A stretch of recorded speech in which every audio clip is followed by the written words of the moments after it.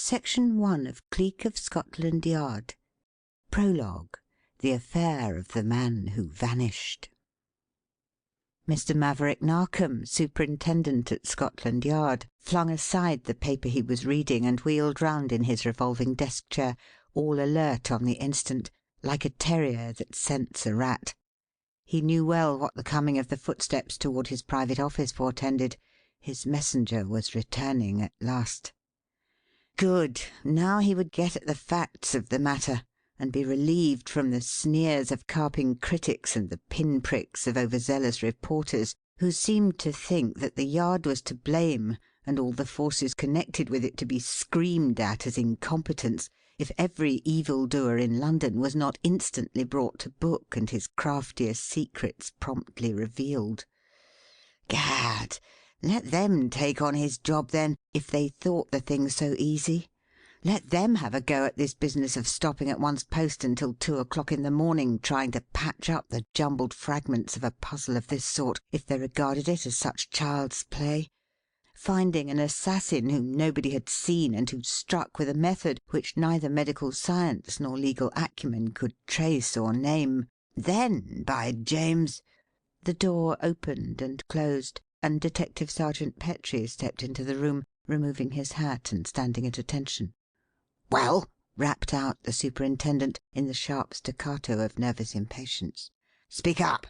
It was a false alarm, was it not?" "No, sir. It's even worse than reported. Quicker and sharper than any of the others. He's gone, sir." "Gone? Good God, you don't mean dead?" "Yes, sir. Dead as Julius Caesar. Total collapse about 20 minutes after my arrival, and went off like that," snapping his fingers and giving his hand an outward fling. "Same way as the others, only, as I say, quicker, sir, and with no more trace of what caused it than the doctors were able to discover in the beginning. That makes 5 in the same mysterious way, Superintendent, and not a ghost of a clue yet. The papers will be ringing with it to-morrow." "Ringing with it? Can they ring any more than they are doing already?" Narkom threw up both arms and laughed the thin, mirthless laughter of utter despair. "Can they say anything worse than they have said? Blame any more unreasonably than they have blamed?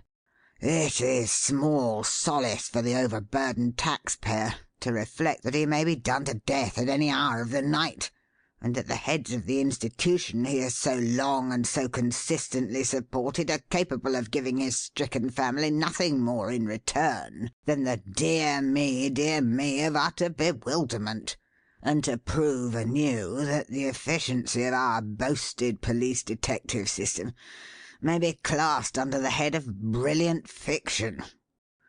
That sort of thing day after day, as if I had done nothing but pile up failures of this kind since I came into office. No heed of the past 6 years' brilliant success. No thought for the manner in which the police departments of other countries were made to sit up and to marvel at our methods. 2 months' failure, and that doesn't count. By the Lord Harry, I'd give my head to make those newspaper fellows eat their words. Gad, yes." "Why don't you, then, sir?" Petrie dropped his voice a tone or two and looked round over the angle of his shoulder as he spoke.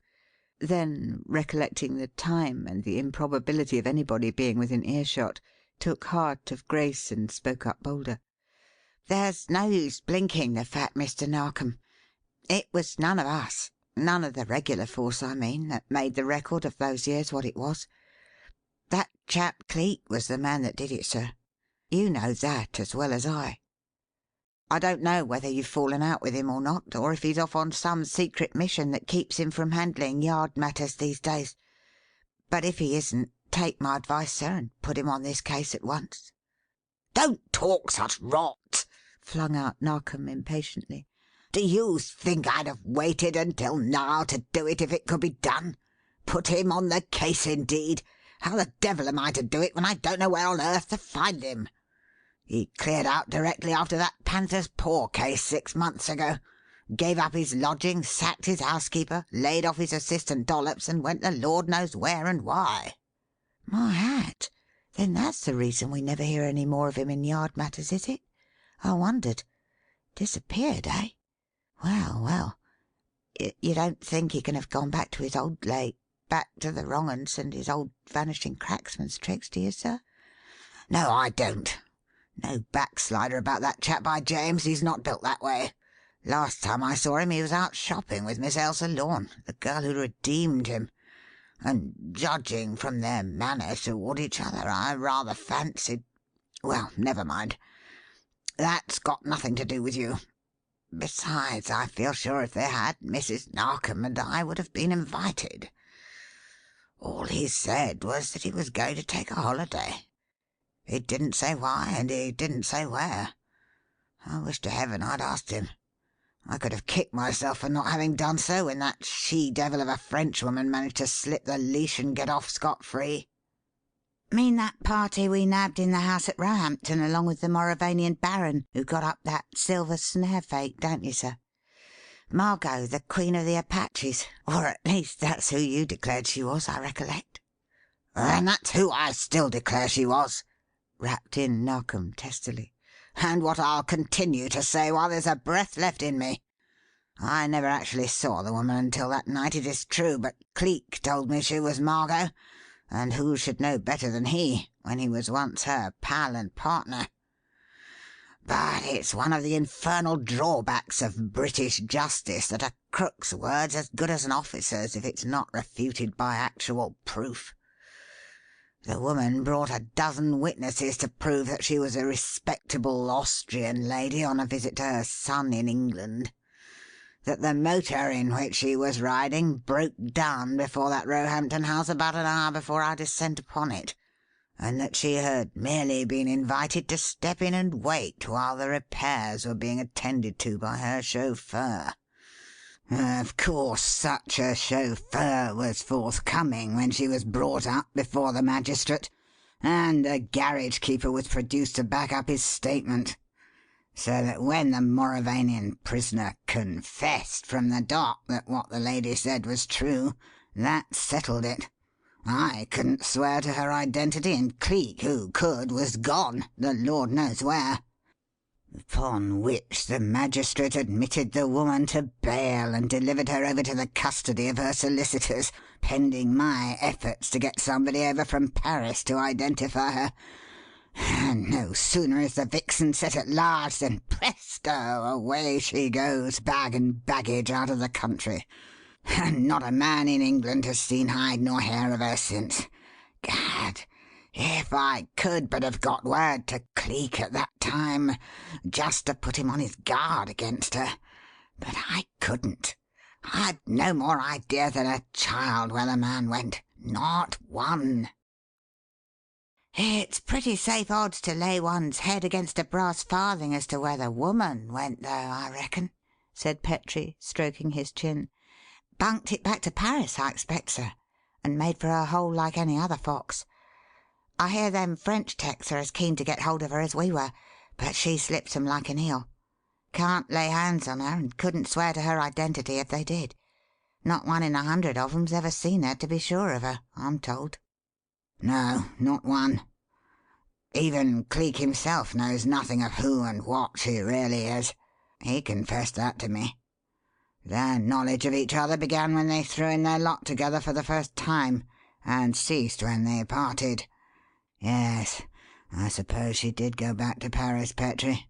It would be her safest place, and there'd be rich pickings there for her and her crew just now. The city is en fête, you know. Yes, sir. King Ulric of Mauravania is there as the guest of the Republic. Funny time for a king to go visiting another nation, sir, isn't it? When there's a revolution threatening in his own.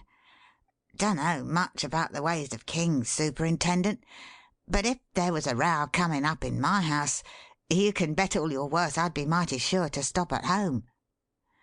Diplomacy, Petrie, diplomacy. He may be safer where he is. Rumours are afloat that Prince What's-his-name, son and heir to the late Queen Karma, is not only still living, but has, during the present year, secretly visited Mauravania in person. I see by the papers that ripping old royalist Count Irma is implicated in the revolutionary movement, and that by the King's orders he has been arrested and imprisoned in the fort of Sulberga on a charge of sedition. Grand old Johnny, that. I hope no harm comes to him. He was in England not so long ago. Came to consult Cleek about some business regarding a lost pearl, and I took no end of a fancy to him. Hope he pulls out all right. But if he doesn't, oh well. We can't bother over other people's troubles. We've got enough of our own just now with these mysterious murders going on, and the newspapers hammering the Yard day in and day out. Gad, how I wish I knew how to get hold of Cleek. How I wish I did. Can't you find somebody to put you on the lay, sir? Some friend of his? Somebody that's seen him or maybe heard from him since you have?" "Oh, don't talk rubbish!" snapped Narkom with a short, derisive laugh. "Friends, indeed! What friends has he outside of myself? Who knows him any better than I know him? And what do I know of him at that? Nothing. Not where he comes from, not what his real name may be, not a living thing but that he chooses to call himself Hamilton Cleek and to fight in the interest of the law as strenuously as he once fought against it. And where will I find the man who has seen him, as you suggest, or would know if he had seen him, when he has that amazing birth gift to fall back upon? You never saw his real face. Never in all your life. I never saw it but twice. And even why, he might pass me in the street a dozen times a day and I'd never know him if I looked straight into his eyes. He'd come like a shot if he knew I wanted him. Gad, yes. But he doesn't, and there you are." Imagination was never one of Petrie's strong points. His mind moved always along well-prepared grooves to time-honoured ends. It found one of those grooves and moved along it now. "Why don't you advertise for him, then?" he suggested. "Put a personal in the morning papers, sir. Chap like that's sure to read the news every day, and it's bound to come to his notice sooner or later. Or if it doesn't, why, people will get to knowing that the Yard's lost him and get to talking about it, and maybe he'll learn of it that way." Narkom looked at him.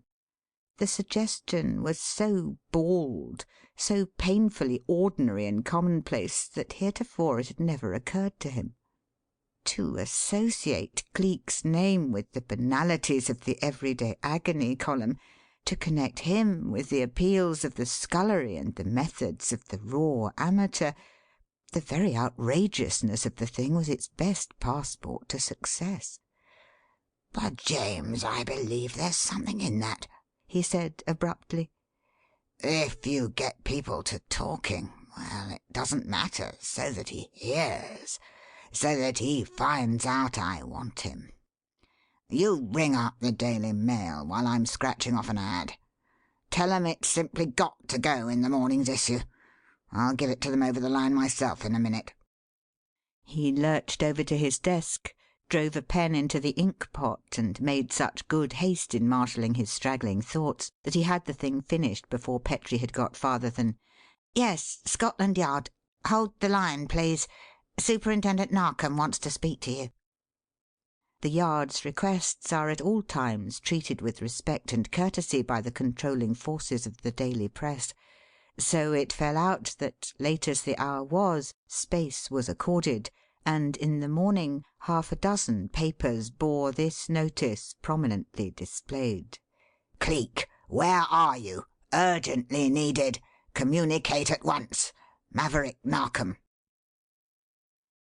The expected came to pass, and the unexpected followed close upon its heels.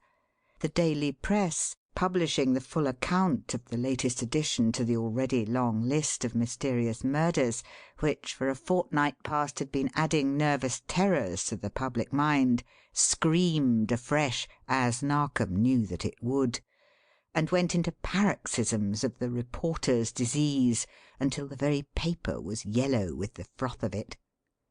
The afternoon editions were still worse, for between breakfast and lunch-time yet another man had fallen victim to the mysterious assassin, and sheets pink and sheets green, sheets grey and sheets yellow were scattering panic from one end of London to the other. The police detective system of the country was rotten. The government should interfere, must interfere. It was a national disgrace that the foremost city of the civilized world should be terrorized in this appalling fashion, and the author of the outrages remain undetected. Could anything be more appalling? It could, and it was. When night came and the evening papers were supplanting the afternoon ones, that something more appalling, known hours before to the Yard itself, was glaring out on every bulletin and every front page in words like these: London's reign of terror. Appalling atrocity in Clarges Street. Shocking dynamite outrage. Clarges Street!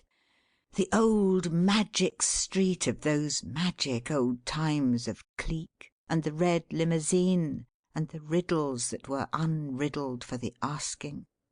Narkom grabbed the report the instant he heard that name, and began to read it breathlessly. It was the usual station advice ticked through to headquarters and deciphered by the operator there, and it ran tersely thus: 4:28 p.m. Attempt made by unknown parties to blow up house in Clarges Street, Piccadilly. Partially successful. 3 persons injured and 2 killed. No clue to motive. Occupants family from Essex, only moved in 2 days ago. House been vacant for months previously, formerly occupied by a retired seafaring man named Captain Horatio Burbage, who— Narkom read no farther. He flung the paper aside with a sort of mingled laugh and blub, and collapsed into his chair with his eyes hidden in the crook of an up-thrown arm and the muscles of his mouth twitching. "Now I know why he cleared out. Good old Cleek. Bully old Cleek," he said to himself, and stopped suddenly, as though something had got into his throat and half choked him. But after a moment or two he jumped to his feet and began walking up and down the room, his face fairly glowing, and if he had put his thoughts into words they would have run like this: "Margot's crew, of course. And he must have guessed that something of the sort would happen some time if he stopped there after that silver snare business at Roehampton. Either from her lot or from the followers of that Mauravanian Johnny who was at the back of it. They were after him even in that little game, those two. I wonder why. What the dickens, when one comes to think of it, could have made the Prime Minister of Mauravania interest himself in an Apache trick to do in an ex-cracksman? Gad, she flies high sometimes, that Margot. Prime Minister of Mauravania. And the fool faced 15 years hard to do the thing and let her get off scot-free. Faced it and took it, and is taking it still, for the sake of helping her to wipe off an old score against a reformed criminal. Wonder if Cleek ever crossed him in something. Wonder if he, too, was on the crooked side once and wanted to make sure of its never being shown up. Oh, well, he got his medicine. And so, too, will this unknown murderer who's doing the secret killing in London, now that this Clarges Street affair is over. Bully old Cleek. Slipped 'em again. Had their second shot and missed you. Now you'll come out of hiding, old chap, and we shall have the good old times once more." His eye fell upon the ever-ready telephone. He stopped short in his purposeless walking and nodded and smiled to it. "We'll have you singing your old tune before long, my friend," he said optimistically. I know my man. Gad, yes. He'll let no grass grow under his feet now that this thing's over. I shall hear soon. Yes, by James, I shall." His optimism was splendidly rewarded. Not, however, from the quarter, nor in the manner he expected. It had but just gone 7:30 when a tap sounded, the door of his office swung inward, and the porter stepped into the room. "A person wanting to speak with you, sir, in private," he announced. "Says it's about some personal in the morning paper." "Send him in. Send him in at once," rapped out Narkom excitedly. "Move sharp, and don't let anybody else in until I give the word." Then, as soon as the porter had disappeared, he crossed the room, twitched the thick curtains over the window, switched on the electric light, wheeled another big chair up beside his desk, and, with face aglow, jerked open a drawer and got out a cigarette box which had not seen the light for weeks. Quick as he was, the door opened and shut again before the lid of the box could be thrown back, and into the room stepped Cleek's henchman, Dollops. "Hello, you, is it, you blessed young monkey?" said Narkom gaily as he looked up and saw the boy. "Knew I'd hear today. Knew it, by James. Sent he for me, has he, eh? Is he coming himself, or does he want me to go to him? Speak up and Good Lord, what's the matter with you? What's up? Anything wrong?" Dollops had turned the colour of an underbaked biscuit and was looking at him with eyes of absolute despair. "Sir," he said, moving quickly forward and speaking in the breathless manner of a spent runner, "sir, I was hoping it was a fake, and to hear you speak like that. Gawd's truth, Governor, you don't mean as it's real, sir, do you? That you don't know Arthur?" "No? No what?" "Where he is. What's become of him. Mr. Cleek, the Governor, sir. I made sure that you'd know if anybody would. That's what made me come, sir. I'd have gone off me bloomin' dot if I hadn't, after you a puttin' in that personal and him never a turnin' up like he'd ought. Sir, do you mean to say as you don't know where he is, and haven't seen him even yet?" "No, I've not. Good Lord, haven't you?" "No, sir. I ain't clapped eyes on him since he sent me off to the bloomin' seaside 6 months ago. All he told me when we come to part was that Miss Lorne was going out to India on a short visit to Captain and Mrs. Hawksley, Lady Chepstow as was, sir, and that directly she was gone he'd been knocking about for a time on his own, and I wasn't to worry over him. I haven't seen hide nor hair of him, sir, since that hour." "Nor heard from him?" Narkom's voice was thick, and the hand he laid on the chair back hard shut. "Oh, yes, sir, I've heard. I'd have gone off my bloomin' dot if I hadn't done that. Heard from him twice. Once when he wrote and gimme my orders about the new place he's took up the river 4 weeks ago. The second time last Friday, sir, when he wrote me the thing that's fetched me here, that's been tearing the heart out of me ever since I heard at Charing Cross about what's happened at Clarges Street, sir." "And what was that?" "Why, sir, he wrote that he'd just remembered about some papers as he'd left behind the wainscot in his old den, and that he'd get the key and drop in at the old Clarges Street house on the way home. Said he'd arrive in England either yesterday afternoon or this one, sir, but whichever it was he'd wire me from Dover before he took the train. And he never done it, sir. My Gawd, he never done it in this world." "Good God!" Narkom flung out the words in a sort of panic, his lips twitching, his whole body shaking, his face like the face of a dead man. "He never done it, I tell you," pursued Dollops in an absolute tremble of fright. "I haven't never had a blessed line, and now this here awful thing has happened, and if he done what he said he was a goin' to do, if he come to town and went to that house—" If he said more, the clanging of a bell drowned it completely.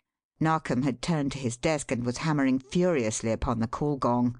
A scurry of flying feet came up the outer passage, the door opened in a flash, and the porter was there, and behind him Lennard, the chauffeur, who guessed from that excited summons that there would be a call for him. The limousine, as quick as you can get around," said Narkom, in the sharp staccato of excitement. "To the scene of the explosion in Clarges Street first, and if the bodies of the victims have been removed, then to the mortuary without an instant's delay." He dashed into the inner room, grabbed his hat and coat down from the hook where they were hanging, and dashed back again like a man in a panic. "Come on," he said, beckoning to Dollops as he flung open the door and ran out into the passage. "If they've done him in, him! If they've got him after all! Come on, come on!"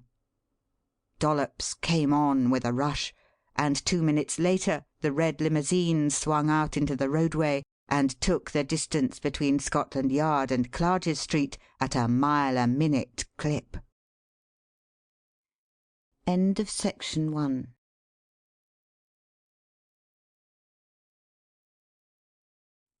Section 2 of Prologue, The Affair of the Man Who Vanished, Part 2. Arrival at the scene of the disaster elicited the fact that the remains, literally remains, since they had been well-nigh blown to fragments, had indeed been removed to the mortuary. So thither Narkom and Dollops followed them, their fears being in nowise lightened by learning that the bodies were undeniably those of men. As the features of both victims were beyond any possibility of recognition, identification could, of course, be arrived at only through bodily marks, and Dollops' close association with Cleek rendered him particularly capable of speaking with authority regarding those of his master. It was, therefore, a source of unspeakable delight to both Narkom and himself when, after close and minute examination of the remains, he was able to say positively, "Sir, whatever's become of him, praise God, neither of these here 2 men is him, bless his heart." "So they didn't get him after all," supplemented Narkom, laughing for the first time in hours. "Still, it cannot be doubted that whoever committed this outrage was after him, since the people who have suffered are complete strangers to the locality and had only just moved into the house. No doubt the person or persons who threw the bomb knew of Cleek's having at one time lived there as Captain Burbage. Margot did, for one, and finding the house still occupied and not knowing of his removal, why, there you are." "Margot!" The name brought back all Dollops' banished fears. He switched round on the superintendent and laid a nervous clutch on his sleeve. "And Margot's lay is Paris. Sir, I didn't tell you, did I, that it was from there the governor wrote those 2 letters to me?" "Cinnamon! From Paris?" "Yes, sir. He didn't say from what part of the city, nor what he was a-doing there, anyways. But, my hat, listen here, sir. There, them Mauravanian Johnnies. And the Apaches and Margot there, too. And you know how both lots has their knife into him. I dunno what the Mauravanians has got against him, sir. He never tells nothing to nobody, he don't. But most like it's summink he done to some of 'em that time he went out there about the lost pearl. But they're after him, and the Apaches is after him, and between the 2 Governor!" His voice rose thin and shrill. "Governor, if one lot don't get him, the other may. And, sir, there's Apaches in London this very night. I know. I've seen 'em." "Seen 'em? When? Where?" "At Charing Cross Station, sir, just before I went to the Yard to see you. As I hadn't had no telegram from the governor like I was promised, I went there on the off chance, hoping to meet him when the boat train come in. And there I see 'em, sir, a-lounging round the platform where the Dover train goes out at 9 to catch the night boat back to Calais, sir. I spotted them on the instant, from their walk, their way of carrying of theirselves, their manner of wearing of their bloomin' hair. Laughing among themselves they was, and looking round at the entrance every now and then, like as they was expecting some one to come and join 'em. And I see, too, as they was a-going back to where they come from, 'cause they'd the return halves of their tickets in their hatbands. One of 'em, he buys a paper at the bookstall and sees summink in it as tickled him wonderful, for I see him go up to the others and point it out to 'em, and then the whole lot begins to laugh like blessed hyenas. I spotted what the paper was and the place on the page the blighter was a-pointing at. So I went and bought one myself to see what it was. Sir, it was that there personal of yours. The minute I read that, I makes a dash for a taxi to go to you at once, sir. And just as I does so, a newsboy runs by me with a bill on his chest telling about the explosion. And then, sir, I fair went off me dot." They were back on the pavement within sight of the limousine when the boy said this. Narkom brought the car to his side with one excited word and fairly wrenched open the door. "To Charing Cross Station, as fast as you can streak it," he said excitedly. "The last train for the night boat leaves at 9 sharp. Catch it if you rack the motor to pieces." "Crumbs, a minute and a half," commented Lennard as he consulted the clock dial beside him. Then, just waiting for Narkom and Dollops to jump into the vehicle, he brought her head round with a swing, threw back the clutch and let her go full tilt. But even the best of motors cannot accomplish the impossible. The gates were closed, the signal down, the last train already outside the station when they reached it, and not even the mandate of the law might hope to stay it or to call it back. "Plenty of petrol?" Narkom faced round as he spoke and looked at Lennard. "Plenty, sir." "All right. Beat it. The boat sails from Dover at 11. I've got to catch it. Understand?" "Yes, sir, but you could wire down and have her held over till we get there, Superintendent." "Not for the world. She must sail on time. I must get aboard without being noticed, without some persons I'm following having the least cause for suspicion. Beat that train, do you hear me? Beat it. I want to get there and get aboard that boat before the others arrive. Do you want any further incentive than that? If so, here it is for you. Mr. Cleek's in Paris.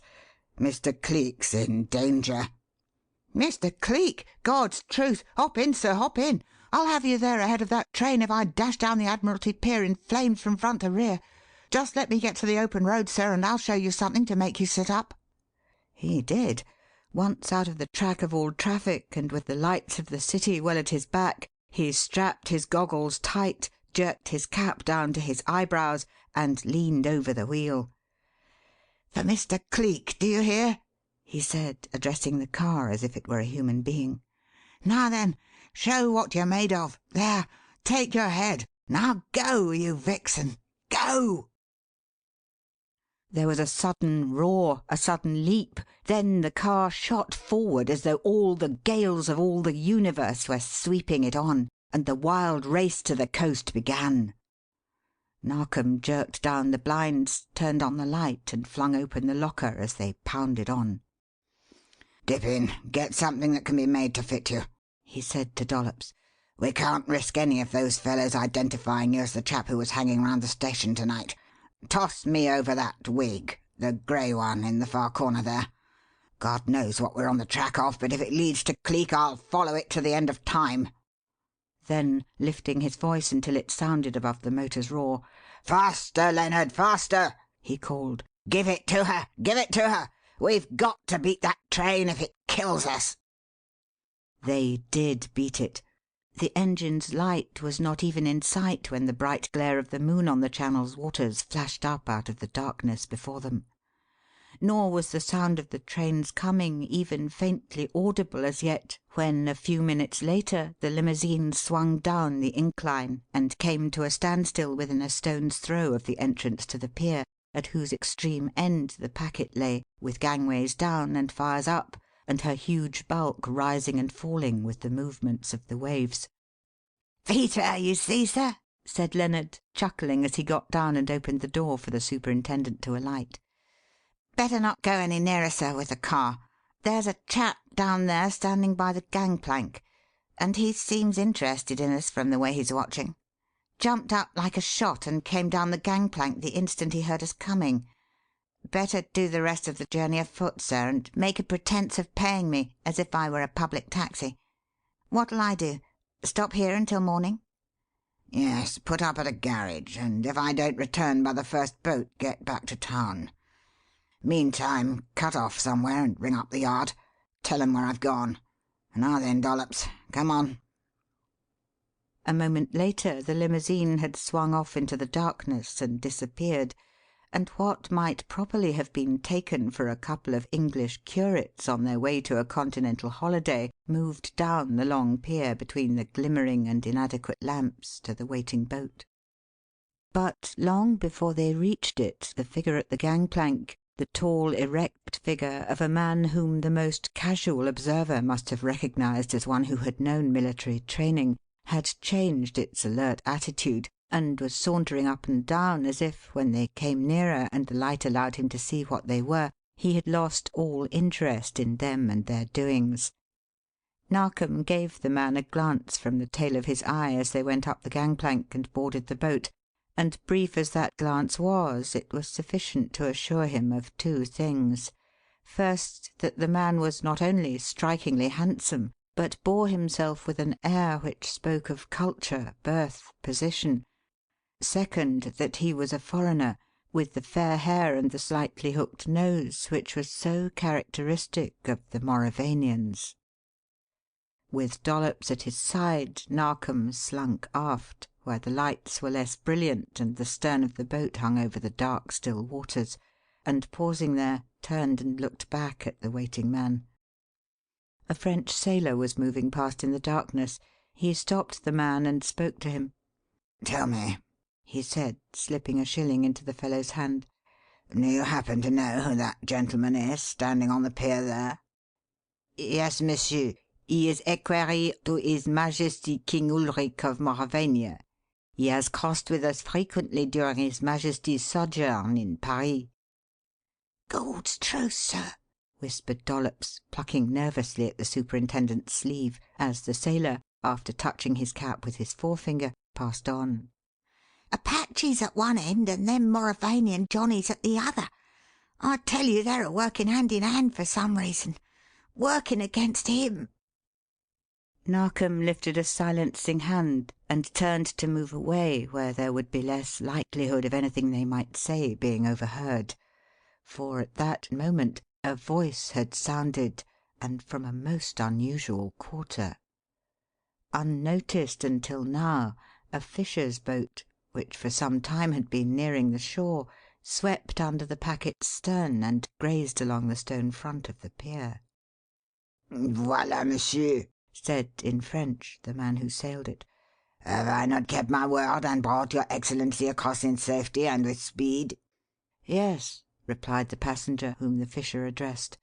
He spoke in perfect French and with the smoothness of a man of the better class. "You have done well indeed. Also, it was better than waiting about at Calais for the morning boat. I can now catch the very first train to London. Fast, is she? There is your money. Adieu." Then came the sound of some one leaving the boat and scrambling up the water stairs, and hard on the heels of it the first whistle of the coming train. Narkom, glancing round, saw a slouching, ill-clad fellow, whose appearance was in distinct contrast with his voice and manner of speaking, come into view upon the summit of the pier. His complexion was sallow, his matted hair seemed to have gone for years uncombed, a Turkish fez, dirty and discoloured, was on his head, and over his arm hung several bits of tapestry and shining stuff, which betokened his calling as that of a seller of Oriental draperies. This much Narkom saw, and would have gone on his way, giving the fellow no second thought, but that a curious thing happened. Moving away toward the footpath which led from the pier to the town, the pedlar caught sight suddenly of the man standing at the gangplank.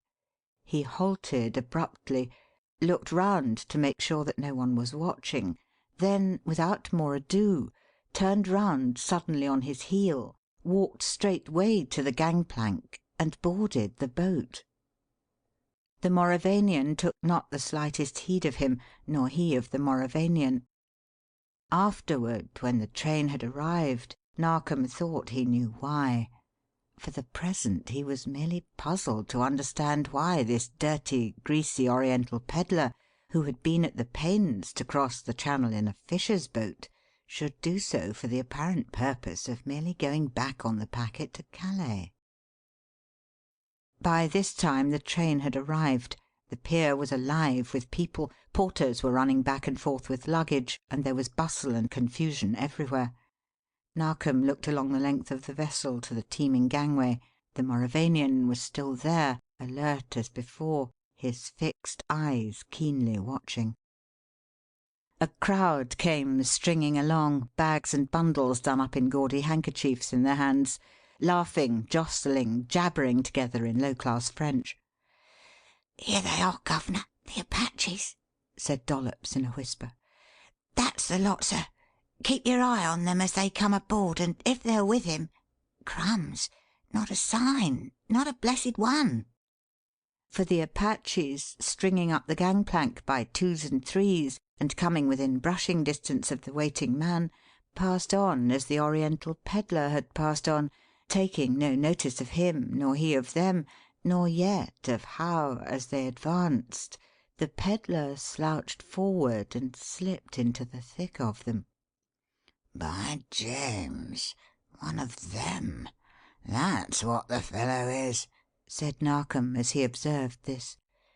"If during the voyage the Mauravanian speaks to one man of the lot—" He stopped and sucked in his breath and let the rest of the sentence go by default.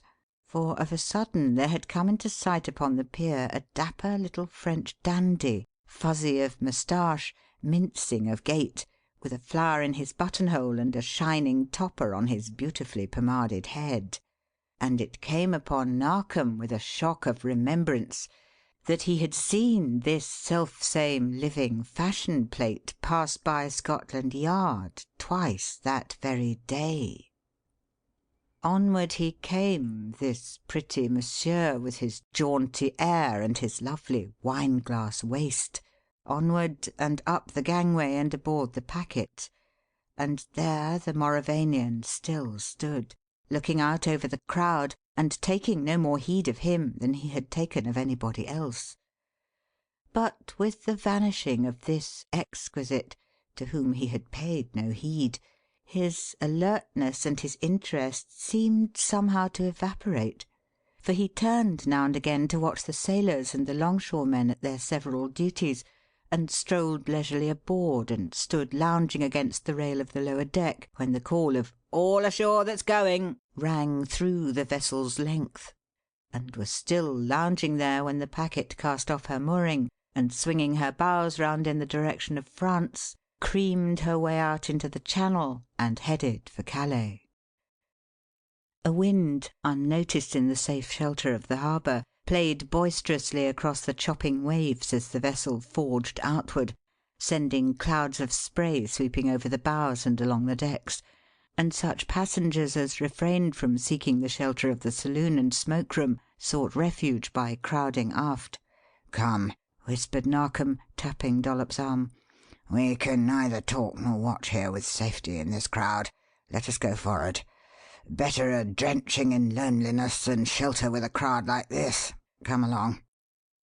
The boy obeyed without a murmur, following the larger and heavier built curate along the wet decks to the deserted bows, and finding safe retreat with him there in the dark shadow cast by a tarpaulin-covered lifeboat.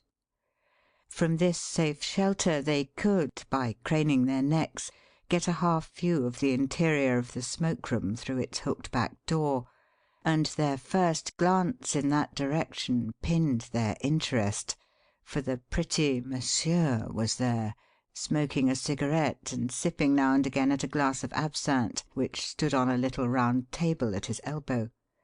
But of the Mauravanian, or the Apaches, or the Oriental pedlar, there was neither sight nor sound, nor had there been since the vessel started. "What do you make of it?" queried Narkom, when at the end of an hour the dim outlines of the French coast blurred the clear silver of the moonlit sky. "Have we come on a wild goose chase, do you think? What do you suppose has become of the Apaches and of the pedlar chap?" "Travelling second class," said Dollops, after stealing out and making a round of the vessel and creeping back into the shadow of the lifeboat unseen. "Pallin with 'em, he is, sir. Making a play of selling 'em things for their donors for the sake of appearances. One of 'em he is, and if either that Frenchy or that Mauravanian Johnny is mixed up with 'em, Lay low. Smell her to the ground, sir, and eyes and ears wide open. We'll know what's what now." For of a sudden the Mauravanian had come into view far down the wet and glistening promenade deck, and was whistling a curious lilting air as he strolled along past the open door of the smoke-room. Just the mere twitch of Monsieur's head told when he heard that tune.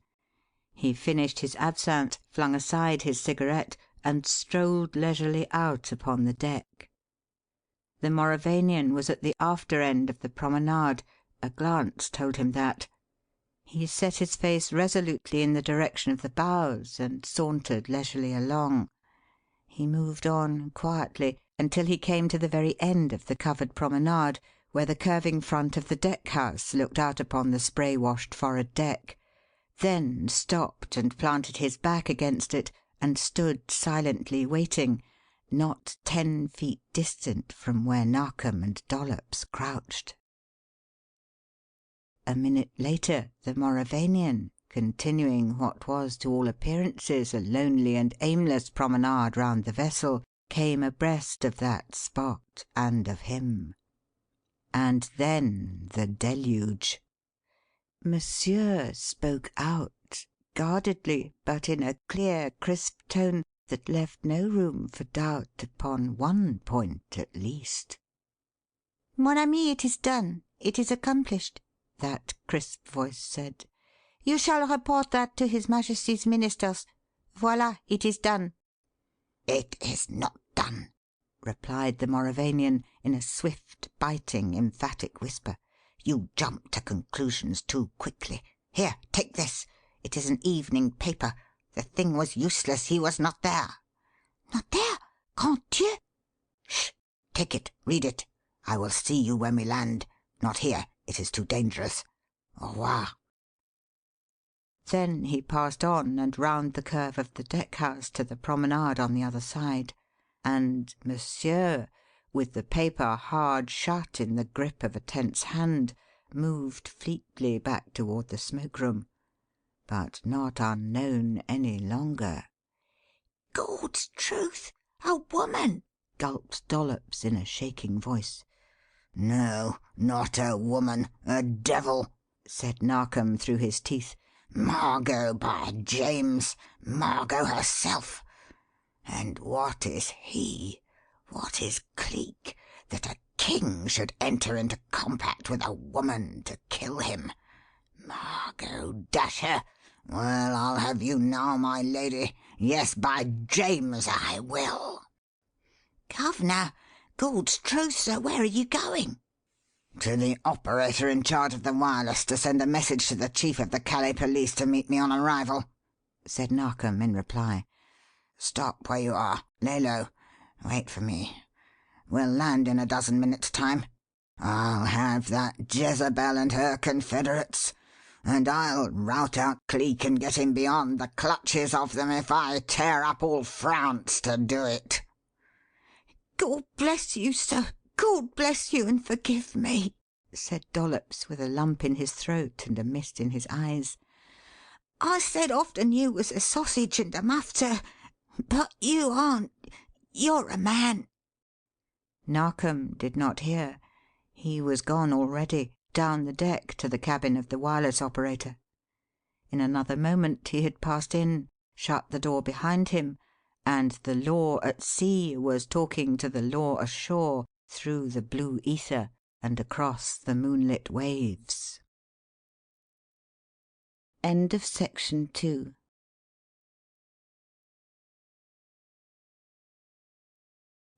Section 3 of Prologue, The Affair of the Man Who Vanished, Part 3. It was 10 minutes later.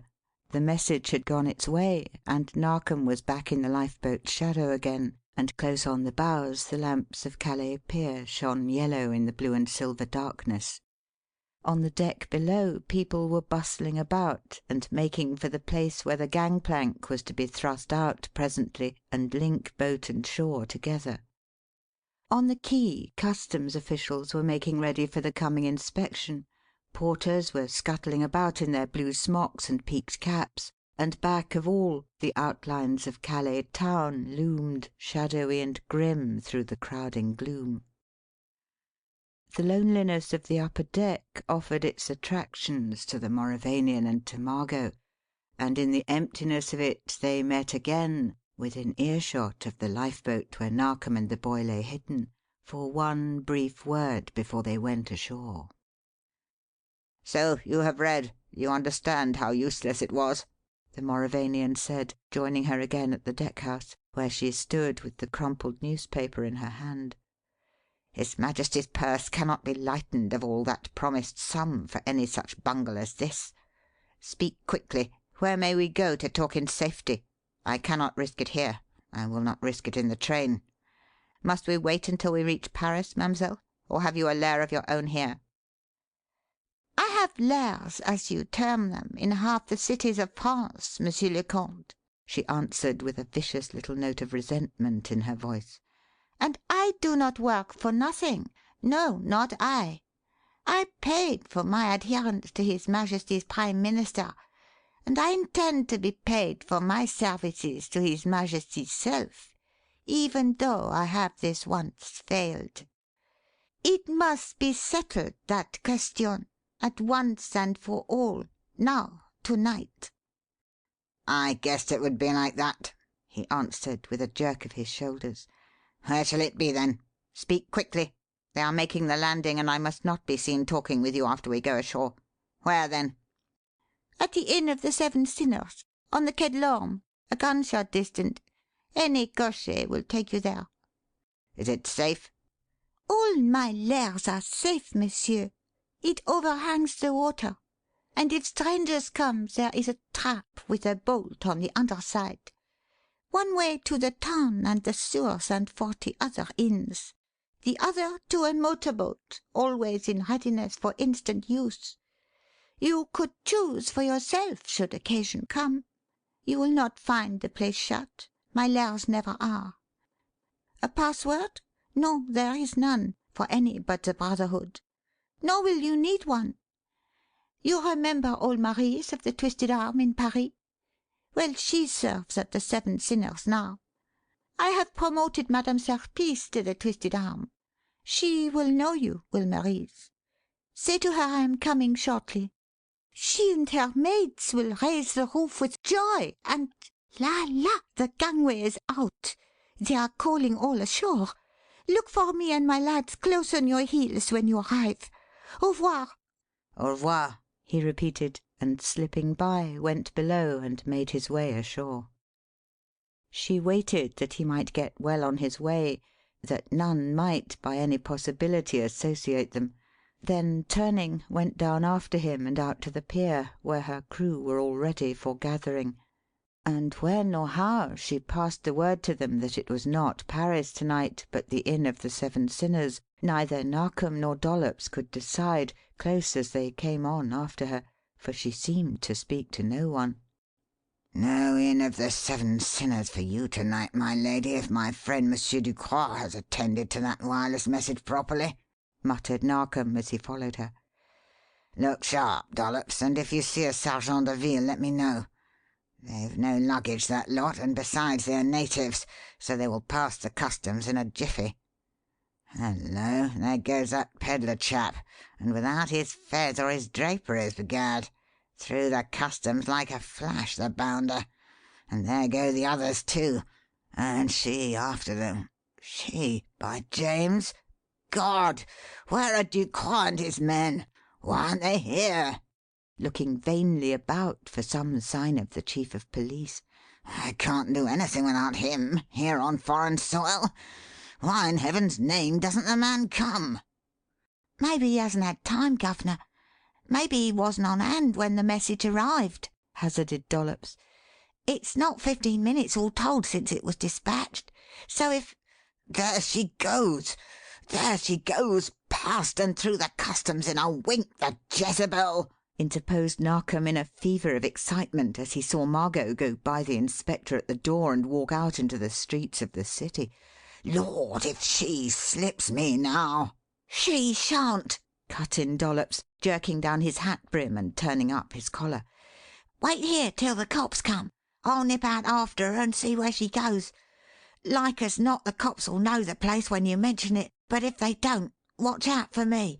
I'll come back and lead 'em." Then he moved hurriedly forward, past the inspector, and was gone in a twinkling.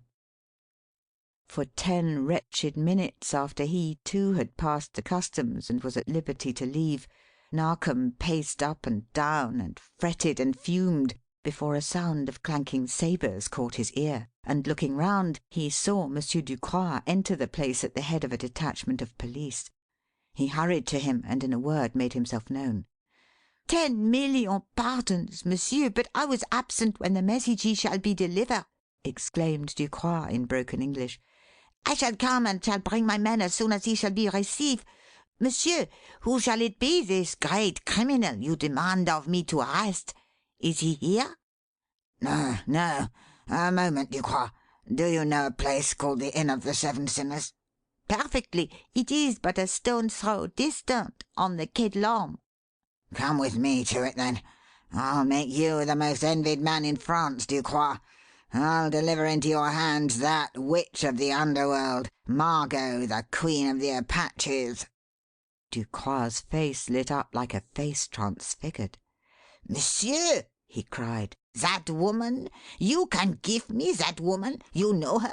You can recognize her? But yes, I remember. You shall have her in your hands once in your own country, but she shall slip you as she shall slip everybody." "She won't slip you, then, I promise you that," said Narkom. "Reward and glory both shall be yours. I have followed her across the Channel, Ducroix. I know where she is to be found for a certainty. She is at the Inn of the Seven Sinners. Just take me there and I'll turn the Jezebel over to you." Ducroix needed no urging. The prospect of such a capture made him fairly beside himself with delight. In 20 swift words he translated this glorious news to his men, setting them as wild with excitement as he was himself. Then, with a sharp "Come, monsieur," he turned on his heel and led the breathless race for the goal. Halfway down the narrow ink-black street that led to the inn they encountered Dollops pelting back at full speed. "Come on, governor, come on, all of you," he broke out as he came abreast of them. "She's there. They're all there, kicking up Meg's diversion, sir, and singing and dancing like mad. And, sir, he's there too, the pedlar chap. I see him come up and sneak in with the rest. Come on, this way, all of you." If they had merely run before, they all but flew now, for this second assurance that Margot, the great and long sought for Margot, was actually within their reach, served to spur every man to outdo himself, so that it was but a minute or two later when they came in sight of the inn and bore down upon it in a solid phalanx. And then, just then, when another minute would have settled everything, the demon of mischance chose to play them a scurvy trick. All they knew of it was that an Apache, coming out of the building for some purpose of his own, looked up and saw them, then faced round and bent back in the doorway. That of a sudden a very tornado of music and laughter and singing and dancing rolled out into the night, and that when they came pounding up to the doorway the fellow was lounging there serenely smoking, and inside his colleagues were holding a revel wild enough to wake the dead. In the winking of an eye he was carried off his feet and swept on by this sudden inrush of the law. The door clashed open, the little slatted barrier beyond was knocked aside, and the police were pouring into the room and running headlong into a spinning mass of wild dancers. The band ceased suddenly as they appeared. The dancers cried out as if in a panic of alarm, and at Ducroix's commanding "Surrender in the name of the law!" a fat woman behind the bar flung up her arms and voiced a despairing shriek. "Soul of misfortune! For what, monsieur? For what?" she cried. "It is no sin to laugh and dance. We break no law, my customers and I. What is it you want that you come in upon us like this?" Ah, what indeed? Not anything that could be seen. A glance round the room showed nothing and no one but these suddenly disturbed dancers, and of Margot and the Mauravanian never a sign. "Monsieur," began Ducroix, turning to Narkom, whose despair was only too evident, and who, in company with Dollops, was rushing about the place, pushing people here and there, looking behind them, looking in all the corners, and generally deporting themselves after the manner of a couple of hounds endeavouring to pick up a lost scent. "Monsieur, shall it be an error, then?" Narkom did not answer. Of a sudden, however, he remembered what had been said of the trap, and pushing aside a group of girls standing over it, found it in the middle of the floor. "Here it is! This is the way she got out!" he shouted. "Bolted, by James! Bolted on the underside! Up with it! Up with it! The Jezebel got out this way!" But though Ducroix and Dollops aided him, and they pulled and tugged and tugged and pulled, they could not budge it 1 inch. "Monsieur, no! What madness! He is not a trap. No, he is not a trap at all," protested old Marise. "It is but a square where the floor broke and was mended. Mother of misfortune, it is nothing but that." What response Narkom might have made was checked by a sudden discovery. Huddling in a corner, feigning a drunken sleep, he saw a man lying with his face hidden in his folded arms. It was the pedlar. He pounced on the man and jerked up his head before the fellow could prevent it or could dream of what was about to happen.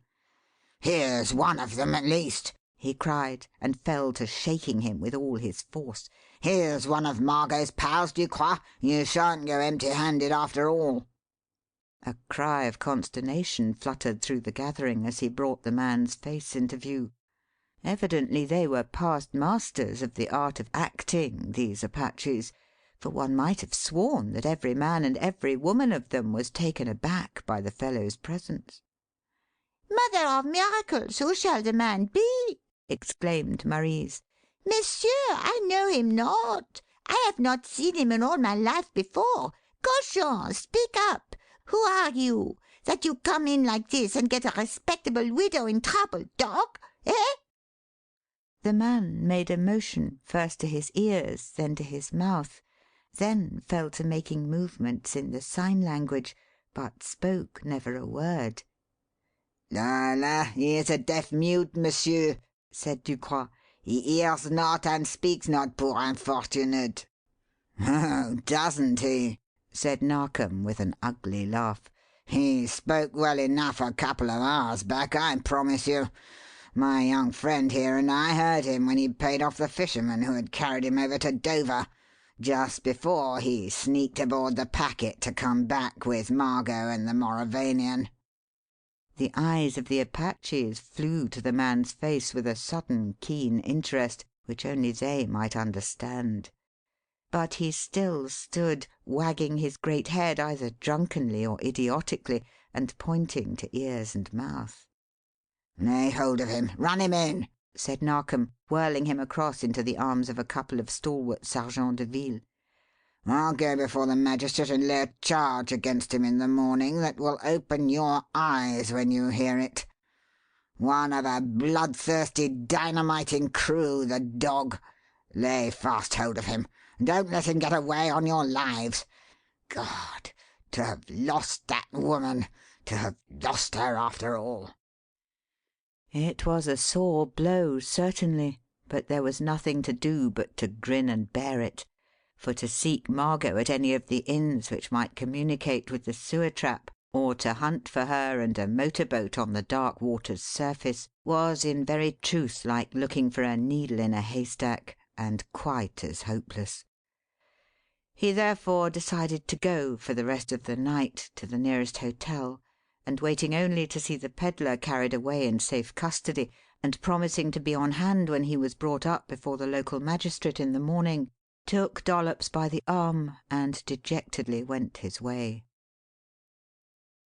The morning saw him living up to his promise, and long before the arrival of the magistrate, or indeed before the night's harvest of prisoners was brought over from the lock-up and thrust into the 3 little detention rooms below the court, he was there with Dollops and Ducroix, observing with wonder that groups of evil-looking fellows of the Apache breed were hanging round the building as he approached, and that later on others of the same kidney slipped in and took seats in the little courtroom and kept constantly whispering one to the other while they waited for the morning session to begin.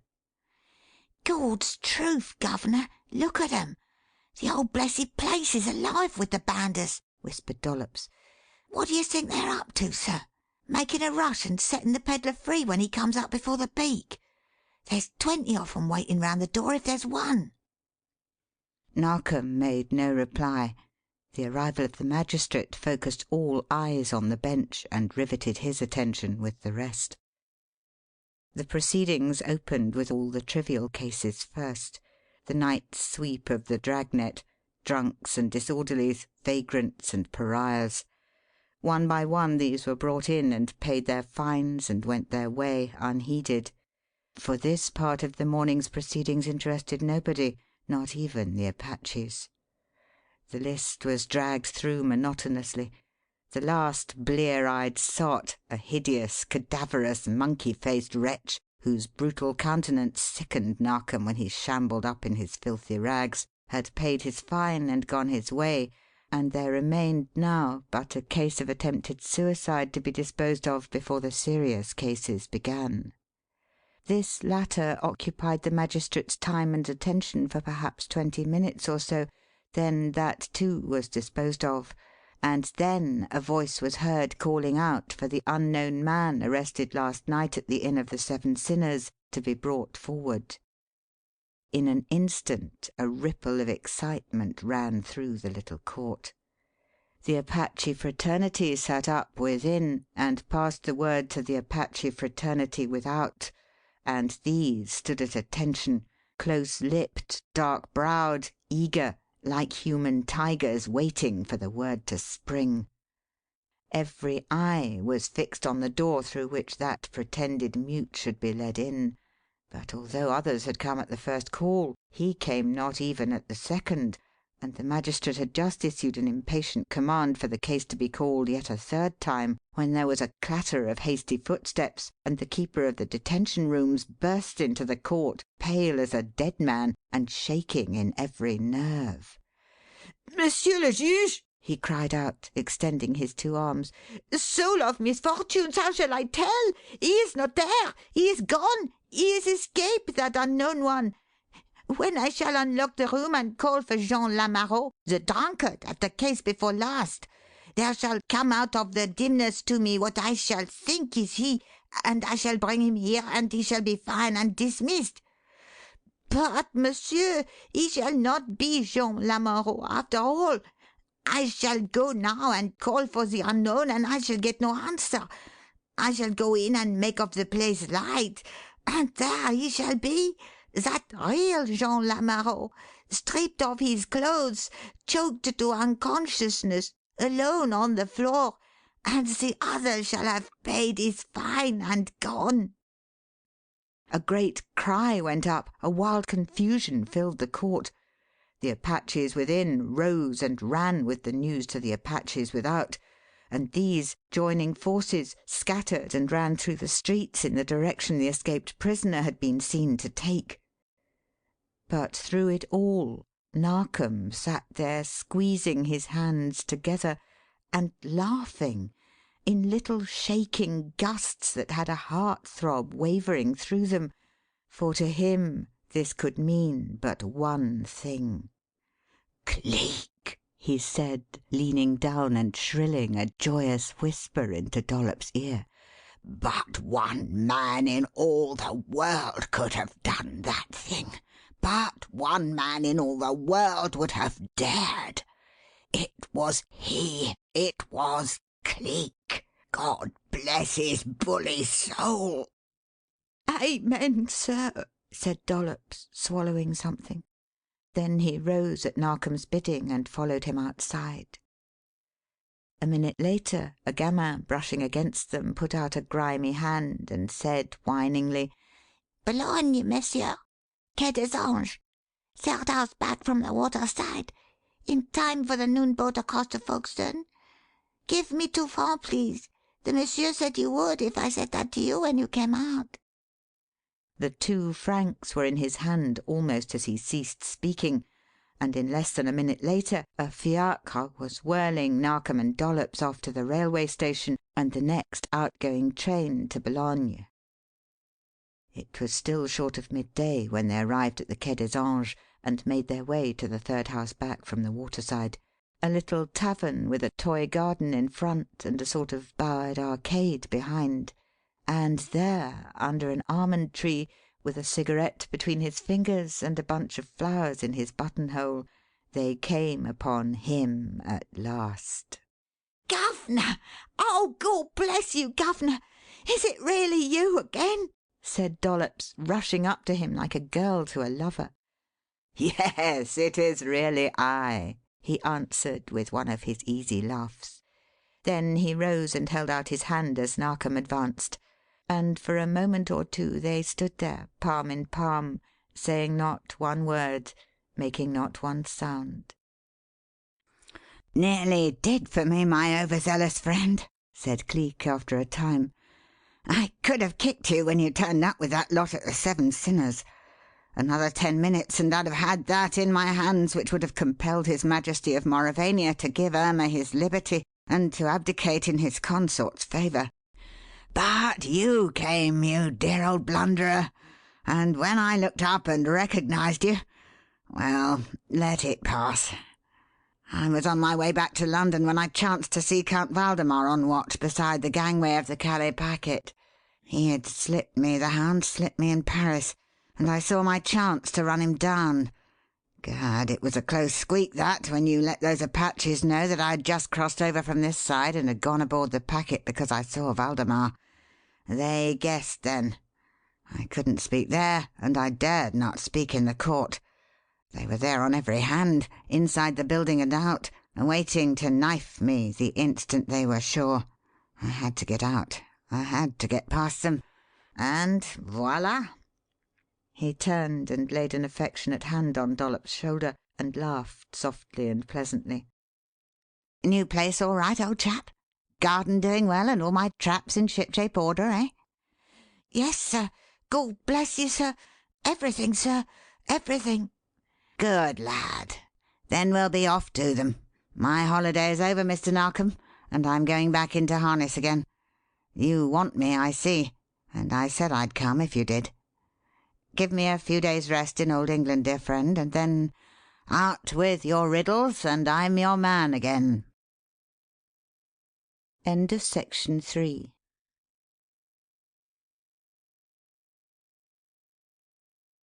Section 4 of Chapter 1. This will be it, I think, sir, said Lennard, bringing the limousine to a halt at the head of a branching lane thick set with lime and chestnut trees, between whose double wall of green one could catch a distant glimpse of the river shining golden in the 5 o'clock light. "Look, see, there's the signpost to the Sleeping Mermaid, over to the left there." "Anything pinned to it or hanging on it?" Mr. Narkom spoke from the interior of the vehicle without making even the slightest movement toward alighting, merely glancing at a few memoranda scribbled on the back of a card whose reverse bore the words Taverne Maladosie, Quai des Anges, Boulogne, printed upon it in rather ornate script. "A bit of rag, a scrap of newspaper, a fowl's feather, anything? Look sharp." "No, sir, not a thing of any sort that I can see from here. Shall I nip over and make sure?" "Yes, only don't give away the fact that you are examining it in case there should be anybody on the lookout. If you find the smallest thing, even a carpet tack, attached to the post, get back into your seat at once and cut off townward as fast as you can make the car travel." "Right you are, sir," said Lennard, and forthwith did as he had been bidden.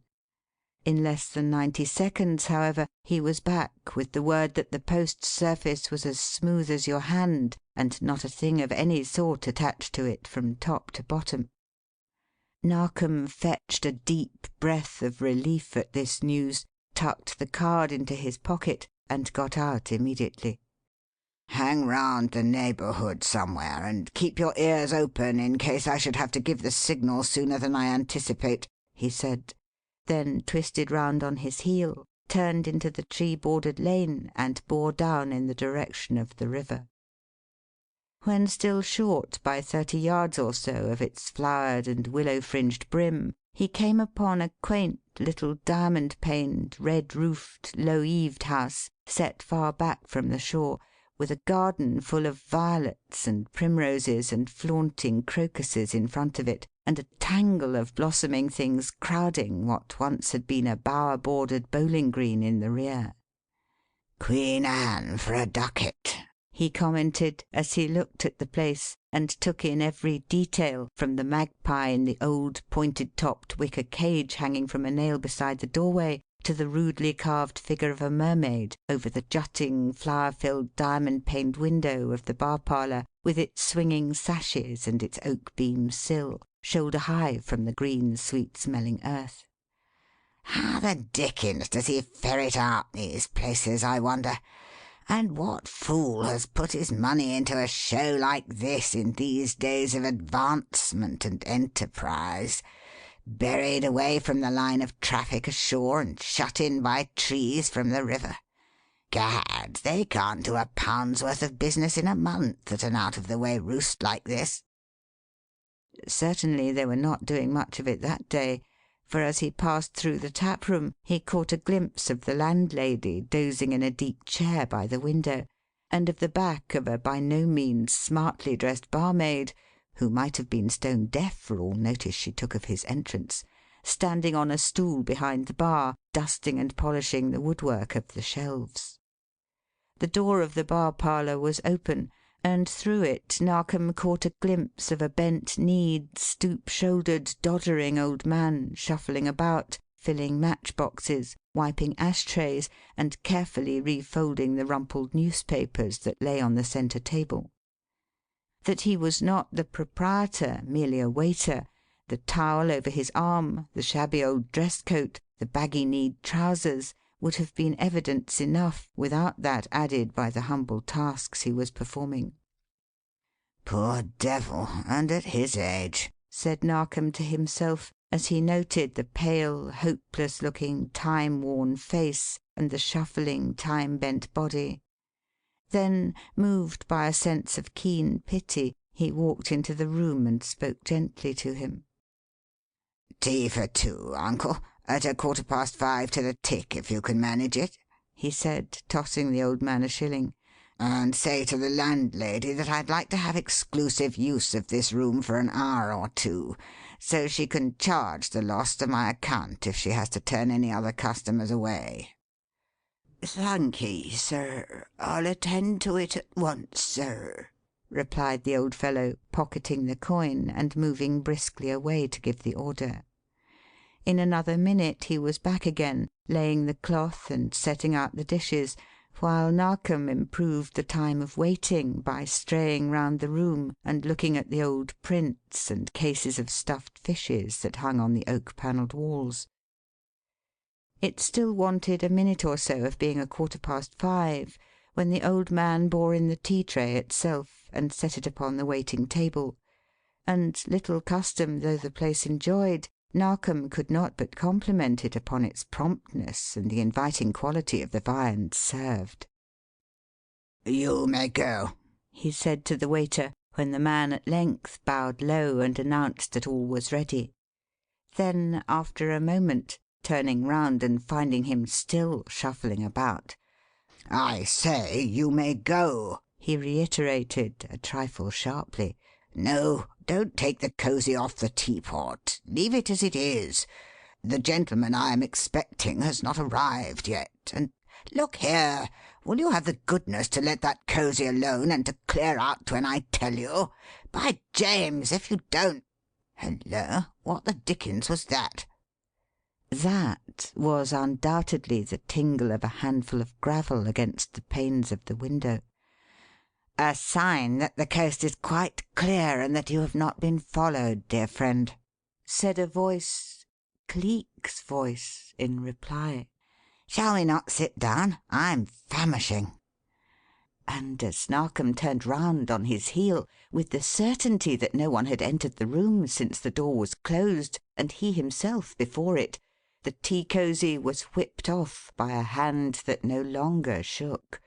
The waiter's bent figure straightened, his pale, drawn features writhed, blent, settled into placid calmness, and the thing was done. "By all that's wonderful, Cleek!" blurted out Narkom delightedly, and lurched toward him. "Shh! Gently, gently, my friend," he interposed, putting up a warning hand. "It is true that Dollops has signalled that there is no one in the vicinity likely to hear. But although the maid is both deaf and dumb, recollect that Mrs. Condiment is neither, and I have no more wish for her to discover my real calling than I ever had." "Mrs. Condiment?" repeated Narkom, sinking his voice and speaking in a tone of agitation and amazement. "You don't mean to tell me that the old woman you employed as housekeeper when you lived in Clarges Street is here?"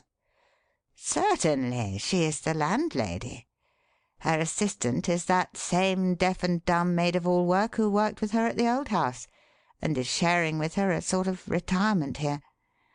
Captain Burbage set the pair of them up in business here 2 days after his departure from Clarges Street, and pays them a monthly wage sufficient to make up for any lack of custom. All that they are bound to do is to allow a pensioner of the captain's, a poor old half-witted ex-waiter called Joseph, to come and go as he will, and to gratify a whim for waiting upon people if he chooses to do so. What's that? No, the captain does not live here. He and his henchman Dollops are supposed to be out of the country. Mrs. Condiment does not know where he lives, nor will she ever be permitted to do so. You may, some day, perhaps. That is for the future to decide.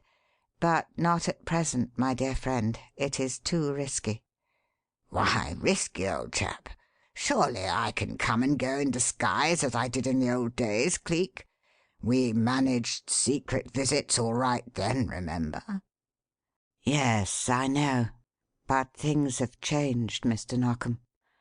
You may disguise yourself as cleverly as you please, but you can't disguise the red limousine. It is known, and it will be followed. So until you can get another of a totally different colour and appearance, I'll ring you up each morning at the Yard, and we can make our appointments over your private wire. For the present, we must take no great risks. In the days that lie behind, dear friend, I had no tracker to guard against but Margot, no enemies but her paltry crew to reckon with and to outwit. In these I have many. They have brains, these new foes.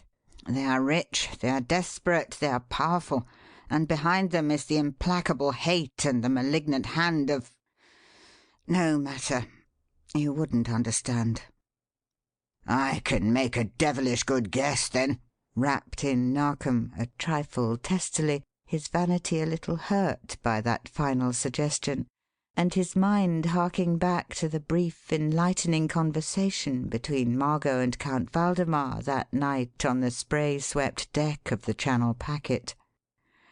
"Behind them is the implacable hate and the malignant hand of the King of Mauravania." What utter rubbish! Cleek's jeering laughter fairly stung, it was so full of pitying derision. My friend, have you taken to reading penny novelettes of late? A thief-taker and a monarch, an ex-criminal and a king. I should have given you credit for more common sense. "It was the King of Mauravania's equerry who directed that attempt to kill you by blowing up the house in Clarges Street." Very possibly, but that does not incriminate his royal master. Count Waldemar is not only equerry to King Ulric of Mauravania, but is also nephew to its ex-Prime Minister, the gentleman who is doing 15 years' energetic labour for the British Government as a result of that attempt to trap me with his witless silver snare." "Oh," said Narkom, considerably crestfallen, then grasped at yet another straw with sudden breathless eagerness. "But even then the head of the Mauravanian government must have had some reason for wishing to wipe you out," he added earnestly. "There could be no question of avenging an uncle's overthrow at that time. Cleek," his voice running thin and eager, his hand shutting suddenly upon his famous ally's arm, "Cleek, trust me. Won't you? Can't you? As God hears me, old chap, I'll respect it. Who are you? What are you, man?" "Cleek," he made answer, calmly drawing out a chair and taking his seat at the table. "Cleek of Scotland Yard, Cleek of the 40 Faces, which you will. Who should know that better than you, whose helping hand has made me what I am?" "Yes, but before, Cleek, what were you? Who were you in the days before?" "The Vanishing Cracksman. A dog who would have gone on, no doubt, to a dog's end but for your kind hand and the dear eyes of Ailsa Lorne. Now give me my tea. I'm famishing, and after that we'll talk of this new riddle that needs unriddling for the honour of the Yard.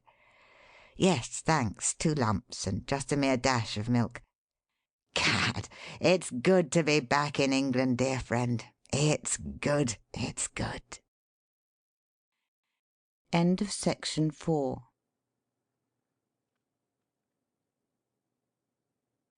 Section 5 of Chapter 2. "5 men, eh?" said Cleek, glancing up at Mr. Narkom, who for 2 or 3 minutes past had been giving him a sketchy outline of the case in hand. "A goodish many, that. And all inside of the past 6 weeks, you say? No wonder the papers have been hammering the Yard, if, as you suggest, they were not accidental deaths. Sure they are not?" "As sure as I am that I'm speaking to you at this minute. I had my doubts in the beginning. There seemed so little to connect the separate tragedies. But when case after case followed with exactly or nearly exactly the same details in every instance, one simply had to suspect foul play." "Naturally. Even a donkey must know that there's food about if he smells thistles. Begin at the beginning, please. How did the affair start? When and where?" "In the neighbourhood of Hampstead Heath at 2 o'clock in the morning. The constable on duty in the district came upon a man clad only in pyjamas lying face downward under the wall surrounding a corner house. Still warm, but as dead as Queen Anne." "In his pyjamas, eh?" said Cleek, reaching for a fresh slice of toast. "Pretty clear evidence that that poor beggar's trouble, whatever it was, must have overtaken him in bed, and that that bed was either in the vicinity of the spot where he was found, or else the man had been carried in a closed vehicle to the place where the constable discovered him. A chap can't walk far in that kind of a get-up without attracting attention. And the body was warm, you say, when found. Any vehicle seen or heard in the vicinity of the spot just previously?" "Not the ghost of one. The night was very still, and the constable must have heard if either cab, auto, carriage, or dray had passed in any direction whatsoever. He is positive that none did. Naturally, he thought, as you suggested just now, that the man must have come from some house in the neighbourhood. Investigation, however, proved that he did not. In short, that nobody could be found who had ever seen him before. Indeed, it is hardly likely that he could have been sleeping in any of the surrounding houses, for the neighbourhood is a very good one, and the man had the appearance of being a person of the labouring class." "Any marks on the clothing or body?" "Not one, beyond a tattooed heart on the left forearm, which caused the coroner to come to the conclusion later that the man had at some time been either a soldier or a sailor." "Why?" "The tattooing was evidently of foreign origin," he said, "from the skilful manner in which it had been performed and the brilliant colour of the pigments used. Beyond that, the body bore no blemish. The man had not been stabbed, he had not been shot, and a post mortem examination of the viscera proved conclusively that he had not been poisoned. Neither had he been strangled, etherized, drowned, or bludgeoned, for the brain was in no way injured and the lungs were in a healthy condition. It was noticed, however, that the passages of the throat and nose were unduly red, and that there was a slightly distended condition of the bowels. This latter, however, was set down by the physicians as the natural condition following enteric, from which it was positive that the man had recently suffered. They attributed the slightly inflamed condition of the nasal passage and throat to his having either swallowed or snuffed up something, camphor or something of that sort, to allay the progress of the enteric, although even by analysis they were unable to discover a trace of camphor, or indeed of any foreign substance whatsoever. The body was held in the public mortuary for several days awaiting identification, but nobody came forward to claim it, so it was eventually buried in the usual way and a verdict of found dead entered in the archives against the number given to it. The matter had excited but little comment on the part of the public or the newspapers, and would never have been recalled but for the astonishing fact that just 2 nights after the burial a second man was found under precisely similar circumstances, only that this second man was clad in boots, undervest, and trousers. He was found in a sort of gully, down which, from the marks on the side, he had evidently fallen, behind some furze bushes at a far and little frequented part of the heath. An autopsy established the fact that this man had died in a precisely similar manner to the first, but what was more startling, that he had evidently predeceased that first victim by several days, for when found decomposition had already set in. I see," said Cleek, arching his brows and stirring his tea rather slowly. "A clear case of what Paddy would term the second fellow being the first one. Go on, please. What next?" Oh, a perfect fever of excitement, of course, for it now became evident that a crime had been committed in both instances, and the press made a great to-do over it.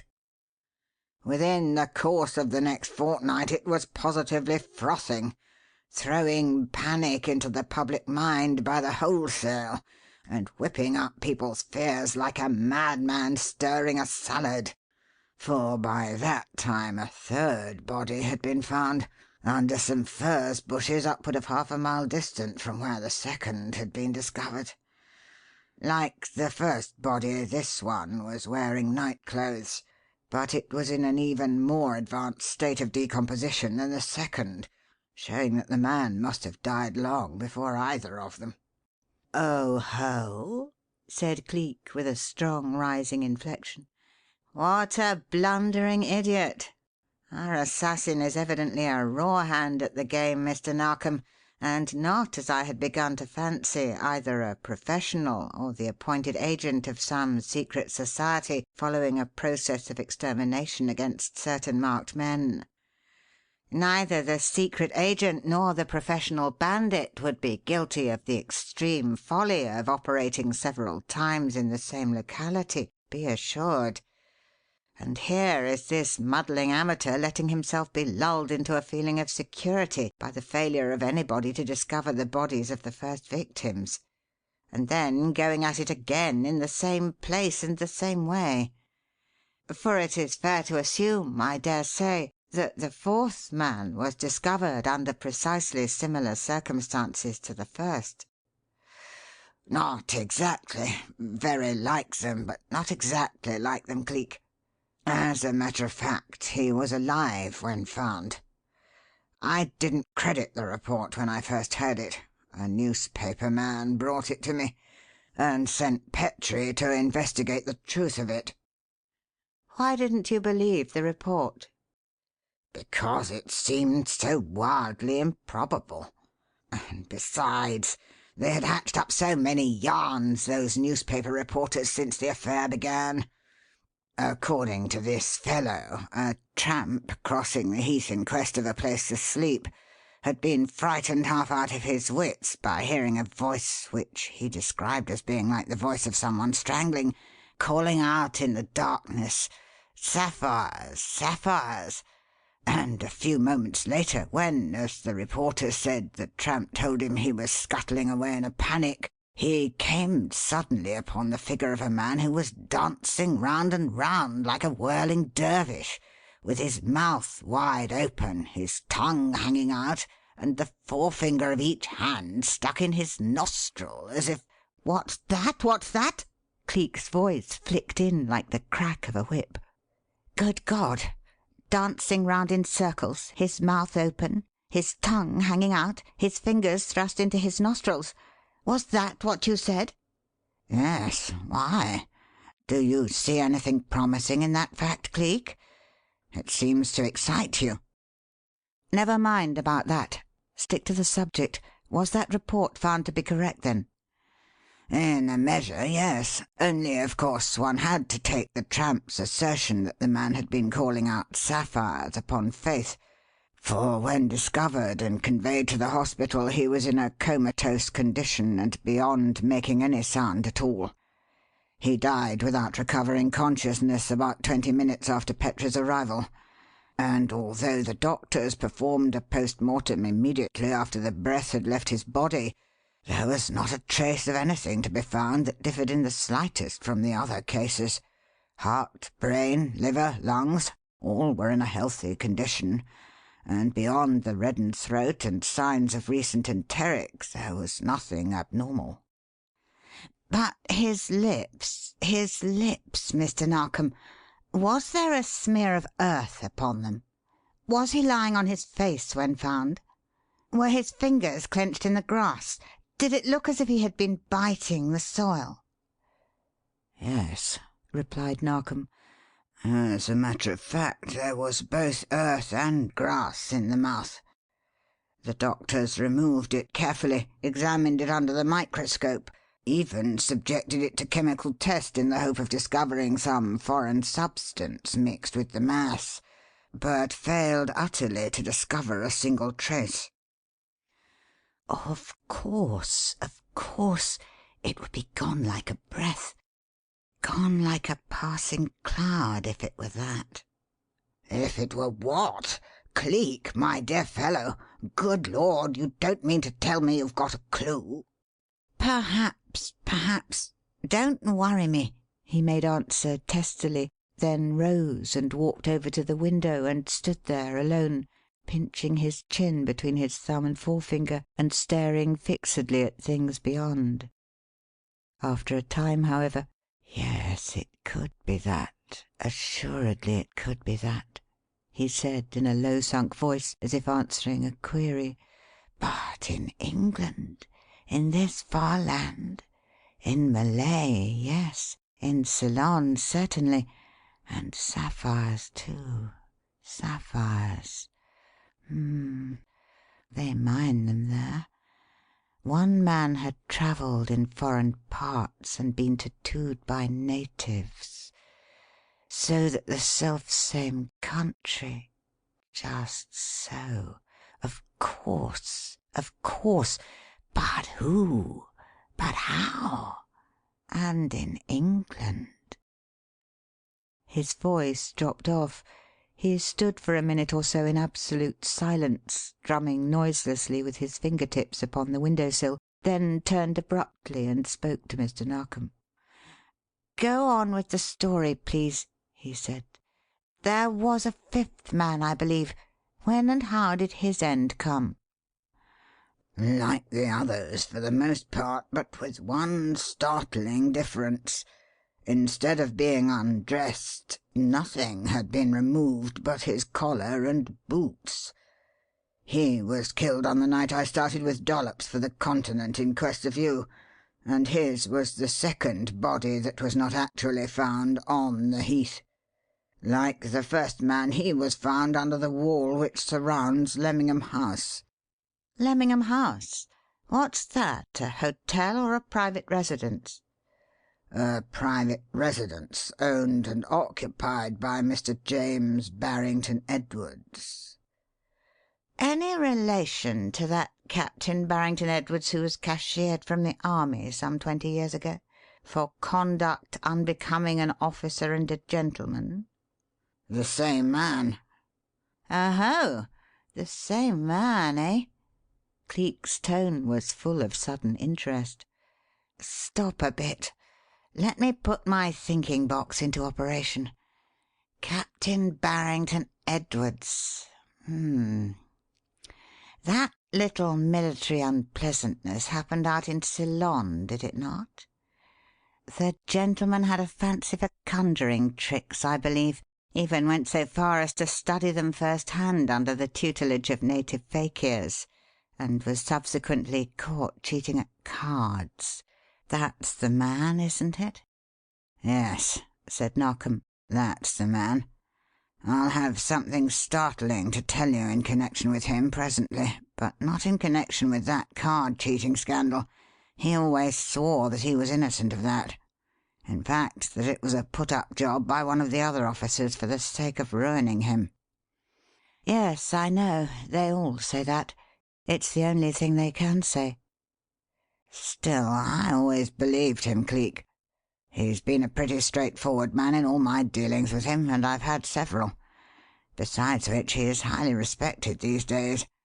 Then, too, there's the fact that the fellow he said put up the job against him for the sake of blackening him in the eyes of his sweetheart eventually married the girl. So it does look rather fishy.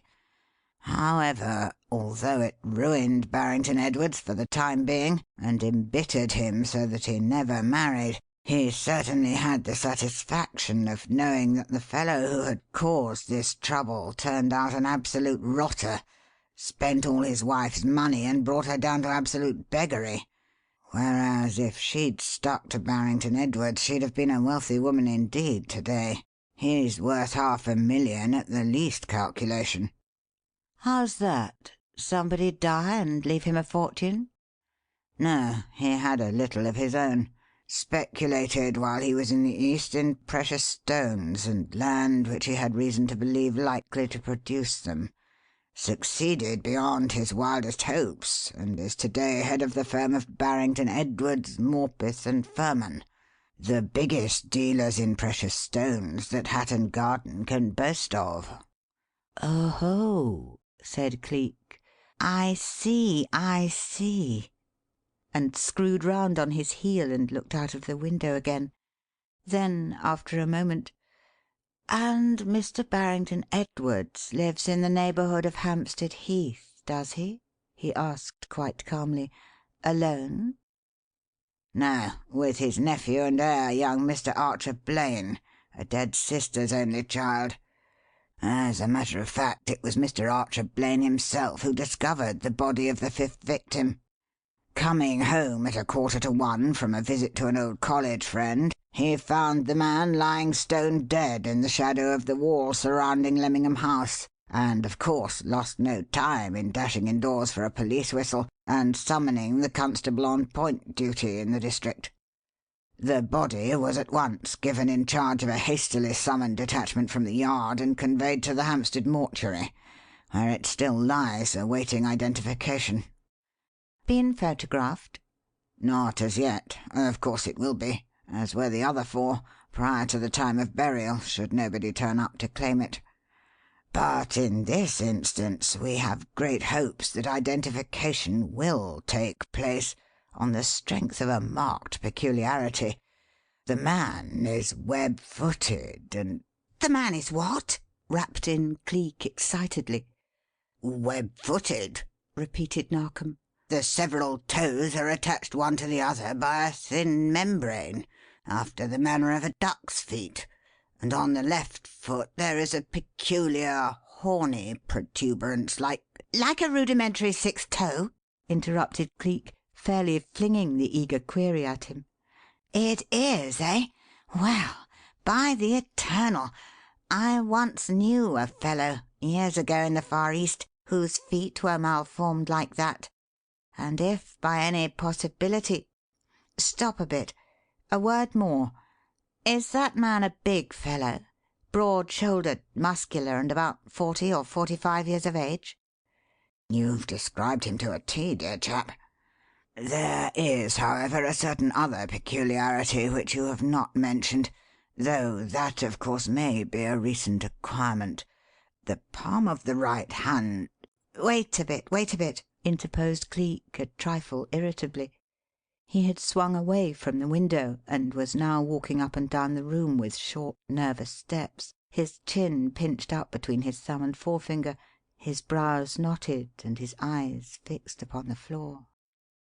"Saffragam, Jaffna, Trincomalee, in all three of them, in all three," he said, putting his running thoughts into muttered words.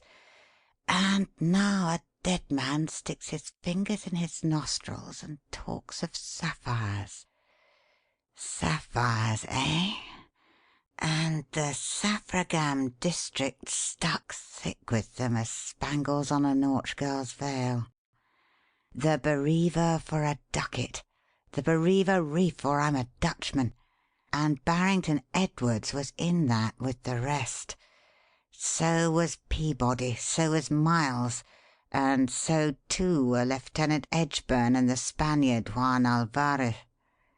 8 of them, begad, 8! And I was ass enough to forget, idiot enough not to catch the connection until I heard again of Jim Peabody's webbed foot. But wait, stop. There should be another marked foot if this is indeed a clue to the riddle. And so—" He stopped short in his restless pacing and faced round on Mr. Narkom. "Tell me something," he said in a sharp staccato. "The 4 other dead men, did any among them have an injured foot? The left or the right, I forget which, from which all toes but the big one had been torn off by a crocodile's bite, so that in life the fellow must have limped a little when he walked? Did any of the dead men bear a mark like that?" "No," said Narkom. "The feet of all the others were normal in every particular." That's a bit of a setback. And I am either on the wrong track or Alvarez is still alive. What's that? Oh, it doesn't matter. A mere fancy of mine, that's all. Now, let's get back to our mutton, please. You were going to tell me something about the right hand of the man with the webbed foot. What was it?" "The palm bore certain curious hieroglyphics traced upon it in bright purple." "Hieroglyphics, eh? That doesn't look quite so promising," said Cleek in a disappointed tone. "It is quite possible that there may be more than one web-footed man in the world, so of course— What were those hieroglyphics, Mr. Narkom? Can you describe them?" "I can do better, my dear chap," replied the superintendent, dipping into an inner pocket and bringing forth a brown leather case. "I took an accurate tracing of them from the dead hand this morning, and there you are. That's what's on his palm, Cleek, close to the base of the forefinger running diagonally across it." Cleek took the slip of tracing paper and carried it to the window, for the twilight was deepening and the room was filling with shadows. In the middle of the thin, transparent sheet was traced this— Reader's note. The image shows what appears to be an unintelligible scribble. End of note. He turned it up and down, he held it to the light and studied it for a moment or two in perplexed silence. Then of a sudden he faced round, and Narkom could see that his eyes were shining, and that the curious one-sided smile peculiar unto him was looping up his cheek. "My friend," he said, answering the eager query in the superintendent's look, "this is yet another vindication of Poe's theory that things least hidden are best hidden, and that the most complex mysteries are those which are based on the simplest principles.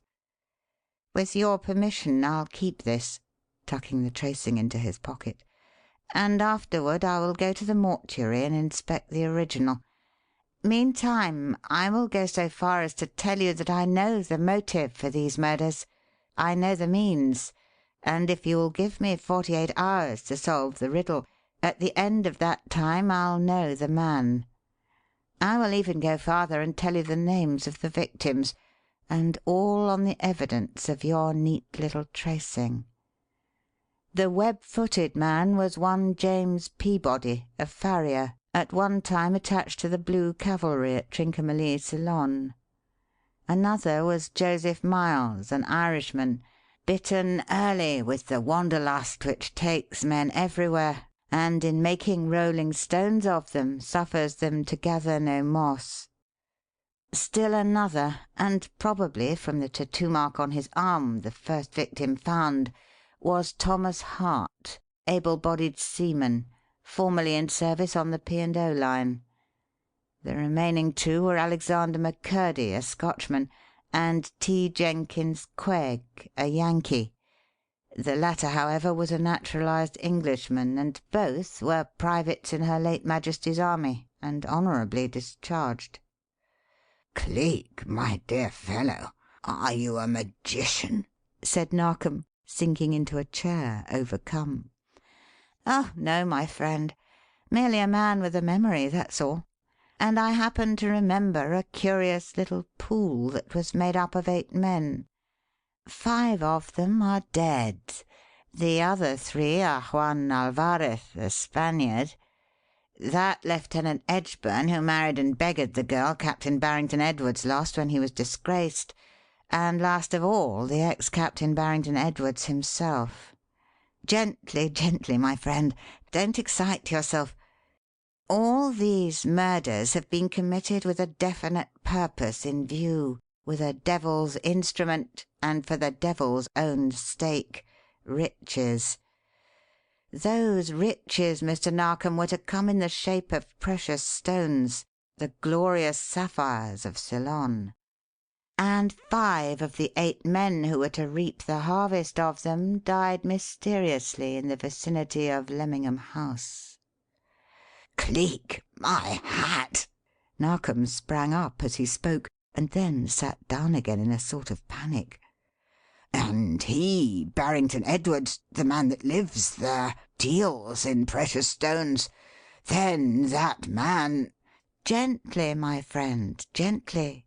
Don't bang away at the first rabbit that bolts out of the hole. It may be a wee one, and you'll lose the buck that follows. 2 men live in that house, remember.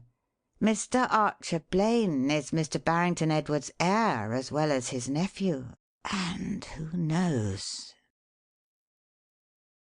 End of Section 5.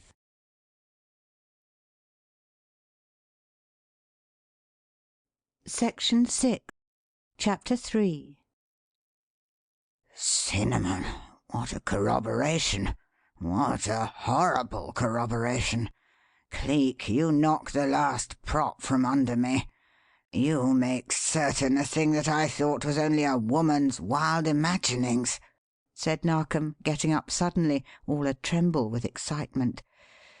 "Good heavens! To have Miss Valmond's story corroborated in this dreadful way." "Miss Valmond? Who's she? Any relation to that Miss Rose Valmond whose name one sees in the papers so frequently, in connection with gifts to Catholic orphanages and foundling homes?" "The same lady," replied Narkom. "Her charities are numberless, her life a psalm. I think she has done more good in her simple, undemonstrative way than half the guilds and missions in London. She has an independent fortune, and lives, in company with an invalid and almost imbecile mother, and a brother who is, I am told, studying for the priesthood, in a beautiful home surrounded by splendid grounds, the walls of which separate her garden from that of Lemmingham House." "Ah, I see. Then she is a neighbour of Barrington Edwards?" "Yes. From the back windows of her residence one can look into the grounds of his. That is how Cleek," Mr. Narkom's voice shook with agitation, "you will remember I said a little time back that I would have something startling to tell you in connection with Barrington Edwards. Something that was not connected with that old army scandal. If it had not been for the high character of my informant, if it had been any other woman in all England, I should have thought she was suffering from nerves, fancying things as the result of an overwrought mind sent into a state of hysteria through all those abominable crimes in the neighbourhood. But when it was she, when it was Miss Valmond—" "Oh," said Cleek, screwing round suddenly. "Then Miss Valmond told you something with regard to Barrington Edwards?" "Yes, a horrible something. She came to me this morning, looking as I hope I shall never see a good woman look again, as if she had been tortured to the last limit of human endurance. She had been fighting a silent battle for weeks and weeks, she said, but her conscience would not let her keep the appalling secret any longer, neither would her duty to Heaven. Wakened in the dead of night by a sense of oppression, she had gone to her window to open it for air, and looking down by chance into the garden of Lemmingham House, she had seen a man come rushing out of the rear door of Barrington Edwards' place in his pyjamas, closely followed by another, whom she believed to be Barrington Edwards himself. And she had seen that man unlock the door in the side wall and push the poor wretch out into the road, where he was afterward found by the constable." "By Jupiter!" "Ah, you may be moved when you connect that circumstance with what you have yourself unearthed. But there is worse to come.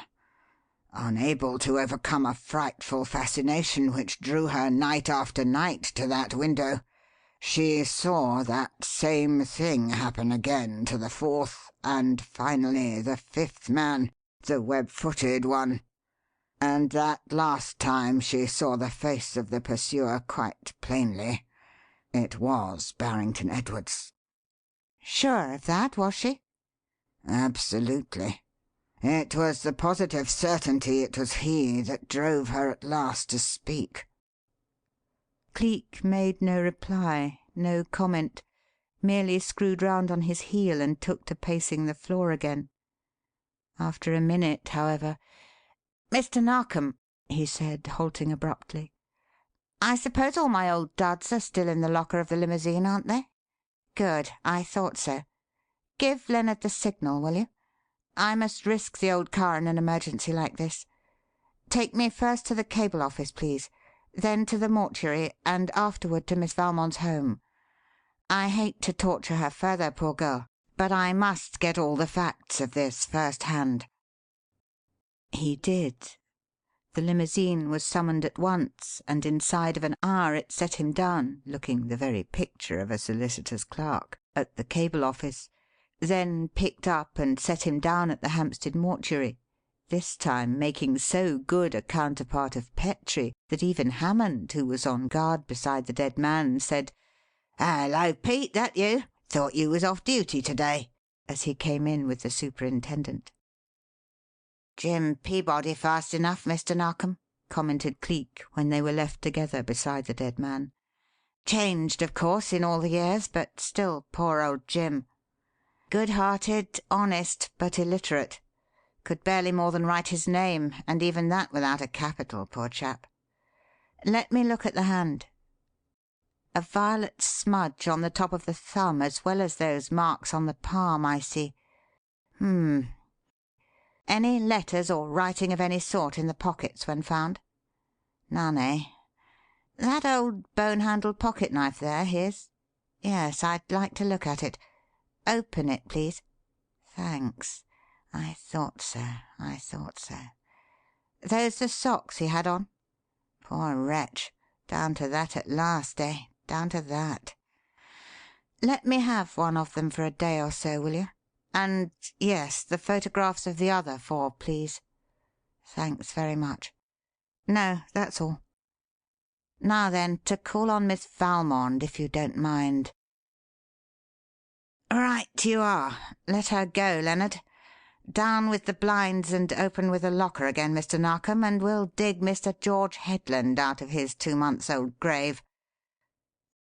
And at exactly 10 minutes after 8 o'clock, Mr. George Headland was dug up, and was standing with Mr. Narkom in Rose Valmond's house, listening to Rose Valmond's story from her own lips, and saying to himself the while that here surely was that often talked of, seldom seen creature, a woman with an angel's face. How it distressed her to tell again this story which might take away a human life was manifest from the trembling of her sweet voice, the painful twitching of her tender mouth, and the tears that rose so readily to her soft eyes. "Oh, Mr. Headland, I can hardly reconcile myself to having done it even yet," she said pathetically. "I do not know this Mr. Barrington Edwards but by sight, and it seems such a horrible thing to rise up against a stranger like that. But I couldn't keep it any longer. I felt that to do so would be equivalent to sharing his guilt. And the thought that if I kept silent I might possibly be paving the way to the sacrifice of other innocent lives almost drove me out of my mind." "I can quite understand your feelings, Miss Valmond," said Cleek, touched to the very heart by the deep distress of her. "But may I say I think you have done right. I never yet knew Heaven to be anything but tender to those who do their duty, and you certainly have done yours. To yourself, to your fellow creatures, and to God." Before she could make any response to this, footsteps sounded from the outer passage, and a deep, rich, masculine voice said, "Rose, Rose, dear, I am ready now." And almost in the same moment a tall, well set up man in priestly clothing crossed the threshold and entered the room. He stopped short as he saw the others and made a hasty apology. "Oh, pardon me," he said. "I did not know that you had visitors, dear, otherwise— What? Mr. Narkom, is it not?" "Yes, Mr. Valmond," replied the superintendent, holding out a welcoming hand. "It is I, and this is my friend and assistant, Mr. George Headland. We have just been talking with your sister over her trying experience." "Terrible, terrible is the proper word, Mr. Narkom. Like you, I never heard of it until to day. It shocked me to the very soul, you may believe. Delighted to meet you, Mr. Headland. A new disciple, eh, Mr. Narkom? Another follower in the footsteps of the great Cleek? By the way, I see you have lost touch with that amazing man. I saw your advertisement in the paper the other day. Any clue to his whereabouts as yet?" "Not the slightest." "Ah, that's too bad. From what I've heard of him, he would have made short work of this present case had he been available. But pray pardon me if I rush off. My time is very limited. Rose, dear, I am going to visit Father Burns this evening, and shall stop at the orphanage on the way, so if you have the customary parcel for the children—" "It is upstairs in my oratory, dear," she interposed. "Come with me, if the gentleman will excuse us for a moment, and I will get it for you." "May we not all go up, Miss Valmond?" interposed Cleek. "I should like, if you do not mind, to get a view of the garden of Lemmingham House from the window where you were standing that night, and to have you explain the positions of the 2 men, if you will." "Yes, certainly. Come, by all means," she replied, and led the way forthwith. They had scarcely gone half-way down the passage to the staircase, however, when they came abreast of the open doorway of a room dimly lit by a shaded lamp, wherein an elderly woman sat huddled up in a deep chair, with her shaking head bowed over hands that moved restlessly and aimlessly after the uneasy manner of an idiot's, and the shape of whose face could be but faintly seen through the veil of white hair that fell loosely over it. Cleek had barely time to recall Narkom's statement regarding the semi-imbecile mother when Miss Valmond gave a little cry of wonder and ran into the room.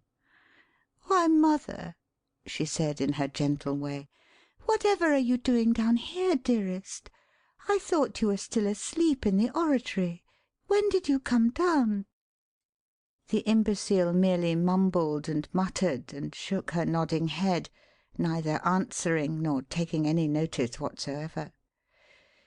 "It is one of her bad nights," explained Miss Valmond as she came out and rejoined them. "We can do nothing with her when she is like this. Horace, you will have to come home earlier than usual to night and help me get her to bed." Then she went on, leading the way upstairs, until they came at length to a sort of sanctuary where Madonna faces looked down from sombre niches, and wax lights burnt with a scented flame on a draped and cushioned prie-dieu. Here Miss Valmond, who was in the lead, went in, and taking a paper-wrapped parcel from beside the little altar, came back and put it in her brother's hand and sent him on his way. "Was it from there you saw the occurrence, Miss Valmond?" asked Cleek, looking past her into the dim religious light of the sanctuary. "Oh, no," she made reply. "From the window of my bedroom, just on the other side of the wall. In here, look, see?" And she opened a door to the right and led them in, touching a key that flashed an electric lamp into radiance and illuminated the entire room. It was a large room, furnished in dull oak and dark green after the stately, sombre style of a Gothic chapel, and at one end there was a curtained recess leading to a large bow window. At the other there was a sort of altar banked high with white flowers, and at the side there was a huge canopied bed over the head of which hung an immense crucifix fastened to the wall that backed upon the oratory. It was a majestic thing, that crucifix, richly carved and exquisitely designed. Cleek went nearer and looked at it, his artistic eye captured by the beauty of it, and Miss Valmond, noting his interest, smiled. "My brother brought me that from Rome," she said. "Is it not divine, Mr. Headland?" "Yes," he said. "But you must be more careful of it, I fear, Miss Valmond. Is it not chipping? Look, isn't this a piece of it?"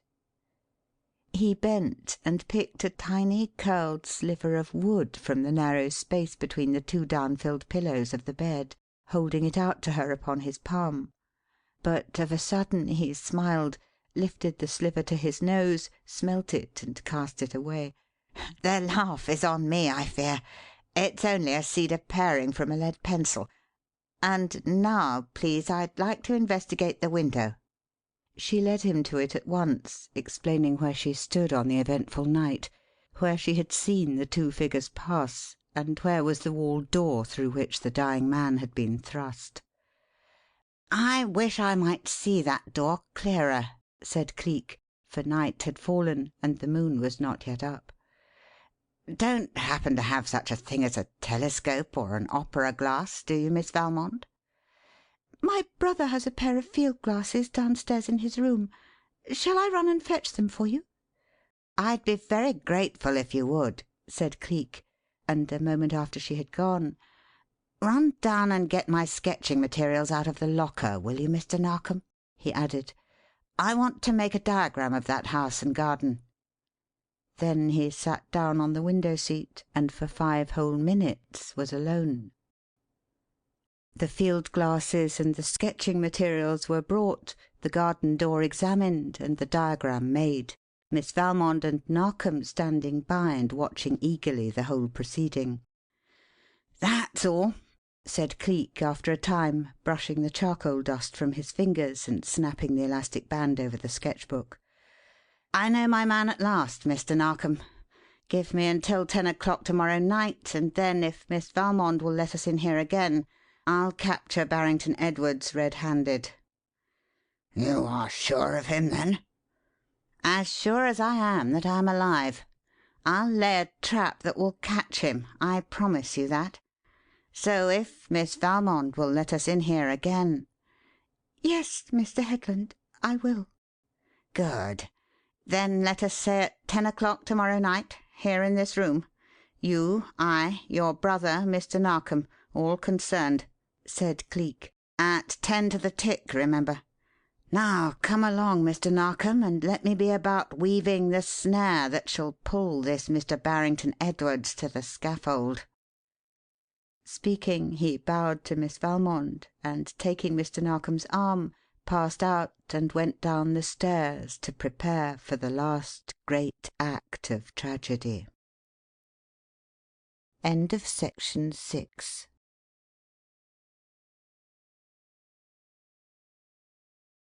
Section 7 of Chapter 4.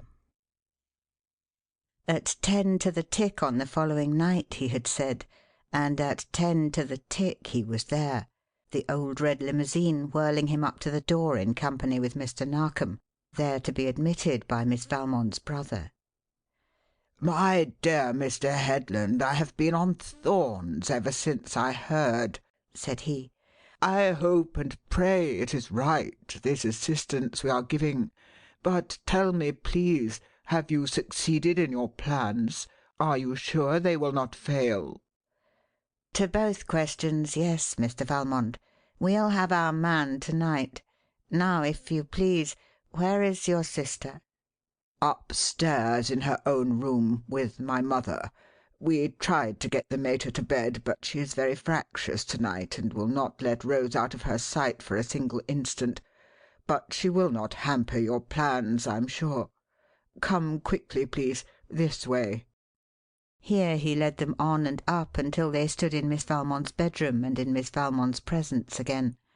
She was there by the window, her imbecile mother sitting at her feet with her face in her daughter's lap, that daughter's solicitous hand gently stroking her tumbled hair, and no light but that of the moon through the broad window illuminating the hushed and stately room. "I keep my word, you see, Miss Valmond," said Cleek as he entered. "And in 5 minutes' time, if you watch from that window, you shall all see a thing that will amaze you." "You have run the wretched man down, then, Mr. Headland?" "Yes, to the last ditch. To the wall itself," he answered, making room for her brother to get by him and make a place for himself at the window. "Oh, it's a pretty little game he's been playing, that gentleman, and it dates back 20 years ago when he was kicked out of his regiment in Ceylon." "In Ceylon? God bless my soul, was he ever in Ceylon, Mr. Headland?" "Yes, Mr. Valmond, he was. It was at a time when there was what you might call a sapphire fever raging there, and precious stones were being unearthed in every unheard of quarter. He got the fever with the rest, but he hadn't much money. So when he fell in with a lot of fellows who had heard of a Cingalese, one Bareva Singh, who had a reef to sell in the Saffragam district, they made a pool between them and bought the blessed thing, calling it after the man they had purchased it from, the Bareva Reef, setting out like a party of donkeys to mine it for themselves and expecting to pull out sapphires by the bucketful." Dear me, how very extraordinary. Of course they didn't, or did they?" "No, they didn't. A month's work convinced them that the ground was as empty of treasure as an eggshell, so they abandoned it, separated, and went their several ways. A few months ago, however, it was discovered that if they had had the implements to mine deeper, their dream would have been realized, for the reef was a perfect bed of sapphires, and 8 men held an equal share in it. The scheme, then, was to get rid of these men secretly, one by one, for 1, perhaps 2 men to get the deeds held by the others, to pretend that they had been purchased from the original owners, and to prevent by murder those original owners from He stopped suddenly and switched round. Miss Valmond had risen, and so had her mother. He was on the pair of them like a leaping cat. There was a sharp click click, a snarl and a scream, and one end of a handcuff was on the wrist of each. "Got you, Miss Rosie Edgburn! Got you, Senor Juan Alvarez!" he rapped out sharply. Then, in a louder tone, as the Reverend Horace made a bolt for the door, "Stop him! Nab him, Mr. Narkom! Quick!" "Played, sir, played. Come in, Petrie. Come in, Hammond. Gentlemen, here they are, all three of them. Lieutenant Eric Edgburn, his daughter Rose, and Senor Juan Alvarez, the three brute beasts who sent 5 men to their death for the sake of a load of sapphires and the devil's lust for gain." "It's a lie!" flung out the girl who had been known as Rose Valmond. "Oh, no, it's not, you vixen. You loathsome creature that prostituted holy things and made a shield of religion to carry on a vampire's deeds. Look here, you beast of blasphemy, I know the secret of this," he said, and walked over and laid his hand on the crucifix at the head of the bed. "Petrie, round into the oratory with you. There's a knob at the side of the prayer desk. Press it when I shout. Oh, no, Miss Edgburn, no. I shan't dance circles, nor put my fingers into my nose, nor bite the dust and die. Look how I dare it all. Now, Petrie, now!" And lo! as he spoke, out of the nostrils of the figure on the cross there rushed downward 2 streams of white vapour, which beat upon the pillows and upon him, smothering both in white dust. "Face powder, Miss Edgburn. Only face powder from your own little case over there," he said. "I removed the devil's dust last night when I was in this room alone." She made him no reply, only, like a cornered wretch, screamed out and fainted. "Mr. Narkom, you have seen the method of administering the thing which caused the death of those 5 men. It is now only fair that you should know what that thing was," he said, turning to the superintendent. "It is known by 2 names, Devil's Dust and Dust of Death, and both suit it well. It is the fine, feathery powder that grows on the young shoots of the bamboo tree, a favourite method of secret killing with the natives of the Malay Peninsula and those of Madagascar, the Philippines, and Ceylon. When blown into the nostrils of a living creature, it produces first an awful agony of suffocation, a feeling as though the brain is coming down and exuding from the nostrils, then delirium, during which the victim invariably falls on his face and bites the earth, then comes death. Death without a trace, my friend, for the hellish dust all but evaporates, and the slight sediment that remains is carried out of the system by the spasm of enteric it produces. That is the riddle's solution. As for the rest, those men were lured here by letters from Alvarez, telling them of the reef's great fortune, of the necessity for coming at once and bringing their deeds with them, and impressing upon them the possibility of being defrauded if they breathed one word to a mortal soul about their leaving or why. They came.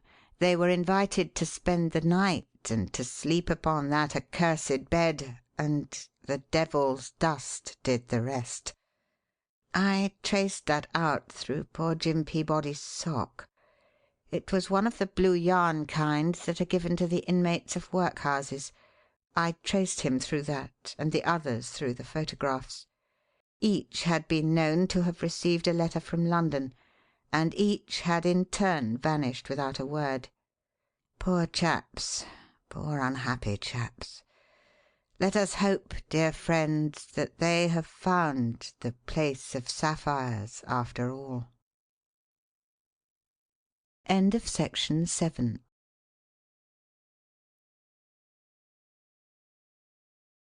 Section 8. Chapter 5. "How did I come to suspect the girl?"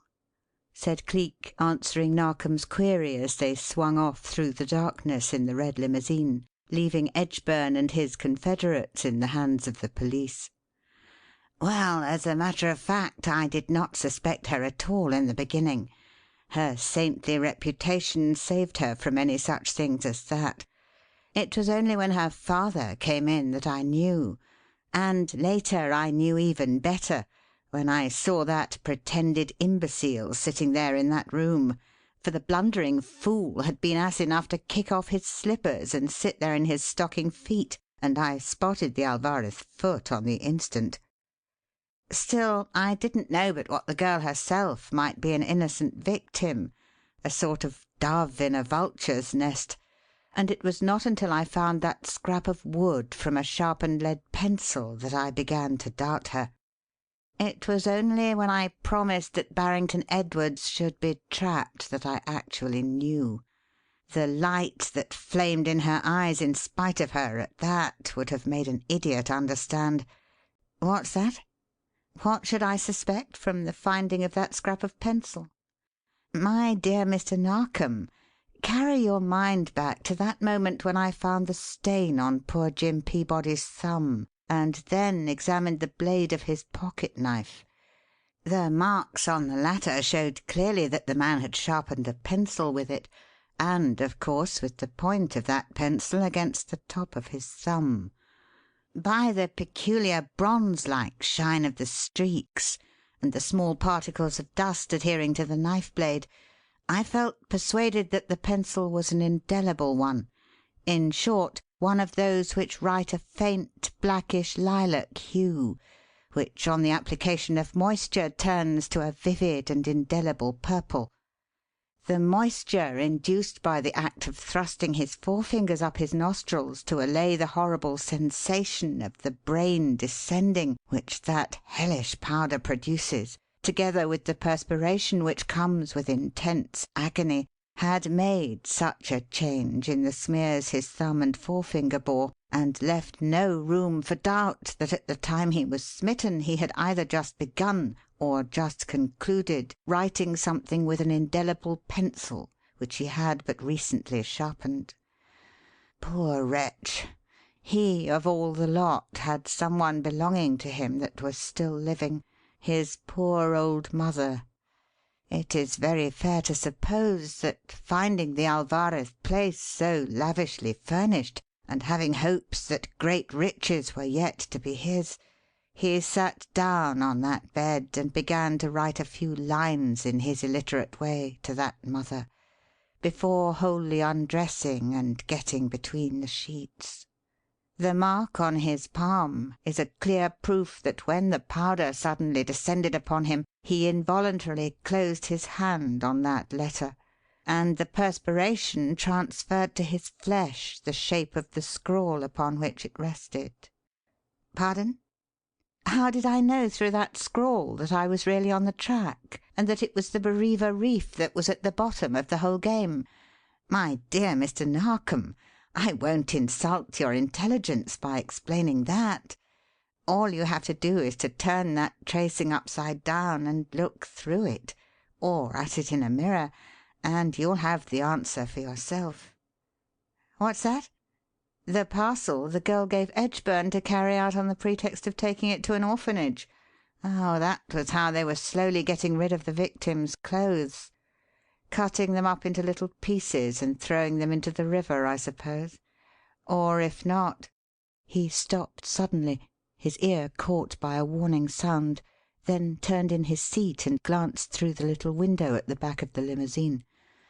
"I thought as much," he said, half aloud, then leaned forward, caught up the pipe of the speaking tube, and signalled Lennard. "Look sharp! Taxi following us," he said. "Put on a sudden spurt. That chap will increase speed to keep pace with us. Then pull up sharp and let the other fellow's impetus carry him by before he can help himself. Out with the light, Mr. Narkom. Out with it quick." Both Lennard and his master followed instructions. Of a sudden the lights flicked out, the car leapt forward with a bound, then pulled up with a jerk that shook it from end to end. In that moment the taxi in the rear whizzed by them, and Narkom, leaning forward to look as it flashed past, saw seated within it the figure of Count Waldemar of Mauravania. "By James, did you see that, Cleek?" he cried, and switched round and made a grab for Cleek's arm. But Cleek was not there. His seat was empty, and the door beside it was swinging ajar. "Well, I'll be jiggered!" exclaimed the superintendent, fairly carried out of himself, for even in his old vanishing cracksman's days, when he had slipped the leash and eluded the police so often, the man had not made a more adroit, more silent, more successful getaway than this. "Of all the astonishing... Gad, an eel's a fool to him for slipping out of tight places.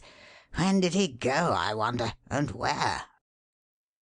Never very strong on matters of detail, here curiosity tricked him into absolute indiscretion.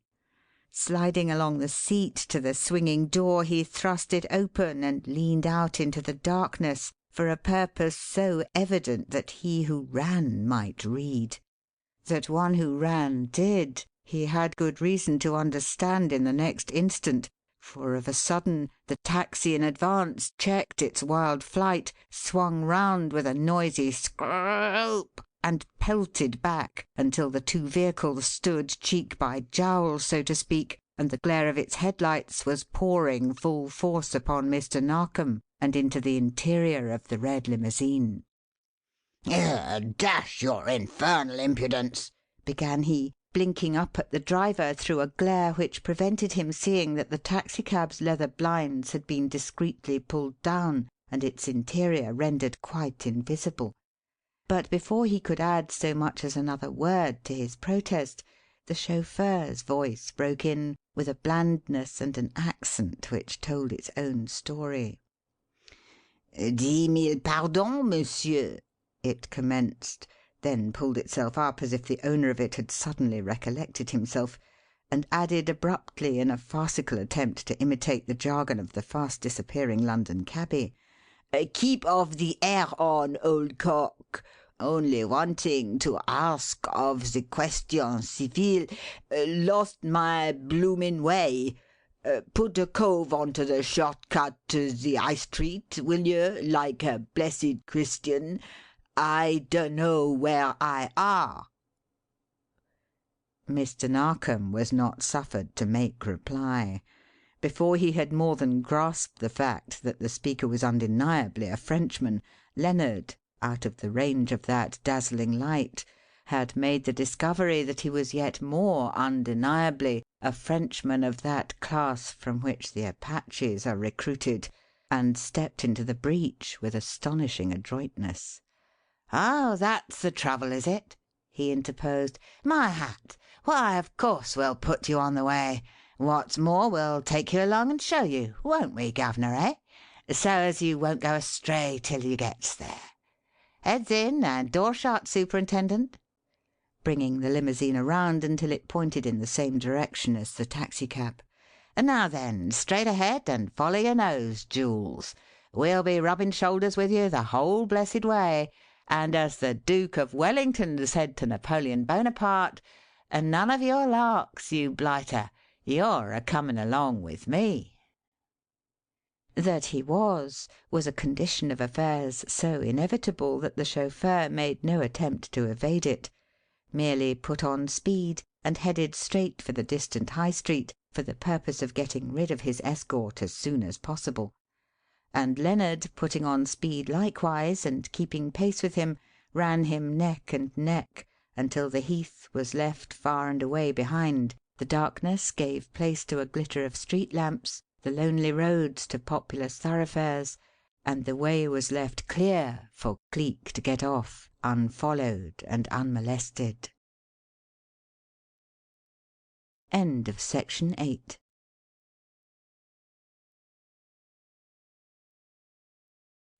Section 9 of Chapter 6. Screened by that darkness, and close sheltered by the matted gorse which fringed and dotted the expanse of the near-by heath, he had been an interested witness to the entire proceeding. "Played, my lad, played," he commented, putting his thoughts into mumbled words of laughing approval, as Lennard, taking the taxicab under guard, escorted it and its occupants out of the immediate neighbourhood. Then, excessive caution prompting him to quell even this little ebullition, he shut up like an oyster, and neither spoke nor moved nor made any sound until the two vehicles were represented by nothing but a purring noise dwindling away into the distance. When that time came, however, he rose and, facing the heath, forged out across its mist-wrapped breadth with that long, swinging, soldierly stride peculiar unto him, his forehead puckered with troubled thought, his jaw clamped, and his lips compressed until his mouth seemed nothing more than a bleak slit gashed in a grey, unpleasant-looking mask. But after a while the night and the time and the place worked their own spell, and the troubled look dropped away, the dull eyes lighted, the grim features softened, and the curious crooked smile that was nature's birth-gift to him broke down the rigid lines of the bleak slit and looped up one corner of his mouth. It was magic ground, this heath, a place thick set as the caves of Manheur with the sapphires of memory, and to a nature such as his these things could not but appeal. Here Dollops had come into his life, a starveling, an outcast, derelict even in the very morning time of youth, a bit of human wreckage that another 10 minutes would have seen stranded forever upon the reefs of crime.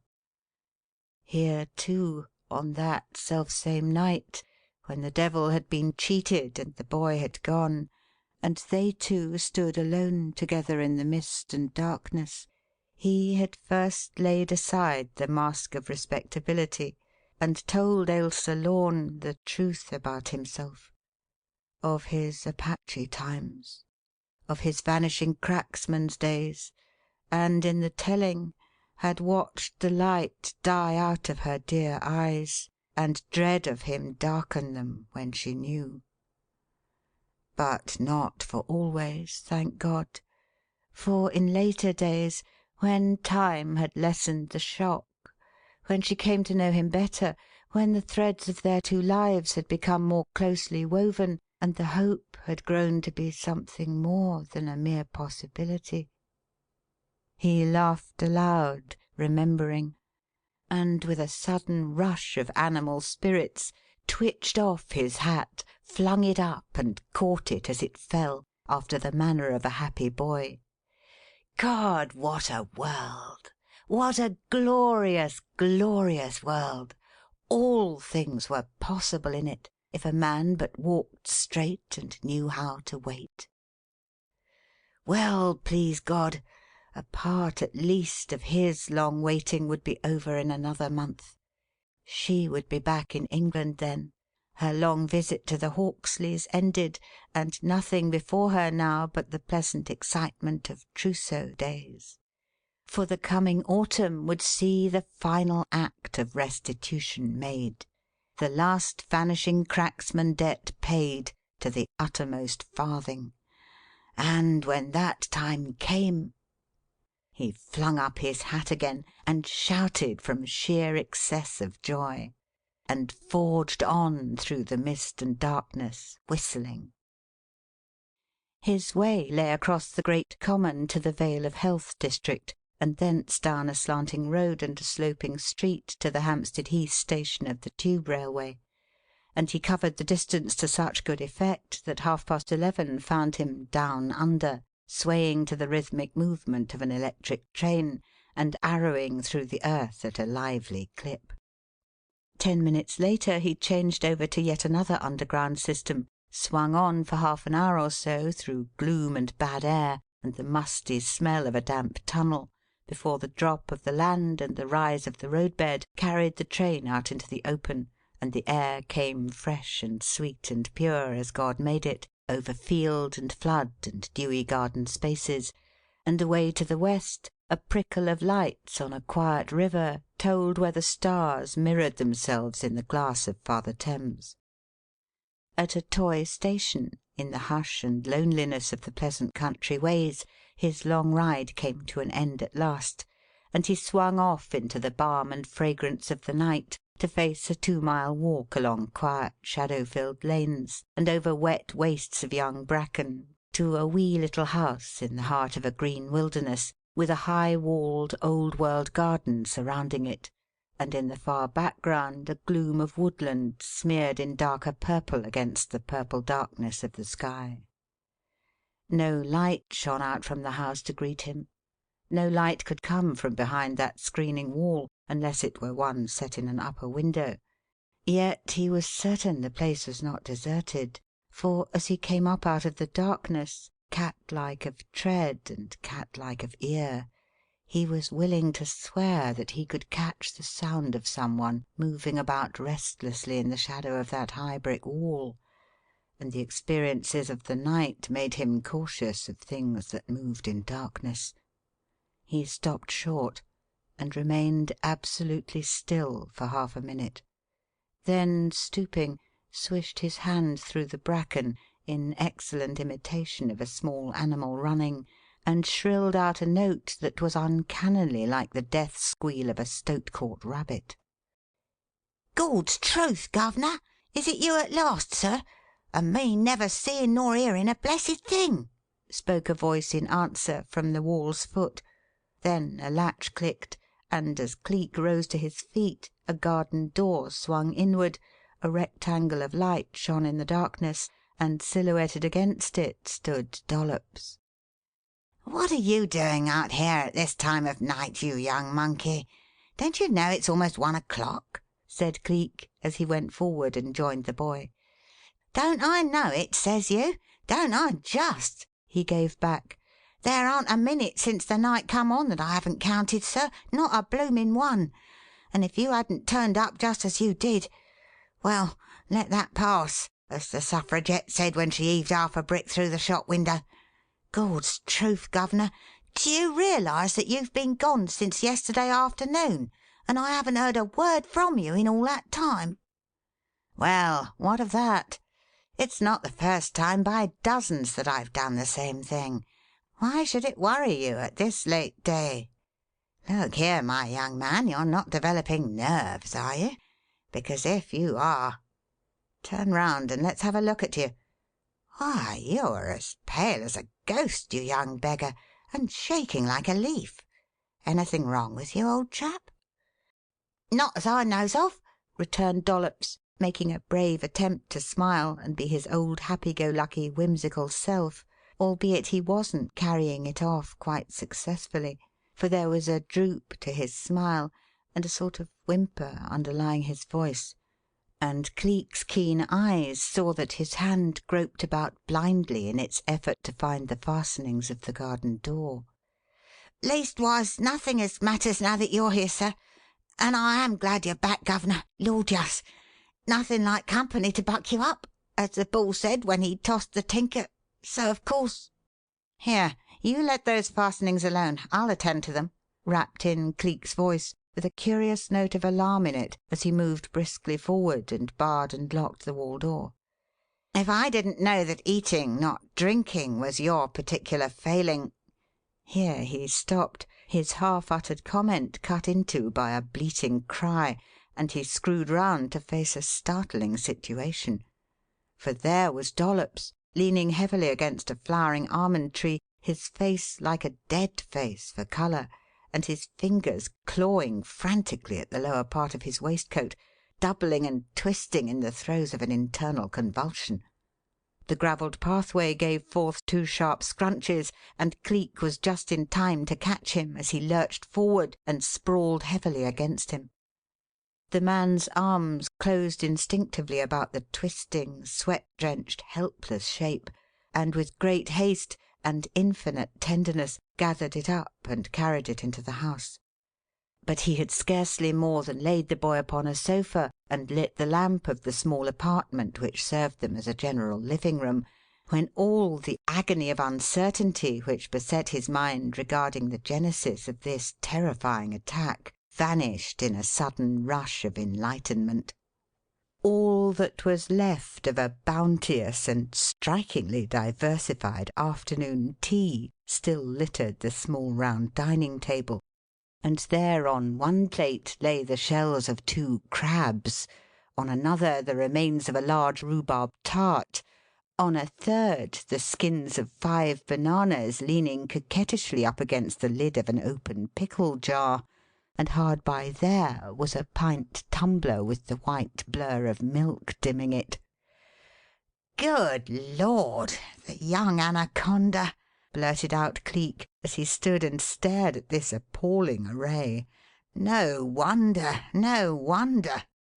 Then he turned round on his heel, looked at the writhing and moaning boy, and in a sudden fever of doing, peeled off his coat, rolled up his sleeves, and made a bolt for the kitchen stove, the hot water kettle, and the medicine chest.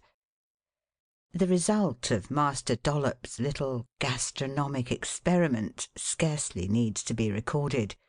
It is sufficient to say that he had the time of his life that night, that he kept Cleek busy every minute for the next 24 hours, wringing out flannels in hot water and dosing him with homely remedies, and that when he finally came through the siege was as limp as a wet newspaper and as feeble as a good many dry ones. "What you need to pull yourself together is a change, you reckless young ostrich. A week's roughing it in the open country by field and stream, and as many miles as possible from so much as the odour of a pastry-cook's shop," said Cleek, patting him gently upon the shoulder. "A nice sort of assistant you are, keeping a man out of his bed for 24 hours, with his heart in his mouth and his hair on end, you young beggar. Now, now, now, none of your blubbing. Sit tight while I run down and make some gruel for you. After that I'll nip out and 'phone through to the Yard and tell Mr. Narkom to have somebody look up a caravan that can be hired, and we'll be off for a week's gypsying in Yorkshire, old chap." He did, coming back later with a piece of surprising news, for it just so happened that the idea of a week's holiday-making, a week's rambling about the green lanes, the broad moors, and through the wild gorges of the West Riding, and living the simple life in a caravan, appealed to Mr. Maverick Narkom as being the most desirable thing in the world at that moment, and he made haste to ask Cleek's permission to share the holiday with him. As nothing could have been more to his great ally's liking, the matter was settled forthwith. A caravan was hired by telegram to Sheffield, and at 10 the next morning the little party turned its back upon London and fared forth to the pleasant country lands, the charm of laughing waters, and the magic that hides in trees. For 5 days they led an absolutely idyllic life, loafing in green wildernesses and sleeping in the shadow of whispering woods, and this getting back to nature proved as much of a tonic to the 2 men as to the boy himself, refreshing both mind and body, putting red blood into their veins, and breathing the breath of God into their nostrils. Having amply provisioned the caravan before starting, they went no nearer to any human habitation than they were obliged to do in passing from one district to another, and one day was so exact a pattern of the next that its history might have stood for them all. Up with the dawn and the birds, and into woodland pool or tree-shaded river, then gathering fuel and making a fire and cooking breakfast, then washing the utensils, harnessing the horses, and moving on again, sometimes Cleek driving, sometimes Narkom, sometimes the boy, stopping when they were hungry to prepare lunch just as they had prepared breakfast, then forging on again until they found some tree-hedged dell or bosky wood where they might spend the night, crooned to sleep by the wind in the leaves and watched over by the sentinel stars. So they had spent the major part of the week, and so they might have spent it all, but that chance chose to thrust them suddenly out of idleness into activity, and to bring them here, in this Arcadia, face to face again with the evils of mankind and the harsh duty of the law. It had gone 9 o'clock on that 5th night when a curious thing happened. They had halted for the night by the banks of a shallow, chattering stream which flowed through a wayside spinney, beyond whose clustering tree-tops they had seen, before the light failed, the castellated top of a distant tower, and, farther afield, the weathercock on an uplifting church spire.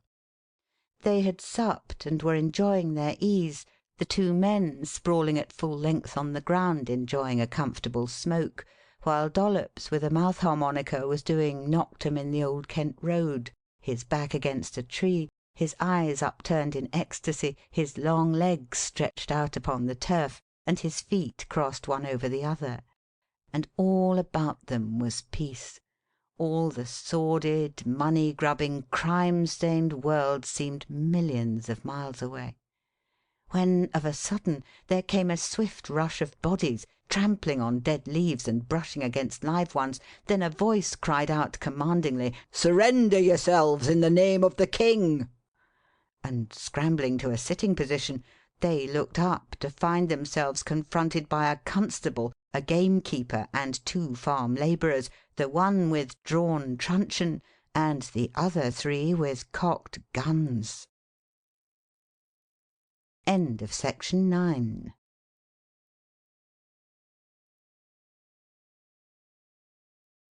Section 10 of Chapter 7. "Hello, I say," began Mr. Narkom in amazement. "Why, what the dickens—" But he was suffered to get no farther. "You mind your P's and Q's. I warn you that anything you say will be used against you," interjected sharply and authoritatively the voice of the constable. "Hawkins, you and Marlow keep close guard over these chaps while me and Mr. Simpkins looks round for the animal. I said it would be the work of gypsies, didn't I now, Mr. Simpkins?" addressing the gamekeeper. "Come on and let's have a look for the beast. Keep eyes peeled and gun at full cock, Mr. Simpkins, and give 'un both barrels if 'un makes to spring at us. This be a sharp capture, Mr. Simpkins, what?" "Aye, but 'un seems to take it uncommon cool, Mr. Nippers. One of 'em's laughin' fit to bust herself," replied the gamekeeper, as Cleek slapped both thighs and, throwing back his head, voiced an appreciative guffaw. "Un don't look much like gypsies either, from t'little I can see of 'em in this tomfool light. Wait a bit till I scoop up an armful o' leaves and throw 'em on the embers o' fire yon." He did so forthwith, and the moment the dry leaves fell on the remnants of the fire which the caravanners had used to cook their evening meal, there was a gush of aromatic smoke, a sudden puff, and then a broad ribbon of light rushed upward and dispelled every trace of darkness. And by the aid of that ribbon of light, Mr. Nippers saw something which made him almost collapse with astonishment and chagrin. The great of the world may, and often do, forget their meetings with the small fry, but the small fry never cease to remember their meetings with the great, or to treasure a vivid remembrance of that immortal day when they were privileged to rub elbows with the elect. 5 years had passed since Mrs. Maverick Narkom, seeking a place wherein to spend the summer holidays with the little Narkoms and their nurses, had let her choice fall upon Winton Old Bridges, and had dwelt there for 2 whole months. 3 times during her sojourn her liege lord had come down for a week-end with his wife and children, and during one of these brief visits, meeting Mr. Ephraim Nippers, the village constable, in the public highway, he had deigned to stop and speak to the man, and to present him with a 6-penny cigar. Times had changed since then. Mr. Nippers was now head constable for the district, but he still kept that cigar under a glass shade on the drawing-room what-not, and he still treasured a vivid recollection of the great man who had given it to him, and whom he now saw sitting on the ground with his coat off and his waistcoat unbuttoned, his moustache uncurled, wisps of dried grass clinging to his tousled hair, and all the dignity of office conspicuous by its absence. "Oh, lummy," said Mr. Nippers with a gulp. "Put down the hammers of them guns, you two. Put 'em down quick. It's Mr. Narkom. Mr. Maverick Narkom, Superintendent at Scotland Yard." "Hello!" exclaimed Mr. Narkom, shading his eyes from the firelight and leaning forward to get a clearer view of the speaker.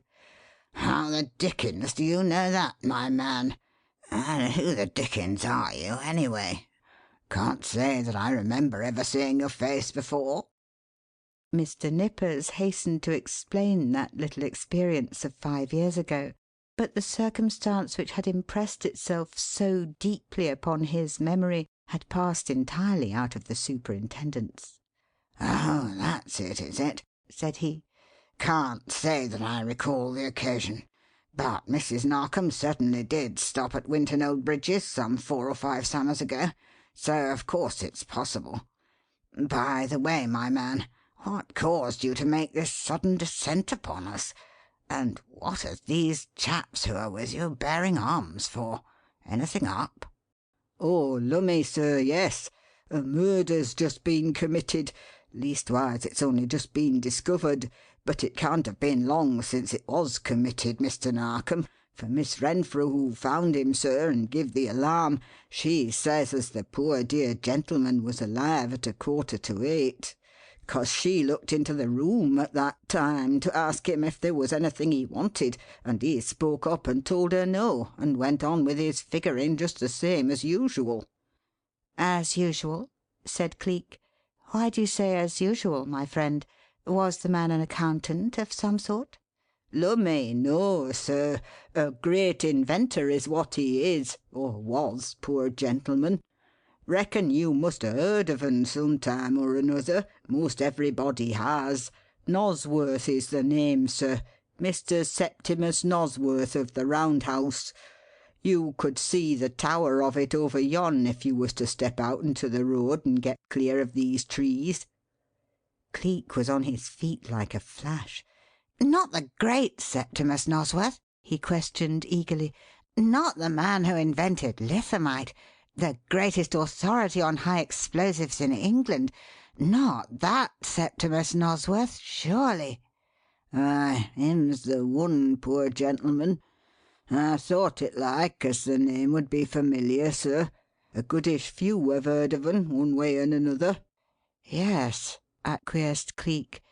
"Lithamite carried his name from one end of the globe to the other, and his family affairs came into unusual prominence in consequence. Widower, wasn't he? Hard as nails and bitter as gall. Had an only son, hadn't he? A wild young blade who went the pace, took up with chorus girls, music hall ladies, and persons of that stripe, and got kicked out from under the parental roof in consequence." "Lummy, now, think of you a knowing about all that!" said Mr. Nippers in amazement. "But then your being with Mr. Narkom and him being what he is, why, of course, Scotland Yard, it do know everything, I'm told, sir." "Yes, it reads the papers occasionally, Mr. Nippers," said Cleek. "I may take it from your reply, may I not, that I am correct regarding Mr. Septimus Nosworth's son?" "Indeed, yes, sir. Right as rain. Leastwise, from what I've heard. I never see the young gentleman myself. Them things you mention happened before Mr. Nosworth come to live in these parts, a matter of some 4 years or more ago. Always had his laboratory here, sir. Built it on the land he leased from Sir Ralph Droger's father in the early 60s, and used to come over frequent and shut hisself in the round house for days on end. but never come here to live until after that flare-up with Master Harry. Come then and built living quarters beside the roundhouse, and after a piece fetched Miss Renfrew and old Patty Dax over to live with un." Miss Renfrew and old Patty Dax? Who are they? "Miss Renfrew is his niece, sir, darter of a dead sister. Old Patty Dax, she war the cook. I dunno what her be now, though. Her died 6 months ago, and un hired Mistress Armroyd in her place. French piece, her am, though being widder of a Lancashire man, and though I don't much fancy foreigners nor their ways, this I will say, her keeps the house like a pin, and her cooking's amazin' tasty. Indeed, yes." "You are an occasional caller in the servants' hall, I see, Mr. Nippers," said Cleek serenely, as he took up his coat and shook it, preparatory to putting it on. "I think, Mr. Narkom, that in the interests of the public at large it will be well for some one a little more efficient than the local constabulary to look into this case. So, if you don't mind making yourself a trifle more presentable, it will be as well for us to get Mr. Nippers to show us the way to the scene of the tragedy. While you are doing it, I will put a few headland questions to our friend here, if you don't mind assuring him that I am competent to advise." "Right you are, old chap," said Narkom, taking his cue. "Nippers, this is Mr. George Headland, one of the best of my yard detectives. He'll very likely give you a tip or two in the matter of detecting crimes, if you pay attention to what he says." Nippers paid attention forthwith. The idea of being in consultation with any one connected with Scotland Yard tickled his very soul, and in fancy he already saw his name getting into the newspapers of London, and his fame spreading far beyond his native weald. "I won't trouble you for the full details of the murder, Mr. Nippers," said Cleek. "Those, I fancy, this Miss Renfrew will be able to supply when I see her. For the present, tell me, how many other occupants does the house hold beyond these two of whom you have spoken, Miss Renfrew and the cook, Mrs. Armroyd?" "None, sir, but the scullery maid Emily and the parlour maid Clark. But both of them is out to-night, sir, having went to a concert over at Beatty Corners.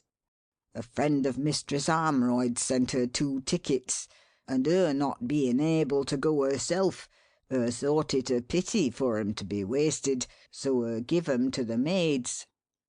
"I see. No male servants at all, then?" "No, sir, not one. There's Jones, the handy man, as comes in mornings to do the rough work and the hauling and carrying and things like that, and there's the gardener and Mr. Kemper, him as is Mr. Nosworth's assistant in the laboratory, sir, but none of 'em is ever in the house after 5 o'clock. Set against having men sleep in the house was Mr. Nosworth.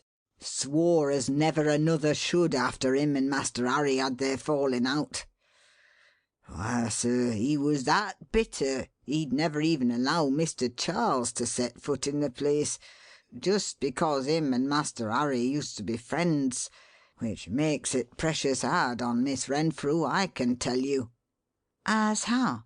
Is this Mr. Charles connected with Miss Renfrew in any way?" "Lummy, yes, sir. He's her young man. Been sweet on each other ever since they was in pinafores, but never had no chance to marry because Mr. Charles Drummond is his full name, sir, he hasn't 1 shilling to rub against another, and Miss Renfrew, she's a little worse off than him. Never gets nothing, I'm told, for keeping house for her uncle, just her food and lodging and clothes, and her slaving like a nigger for him the whole blessed time. Keeps his books and superintends the running of the house, she do, but never gets a brass farthing for it, poor girl. I don't like to speak ill of the dead, Mr. Headland, sir, but this I must say, a rare old skinflint was Mr. Septimus Nosworth. Wouldn't part with a groat unless un was forced to. But praise be, her'll get her dues now, Fegs, yes, unless old Skinflint went and changed his will without her knowing." "Oho!" said Cleek, with a strong rising inflection. "His will was made in Miss Renfrew's favour, was it?" "Aye. That's why her come and put up with un, and all his hard-heartedness, denying her the pleasure of ever seeing her young man, just because him and Master Harry had been friends and playmates when t' pair of un was just boys in knickers and broad collars. There be a stone heart for you." "Rather. Now, one more question. I think you said it was Miss Renfrew who gave the alarm when the murder was discovered, Mr. Nippers. How did she give it, and to whom?" Now, to me and Mistress Armroyd, of course. Me and her was sitting in the kitchen, having a bite of supper at the time. Gorham, he were there too in the beginning, but un didn't stop, of course. 'Twouldn't ha' done for the pair of us to be off duty together." "Oh, is Gorham a constable, then?" "Aye, under constable, second to me. Got un appointed 6 months ago. Him had just gone a bit of a time when Miss Renfrew come rushing in and shrieked out about the murder. But he heard the rumpus and came pounding back, of course. I dunno what I'd ha' done if un hadn't, for Miss Renfrew her went from one fainting fit to another. 'Twas just awful. Gorham helped her to carry her up to the sitting room, wheer Mistress Armroyd burnt feathers under her nose, and when we'd got her round a bit, we all three went outside and round to the laboratory.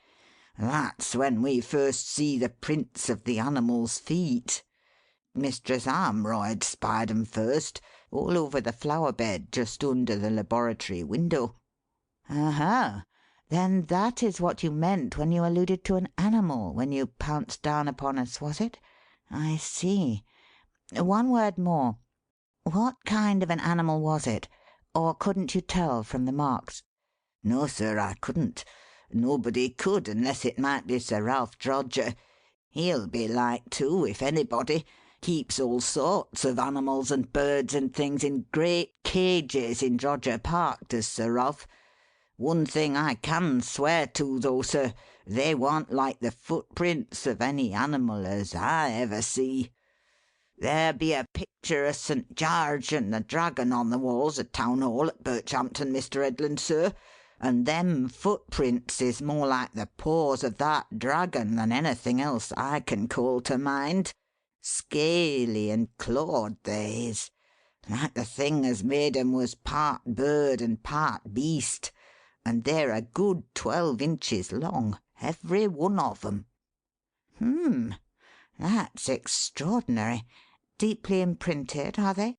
"Lummy, yes, sir. The animal as made 'em must have weighed 10 or 12 stone at least.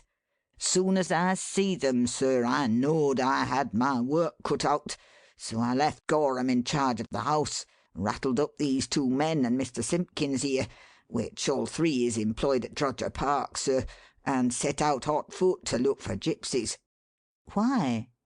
"'Cause Mistress Armroyd she says as she see a gypsy lurking round the place just before dark, sir, and he had a queer thing like a bear's muzzle in his hand." "Ah, I see," said Cleek, and gave one of his odd smiles as he turned round and looked at the superintendent. "All ready, Mr. Narkom? Good. Let's go over to the Round House and investigate this interesting case. Dollops, stop where you are and look after the caravan. If we are away more than a couple of hours, tumble into bed and go to sleep. We may be a short time or we may be a long one. In affairs like this one never knows." "Any ideas, old chap?" queried Narkom in a whisper as they forged along together in the wake of Nippers and his 3 companions. "Yes, a great many," answered Cleek. "I am particularly anxious, Mr. Narkom, to have a look at those footprints and an interview with Miss Renfrew. I want to meet that young lady very much indeed." End of Section 10.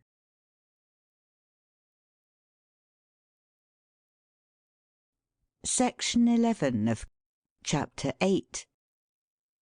20 minutes later his desires in that respect were granted, and having been introduced by Mr. Nippers to the little gathering in the sitting-room of the house of disaster as "a friend of mine from Scotland Yard, miss," he found himself in the presence of one of those meek-faced, dove-eyed, mousy little bodies who seem born to be patient Griseldas, and in looking at her he was minded of the description of Lady Jane in the poem. Her pulse was slow, milk-white her skin, she had not blood enough to sin. Years of repression had told upon her, and she looked older than she really was, so old and so dragged out, in fact, that Mrs. Armroyd, the cook, appeared youthful and attractive in contrast. Indeed, it was no wonder that Mr. Ephraim Nippers had been attracted by that good soul, for although her hair was streaked with grey, and her figure was of the sack-of-flour order, and her eyes were assisted in their offices by a pair of steel-bowed spectacles, her face was still youthful in contour, and Mr. Narkom, looking at her, concluded that at 24 or 25 she must have been a remarkably pretty and remarkably fascinating woman. What Cleek's thoughts were upon that subject it is impossible to record, for he merely gave her one look on coming into the room, and then took no further notice of her whatsoever. "Indeed, Mr. Headland, I am glad, I am very, very glad that fortune has sent you into this neighbourhood at this terrible time," said Miss Renfrew, when Cleek was introduced. "I do not wish to say anything disparaging of Mr. Nippers, but you can see for yourself how unfitted such men as he and his assistant are to handle an affair of this importance.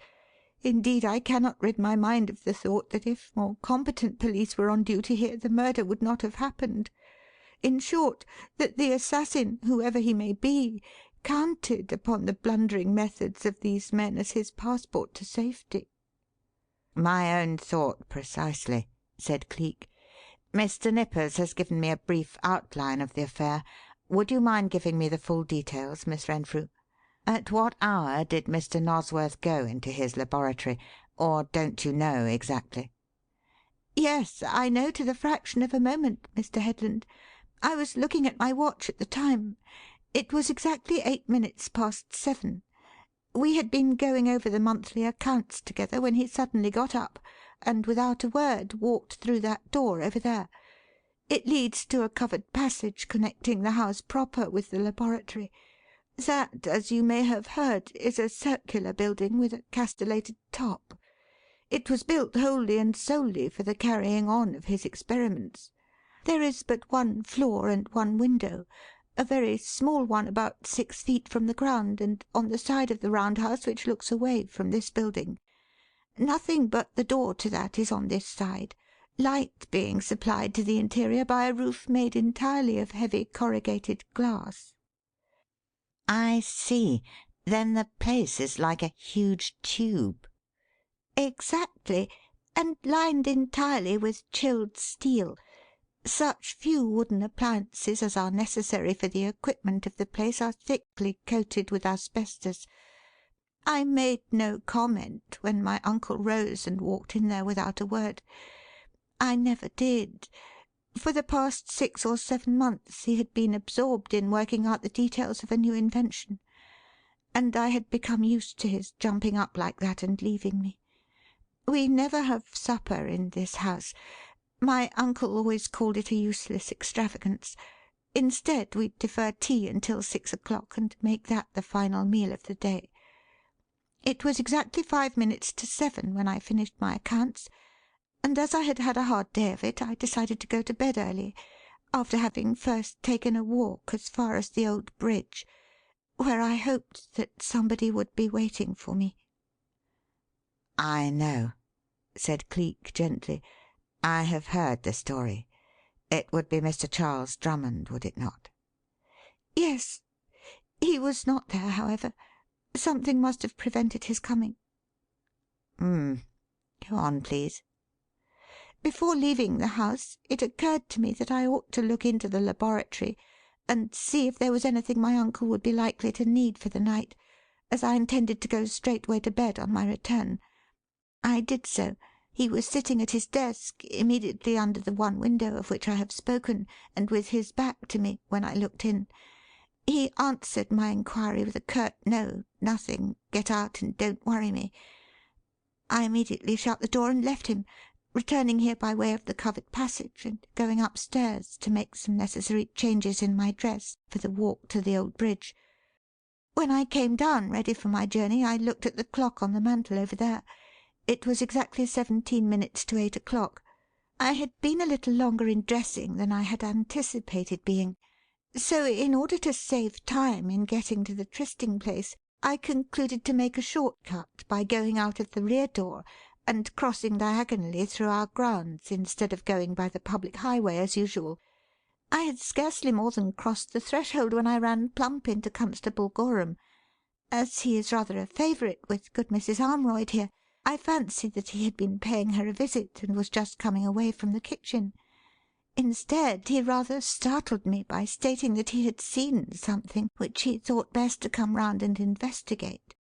In short, that as he was patrolling the highway, he had seen a man vault over the wall of our grounds, and, bending down, dart out of sight like a hare. He was almost positive that that man was Sir Ralph Droger. Of course, that frightened me almost out of my wits. Why? There was bad blood between my uncle and Sir Ralph Droger, bitter bad blood. As you perhaps know, my uncle held this ground on a life lease from the Droger estate. That is to say, so long as he lived or refused to vacate that lease, no Droger could oust him, nor yet lift one spadeful of earth from the property. Does Sir Ralph desire to do either? He desires to do both. Borings secretly made have manifested the fact that both Barnsley thick coal and iron ore underlie the place. Sir Ralph wishes to tear down the round house and this building, and to begin mining operations. My uncle, who has been offered the full value of every stick and stone, has always obstinately refused to budge 1 inch, or to lessen the lease by 1/2 hour. It is for the term of my life, he has always said, and for the term of my life I'll hold it." "Oh, ho!" said Cleek, and then puckered up his lips as if about to whistle. "Under such circumstances," went on Miss Renfrew, "it was only natural that I should be horribly frightened, and only too willing to act upon the constable's suggestion that we at once look into the round house and see if everything was right with my uncle." "Why should the constable suggest that?" "Everybody in the neighbourhood knows of the bitter ill-feeling existing between the two men, so of course it was only natural." Yes, just so. Did you act on Constable Gorham's suggestion, then?" "Yes, I led the way in here, and then up the covered passage to the laboratory, and opened the door. My uncle was sitting exactly as he had been when I looked in before, his back to me and his face to the window, but although he did not turn, it was evident that he was annoyed by my disturbing him, for he growled angrily, 'What the devil are you coming in here and disturbing me like this for, Jane? Get out and leave me alone.'" Said Cleek, drawing down his brows and pinching his chin. "Any mirrors in the round house?" "Mirrors? No, certainly not, Mr. Headland. Why?" "Nothing. Only that I was wondering if, as you say, he never turned and you never spoke, how in the world he knew that it really was you, that's all." "Oh, I see what you mean," said Miss Renfrew, knotting up her brows. "It does seem a little peculiar when one looks at it in that way. I never thought of it before. Neither can I explain it, Mr. Headland, any more than to say that I suppose he took it for granted, and as it happened he was right. Besides, as you will remember, I had intruded upon him only a short time before." "Quite so," said Cleek. "That's what makes it appear stranger than ever. Under the circumstances one might have expected him to say not 'What are you coming in here for?' but 'What are you coming in for again?' Still, of course, there's no accounting for little lapses like that. Go on, please. What next?" Why, of course, I immediately explained what Constable Gorham had said, and why I had looked in, to which he replied, "The man's an ass. Get out." Upon which I closed the door, and the constable and I went away at once." "Constable there with you during it all, then?" "Yes, certainly. In the covered passage just behind me. He saw and heard everything, though, of course, neither of us actually entered the laboratory itself. There was really no necessity when we knew that my uncle was safe and sound, you see." "Quite so," agreed Cleek. "So you shut the door and went away. And then what?" Constable Gorham went back to his beat, and I flew as fast as I could to meet Mr. Drummond. It is only a short way to the old bridge at best, and by taking that short cut through the grounds I was there in less than 10 minutes, and by 8:30 I was back here in a greater state of terror than before." "And why? Were you so much alarmed that Mr. Drummond did not keep the appointment?" "No, that did not worry me at all. He is often unable to keep his appointments with me. He is filling the post of private secretary to a large company promoter, and his time is not his own. What terrified me was that, after waiting a few minutes for him, I heard somebody running along the road, and a few moments later Sir Ralph Droger flew by me as if he were being pursued. Under ordinary circumstances I should have thought that he was getting into training for the autumn sports. He is, you may know, very keen on athletics, and holds the County Club's cup for running and jumping. But when I remembered what Constable Gorham had said, and saw that Sir Ralph was coming from the direction of this house, all my wits flew. I got into a sort of panic and almost collapsed with fright." "And all because the man was coming from the direction of this house?" "Not that alone," she answered with a shudder. I have said that I should, under ordinary circumstances, have thought he was merely training for the autumn sports. For, you see, he was in a running costume of white cotton stuff, and his legs were bare from the knee down. But as he shot past me in the moonlight, I caught sight of something like a huge splash of blood on his clothes, and coupling that with the rest, I nearly went out of my senses. It wasn't until long afterward I recollected that the badge of the County Club is the winged foot of Mercury wrought in brilliant scarlet embroidery. To me, just then, that thing of red was blood, my uncle's blood, and I ran and ran and ran until I got back here to the house and flew up the covered passage and burst into the round house. He was sitting there still, just as he had been sitting before, but he didn't call out to me this time. He didn't reprove me for disturbing him, didn't make one single movement, utter one single sound. And when I went to him, I knew why.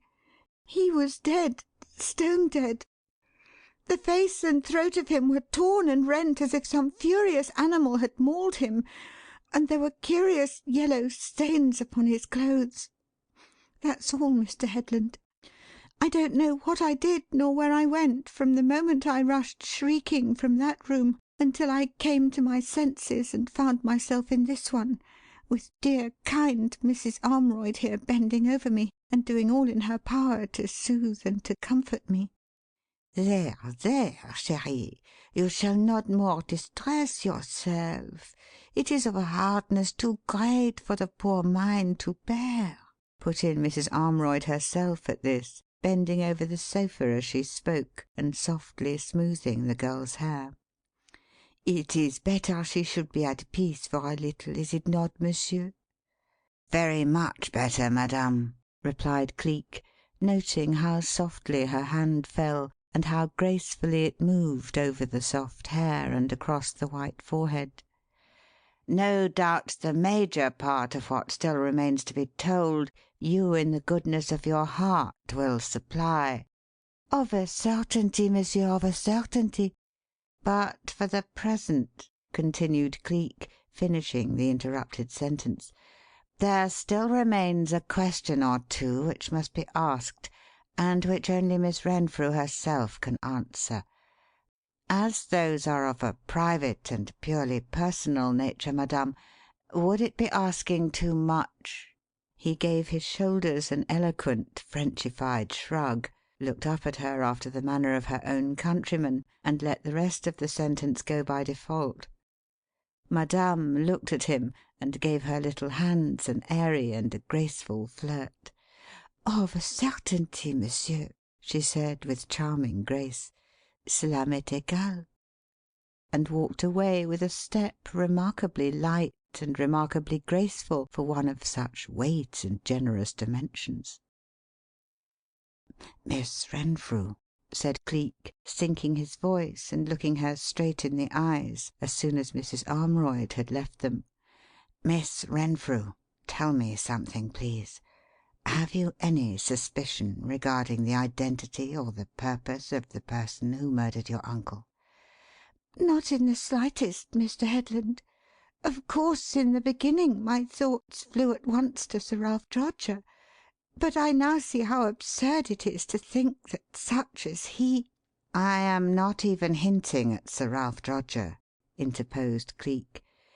"Two other people in the world have a motive quite as strong as any that might be assigned to him. You, of course, feel every confidence in the honour and integrity of Mr. Charles Drummond." "Mr. Headland!" "Gently, gently, please. I merely wish to know if in your heart you had any secret doubt, and your flaring up like that has answered me. You see, one has to remember that the late Mr. Nosworth is said to have made a will in your favour. The statement is correct, is it not?" "To the best of my belief, yes." "Filed it with his solicitors, did he?" "That I can't say. I think not, however. He was always sufficient unto himself, and had a rooted objection to trusting anything of value to the care of any man living. Even his most important documents, plans and formulas of his various inventions, even the very lease of this property, have always been kept in the desk in the laboratory." Said Cleek, and pinched his chin hard. Then, after a moment, "One last question," he went on suddenly. "What do you know, Miss Renfrew, of the recent movements of Mr. Harry Nosworth, the son who was kicked out?" "Nothing. Absolutely nothing," she answered with a look of something akin to horror. "I know what you are thinking of, but although he is as bad as man can be, it is abominable to suppose that he would lift his hand against his own father." Yes, of course. But still it has been known to happen. And, as you say, he was a bad lot. I ran foul of the young gentleman once when no matter, it doesn't signify. So you don't know anything about him, eh?" "Nothing, thank God. The last I did hear he had gone on the stage and taken up with some horrible creature, and the pair of them were subsequently sent to prison for enticing people to dreadful places and then drugging and robbing them. But even that I heard from an outside source, for my uncle never so much as mentioned him. No, I know nothing of him, nothing at all. In fact, I've never seen him since he was a boy. He never lived here, you know, and until I came here I knew next to nothing of my uncle himself. We were poor and lived in a quite different town, my mother and I. Uncle Septimus never came to see us while my mother lived. He came for the first time when she was dead and his son had gone away, and I was so poor and so friendless I was glad to accept the home he offered. No, Mr. Headland, I know nothing of Harry Nosworth. I hope, for his own sake, he is dead." Cleek made no reply. He sat for a minute pinching his chin and staring at the carpet. Then he got up suddenly and faced round in the direction of the little group at the far end of the room. "That's all for the present," he said. "Mr. Narkom, Mr. Nippers, get a light of some sort, please, and let's go out and have a look at those footprints." End of section 11.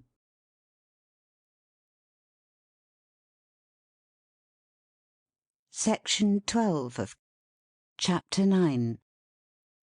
The suggestion was acted upon immediately, even Mrs. Armroyd joining in the descent upon the portable lamps and filing out with the rest into the gloom and loneliness of the grounds. And Miss Renfrew, finding that she was likely to be left alone in this house of horrors, rose quickly and hurried out with them.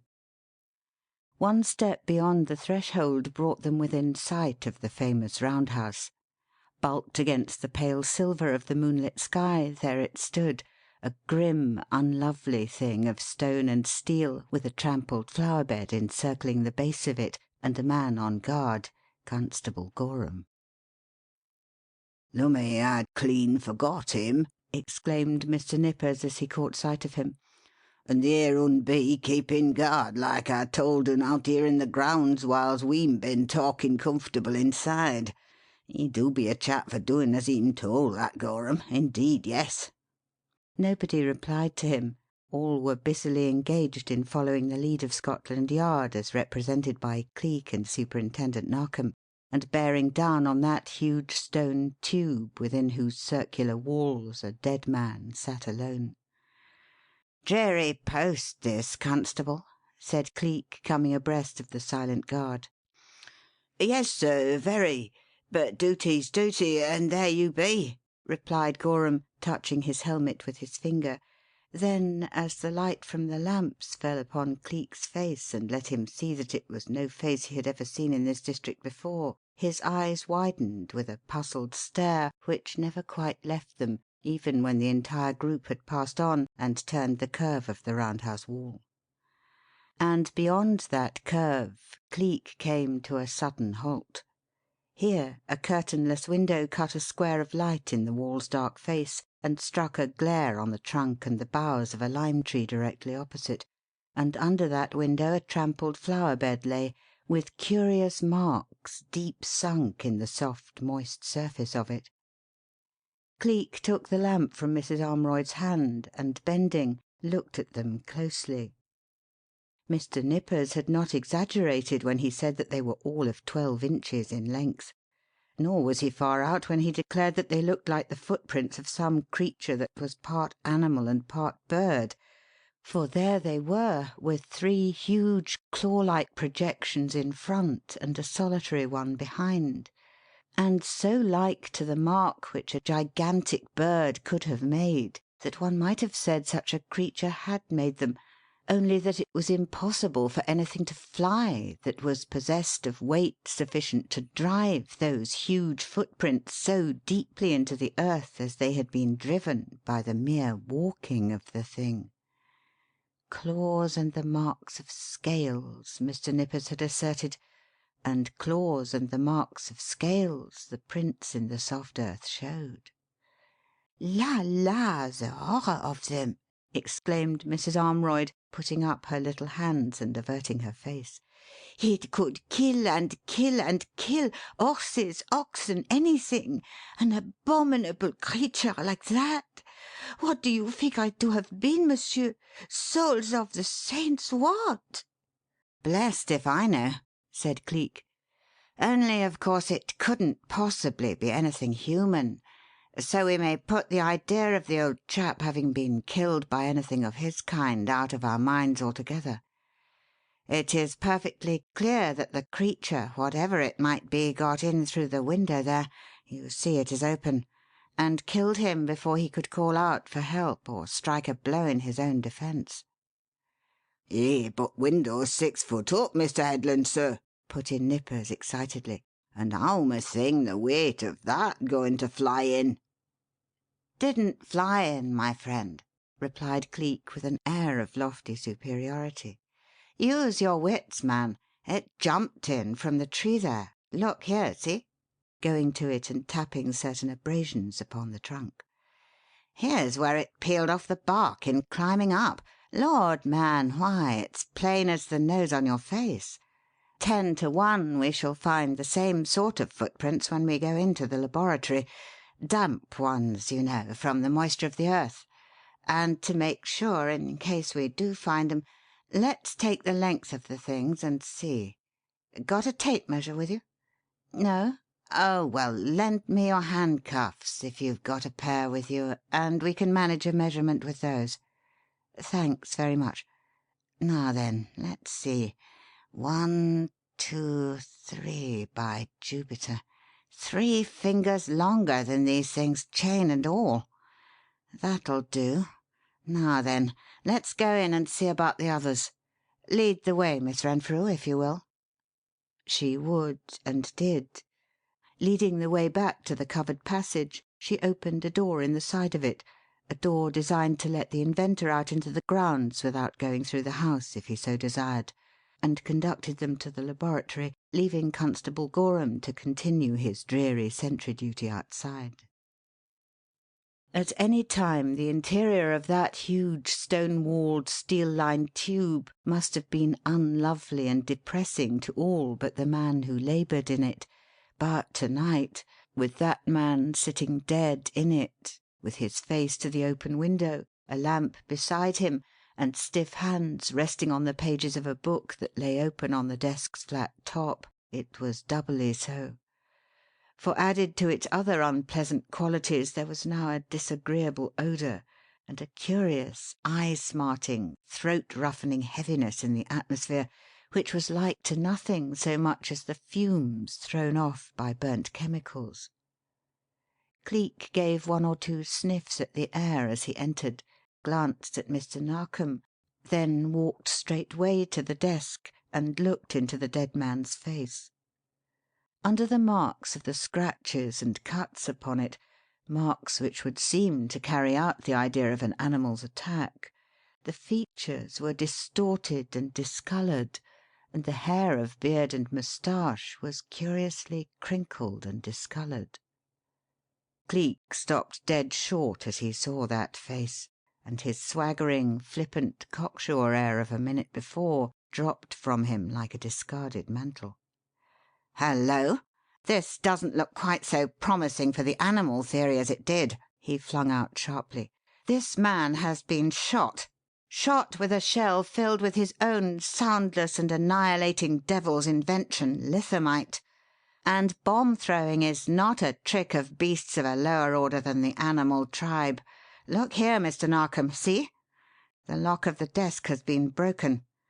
Shut the door there, Nippers. Let nobody leave the room.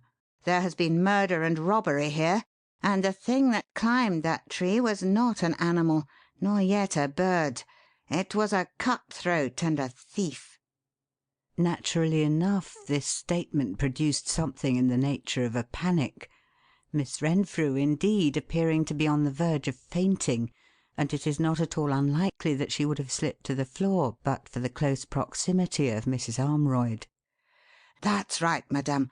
Get a chair, put her into it. She will need all her strength presently, I promise you. Wait a bit. Better have a doctor, I fancy. And an inquiry into the whereabouts of Mr. Charles Drummond. Mr. Narkom, cut out, will you, and wire this message to that young man's employer?" Pens and papers were on the dead man's desk. Cleek bent over, scratched off some hurried lines, and passed them to the superintendent. "Sharp's the word, please. We've got ugly business on hand, and we must know about that Drummond chap without delay. Miss Renfrew has not been telling the truth to-night. Look at this man. Rigor mortis pronounced. Feel him. Muscles like iron, flesh like ice. She says that he spoke to her at 7:45 o'clock. I tell you that at 7:45 this man had been dead upward of an hour." Good God! exclaimed Mr. Narkom, but his cry was cut into by a wilder one from Miss Renfrew. "Oh, no! Oh, no!" she protested, starting up from her seat, only to drop back into it, strengthless, shaking, ghastly pale. "It could not be! It could not! I have told the truth, nothing but the truth. He did speak to me at 7:45. He did! He did! Constable Gorham was there. He heard him. He will tell you the same." "Yes, yes, I know you said so, but will he? He looks a sturdy, straight-going, honest sort of chap who couldn't be coaxed or bribed into backing up a lie. So send him in as you go out, Mr. Narkom. We'll see what he has to say." What he had to say when he came in a few moments later was what Miss Renfrew had declared, an exact corroboration of her statement.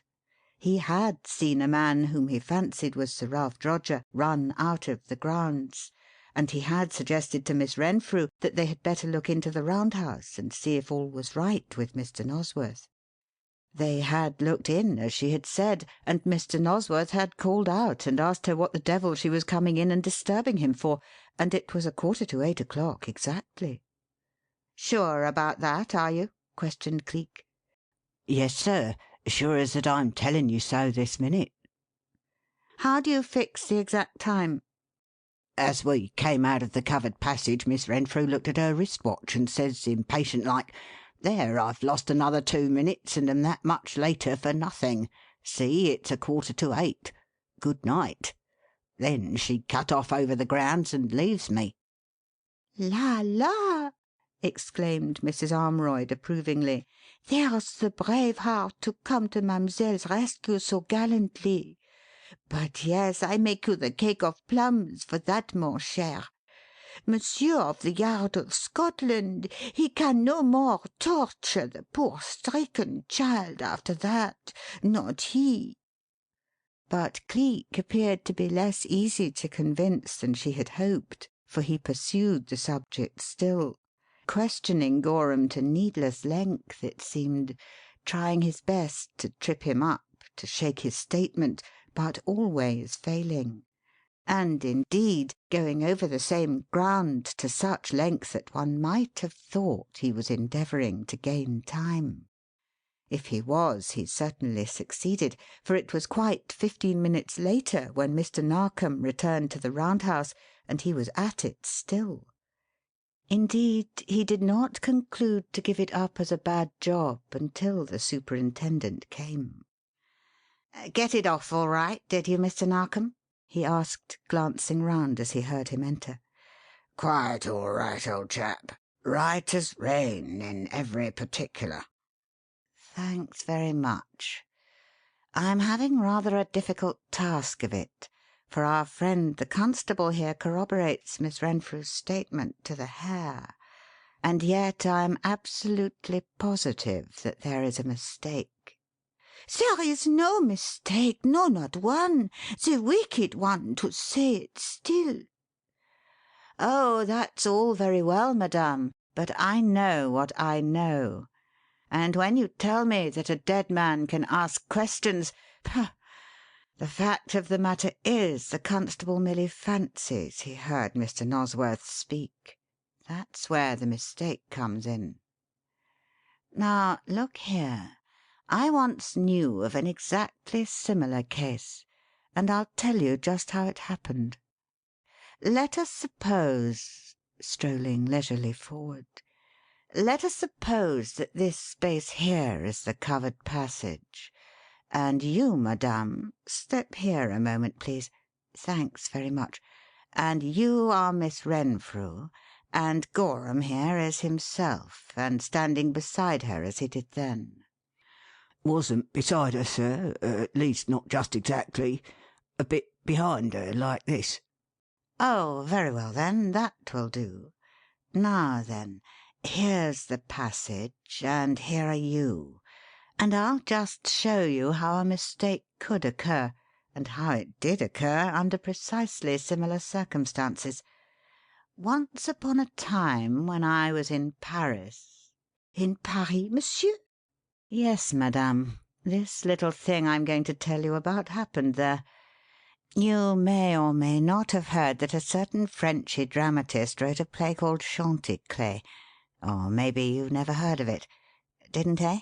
Well, it's a play where all the characters are barnyard creatures, dogs, poultry, birds, and the like, and the odd fancy of men and women dressing up like fowls took such a hold on the public that before long there were Chanticler dances and Chanticler parties in all the houses, and Chanticler turns on at all the music halls, until wherever one went for an evening's amusement one was pretty sure to see somebody or other dressed up like a cock or a hen and running the thing to death.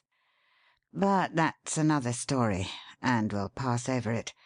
Now, it just so happened that one night, when the craze for the thing was dying out and barnyard dresses could be bought for a song, I strolled into a little fourth-rate café at Montmartre, and there saw the only Chanticleer dancer that I ever thought was worth a sou. She was a pretty, dainty little thing, light as a feather and graceful as a fairy. Alone, I think she might have made her mark, but she was one of what in music-halldom they call a team. Her partner was a man, bad dancer, an indifferent singer, but a really passable ventriloquist. A ventriloquist, Monsieur Cleek, madame. Name's Cleek, if you don't mind." Cleek? Oh, lummy!" blurted out Mr. Nippers, but neither madame nor Constable Gorham said anything. They merely swung round and made a sudden bolt, and Cleek, making a bolt too, pounced down on them like a leaping cat, and the sharp click, click of the handcuffs he had borrowed from Mr. Nippers told just when he linked their two wrists together. "Game's up, Madame Fifine, otherwise Madame Nosworth, the worthless wife of a worthless husband," he rapped out sharply. "Game's up, Mr. Henry Nosworth, bandit, pickpocket, and murderer. There's a hot corner in hell waiting for the brute beast that could kill his own father, and would, for the simple sake of money. Get at him quick, Mr. Narkom. He's got one free hand. Nip the paper out of his pocket before the brute destroys it. Played, sir, played. Buck up, Miss Renfrew. Buck up, little girl. You'll get your boy, and you'll get Mr. Septimus Nosworth's promised fortune, after all. God's in his heaven, and all's right with the world." End of section 12.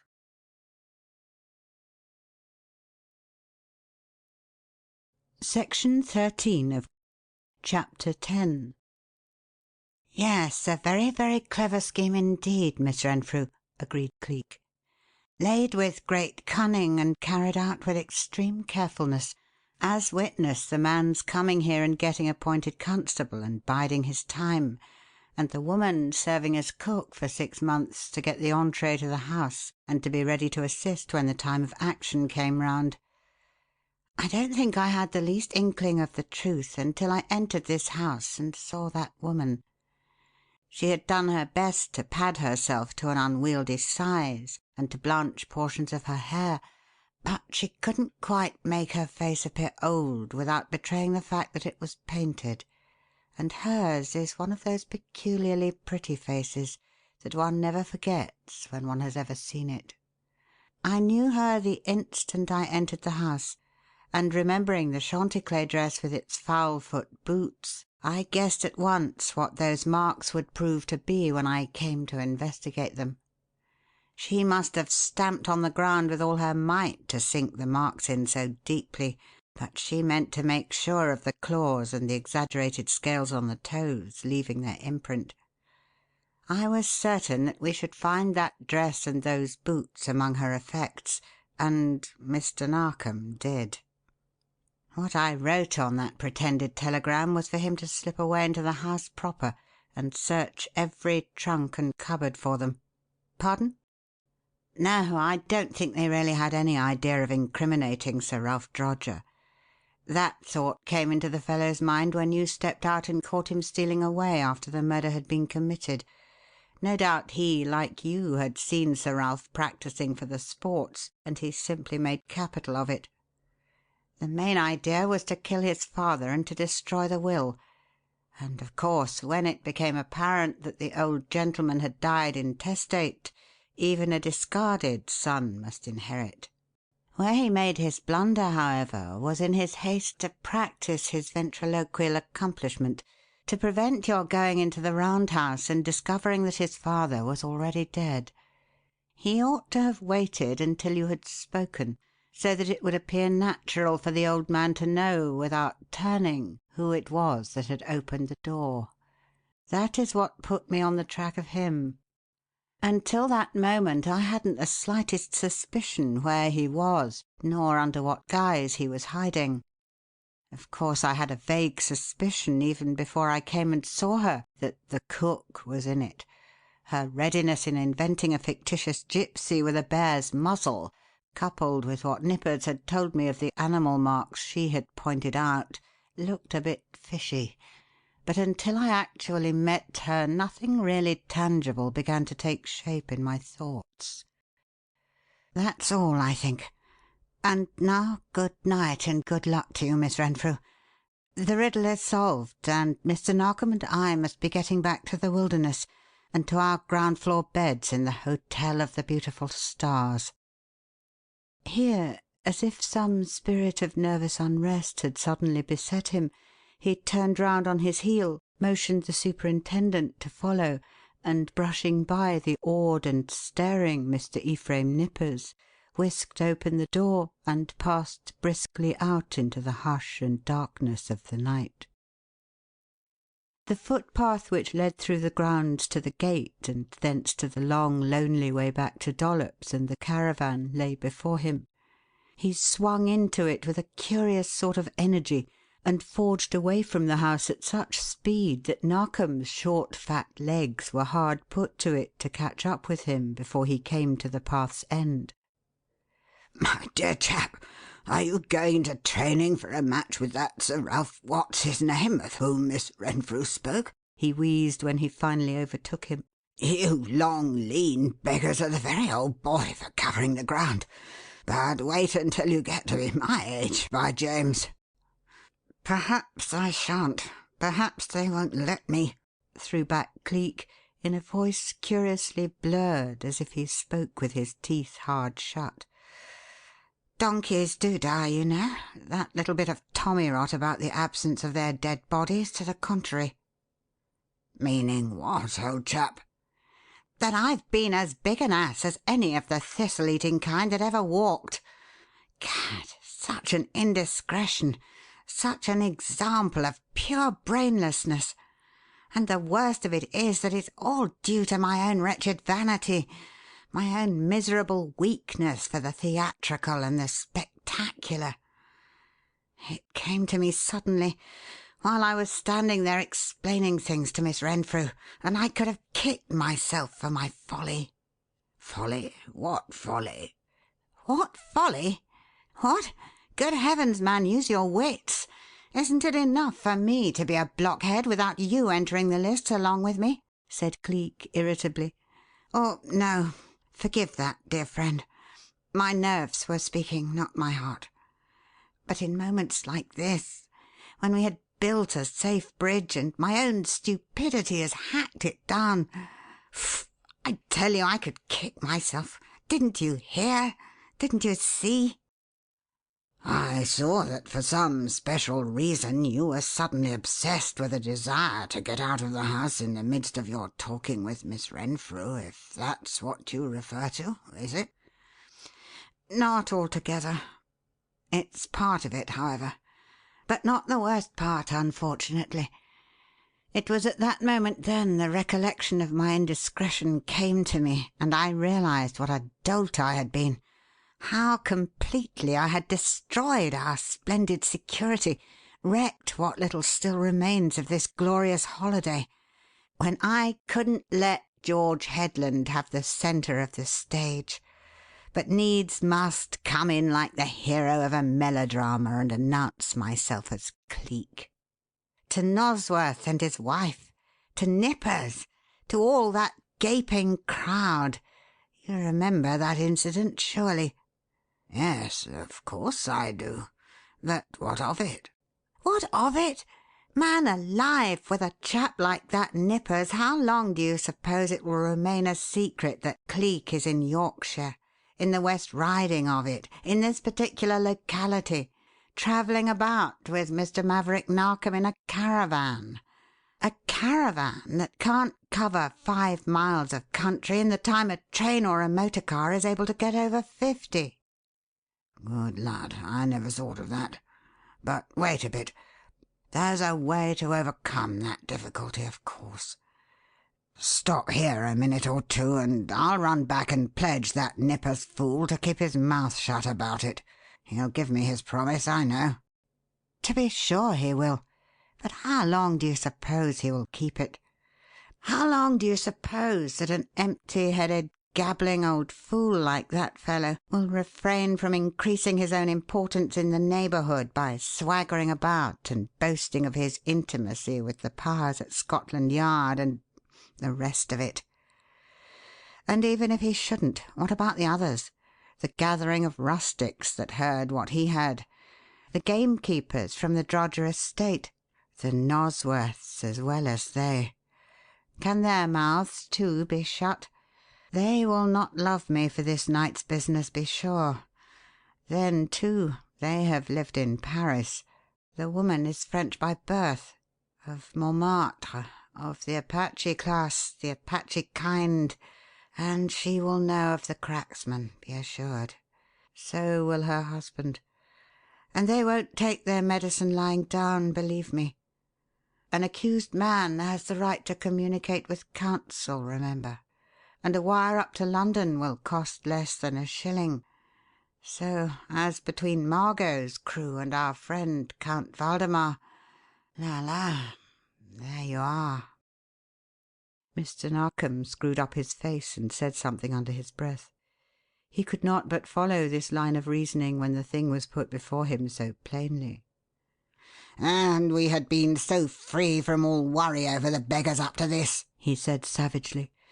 "But to get a hint, to pick up the scent out here in a wild bit of country like this, cinnamon, it makes me sweat. What do you propose to do?" "The only thing that's left us to do," gave back Cleek. "Get out of it as quickly as possible and draw a red herring over the scent. In other words, put back to Dollops, abandon the caravan, make our way to some place where it is possible to telephone for the chap we hired it from to send out and get it, then to make tracks for home." "Yes, but why bother about telephoning, old chap? Why can't we drop in ourselves and tell the man when we get back to Sheffield on our way to London?" "Because we're not going back to Sheffield, my friend.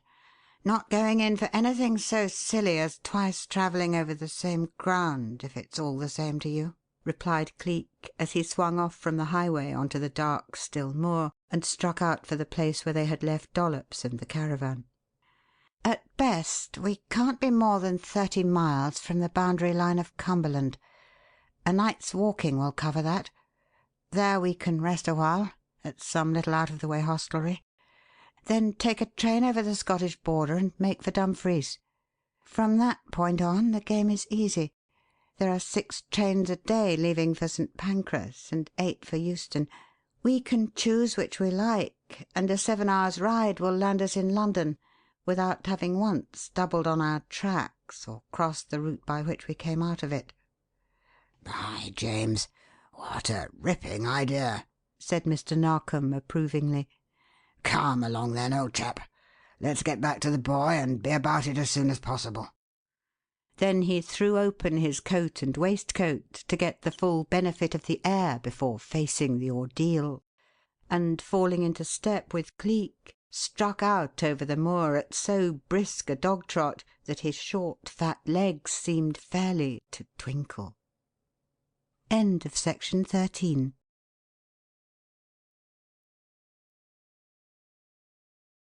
Section 14 of Chapter 11. By the side of the little chattering stream that flowed through the bit of woodland where Mr. Nippers and his associates had come upon them, they found Dollops, with his legs drawn up, his arms folded across his knees and his forehead resting upon them, sleeping serenely over the embers of a burnt-out fire. He was still making music, but of a kind which needed no assistance from a mouth harmonica to produce it. They awoke him and told him of the sudden change in the programme and of the need for haste in carrying it out. "Oh, so help me! Them Apaches, eh? And that foreign josser Count What's-his-name, too?" said he, rubbing his eyes and blinking sleepily. "Right you are, Governor. Gimme 2 seconds to get the cobwebs out of me thinking box, and I'm ready to face marching orders as soon as you like. My hat, though, but this is a startler. I can understand what them Apache Johnnies has got against you, sir, of course. But what that Mauravanian biscuit is getting after you for beats me. What did you ever do to the blighter, Governor? Trip him up in some little bit of crooked business, sir, and did him down, as the Americans say?" "Something like that," returned Cleek. "Don't waste time in talking. Simply get together such things as we shall need, and let us be off about our business as soon as possible." Dollops obeyed instructions upon both points, obeyed them indeed with such alacrity that he shut up like an oyster forthwith, dived into the caravan and bounced out again, and within 5 minutes of the time he had been told of the necessity for starting, had started, and was forging away with the others over the dark, still moor, and facing cheerily the prospect of a 30-mile walk to Cumberlandshire. All through the night they pressed onward thus, the 2 men walking shoulder to shoulder and the boy at their heels, over vast stretches of moorland where bracken and grass hung heavy and glittering under their weight of dew, down the craggy sides of steep gullies where the spring freshets had quickened mere trickles into noisy water splashes that spewed over the rocks to fall into chuckling, froth-filled pools below, along twisting paths, through the dark, still woodland stretches, and thence out upon the wild, wet moor again, with the wind in their faces and the sky all a-prickle with steadily dimming stars. And by the mist-wrapped moon dropped down out of sight. The worn-out night dwindled and died, and steadily brightening glory went blushing up the east to flower the pathway for the footfalls of the morning. But as yet the farthermost outposts of Cumberland were miles beyond the range of vision, so that the long tramp was by no means ended, and feeling the necessity for covering as much ground as possible while the world at large was still in what Dollops was wont to allude to as the arms of Murphy's house, the little party continued to press onward persistently. By 4 o'clock they were again off the moors and in the depths of craggy gorges. By 5 they were on the borders of a deep, still tarn, and had called a halt to light a fire and get things out of the bag which Dollops carried, things to eat and to drink and to wear, and were enjoying a plunge in the ice-cold water the while the coffee was boiling. And by 6, gorged with food and soothed by tobacco, they were lying sprawled out on the fragrant earth and blinking drowsily while their boots were drying before the fire. And after that there was a long hiatus until Cleek's voice rapped out, saying sharply, "Well, I'll be dashed! Rouse up there, you lazy beggars! Do you know that it's 12:30 and we've been sleeping for hours?" They knew it then, be assured, and were up on their way again with as little delay as possible. Rested and refreshed, they made such good time that 2 o'clock found them in the Morecambe Abbey district just over the borders of Cumberland, and, with appetites sharpened for luncheon, bearing down on a quaint little hostelry whose signboard announced it as the Rose and Thistle. "Well, there's hospitality, if you like," said Cleek, as, at their approach, A cheery-faced landlady bobbed up at an open window, and, seeing them, bobbed away again and ran round to welcome them with smiles and curtsies delivered from the arch of a vine-bowered door.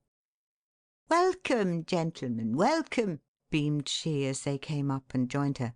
"But however in the world did you manage to get over here so soon? The train not being due at Shepperton Old Cross until 1:25, and that a good 1.25 miles away as the crow flies. However, better too early than too late, Major Norcross and Lady Mary being already here and most anxious to meet you."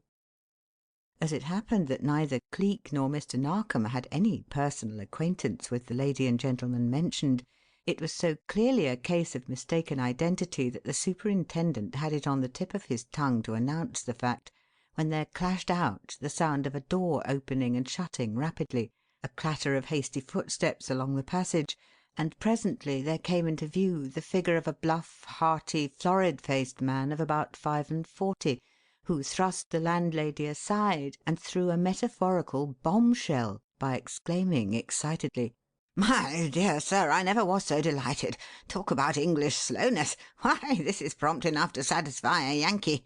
I never dispatched my letter to you until late yesterday afternoon, Mr. Narkom. And, by the way, which is Mr. Narkom, and which that amazing Mr. Cleek?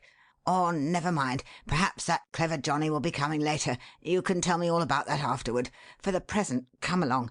Let's not keep Lady Mary waiting. She's anxious. This way, please."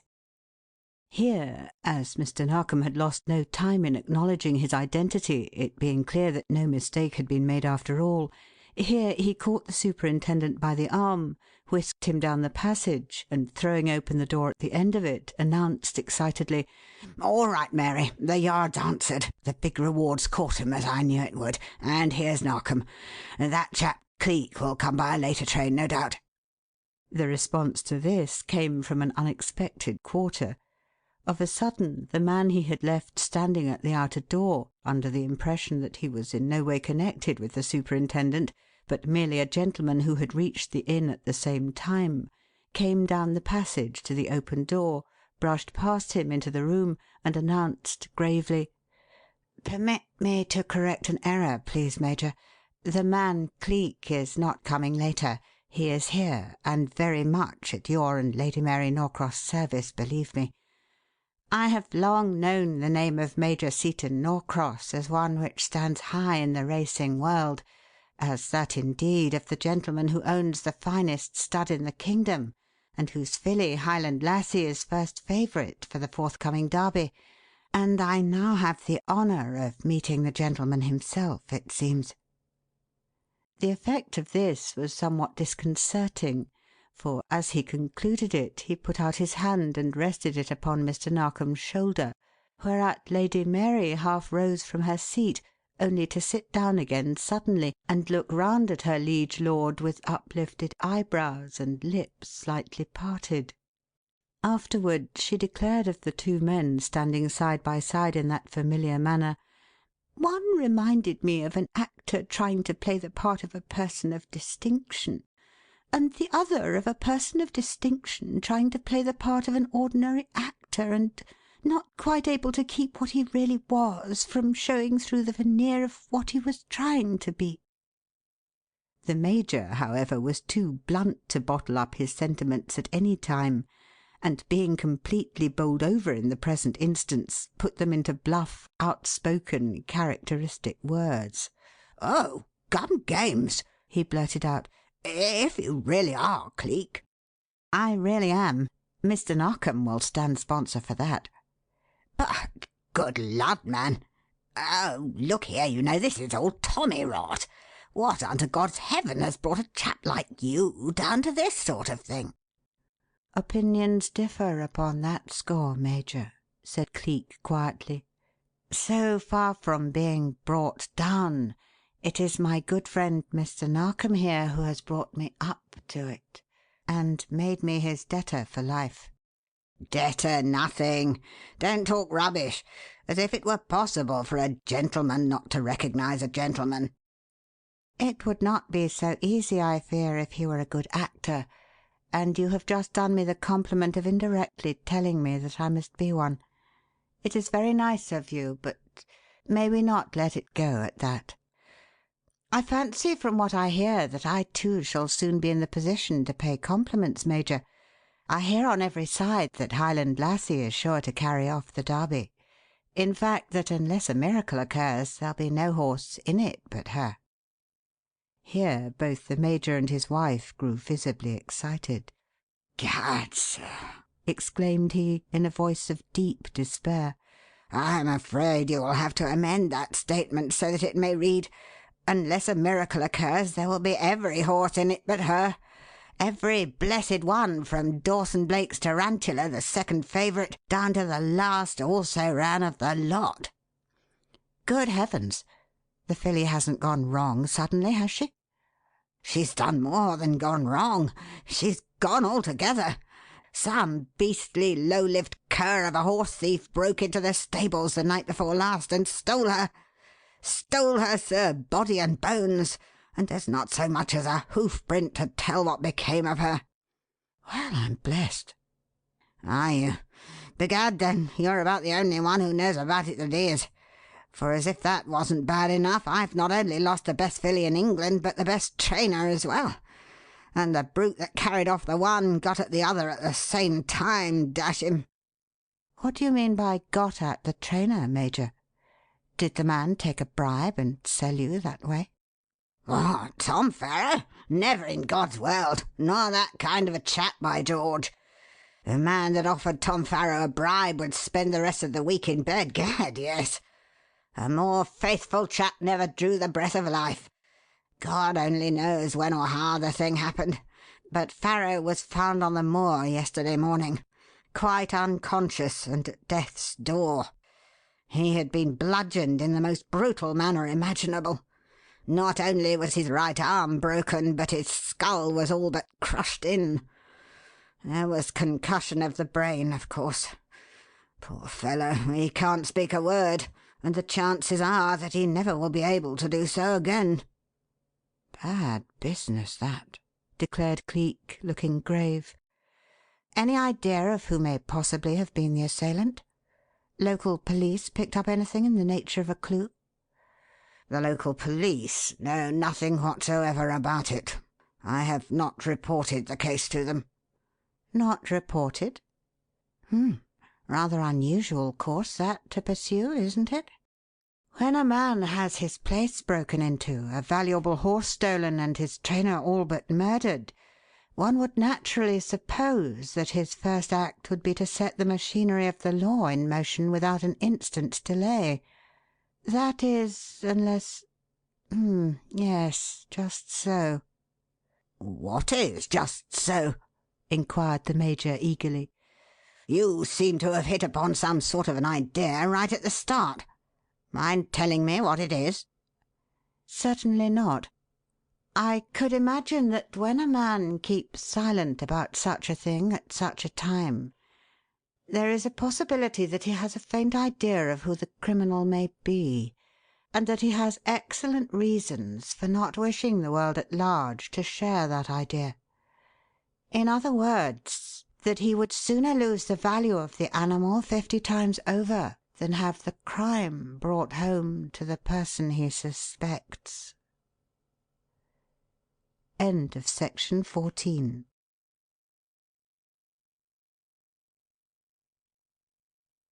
Section 15 of Chapter 12.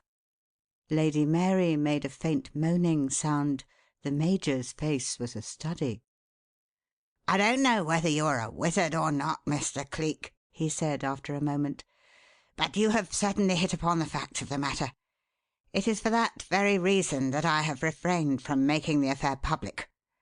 It is bad enough that Lady Mary and I should have our suspicions regarding the identity of the person implicated without letting others share them.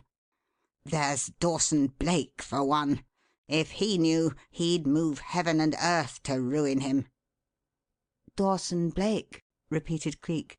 "Pardon, but will that be the particular Sir Gregory Dawson Blake, the millionaire brewer who achieved a knighthood in the last honours list, and whose horse Tarantula is second favourite for the coming Derby?" "Yes, the very man. He is almost what you might call a neighbour of ours, Mr. Cleek. His place, Castle Claverdale, is just over the border line of Northumberland, and about 5 miles distant from Morcan Abbey. His stables are, if anything, superior to my own, and we both use the intervening moorland as a training ground. Also, it was Dawson Blake's daughter that Lieutenant Chadwick played fast and loose with. Jilted her, you know, threw her over at the 11th hour, and married a chorus girl who had nothing to bless herself with but a pretty face and a long line of lodging-house ancestry. Not that Miss Dawson Blake lost anything by getting rid of such a man before she committed the folly of tying herself to him for life, but her father never forgave Lieutenant Chadwick and would spend $1 million for the satisfaction of putting him behind bars." "I see. And this Lieutenant Chadwick is whom, may I ask?" "The only son of my elder and only sister, Mr. Cleek," supplied Lady Mary with a faint blush. "She committed the folly of marrying her music master when I was but a little girl, and my father died without ever looking at her again. Subsequently her husband deserted her and went, she never learnt where, to the day of her death. While she lived, however, both my brother, Lord Chevelmere, and I saw that she never wanted for anything. We also supplied the means to put her son through Sandhurst after we had put him through college, and hoped that he would repay us by achieving honour and distinction. It was a vain hope. He achieved nothing but disgrace. Shortly after his deplorable marriage with the theatrical person for whom he threw over Miss Dawson-Blake, and who in turn threw him over when she discovered what a useless encumbrance he was, he was cashiered from the army, and has ever since been a hanger-on at race meetings, the consort of touts, billiard-markers, card-sharpers, and people of that sort. I had not seen him for 6 years, when he turned up suddenly in this neighbourhood 3 days ago, and endeavoured to scrape acquaintance with one of the Abbey grooms." "And under an assumed name, Mr. Cleek," supplemented the Major somewhat excitedly.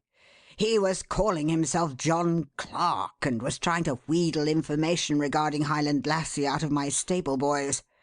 Fortunately, Lady Mary caught sight of him without being seen, and at once gave orders that he was to be turned off the premises, and never allowed to come near them again. He was known, however, to be in this neighbourhood up to dusk on the following evening, but he has never been seen since Highland Lassie disappeared. You know now, perhaps, why I have elected to conduct everything connected with this affair with the utmost secrecy. Little as we desire to be in any way associated with such a man, we cannot but remember that he is connected with us by ties of blood, and unless Farrow dies of his injuries, which God forbid, we will hush the thing up, cost what it may. All that I want is to get the animal back, not to punish the man, if indeed he be the guilty party, for there is really no actual proof of that. But if Dawson-Blake knew, it would be different. He would move heaven and earth to get the convict's broad arrow on him, and to bring disgrace upon everybody connected with the man." I see," said Cleek, puckering up his brows and thoughtfully stroking his chin. "So that naturally there is, with this added to the rivalry of the two horses, no very good blood existing between Sir Gregory Dawson-Blake and yourself." "No, there is not. If, apart from these things, Mr. Cleek, you want my private opinion of the man, it can be summed up in the word bounder. There is not one instinct of the gentleman about him. He is simply a vulgar, money-gilded, low-minded cad, and I wouldn't put it beyond him to be mixed up in this disappearance of the filly himself, but that I know Chadwick was about the place, and for there to be anything between Chadwick and him is as impossible as it is for the two poles to come together, or for oil to assimilate with water. That is the one thing in this world that Dawson-Blake would not do under any circumstances whatsoever. Beyond that, I put nothing beneath the man. Nothing too despicable for him to attempt in the effort to gain his own end and aim. He races not for the sport of the thing, but for the publicity, the glory of getting talked about and of making the vulgar stir. He wants the blue ribbon of the turf for the simple fame of the thing, and he'd buy it if buying it were possible, and either bribes or trickery could carry off the race." That's a sweeping assertion, Major." "But made upon a basis of absolute fact, Mr. Cleek. He has twice endeavoured to buy Farrow to desert me by an offer of double wages and a pension, and failing that, only last week he offered my jockey £10,000 cash on the nail to slip over to France on the night before Derby Day, and promised him a further 5,000 if Tarantula carried off the race." "Oh ho!" said Cleek in two different tones, and with a look of supremest contempt. "So our Tin Plate Knight is that sort of a sportsman, is he, the cad? And having failed to get hold of the rider yes, it is possible, perhaps. Chadwick's turning up at such a time might be a mere coincidence, a mere tout's trick to get inside information beforehand, or well, you never can tell. Suppose, Major, you give me the facts from the beginning. When was the animal's loss discovered, and how? Let me have the full particulars, please." The Major sighed and dropped heavily into a chair.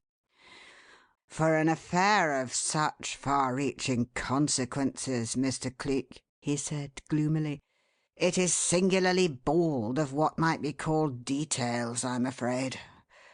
And beyond what I have already told you, there is really very little more to tell. When or how the deed was committed, it is impossible to decide beyond the indefinite statement that it happened the night before last, at some time after 9:30 in the evening, when the stable boy Dewlish, before going home, carried a pail of water at Farrow's request into the building where Highland Lassie's stall is located, and 5 o'clock the next morning, when Captain MacTavish strolled into the stables and found the mare missing." "A moment, please. Who is Captain MacTavish? And why should the gentleman be strolling about the Abbey stable yard at 5 o'clock in the morning?" Both questions can be answered in a few words. Captain MacTavish is a friend who is stopping with us.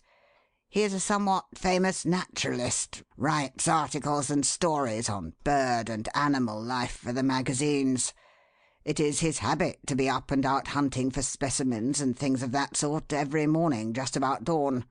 At 5 he always crosses the stable yard on his way to the dairy, where he goes for a glass of fresh milk before breakfast." "I see. Captain a young man or an old one?"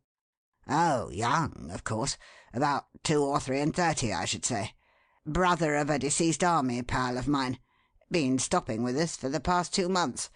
Very brilliant and very handsome chap. Universal favourite wherever he goes." "Thanks. Now, just one more question before you proceed, please. About the trainer Farrow getting the stable boy to carry in that pail of water. Would not that be a trifle unusual at such a time of the night?" "I don't know. Yes, perhaps it would. I never looked at it in that light before." "Very likely not. Stables would be closed and all the grooms, etc., off duty for the night at that hour, would they not?" "Yes. That is, unless Farrow had reason for asking one of them to help him with something. That's what he did, by the way, with the boy, Dewlish." "Just so. Any idea what he wanted with that pail of water at that hour of the night? He couldn't be going to water one of the horses, of course, and it is hardly likely that he intended to take on a stableman's duties and wash up the place." "Oh, gravy, no. He's a trainer, not a slosh bucket. I pay him 1,800 a year and give him a cottage besides." "Married man or a single one?" "Single. A widower. About 40. Lost his wife 2 years ago. Rather thought he was going to take another one shortly, from the way things looked. But of late he and Maggie McFarland don't seem, for some reason or another, to be hitting it off together so well as they did." "Who's Maggie McFarland, please?" "One of the dairymaids. A little Scotch girl from Nairn who came into service at the Abbey about a 12-month ago." I see. Then the filly isn't the only Highland lassie in the case, it would seem. Pardon? Oh, nothing. Merely a weak attempt to say something smart, that's all. Don't suppose that Maggie McFarland could by any possibility throw light upon the subject of that pail of water, do you, Major?" "Good lud, no. Of course she couldn't. What utter rot. But see here. Come to think of it now, perhaps I can. It's as like as not that he wanted it to wash himself with before he went over to the Shoers at Shepherd and Oldcross with Chocolate Maid. I forgot to tell you, Mr. Cleek, that ever since Dawson Blake made that attempt to buy him off, Farrow became convinced that it wouldn't be safe to leave Highland Lassie unguarded night or day for fear of that cad's hirelings getting at her in some way or another. So he closed up his cottage and came to live in the rooms over the filly's stable, so as to be on the spot for whatever might or might not happen at any hour. He also bought a yapping little Scotch terrier that would bark if a match fell, and kept it chained up in the place with him. When the discovery of the filly's disappearance was made, that dog was found still attached to its chain, but as dead as Maria Martin. It had been poisoned. There was a bit of meat lying beside the body, and it was literally smothered in strychnine." "Quite so. Keep strychnine about the place for killing rats, I suppose?" "Yes, of course. They're a perfect pest about the granary and the fodder bins. But of course it wouldn't be lying round loose, a deadly thing like that. Besides, there never was any kept in that particular section of the stables, so the dog couldn't have got hold of it by accident. Then there's another thing I ought to tell you, Mr. Cleek. Highland Lassie never was stabled with the rest of the stud. We have always kept her in one especial stable. There are just two whacking big box stalls in the place. She occupies one and Chocolate Maid the other. Chocolate Maid is Lady Mary's personal property, a fine blooded filly that will make a name for herself one of these days, I fancy. Dark-coated and smooth as a piece of sealskin, the beauty. To-day she is the only animal in that unlucky place. Yes, come to think of it, Mr. Cleek," he added with a sort of sigh, "that is probably what the poor fellow wanted the pail of water for. To wash up and ride her over to the forge at Shepperton Oldcross." "Singular time to choose for such a proceeding, wasn't it, Major? After 9:30 at night?" "It would be if it were any other man and under any other circumstances. But remember, it is but 3 weeks to Derby Day, and every hour of daylight is worth so much gold to us. Farrow knew that he could not spare a moment of it for any purpose, and he is most particular over the shoeing. Will see it done himself and direct the operation personally. Sort of mania with him. Wouldn't let the best man that ever lived take one of the horses over for him. Go himself, no matter what inconvenience it put him to. Farrier at Shepperton Oldcross knows his little fads and fancies and humours them at all times. Would open the forge and fire up for him if it were 2 o'clock in the morning." "I see. And did he take Chocolate Maid over there on that night after all?" "Yes. Lady Mary and I attended a whist drive at Farmingdale Priory that evening, but her ladyship was taken with a violent headache and we had to excuse ourselves and leave early. It would be about 11:15 when we returned to the Abbey and met Farrow riding out through the gates on Chocolate Maid. We stopped and spoke to him. He was then going over to the Shoers with the mare." "How long would it take him to make the journey?" "Oh, about 25 minutes, maybe half an hour. Certainly not more." "So then it would be about 11:15 when he arrived at the farrier's? I see. Any idea at what time he got back?" "Not the ghost of one. In fact, we should never have known that he ever did get back, for nobody heard a sound of his return the whole night long, were it not that when Captain MacTavish crossed the stable yard at 5 o'clock in the morning and, seeing the door ajar, looked in, he found Chocolate Maid standing in her stall, the dog dead and Highland Lassie gone. Of course, Chocolate Maid being there after he had passed Farrow on the road with her was proof that he did return at some hour of the night, you know, though when it was, or why he should have gone out again, Heaven alone knows. Personally, you know, I am of the opinion that Highland Lassie was stolen while he was absent. That on returning he discovered the robbery and, following the trail, went out after the robbers, and coming up with them, got his terrible injuries that way." Yes, I don't think. What trail was he to find, please, when you just now told me that there wasn't so much as a hoof print to tell the tale? Or was that an error?" "No, it wasn't.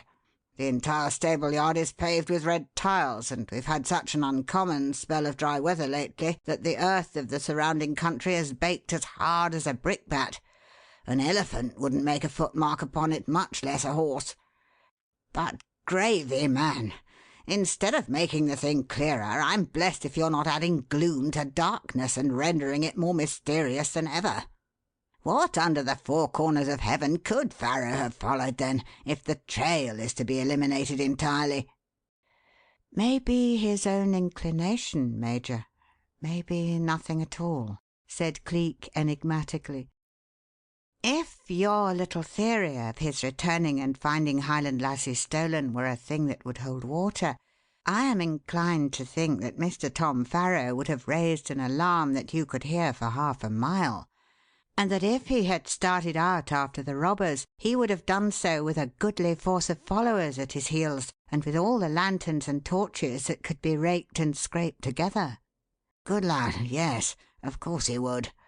I never thought of that. Did you, Mary? His whole heart and soul were bound up in the animal.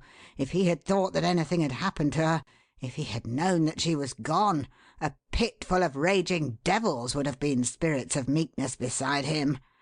Man alive, you make my head whiz. For him to go off over the moor without word or cry at such a time. I say, Mr. Cleek, for God's sake, what do you make of such a thing as that at such a time, eh?" "Well, Major," replied Cleek, "I hate to destroy any man's illusions and to besmirch any man's reputation, but que voulez-vous? If Mr. Tom Farrow went out upon that moor after the mare was stolen, and went without giving an alarm or saying a word to anybody, then in my private opinion your precious trainer is nothing in the world but a precious double-faced, double-dealing, dishonourable blackguard who treacherously sold you to the enemy and got just what he deserved by way of payment." Major Norcross made no reply. He simply screwed up his lips until they were a mere pucker of little creases, and looked round at his wife with something of the pain and hopeless bewilderment of an unjustly scolded child. "You know, Seton, it was what Captain MacTavish suggested," ventured she, gently and regretfully. "And when two men of intellect—" Then she sighed and let the rest go by default. "Damn it, Mary, you don't mean to suggest that I haven't any, do you?" "No, dear, but—" "Buts be blowed! Don't you think I know a man when I run foul of him? And if ever there was a square-dealing, honest chap on this earth— Look here, Mr. Cleek. Gad, you may be a bright chap and all that, but you'll have to give me something a blessed sight stronger than mere suspicion before you can make me believe a thing like that about Tom Farrow." "I am not endeavouring to make you believe it, Major. I am merely showing you what would certainly be the absolute truth of the matter if Tom Farrow had done what you suggested and gone out on that moor alone and without a word or a cry when he discovered that the animal was stolen. But, my dear sir, I incline to the belief that he never did go out there after any person or any living thing whatsoever." "Then, dash it, sir, how in thunder are you going to explain his being there at all?" "By the simple process, Major, of suggesting that he was on his way back to the Abbey at the time he encountered his unknown assailant. In other words, that he had not only never returned to the place after you and her ladyship saw him leaving it at 11:15, but was never permitted to do so." "Oh, come, I say! That's laying it on too thick. How the dickens can you be sure of such a thing as that?" "I'm not. I am merely laying before you the only two things possible to explain his presence there. One or the other of them is the plain and absolute truth. If the man went out there after the filly was stolen, he is a scoundrel and a liar. If he is innocent, he met with his injuries on the way back to his quarters above Highland Lassie's stall." "But the other animal? But Chocolate Maid? How could she have got back to the stable, then? She couldn't have found her way back alone after Farrow was assaulted.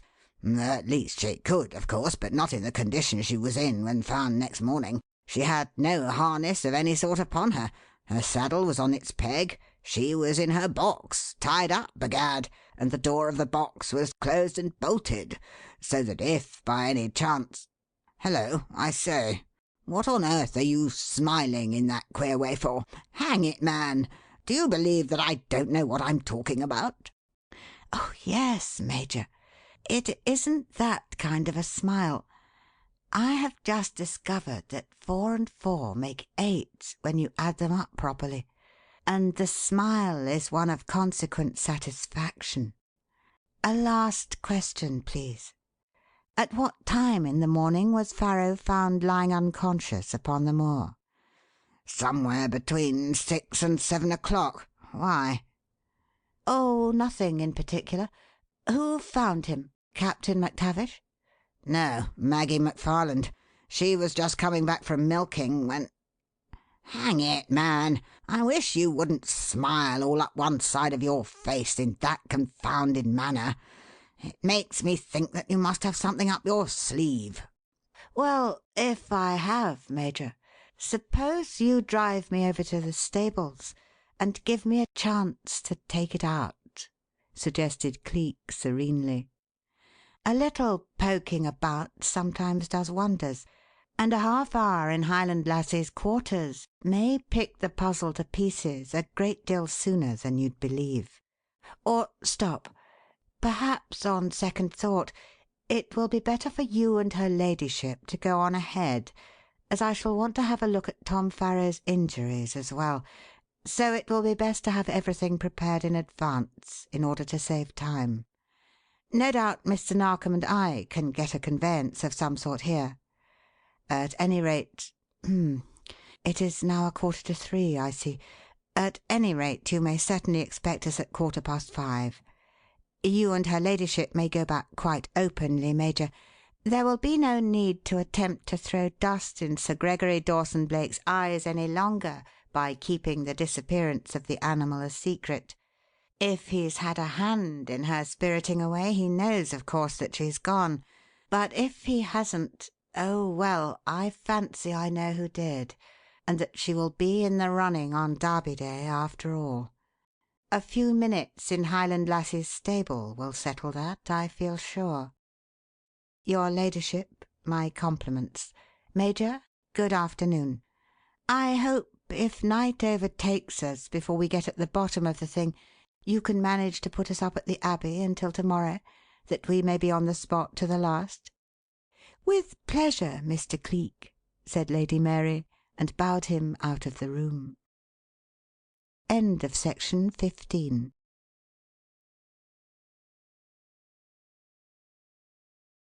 Section 16 of Chapter 13. It was precisely 10 minutes past 5 o'clock, and the long lingering May twilight was but just beginning to gather, when the spring cart of the Rose and Thistle arrived at the Abbey stables, and Cleek and Mr. Narkom, descending therefrom, found themselves the centre of an interested group, composed of the Major and Lady Mary, the countryside doctor, and Captain MacTavish. The captain, who had nothing Scottish about him but his name, was a smiling, debonair gentleman with flaxen hair and a curling fair moustache, and Cleek, catching sight of him as he stood leaning in a carefully studied pose against the stable door-post, with one foot crossed over the other, one hand in his trousers pocket, and the other swinging a hunting-crop, whose crook was a greyhound's head wrought in solid silver, concluded that here was, perhaps, the handsomest man of his day, and that, in certain sections of society, he might be guaranteed to break hearts by the 100. It must be said of him, however, that he carried his manifold charms of person with smooth serenity and perfect poise; that if he realized his own beauty, he gave no outward evidences of it. He was calm, serene, well bred, and had nothing of the doll or the Johnny element in either his bearing or his deportment. He was at once splendidly composed and almost insolently bland. "Pleased to meet you, Mr. Cleek. Read a great deal about you, one way and another," he said when the Major made the introduction, a performance which the Captain evidently considered superfluous as between an army officer and a police detective. "Sorry I shan't be able to remain and study your interesting methods, however. Should have been rather pleased to do so otherwise."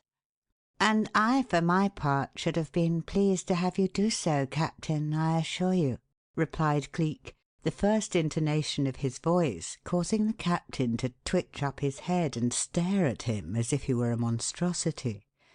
"Shall you be leaving us, then, before the investigation is concluded?" "Well, I'm blessed. Why, how in the world yes, obliged to go. Wire from London this afternoon. Regiment sails for India in 2 days. Beastly nuisance. Shall miss the Derby and all that. By the way, Norcross, if this chap succeeds in finding the filly in time for the race, that little bet of ours stands, of course?" "Of course," agreed the Major. "Ready, are you, Mr. Cleek? Right you are. Come along." And he forthwith led the way into the stable where Chocolate Maid, like a perfect horse in French bronze, stood munching hay in her box as contentedly as if there were no such things in the world as touts and swindlers and horse thieves, and her companion of 2 days ago still shared the quarters with her. "Gad, but she's a beauty and no mistake, Major," said Cleek as he went over and, leaning across the low barrier of the enclosure, patted the mare's shoulder and smoothed her glossy neck. "I don't wonder that you and her ladyship have such high hopes for her future. The creature seems well nigh perfect." "Yes, she is a pretty good bit of horseflesh," replied he, "but not to be compared with Highland Lassie in speed, wind, or anything. There she is, Mr. Cleek, and it's as natural as life, the beauty." Speaking, he waved his hand toward a framed picture of the missing animal, a coloured gift plate which had been given away with the Easter number of the Horseman, and which Farrow had had glazed and hung just over her box. Cleek, following the direction of the indicating hand, looked up and saw the counterfeit presentment of a splendidly proportioned sorrel, with a splash of white on the flank and a white stocking on the left forefoot. "A beauty, as you say, Major," agreed he. "But do you know that I, for my part, prefer the charms of Chocolate Maid?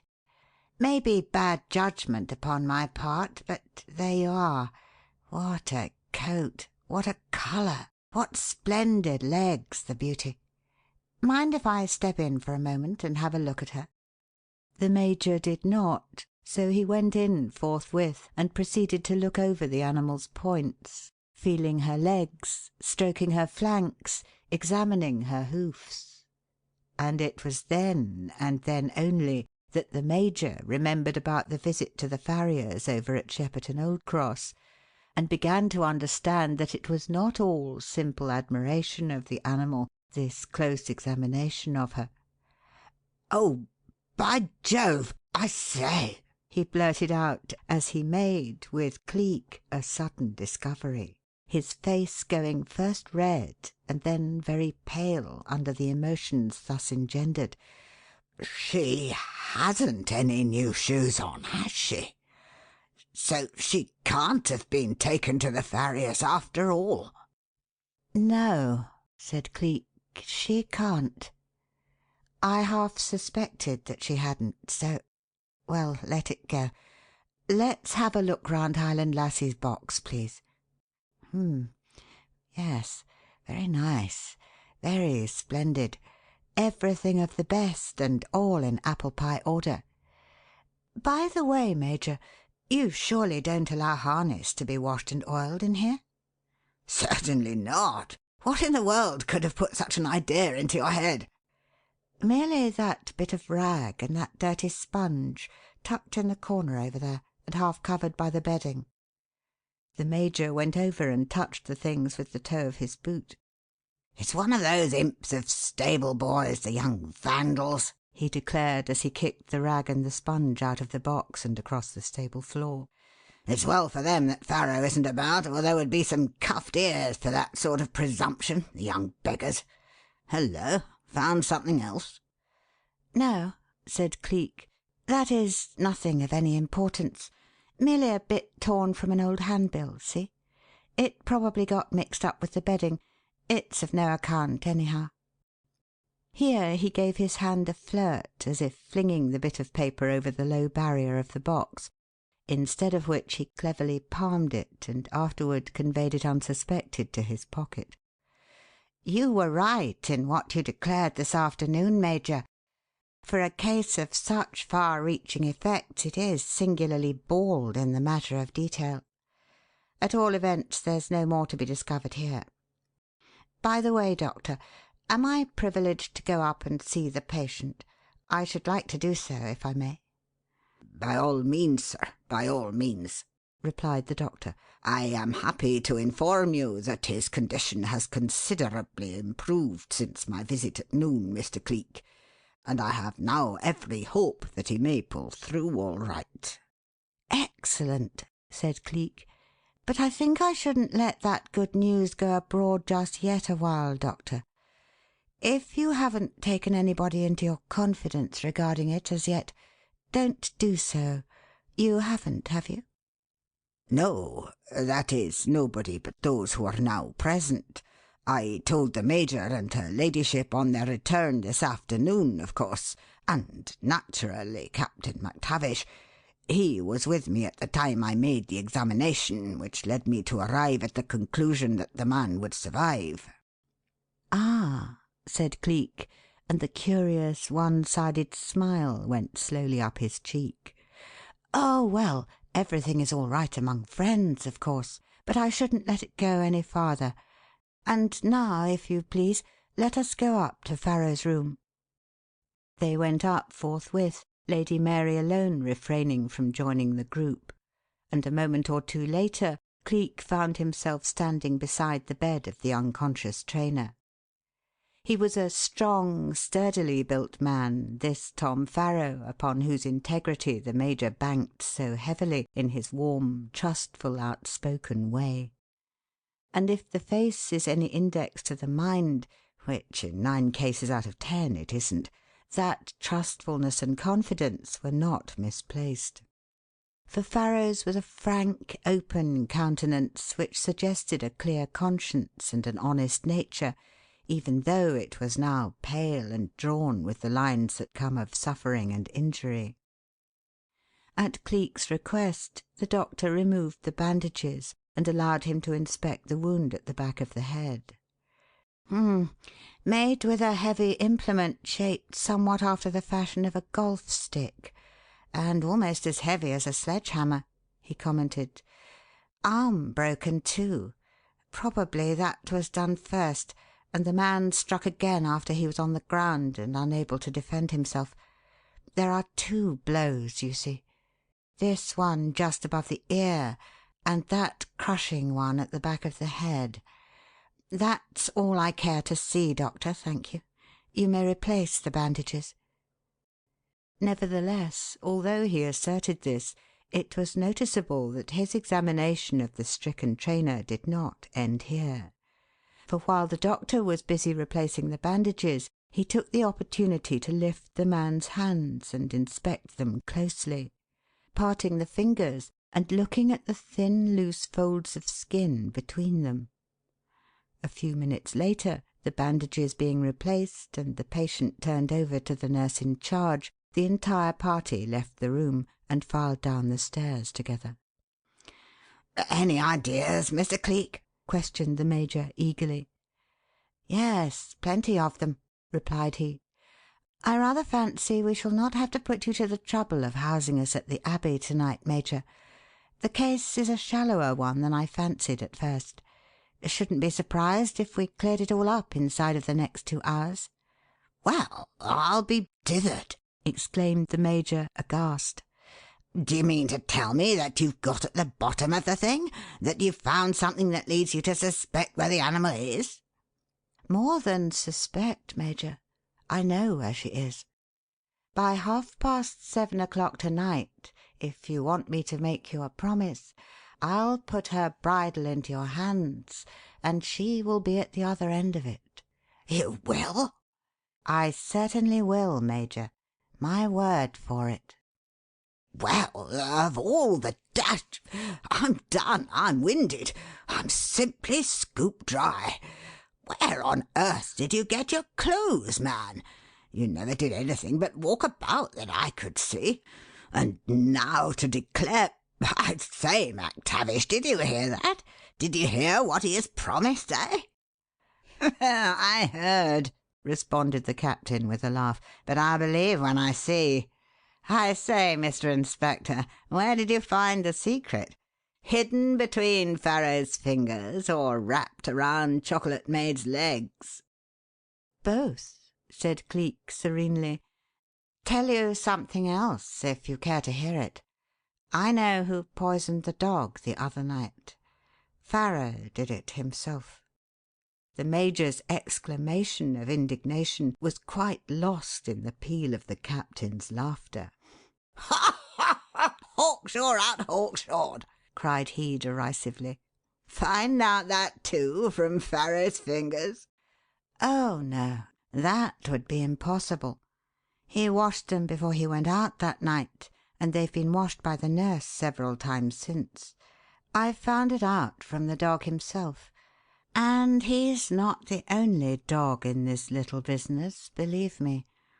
Though I'm willing to stake my reputation and my life upon it that neither one nor the other of them had any hand in spiriting away the missing horse." "Who did, then, Mr. Cleek? Who did?" "Tom Farrow and Tom Farrow alone, Major," began Cleek, and then stopped suddenly, interrupted by a painful circumstance. By this time they had reached the foot of the stairs and were filing out into the stable again, and there, by the open door, Lady Mary Norcross was standing endeavouring to soothe and to comfort a weeping girl, Maggie McFarland, the dairymaid from Nairn. "Oh, but say, winna, dee, say, winna," she was crying out distressfully. "If I thought the sin o' that were added to the sair conscience o' me." Then, with a sudden intaking of the breath as if drowning, and a sudden paleness that made her face seem ivory white, she cowered away, with hands close shut and eyes wide with fright, as she looked up and saw the gentleman descending. "It winna matter, it winna matter. I can come again, my lady," she said in a frightened sort of whisper, which rose suddenly to a sort of wailing cry as she faced round and ran like a thing pursued. Cleek glanced round quietly and looked at Captain MacTavish. He was still his old, handsome, debonair, smiling self, but there was a look in his eyes which did not make them a very pleasant sight at present. "Upon my word, Seton, I cannot make out what has come over that silly girl," said Lady Mary as her liege lord appeared. "She came here begging to be allowed to go up and see Farrow, and to be assured that he would live, and then the moment you all put in an appearance she simply dashed away, as you saw. I really cannot understand what can be the matter with her." "Don't bother about that just now, Mary. Don't bother about anything, my dear, but what this amazing man has promised," exclaimed the Major excitedly. "Do you know, he has declared that if we give him until 7:30 to-night—" Here Cleek interrupted. "Your pardon, Major. I amend that," he said. "I know all about the horse, and it will not now take so long as I thought to know all about the dog as well. Give me 1 hour, Major. Just one, gentlemen all, and I will give you the answer to the riddle. Every part of it, dog's part as well as horse's, here on this spot, so surely as I am a living man. Major, all I ask of you is one thing. Let me have a couple of your grooms out there on the moor inside of the next 15 minutes, please. May I have them?" "Certainly, Mr. Cleek. As many as you want." "Two will do, thanks. Two are enough for fair play in any little bout, and not going to stop and see the finish, Captain? It will all be over in an hour." "Sorry, but I've got my packing to attend to, my man." "Ah, to be sure. Oh, well, it doesn't matter. You know the proverb, 'If the mountain will not come to Mahomet, why, Mahomet must go to the mountain,' of course," said Cleek. "I'll just slip round to the dairy and have a glass of milk to brace me up for the business, and then, in 1 hour, in just one by the watch, you shall have the answer to the riddle here." Then, with a bow to Lady Mary, he walked out of the stable and went round the angle of the building after Maggie McFarland. End of section 16.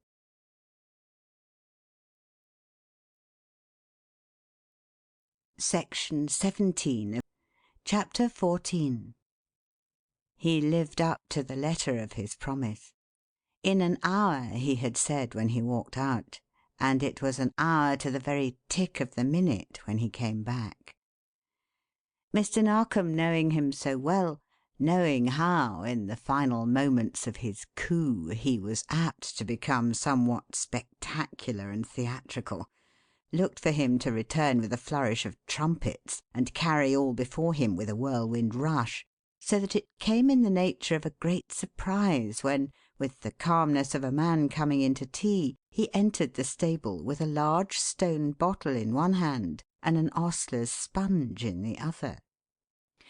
"Well, gentlemen, I am here, you see," he said with extreme calmness, "and," indicating the bottle, "have brought something with me to do honour to the event. No, not to drink. It is hardly that sort of stuff. It is spirit of wine, Major.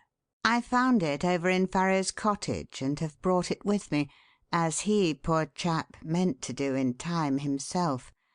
There are some wonderful things in Tom Farrow's cottage, Major. They will pay for looking into, I assure you."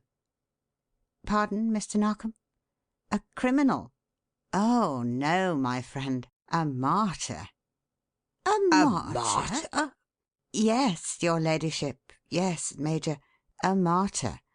A martyr to his love, a martyr to his fidelity. As square a man and as faithful a trainer as ever set foot in a stable yard. That's Tom Farrow. I take off my hat to him. The world can do with more of his kind."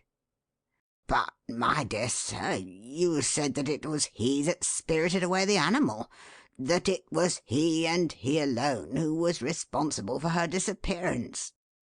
"Quite so. And I say it again. Gently, gently, Major. I'll come to it in a minute. Personally, I should like to put it off to the last. It's such a fine thing for a finish, by Jove.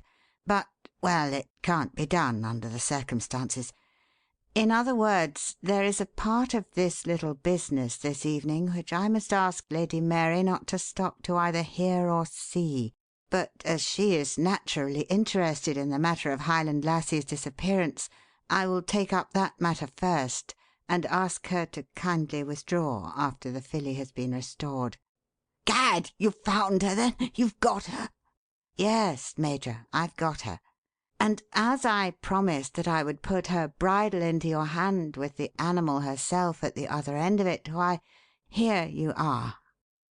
Speaking, he walked across to the box where the brown filly was tethered, unbolted it, unfastened the animal, and led her out. "Here you are, Major," he said as he tendered him the halter. "Take hold of her, the beauty, and may she carry off the Derby Stakes with flying colours." But, good lad, man, what on earth are you talking about? This is Chocolate Maid. This is Lady Mary's horse." "Oh, no, Major, oh, no. Chocolate Maid is in the stable at Farrow's cottage, hidden away and half starved, poor creature, because he couldn't go back to feed and look after her.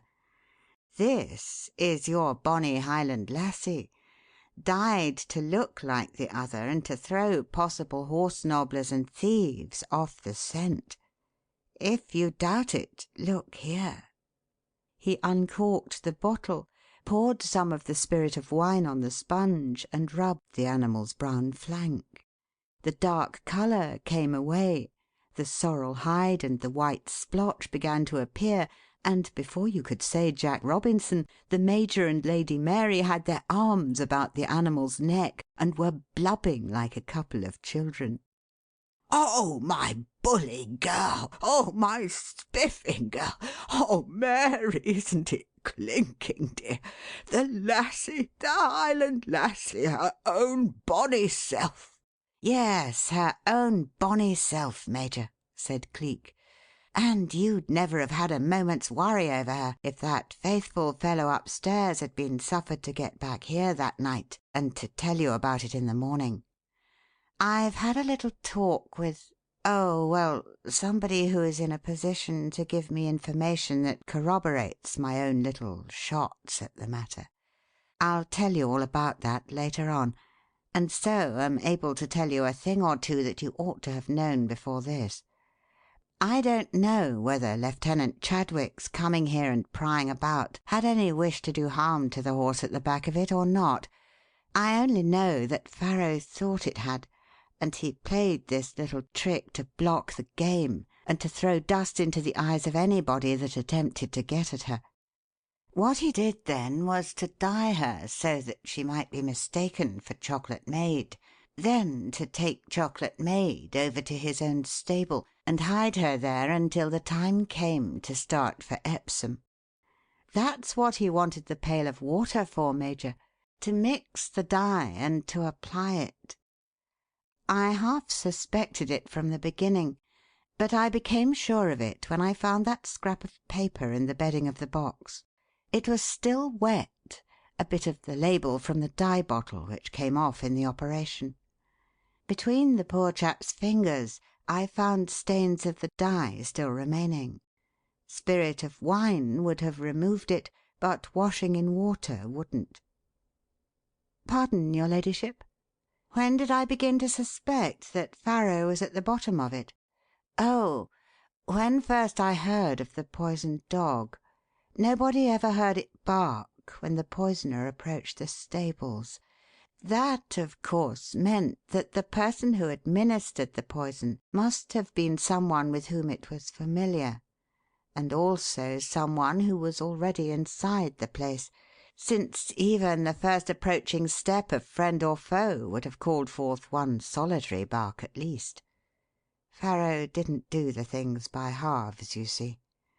He meant it to look like a genuine case of horse-stealing to outsiders, and killing the dog gave it just that touch of actuality which carries conviction. As for the rest, the Major must tell you that in private, your ladyship. The rest of this little matter is for men alone." Lady Mary bowed and passed out into the fast-coming dusk, and in the stable the Major, Cleek, and Narkom stood together, waiting until she was well beyond earshot. "Now, Major, we will get down to brass tacks, as our American cousins say," said Cleek, when that time at length came. "You would like to know, I suppose, how poor Farrow came by his injuries, and from whose hand. Well, you shall. He was coming back from his cottage after stabling the real Chocolate Maid there when the thing happened, and he received those injuries for rushing to the defence of the woman he loved and attempting to thrash the blackguard who had taken advantage of her trust and belief in him to spoil her life forever. The woman was, of course, Maggie McFarland. The man was your charming guest, Captain MacTavish. Good God! McTavish? McTavish?" "Yes, Major. The gallant captain who received such a sudden call to rejoin his regiment as soon as he knew that Tom Farrow was likely to recover and to speak. Perhaps you can understand now why Farrow and the girl no longer seemed to hit it off together as formerly. The gallant captain had come upon the boards. Dazzled by the beauty of him, tricked by the glib tongue of him, deluded into the belief that she had actually caught a gentleman, and that he really meant to make her his wife and take her away to India with him when he went, the silly, innocent, confiding little idiot became his victim and threw over a good man's love for a handful of Dead Sea fruit. Never for one instant had Tom Farrow an idea of this. But the night before last, as he crossed the moor, he knew. In the darkness he stumbled upon the truth. He heard her crying out to the fellow to do her justice, to keep his word and make her the honest wife he had promised that she should be, and he heard, too, the man's characteristic reply. You can guess what happened, Major, when you know Tom Farrow. In 10 seconds he was up and at the fellow like a mad bull. The girl, terrified out of her life, screamed and ran away, seeing the brave captain laying about him with his heavy silver-headed hunting crop as she fled. She never saw the end of the fight, she never dared, but in the morning, when there was no Tom Farrow to be seen, she went out there on the moor and found him. She would have spoken then had she dared, poor creature, but the man's threat was an effective one. If she spoke, he would do likewise. If she kept silent, she might go away and her disgrace be safely hidden. Which she chose, we know. "The damned hound!" Oh, no, Major, oh, no. That's too hard on hounds. The only hound-like thing about that interesting gentleman was that he made an attempt to get to cover and to run away. I knew that he would. I knew that this was his little dodge when he made that little excuse about having to pack up his effects. He saw how the game was running, and he meant to slip the cable and clear out while he had the chance. "And you let him do it? You never spoke a word, but let the blackguard do it? Gad, sir, I'm ashamed of you." You needn't be, Major, on that score at least.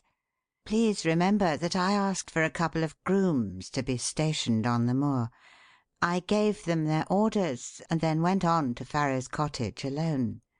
If they have followed out those orders, we shall soon see.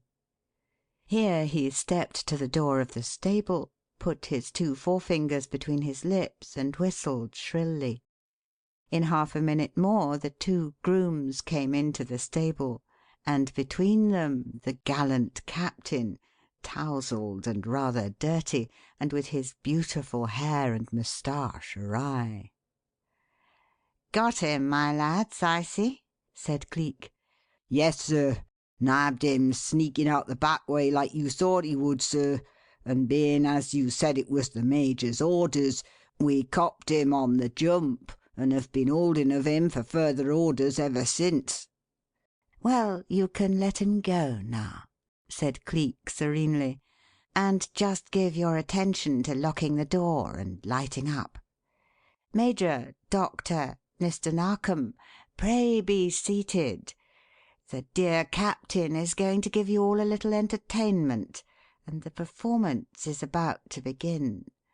As good with your fists as you are with a metal-headed hunting crop, Captain?" "None of your dashed business what I'm good at," replied the captain. "Look here, Norcross." "You cut that out at once!" roared the Major. "If you open your head to me, I'll bang it off you, you brute." "Well, then, you, Mr. Policeman?" "Ready for you in a minute, Captain. Don't get impatient," said Cleek, as he laid aside his coat and began to roll up his sleeves. "Rome wasn't built in a day, though beauty may be wrecked in a minute. You'll have the time of your life this evening. You are really too beautiful to live, Captain, and I'm going to come as near to killing you as I know how without actually completing the job. You see, that poor little Highland lassie hasn't a father or brother to do this business for her, so she's kindly consented to my taking it on in her behalf. I'm afraid I shall break that lovely nose of yours, my gay gallant, and I don't give a damn if I do. A brute that spoiled a woman's life deserves to go through the world with a mark to record it, and I'm going to put one on you to the best of my ability. All seated, gentlemen? Right you are. Now then, Captain, come on. Come on, you swine!" It was 20 minutes later.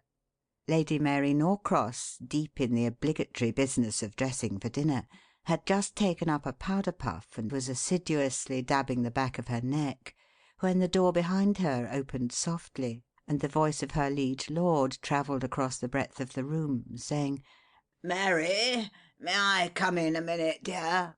I just want to get my cheque book out of your writing desk, that's all." "Yes, certainly. Come in by all means," gave back her ladyship. "I'm quite alone. Springer has finished with me, and oh, good heavens! Seton! My dear, my dear!"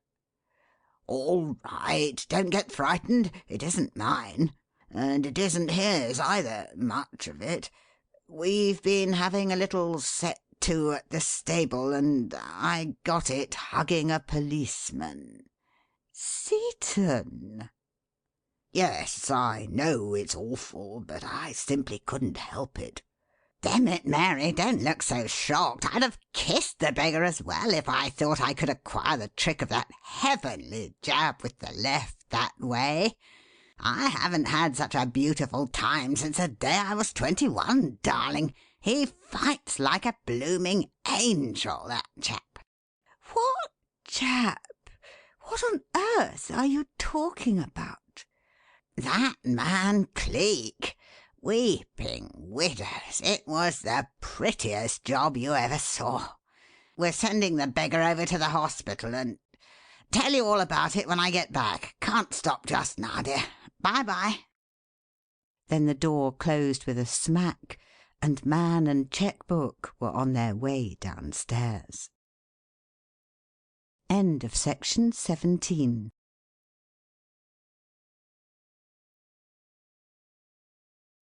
Section 18 of Chapter 15. It is a recognized fact in police circles that crime has a curious propensity for indulging in periodical outbursts of great energy, great fecundity, and then lapsing into a more or less sporadic condition for a time, like a gorged tiger that drowses and stirs only to lick its chops after a hideous feast. So that, following the lines of these fixed principles, the recent spell of criminal activity was succeeded by a sort of lull, and the next 2 weeks were idle ones for Cleek. Idle, but idyllic from his point of view, for he was back in the little house in the pleasant country lands now, with his walled garden, his ferns and his flowers, and the full glory of tulip time was here. And soon another glory would be here as well. In 12 more days she would be back in England. In 12 more days he and Dollops would move out, and Ailsa Lorne would move in, and this little Eden in the green and fragrant meadowlands would have another tenant from that time forth.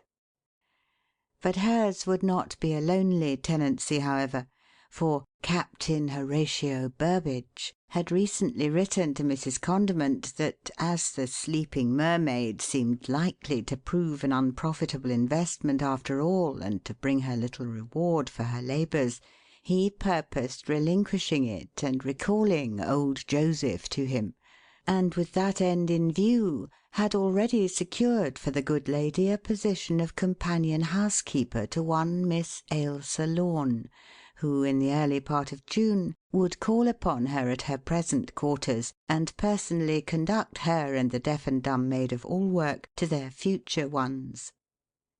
Here, then, in this bower of bloom, would this dear girl of his heart await the coming of that glorious day when the last act of restitution had been made, the last Vanishing Cracksman debt wiped off the slate, and he could go to her, clean-handed at last, to ask the fulfilment of her promise.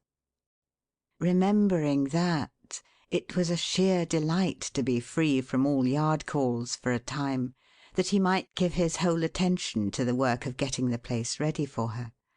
And day after day he was busy in the high-walled, old-world garden, digging, planting, pruning, that when she came it might be brimming over with flowers. But although he devoted himself mind and body to this task, and lived each day within the limits of that confining wall, he had not wholly lost touch with the world at large, for each morning the telephone, installed against the time of Ailsa's tenancy, put him into communication with Mr. Narkom at the Yard, and each night a newspaper carried in to him by Dollops kept him abreast of the topics of the times.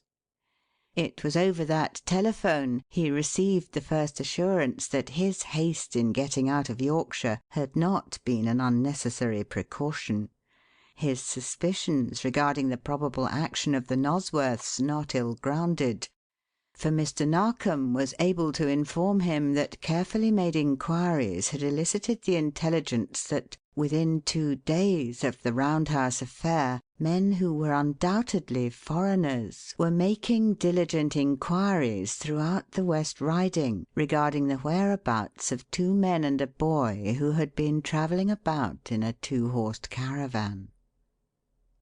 "That sudden bolt of ours was a jolly good move, old chap," said the superintendent when he made this announcement. "It did the beggars absolutely.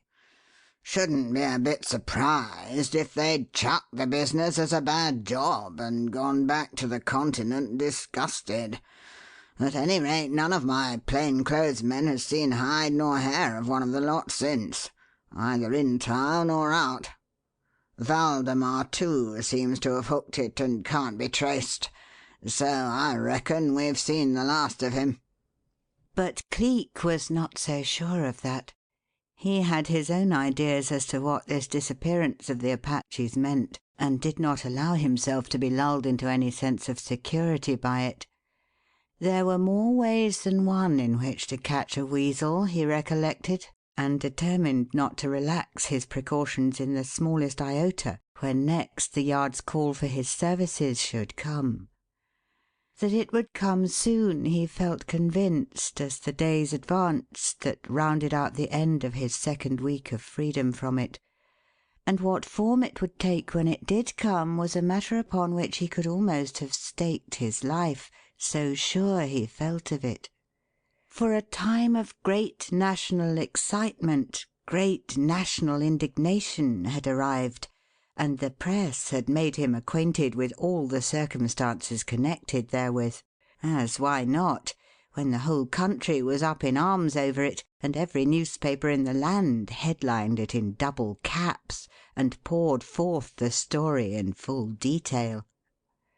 It had its genesis in something which had happened at Gosport in the preceding week, and happened in this startling manner. In the waterway between Barrow Island and the extreme end of the Royal Clarence Victualling Yard there had been found floating the body of a man of about 35 years of age, fully and fashionably clothed, and having all those outward signs which betoken a person of some standing. It was evident at once that death must have been the result of accident, and that the victim had been unable to swim, for the hands were encased in kid gloves, the coat was tightly buttoned, and a pair of field glasses in a leather case still hung from the long shoulder strap which supported the weight of them.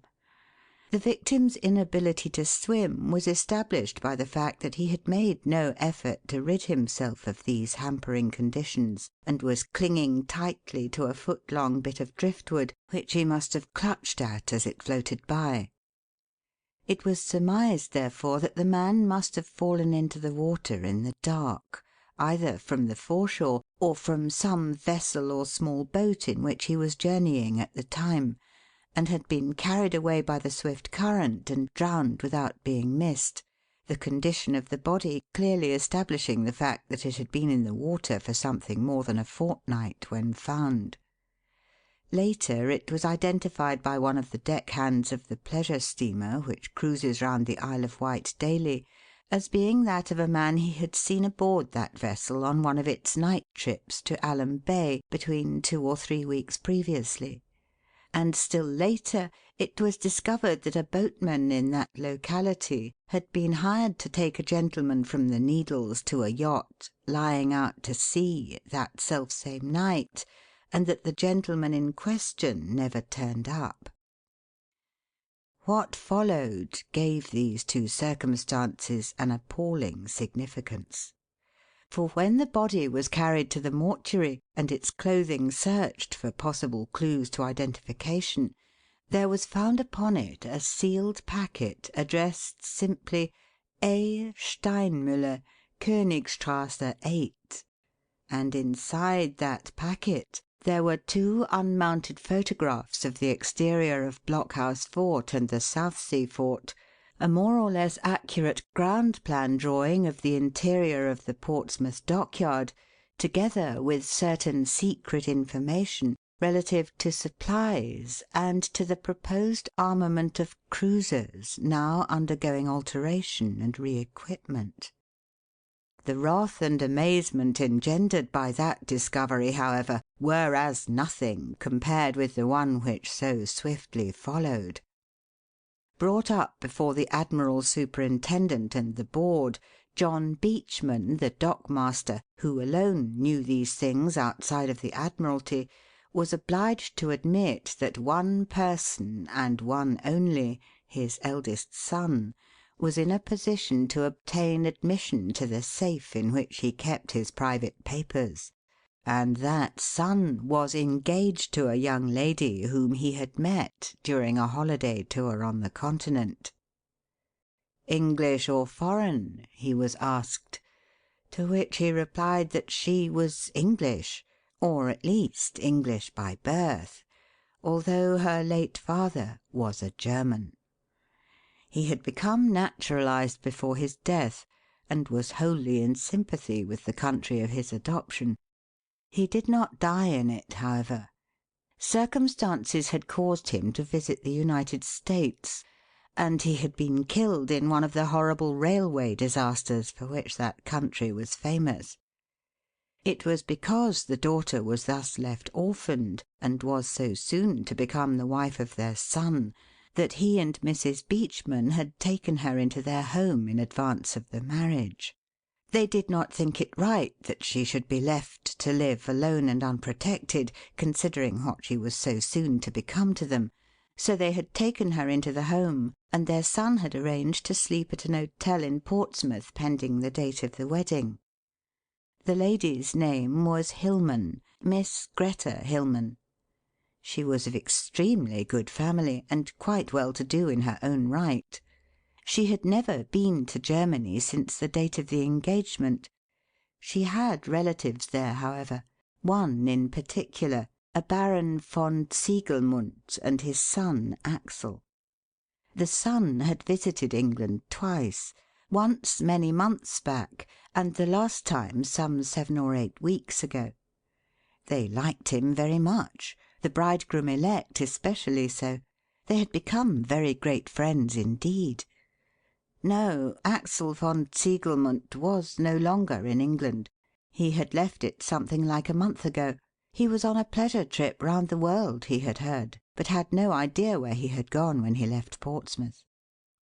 2 hours after this statement was made, if the populace could have got hold of young Harry Beachman, it would have torn him to pieces, for it was then discovered that the drowned man was no less a person than this Herr Axel von Ziegelmundt, and that they had not only spent the greater part of that particular day shut up in the former's room in the Portsmouth Hotel, but had been together up to the very moment when the excursion steamer had started on its moonlight trip to Alum Bay, and to the bringing about of that providential accident which had prevented the state affairs of an unsuspecting nation from being betrayed to a secret foe. What followed was, in the face of this, of course, but natural. John Beachman was suspended immediately, and his son's arrest ordered. It served no purpose that he denied indignantly the charge of being a traitor, and swore by every sacred thing that the hours spent in his room at the hotel were passed in endeavouring to master the intricacies of the difficult German card game Skat, and that never in all their acquaintance had one word touching upon the country or the country's affairs passed between Axel von Ziegelmundt and himself, so help him God! It was in vain also that Greta Hilmann, shouting hysterically her belief in him, and begging wildly that if he must be put into prison she might be taken with him, and murdered when you murder him if he is to be court-martialed and shot, you wretched blunderers. It was in vain that Greta Hilmann clung to him and fought with all her woman's strength to keep the guard from laying hands upon him or to tear her from his side. The outraged country demanded him, and took him in spite of all. Nor did it turn the current of sympathy in his direction that, crazed when they tore him from her, this frantic creature had gone from swoon to swoon until her senses left her entirely, and the end was tragedy. The full details were never forthcoming. The bare facts were that she was carried back to Beachman's house in a state of hysteria bordering close upon insanity, and that when, under orders from the Admiralty, that house and all its contents were impounded pending the fullest inquiry into the dockmaster's books and accounts, the Admiral Superintendent and the appointed auditor entered into possession, her condition was found to be so serious that it was decided not to insist upon her removal for a day or two at least. A nurse was procured from the Naval Hospital and put in charge of her. But at some period during the fourth night of that nurse's attendance, and when she, worn out by constant watching, slept in her chair, the half-delirious patient arose, and, leaving a note to say that life had lost all its brightness for her, and if they cared to find her they might look for her in the sea, vanished entirely. She could scarcely have hit upon a worse thing for the evil repute of her lover's name or her own. For those who had never known her personally were quick to assert that this was proof enough of how the thing had been managed. In short, that she, too, was a spy, and that she had adopted this subterfuge to get back to Germany before the scent grew hot and the law could lay a hand upon her. Those who had known her took a more merciful view, so far as she was concerned, but one which made things look all the blacker for her lover. What could her desperation and her utter giving up all hope, even before the man was put on trial, mean, if it was not that she knew he was guilty, knew he would never get off with his life, and that her suicide was a tacit admission of this? End of section 18.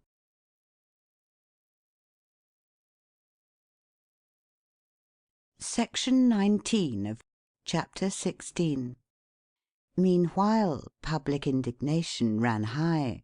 The investigation of the dockmaster's books, papers, and accounts proceeded in camera, and all England waited breathlessly for the result to be made known. Thus matters stood when on Thursday night at 7:30, exactly 1 week after the discovery of that packet on the body of the drowned man, an amazing thing happened. a thing which smacked almost of magic, and put to shame all that had gone before in the way of mystery, surprise, and terror. The wildest storm that had been known on that coast for years had been raging steadily ever since daybreak, and was raging still. A howling wind coming straight over the Channel from France was piling ink-black seas against an ink-black shore, and all the devils of the pit seemed to be loose in the noisy darkness. In the suspended dockmaster's house, the Admiral Superintendent, Sir Charles Fordeck, together with his private secretary, Mr. Paul Grimsdick, and the auditor, Mr. Alexander McInnery, who had been continuing their investigations since morning, were now coming within sight of the work's end, the only occupants of a locked and guarded room, outside of which a sentry was posted, while round about the house in the stormy outer darkness other guards patrolled ceaselessly. Over the books Sir Charles and the auditor bent at one end of the room. At the other, Paul Grimsdick tapped on his typewriter and made transcripts from the shorthand notes beside him. It was at this instant, just when the clock on the mantel was beginning to chime the half-hour after 7, that such a crash of thunder ripped out of the heavens that the very earth seemed to tremble with the force of it, and the three men fairly jumped in their seats. "That was a stunner, if you like!" exclaimed Sir Charles with a laugh. "Something went down that time, or I missed my guess." Something had gone down in black and white, too, at that, and before another half-hour had passed, the mystery and the appalling nature of that something was made known to him and his two companions. The operator at the Central Telegraph Office, sitting beside a silent instrument with the key open, deciphering a message which a moment before had come through, jumped as they had jumped when that crash of thunder sounded. Then, without hint or warning, up spoke the open instrument, beginning a sentence in the middle and chopping it off before it was half done. "Hullo, that deflected something. Crossed communication, or I'm a Dutchman," he said, and bent over to take it. In another moment he got more of a shock than 20 thunderbolts could possibly have given him, for translated, that interrupted communication ran thus: "And 8-inch guns, the floating conning tower's lateral plates of—" And there, as abruptly as it began, the communication left off. "Good God, there's another damned German spy at it!" exclaimed the operator, jumping from his seat and grabbing for his hat. "Gord Almighty, Hawkins, take this instrument and watch for more. Somebody's telegraphing naval secrets from the dockyard, and the storm's tapped a wire somewhere and sent the message to us." Then he flung himself out into the storm and darkness, and ran and ran and ran. But the mystery of the thing was all the greater when the facts came to be examined. For those two parts of sentences were found to be verbatim copies of the shorthand notes which Mr. Paul Grimsdick had just taken down. These notes had never left the sight of the three men in the guarded room of that guarded house for so much as 1 second since they were made. No one but they had passed either in or out of that room during the whole 7 days of the inquiry. There was no telegraph instrument in the room, in the house, or within any possible reach from it. Yet somebody in that building, somebody who could only know the things by standing in that room and copying them, for never once had they been spoken of by word of mouth, some invisible, impalpable, superhuman body was wiring state secrets from it. How? And to whom? Naturally, this state of affairs set the whole country by the ears, and evoked a panicky condition which was not lessened by the presses frothing and screaming. Thus matters stood on the evening of Wednesday, the 22nd of May, and thus they still stood on the morning of the 23rd, when the telephone rang and Dollops rushed into Cleek's bedroom, crying excitedly and disjointedly, "Mr. Narkom, sir. Ringing up from his own house. Wants you in a hurry. National case, he says, and not a minute to lose."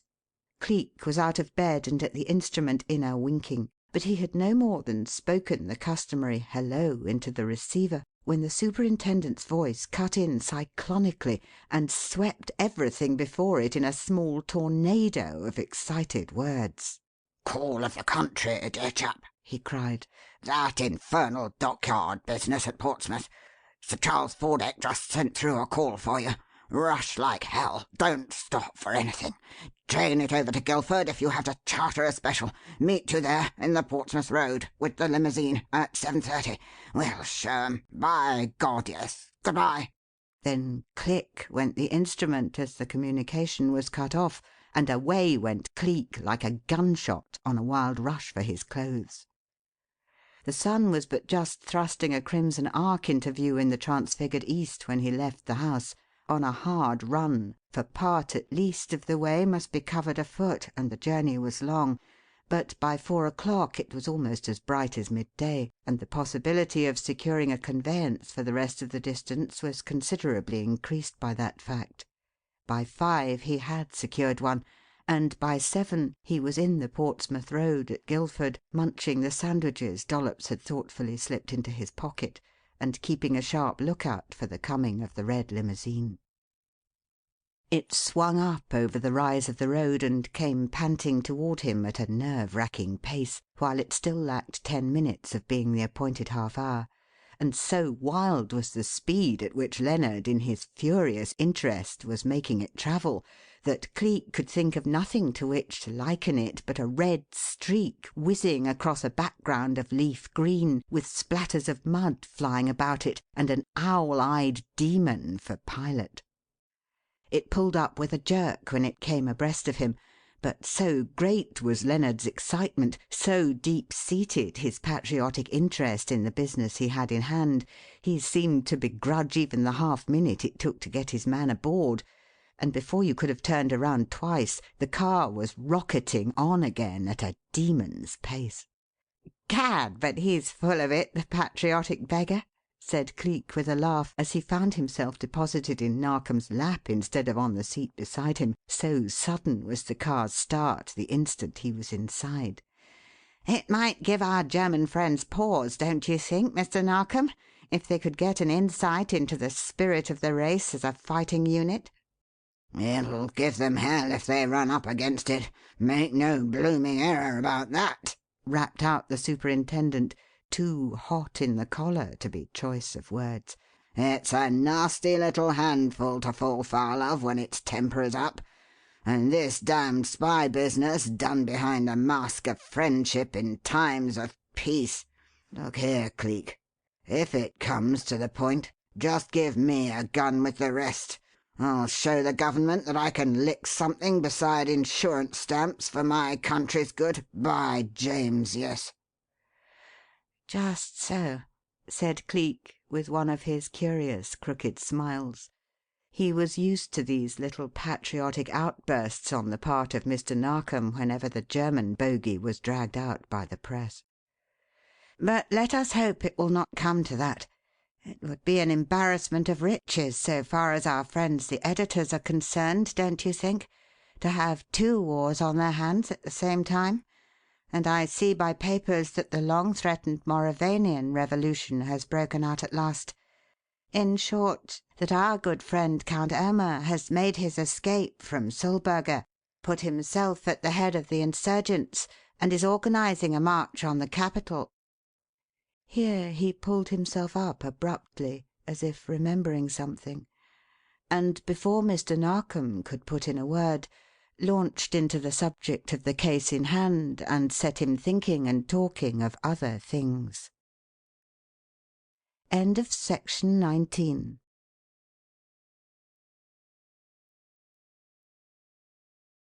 Section 20 of Chapter 17. It had gone 9 by all the reliable clocks in town when the wild race to the coast came to an end, and after darting swallow-like through the wind-swept streets of Portsmouth, The limousine, mud-splashed and disreputable, rushed up to the guarded entrance of the suspended dockmaster's house at Portsea, and precisely 1¼ minutes thereafter Cleek stood in the presence of the three men most deeply concerned in the clearing up of this mystifying affair. He found Mr. Charles Fordeck, a dignified and courtly gentleman of polished manners and measured speech, although now, quite naturally, labouring under a distress of mind which visibly disturbed him.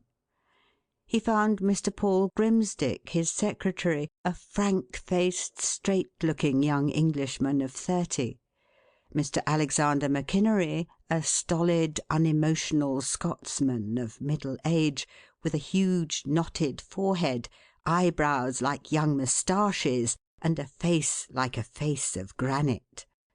And he found, too, reason to believe that each of these was, in his separate way, a man to inspire confidence and respect. I can hardly express to you, Mr. Cleek, how glad I am to meet you, and to have you make this quick response to my appeal," said the Admiral Superintendent, offering him a welcoming hand. "I feel that if any man is likely to get to the bottom of this mysterious business, you are that man, and that you should get to the bottom of it quickly, at whatever cost, by whatever means, is a thing to be desired not only in the nation's interest, but for the honour of myself and my two colleagues." "I hardly think that your honour will be called into question, Sir Charles," replied Cleek, liking him the better for the manliness which prompted him in that hour of doubt and difficulty to lay aside all questions of position, and by the word colleague lift his secretary to the level of himself, so that they might be judged upon a common plane as men, and men alone. "It would be a madman indeed who would hint at anything approaching treason with regard to Sir Charles Fordeck." "No madder than he would hint it of either of these," said Sir Charles, laying a hand upon the shoulder of the auditor and the secretary, and placing himself between them. "I demand to be judged by the same rule, set upon the same plane, with them. We three alone were in this house when that abominable thing happened. We three alone had access to the records from which that information was wired. It never for so much as the fraction of 1 second passed out of our keeping or our sight. If it was wired at all, it must have been wired from this house, from that room. And in that case, one or other of us must positively have been the person to do so. Well, I did not, McInnery did not, Grimsdick did not. And yet, as you know, the wiring was done. We should never stand a chance of knowing to whom, nor by whom, but for the accident which deflected the course of the message." Yes, I don't think," commented Cleek reflectively. "It won't wash, that theory. No, decidedly it won't wash. Pardon? Oh, no, Sir Charles. I'm not casting any doubt upon the telegraph operator's statement of the manner in which he received the message. It is his judgment that is at fault, not his veracity.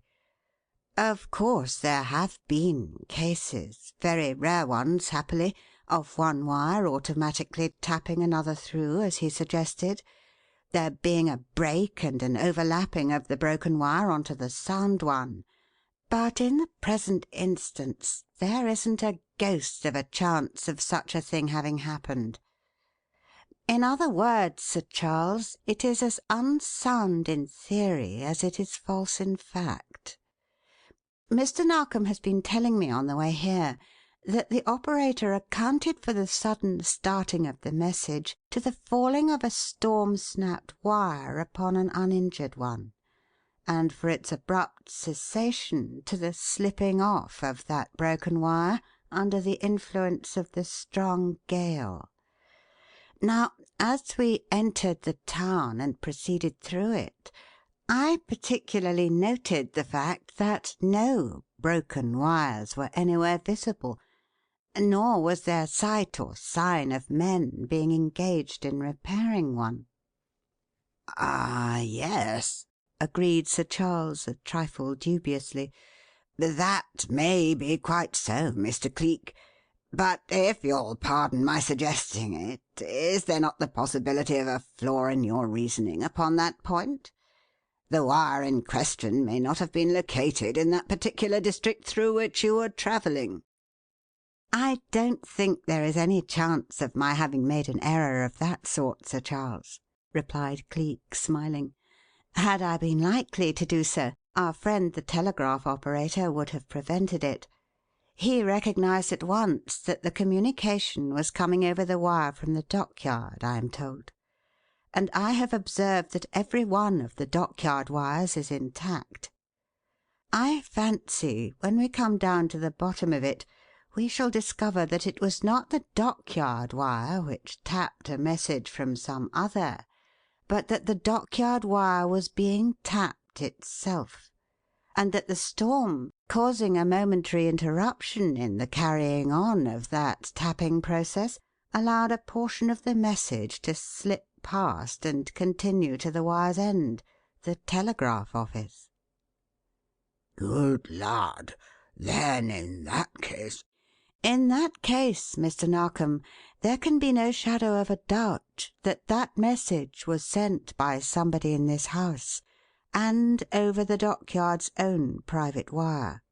"But how, Mr. Cleek? In the name of all that is wonderful, how?" "Ah, that is the point, Sir Charles.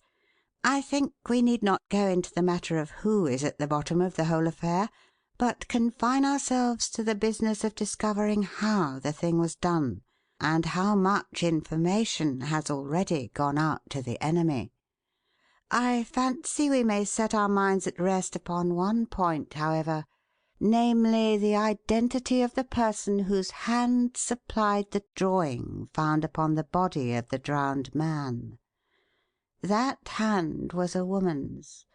That woman, I feel safe in saying, was Sophie Borovonsky, professionally known to the people of the underworld as La Tarantula." "I never heard of her, Mr. Cleek. Who is she?" "Probably the most beautiful, unscrupulous, reckless, daredevil spy in all Europe, Sir Charles. She is a Russian by birth, but owns allegiance to no country and to no crown. Together with her depraved brother Boris and her equally desperate paramour Nicolo Ferrand, she forms one of the trio of paid bravos who for years have been at the beck and call of any nation despicable enough to employ them. Always ready for any piece of treachery or dirty work, so long as their price is paid. As cunning as serpents, as slippery as eels, as clever as the devil himself, and as patient. We shall not go far astray, gentlemen, if we assert that the lady's latest disguise was that of Miss Greta Hilmann." "Good God! Young Beachman's fiancée?" "Exactly, Sir Charles. I should not be able to identify her from a photograph were one obtainable, which I doubt. She is far too clever for that sort of thing. But the evidence is conclusive enough to satisfy me at least of the lady's identity." "But how?" "Mr. Narkom will tell you, Sir Charles, that from our time of starting this morning to our arrival here, we made but one stop. That stop was at the Portsmouth mortuary before we appeared at this house. I wish to see the body of the man who was drowned. I have no hesitation, Sir Charles, in declaring that that man's name is not and never was Axel von Ziegelmundt. The body is that of Nicolo Ferrand, La Tarantula's clever lover. The inference is obvious. Miss Greta Hilmann's anguish and despair were real enough, believe me. That is why it deceived everybody so completely. It is not, however, over the frightful position of young Beachman that she sorrowed, but over the death of Ferrand. Had he lived, I believe she has daring enough to have remained here and played her part to the end. But she either lost her nerve and her mental balance, which, by the way, is not in the least like her under any circumstances whatsoever, or some other disaster of which we know nothing overtook her and interfered with her carrying on the work in conjunction with her brother." "Her brother?" "Yes. He would be sure to be about. They all three worked in concert. Gad, if I'd only been here before the vixen slipped the leash! If I only had! Let us have the elder Mr. Beachman in, if you please, Mr. Charles. There's a word or so I want to have with him. You've had him summoned, of course?" "Yes, he and the telegraph operator as well. I thought you might wish to question both," replied he. "Grimsdick, go or no, I'll go myself. Beachman ought to know of this appalling thing, and it is best that it should be broken by a friend." Speaking, he left the room, coming back a few minutes later in company with the telegraph operator and the now almost hysterical dockmaster. He waited not 1 second for introduction or permission or anything else, that excited father, but rushed at Cleek and caught him by the hand. "It's my boy, and you're clearing him. God bless you!" he exclaimed, catching Cleek's hand and wringing it with all his strength. "It isn't in him to sell his country. I'd have killed him with my own hand years ago if I thought it was. But it wasn't. It never was. My boy! My boy! My splendid, loyal boy!" "That's right, old chap. Have it out. Here on my shoulder, if you want to, Daddy. And don't be ashamed of it," said Cleek, and reached round his arm over the man's shoulder and clapped him on the back. "Let her go, and don't apologize because it's womanish. A man without a strain of the woman in him somewhere isn't worth the powder to blow him to perdition. We'll have him cleared, Daddy. Gad, yes. And look here. When he is cleared, you take him by the ear and tell him to do his sweethearting in England, the young jackass, and to let foreign beauties alone.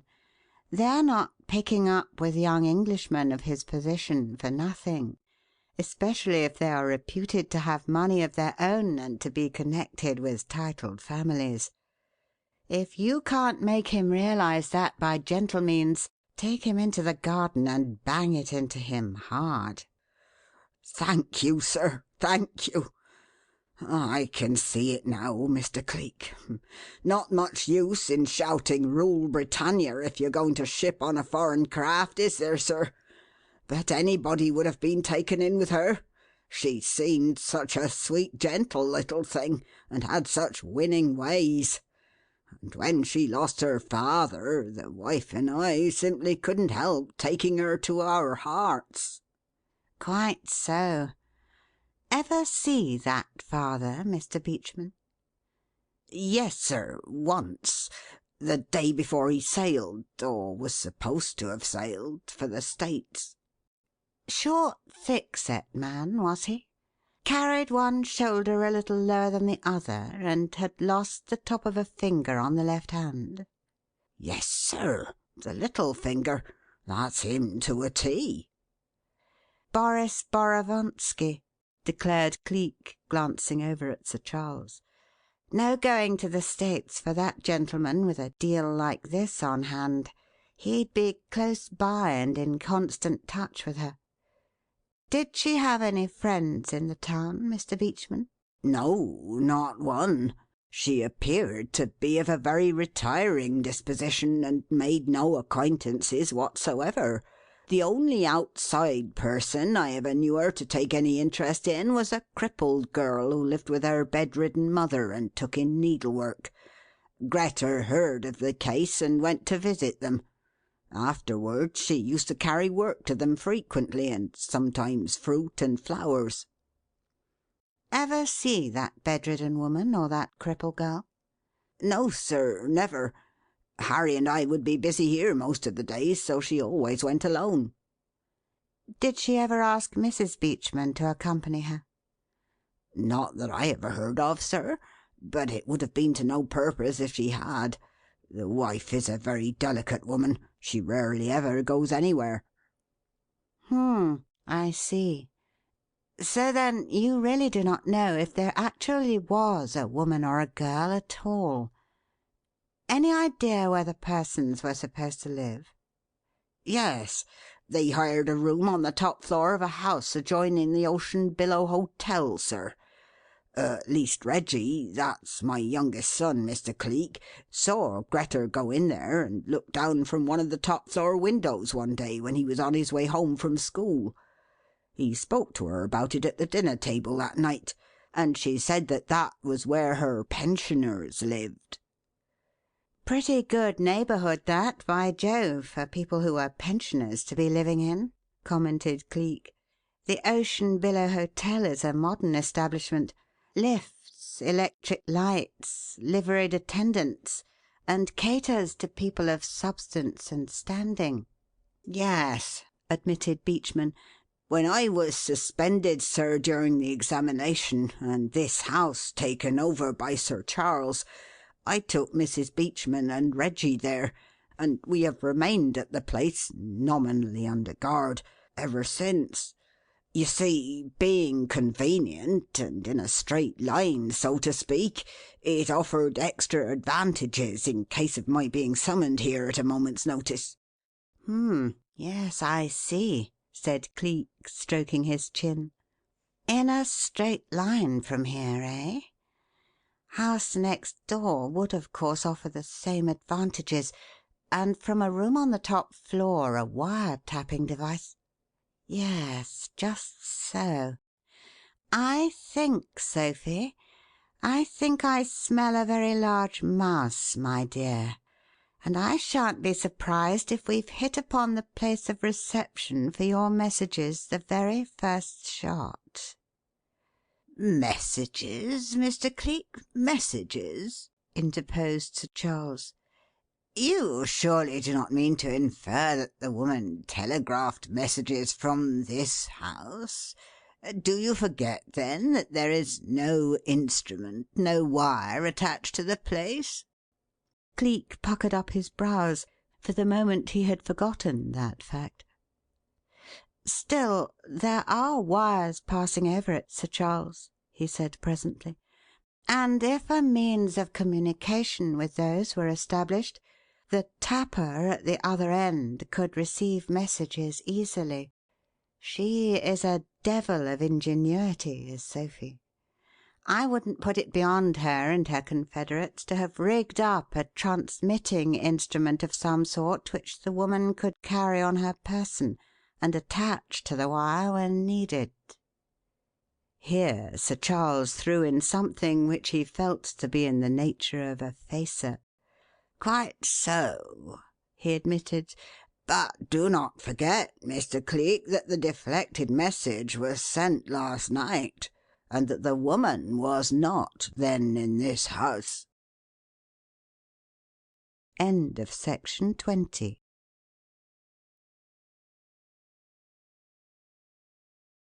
Section 21 of Chapter 18.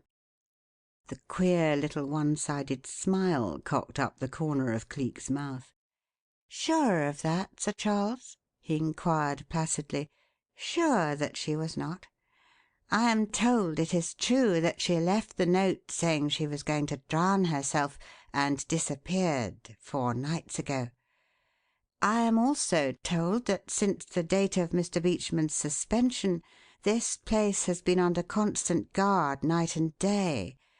But I have not been told, however, that any of the guards saw her leave the place. No, no, no! Don't jump to conclusions so readily, gentlemen. She will be out of it now, out and never likely to return. The news of that miscarried message would warn her that something was wrong, and she would be up and out of it like a darting swallow.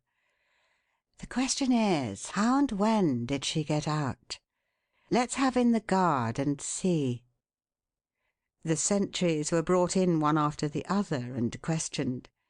At no time since they were first put on guard, they declared, at no time, either by day or by night, had any living creature entered or left the house up to now, except the Admiral Superintendent, his secretary, the auditor, and the nurse who had been summoned to look after the stricken girl.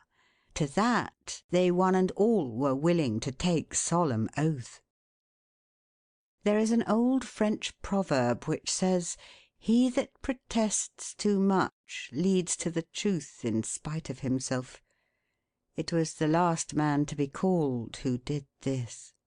"No, sir, nobody passed either in or out. I'll take my dying oath to that," asserted he, his feelings riled up by the thought that this constant questioning of his statement was a slur upon his devotion to his duty. "There aren't nobody going to hint as I'm a slacker as don't know what he's a doing of, or a blessed mug that don't obey orders. No, sir, no fear. Sir Charles's orders was, nobody in or out, and nobody in or out it was. My hat, yes.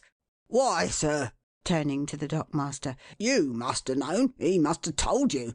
I wouldn't allow even young Master Reggie in last night when he came a-pleading to be let in to get the school books he'd left behind." "When he what?" almost roared the dockmaster, fairly jumping. "Good Lord, Marshal, have you gone off your head? Do you mean to claim that you saw my boy here last night?" "Certainly, sir. Just after that awful clap of thunder it was. Say about 8 or 10 minutes after. And what with that, and the darkness, and the way the wind was howling, I never seen or heard nothing of him coming till I got to the door.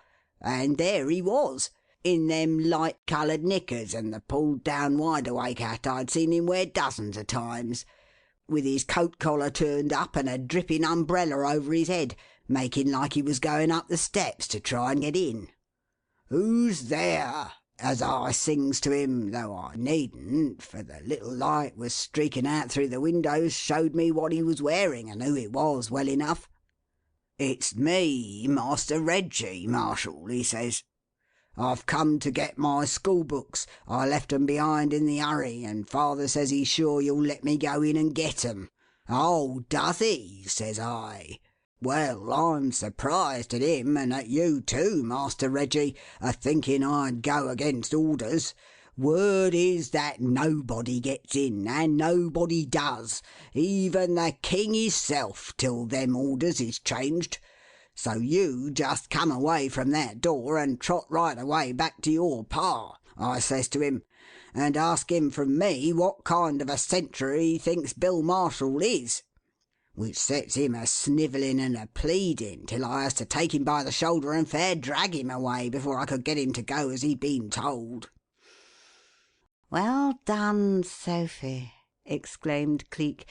"Gad, what a creature of resource the woman is! And what an actress she would make, the vixen! No need to ask you if your son really did come over here last night, Mr. Beachman. Your surprise and indignation have answered for you." "I should think it would, by George!" rapped out the dockmaster. "What sort of an insane man must you have thought me, Marshal, to credit such a thing as that? As if I'd have been likely to let a delicate 15-year-old boy go out on an errand of any kind in a beast of a storm like last night's, much less tell him that he was to ask a sentry in my name to disobey his orders. Good God, gentlemen, it's simply monstrous. Why, look here, Sir Charles, look here, Mr. Cleek. Even if I'd been guilty of such a thing and the boy was willing to go out, he couldn't have done it to save his life. The poor little chap met with an accident last night and he's been in bed ever since. He was going down the stairs on his way to dinner when that terrific clap of thunder came, and the blessed thing startled him so much that in the pitch darkness he missed his footing, fell clear to the bottom of the staircase and broke his collar bone." "Poor little lad! Too bad, too bad!" sympathized Sir Charles feelingly, and possibly would have said more, but that Cleek's voice broke in softly, but with a curiously sharp note underlying its sleekness. "In the pitch darkness, Mr. Beachman?" it inquired. "The pitch darkness of a public hotel at dinner time? Isn't that rather extraordinary?" "It would be under any other circumstances, sir, but that infernal clap of thunder interfered in some way with the electric current, and every blessed light in the hotel went smack out whisk like that, and left the place as black as a pocket. Everybody thought for the moment that the wires must have fused, but it turned out that there was nothing the matter with them, only that the current had been interrupted for a bit, for the lights winked on again as suddenly as they had winked out." "By Jupiter!" Cleek cracked out the two words like the snapping of a whip-lash, then quickly turned round on his heel and looked straight and intently at the telegraph operator. "Speak up, quick!" he said in the sharp staccato of excitement. "I'm told that when that crash came and the diverted message began, there was a force that almost knocked you off your stool. Is that true?" "Yes, sir," the man replied. "Perfectly true. It was something terrific. The Lord only knows what it would have been if I'd been touching the instrument." "You'd have been as dead as Julius Caesar," flung back Cleek. "No wonder she cut away to see what was wrong, the vixen. No wonder the lights went out. Mr. Narkom, the limousine, quick! Come along, Sir Charles. Come along, Mr. Beachman. Come along at once." "Where, Mr. Cleek? Where?" "To the top floor of the house next door to the Ocean Billow Hotel, Sir Charles, to see Miss Greta Hilmann's precious pensioners," he made answer, rather excitedly. "Unless I am woefully mistaken, gentlemen, one part of this little riddle is already solved, and the very elements have conspired to protect England to become her foeman's executioner." He was not mistaken. Not in any point with regard to that house and the part it had played in this peculiar case. For when they visited it and demanded in the name of the law the right to enter and to interview the bedridden woman and the crippled girl who occupied the top floor, they were met with the announcement that no such persons dwelt there, nor had ever done so. "It is let to an invalid, it is true," the landlady, a motherly, unsuspecting old soul, told them when they made the demand. "But it is a gentleman, not a lady. A professional gentleman, I believe. Artist or sculptor, something of that sort. And never until last night has anybody been with him but his niece, who makes occasional calls. Last night, however, a nephew came, just for a moment. Indeed, it seemed to me that he had no more than gone upstairs before he came down again and went out." "Pardon? No, nobody has called to-day. Neither has the gentleman left his room, but he often sleeps until late." He was sleeping for ever this time. For when they came to mount the stairs and force open the door of the room, there, under a half-opened skylight, a dead man lay, one screwed-up, contracted hand still clutching the end of a flex, which went up and out to the telegraph wires overhead. On a table beside the body a fused and utterly demolished telegraph instrument stood, and it was evident from the scrap of flex still clinging to this that it had once formed part of that which the dead hand held, that it had snapped somehow, and that the man was attempting to reattach it to the instrument when death overtook him. "Gentlemen, the wire tapper, Boris Borovonsky," said Cleek as he bent over and looked at him. "Step here, Mr. Beachman, and tell me if this is not the man who played the part of Miss Greta Hilmann's interesting papa." "Yes, yes," declared the dock master excitedly, after he too had bent over and looked into the dead face. "It is the very man, sir, the very one. But who? But why? But how?" He then looked upward in a puzzled way to where the flex went up and out through the skylight, and, threading through a maze of wires, hooked itself fast to one. "Electrocuted," said Cleek, answering that inquiring glance. "A few thousand volts, a flash of flame through heart and head and limbs, and then this. See his little game, Mr. Narkom? See it, do you, Sir Charles? He was taking the message from the tapped wire with that flex, and the fragment that reached the telegraph office only got through when the flex snapped.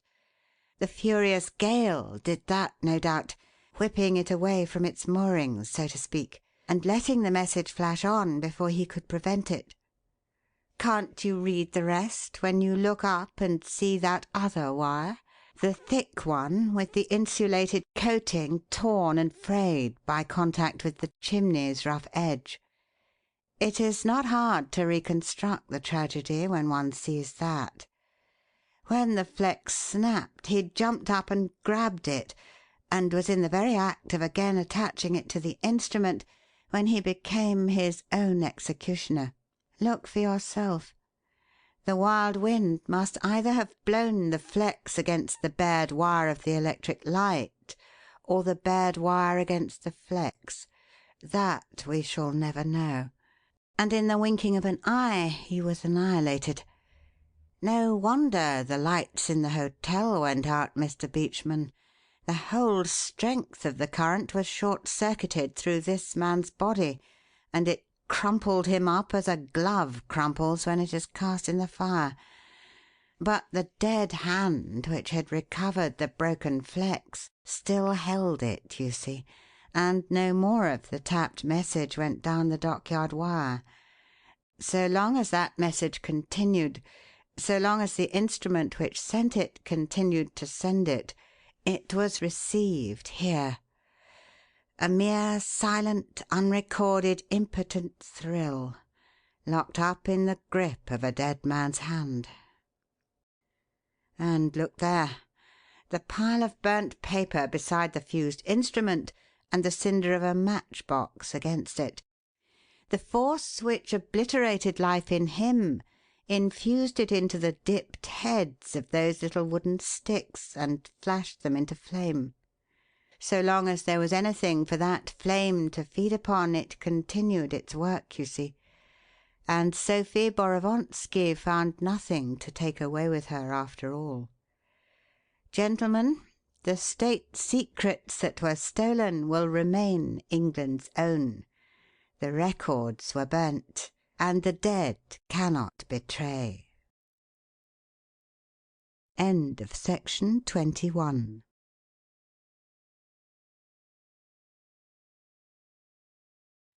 Section 22 of Chapter 19. It had gone 2 o'clock.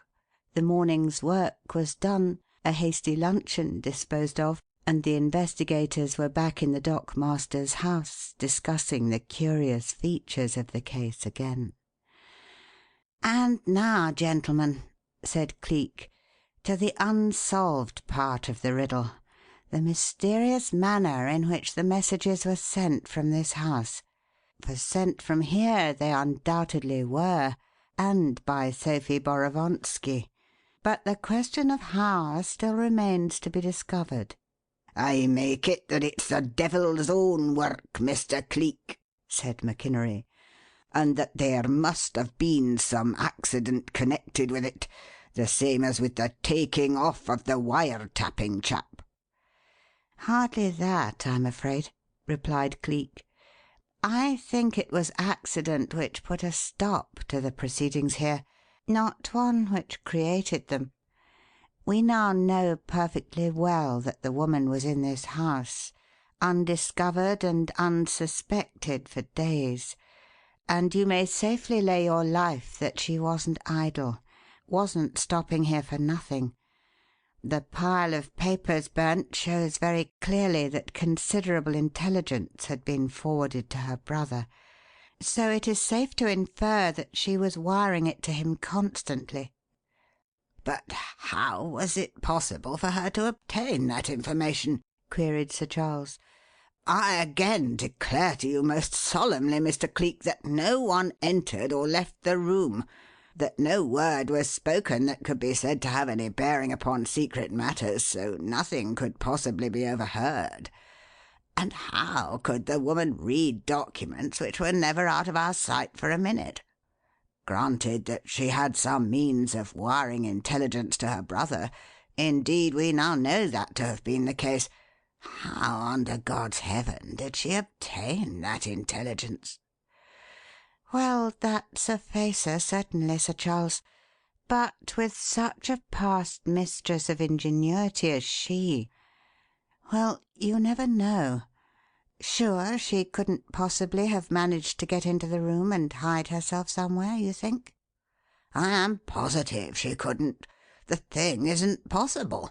There's no place where she could have hidden. Come in and see." He unlocked the door, and, followed by the rest, led the way into the room where the inquiry into the dockmaster's affairs had been held. A glance about it was sufficient to corroborate Sir Charles's statement. On one side stood a large fireproof safe, closely locked. On the other were two windows, iron grilled and with inside shutters of steel. At one end was a large flat-topped table at which Sir Charles and McInnery had conducted their investigation of the books, etc., and at the other a smaller writing table upon which stood a typewriter set on a sound-deadening square of felt, and over which hung a white disked electric bulb. There were 5 chairs, and not another mortal thing. No cupboard, no wardrobe, no chest. Nothing under heaven in which a creature any bigger than a cat could have hidden. "You see," said Sir Charles with a wave of the hand, "she couldn't have hidden in here. Neither could she have hidden outside and overheard, for nothing was said that could have been of any use to her." "Quite confident of that?" "Oh, I can answer for that, Mr. Cleek," put in young Grimsdick. "We were so careful upon that point that Sir Charles never dictated even the smallest thing that he wanted recorded. Merely passed over the papers and said, 'Copy that where I have marked it.' And to save my table from being overcrowded, I scratched down the marked paragraphs in shorthand and prepared to transcribe them on the typewriter later. Why, sir, look here. The diabolical part of the mystery is that those 2 fragments of sentences flashed out at the telegraph office at the time of that frightful peal of thunder, and at that very instant I was in the act of transcribing them on the typewriter." "Hello, hello!" rapped out Cleek, twitching round sharply. "Sure of that, are you? Absolutely sure?" "Beyond all question, Mr. Cleek. Sir Charles will tell you that the thunderclap was so violent and so sudden that both he and Mr. McInnery fairly jumped.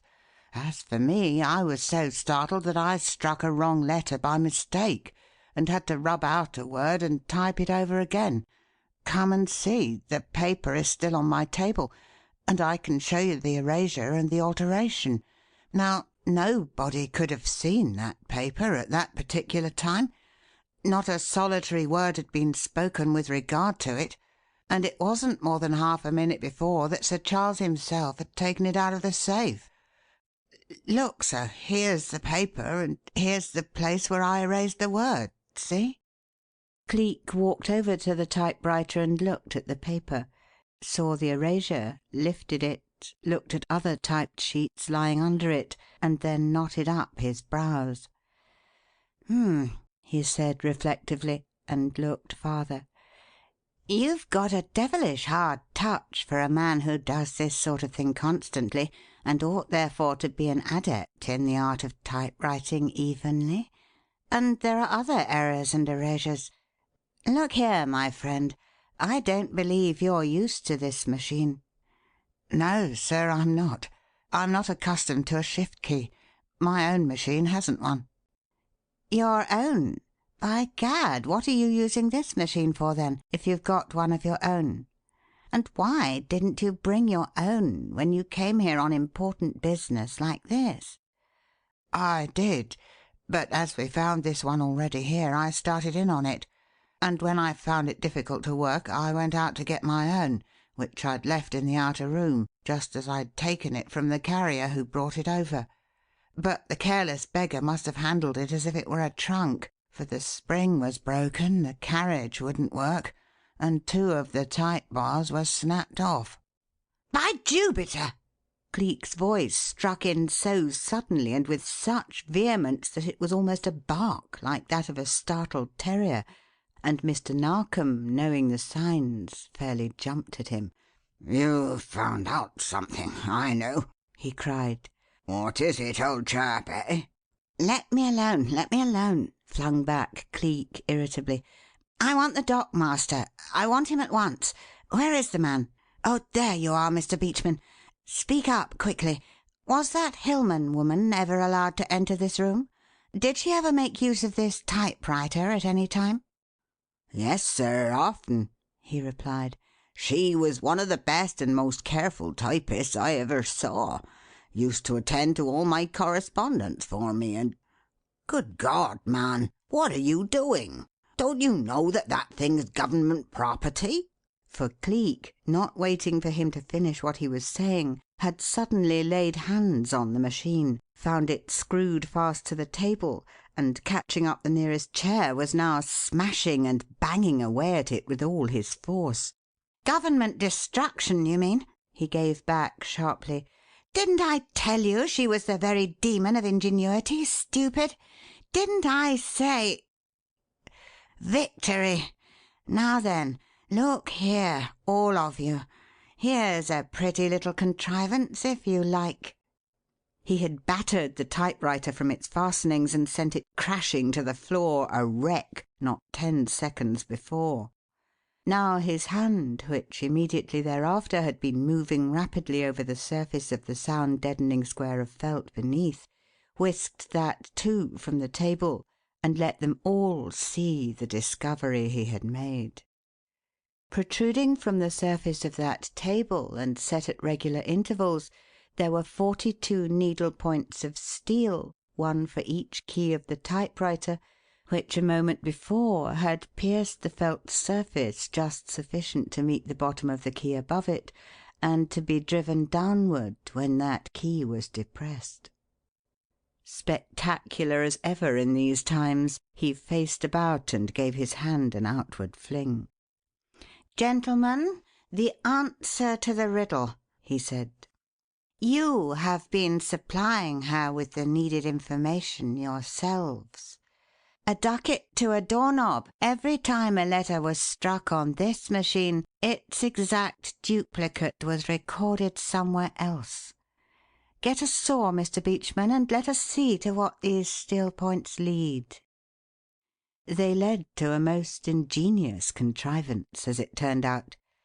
A highly sensitive spiral spring attached to an arm of thin, tough steel beneath the surface of the table communicated with a rigid wire running down the wall behind one of that table's back legs, and passing thence through a small gimlet hole in the floor, descended and disappeared.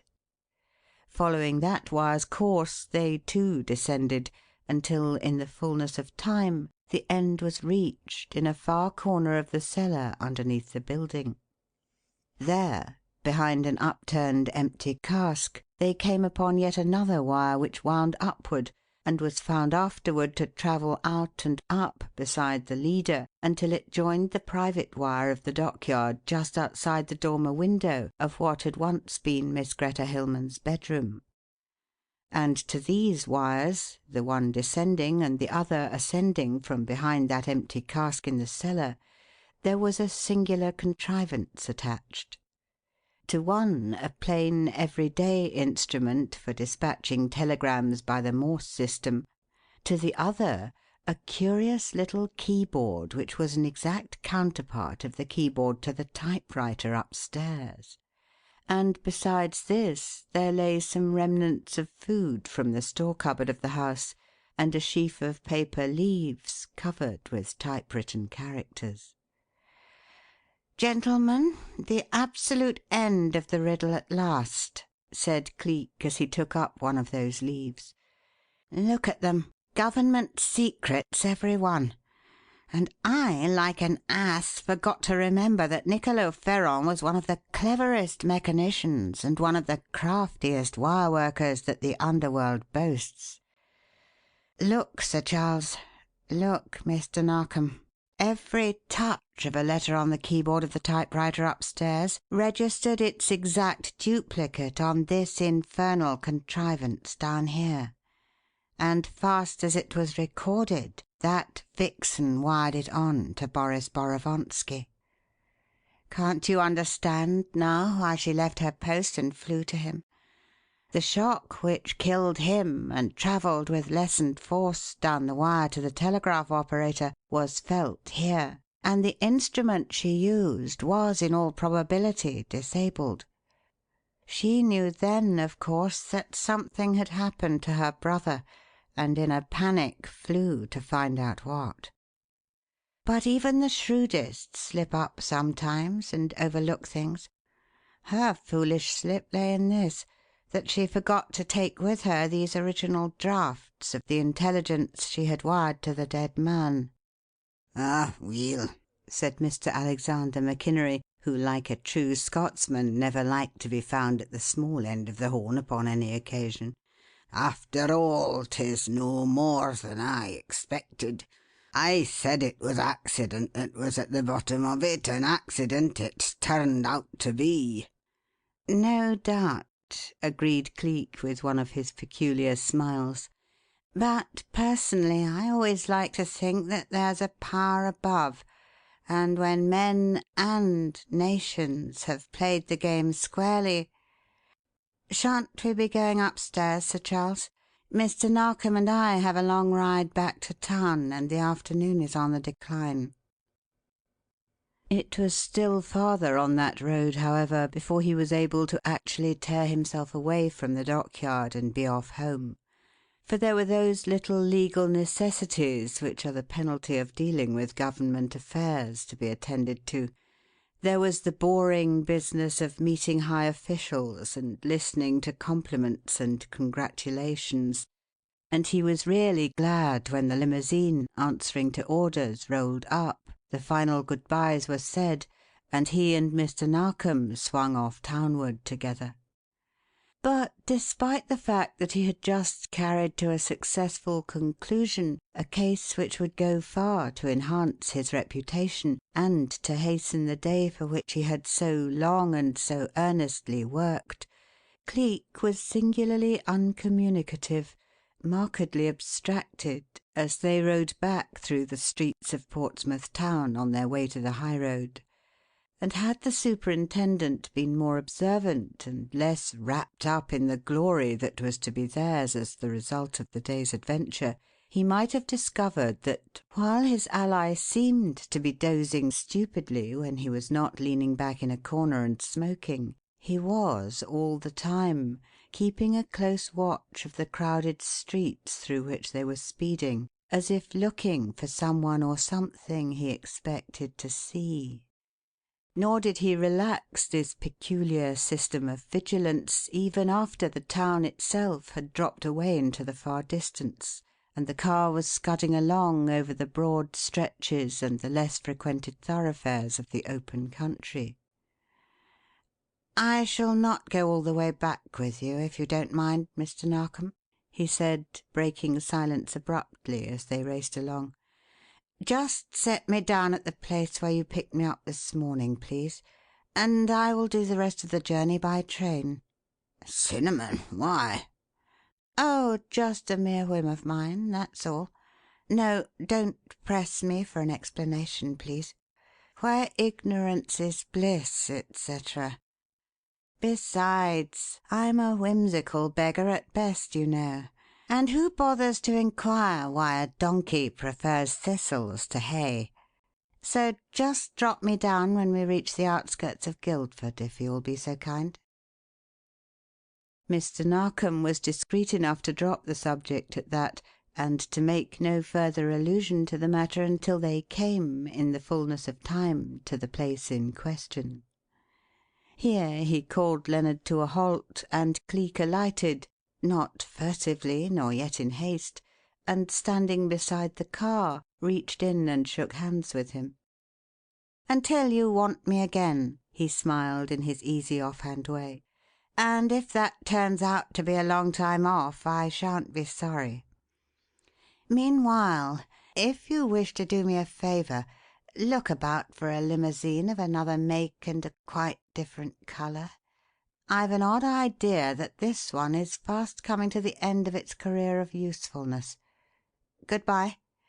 All right, Lennard, let her go." Then the door of the car closed with a smack, and he was off and away, so openly and at such a leisurely pace that it was clear he had neither need nor desire to effect a getaway unobserved. "Well, I'll be dashed," was Mr. Narkom's unspoken comment upon the proceeding, for under his hat he had come to the conclusion that Cleek had, in some way, by some unconfessed means, learned that Waldemar or the Apache had come back into the game and were again on his heels, but had said nothing for fear of worrying him. "Walking off as cool as you please, and never the first attempt to come any of his old vanishing cracksman's dodges. Amazing beggar. What's he up to now, I wonder?" It is just possible that could he have followed he would have wondered still more, for Cleek was bearing straight down upon the populous portions of the town, and about 10 minutes after the two had parted, struck into the High Street, walked along it for a short distance, studying the signs over the various buildings, until, sighting one which announced that it was the Guildford office of the Royal British Life Assurance Society, he crossed the street and with great deliberation passed in under it and disappeared from sight. It was one of the contradictory points of his singularly contradictory character that, whereas he had chafed under the delay in getting away from the Royal Dockyard at Portsea because he was eager to get back to his work in the little old walled garden, and all his thoughts were with the flowers he was preparing for her, in the end he did not see the place until after the moon was up, and all hope of gardening for that day had to be abandoned entirely. Yet he came back to Dollops whistling and as happy as a sandboy. He was up with the first cockcrow next morning, and dawn found him plying fork and rake and trowel among the flowers, and positively bubbling over with enthusiasm. For the budding roses were just beginning to show colour and to give promise of full bloom for the day of days, and more than that he did not ask of heaven.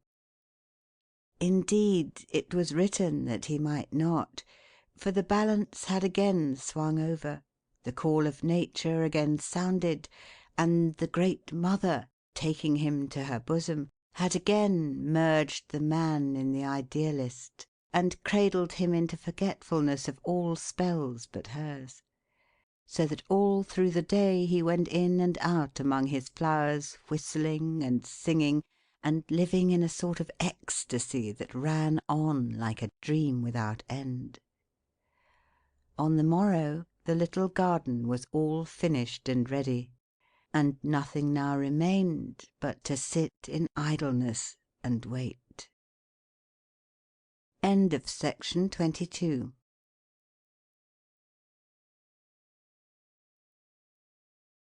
Section 23. Chapter 20. May had smiled itself out, and June had blushed itself in, the most wondrous June, in Cleek's eyes, the world had ever seen, for the long waiting was over, the old order of things had changed, the little house in the Meadowlands had its new tenant, and she was in England again. It did not fret him as it otherwise might have done that he and Dollops had been obliged to go back to the old business of lodging a week here and a week there in the heart of the town rather than within reach of the green trees and the fragrant meadows he loved, for always there was the chance of stealing out to meet her in the glorious country lands when the evening came, or of a whole day with her in the woods and fields when a whole day could be spared. and to a nature such as his these things were recompense enough. Not that many days could be spared at present, for, although nothing had been seen or heard of Waldemar or the Apaches for weeks on end, these were strenuous times for Mr. Narkom and the forces of the Yard, and what with the coronation of His Majesty close at hand, and every train discharging hordes of visitors into London day in and day out, and crooks of every description, home-made as well as imported, from the swell mobsman down to the common lag, making it the Mecca of an unholy pilgrimage, they had their hands filled to overflowing, and were worked to their utmost capacity. The result, so far as Cleek was concerned, scarcely needs recording. It was not in him to be guilty of that form of snobbishness which is known as "standing on his dignity" at such a time, when the man who had stood his friend was in need of help, indeed might lose his official head if he were found wanting in such a crisis, so that naturally he came to Mr. Narkom's assistance, and took a hand in the sorting out process in the manner, yes, and at times in the uniform too, of the ordinary constable, and proved of such invaluable aid in the matter of scenting out undesirables and identifying professional crooks that things speedily fell into a more orderly shape, and he had just begun to look forward to a resumption of those happy days of wandering in the woods with Ailsa, when out of the lull of coming peace there fell an official bombshell. It took the form of a cablegram, a belated cipher communication from the police of America to the police of Great Britain, which, on being decoded, ran thus: "Just succeeded in tracing 218. Sailed 10 days ago on Tunisian, Allen Line, from Canada, under name of Hammond. Woman with him. Handsome blonde, passing as sister. Believed to be 774." Now, as this little exchange of courtesies relative to the movements of the noted figures of the underworld is of almost daily occurrence between the police systems of the two countries in question, Mr. Narkom had only to consult his code book to get at the gist of the matter. And when he did get at it, his little fat legs bent under him like a couple of straws, his round little body collapsed into the nearest chair, and he came within a hair's breadth of having a stroke. For the Tunisian, as it happened, had docked and discharged her passengers exactly 13 hours before, so that it was safe to declare that the persons to whom those numerals alluded had unquestionably slipped unchallenged past the guardians of the port, and were safely housed at this minute within the intricacies of that vast brick-and-mortar puzzle, London. Yet here they were registered in the code book thus: Number 218, Nicholas Hemingway, popularly known as Diamond Nick, American, expert swindler, confidence man, and jewel thief, ex-actor and very skillful at impersonation. See Rogues' Gallery for portrait. Number 774, Ella Plawson, variously known to members of the light-fingered fraternity as Dutch Ella and Lady Bell, German-American, probably the most adroit female jewel thief in existence, highly educated, exceedingly handsome, and amazingly plausible and quick-witted. Usually does the society dodge. Natural blonde and about 25 years old. No photograph obtainable. Within 45 minutes after Mr. Narkom had mastered these facts he had rushed with them to Cleek, and there was a vacancy in the list of special constables from that time forth. "Slipped in, have they?" said Cleek when he heard. "Well, be sure of one thing, Mr. Narkom. They will not have gone to a hotel, at least in the beginning. They are far too sharp for that. Neither will they house themselves in any hole and corner where their sallying forth in fine feathers to make their little clean-up would occasion comment and so lead to a clue. Indeed, I shouldn't be surprised if they were far too shrewd to remain together in any place, but will elect to operate singly, appear to have no connection whatsoever while they are here, and to have a sort of happy reunion elsewhere after their little job has been pulled off successfully. But in any case, when we find them, if we ever do, depend upon it they will be located in some quiet, respectable, secluded district, one of the suburbs, for instance, and living as circumspectly as the most prudish of prying neighbours could desire. Let us then go in for a series of walking tours about the outlying districts, Mr. Narkom, and see if we can't stumble over something that will be worth while. It is true I've never met nor even seen Hemingway, but I fancy I should know if a man were made up or not for the role in which he appears. I did, however, brush elbows with Dutch Ella once. It was that time I went over to New York on that affair of the Amsterdam diamonds. You remember? When I split the reward with the fellow from Mulberry Street whose daughter wanted to study music as a profession, and he couldn't afford to let her. I hobnobbed with some acquaintances of the old days over there, and went one night to the big French ball at the Academy of Music, where my companion of the night told me there would be a smashing big clean-up, as half the swell crooks in town would be there for business. And they were, I dare say, for he kept pointing out this one and that to me and saying that's so-and-so as they danced past us. I shouldn't know any of them again so far as looks are concerned, for the annual French ball in New York is a masked ball, as you are perhaps aware, and I shouldn't know Dutch Ella any better than the rest, but for one thing, although I danced with her. Danced with her, Cleek? Danced? Yes, for the purpose of getting a line on her shape, so to speak, for possible future reference. I couldn't see her face, for she was masked to the very chin, but there's a curious tumour-like lump as big as a hen's egg just under her right shoulder blade. And there's the scar of an acid burn on the back of her left hand that she'll carry to her grave. I shall know that scar if ever I see it again. And if, by any chance, I should run foul of a woman bearing one like it, and that woman should prove to have also a lump under the right shoulder blade. Come along, let's get out and see if we can find one. Time flies, as the anarchist said when he blew up the clock factory. Let's toddle. They toddled forthwith, but on a fruitless errand, as it proved. Nevertheless, they toddled again the next day as hopefully as ever, and the next after that, and the next again.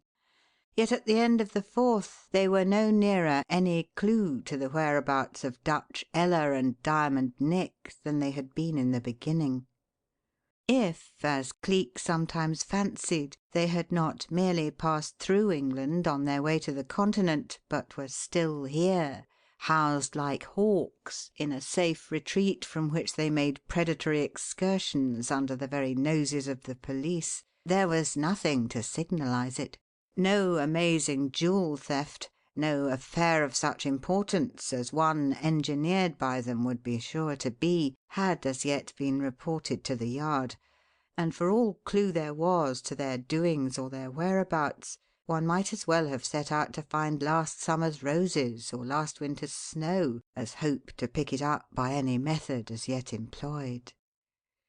Thus matters stood when on the morning of the fifth day Cleek elected to make Hampstead Heath and its environments the scene of their operations, and at 9 o'clock set forth in company with the superintendent to put them into force in that particular locality, with the result that by noontime they found themselves in the thick of as pretty a riddle as they had fallen foul of in many a day.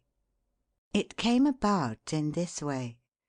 Turning out of St. Aldred's Road into a quiet, tree-shaded avenue running parallel with the historic Heath, somewhere in the neighbourhood of the Vale of Health district, They looked up to discover that there was but one building in the entire length of the thoroughfare, a large imposing residence set back from the road proper and encircled by a high stone wall, with curiously wrought iron gates leading into the enclosure, and that before that building two copper-skinned, turbaned, fantastically clothed Hindus were doing sentry duty in a manner peculiar unto themselves, the one standing as motionless as a bronze image before the barred gateway, and the other pacing up and down before him like a clockwork toy that had been well wound up.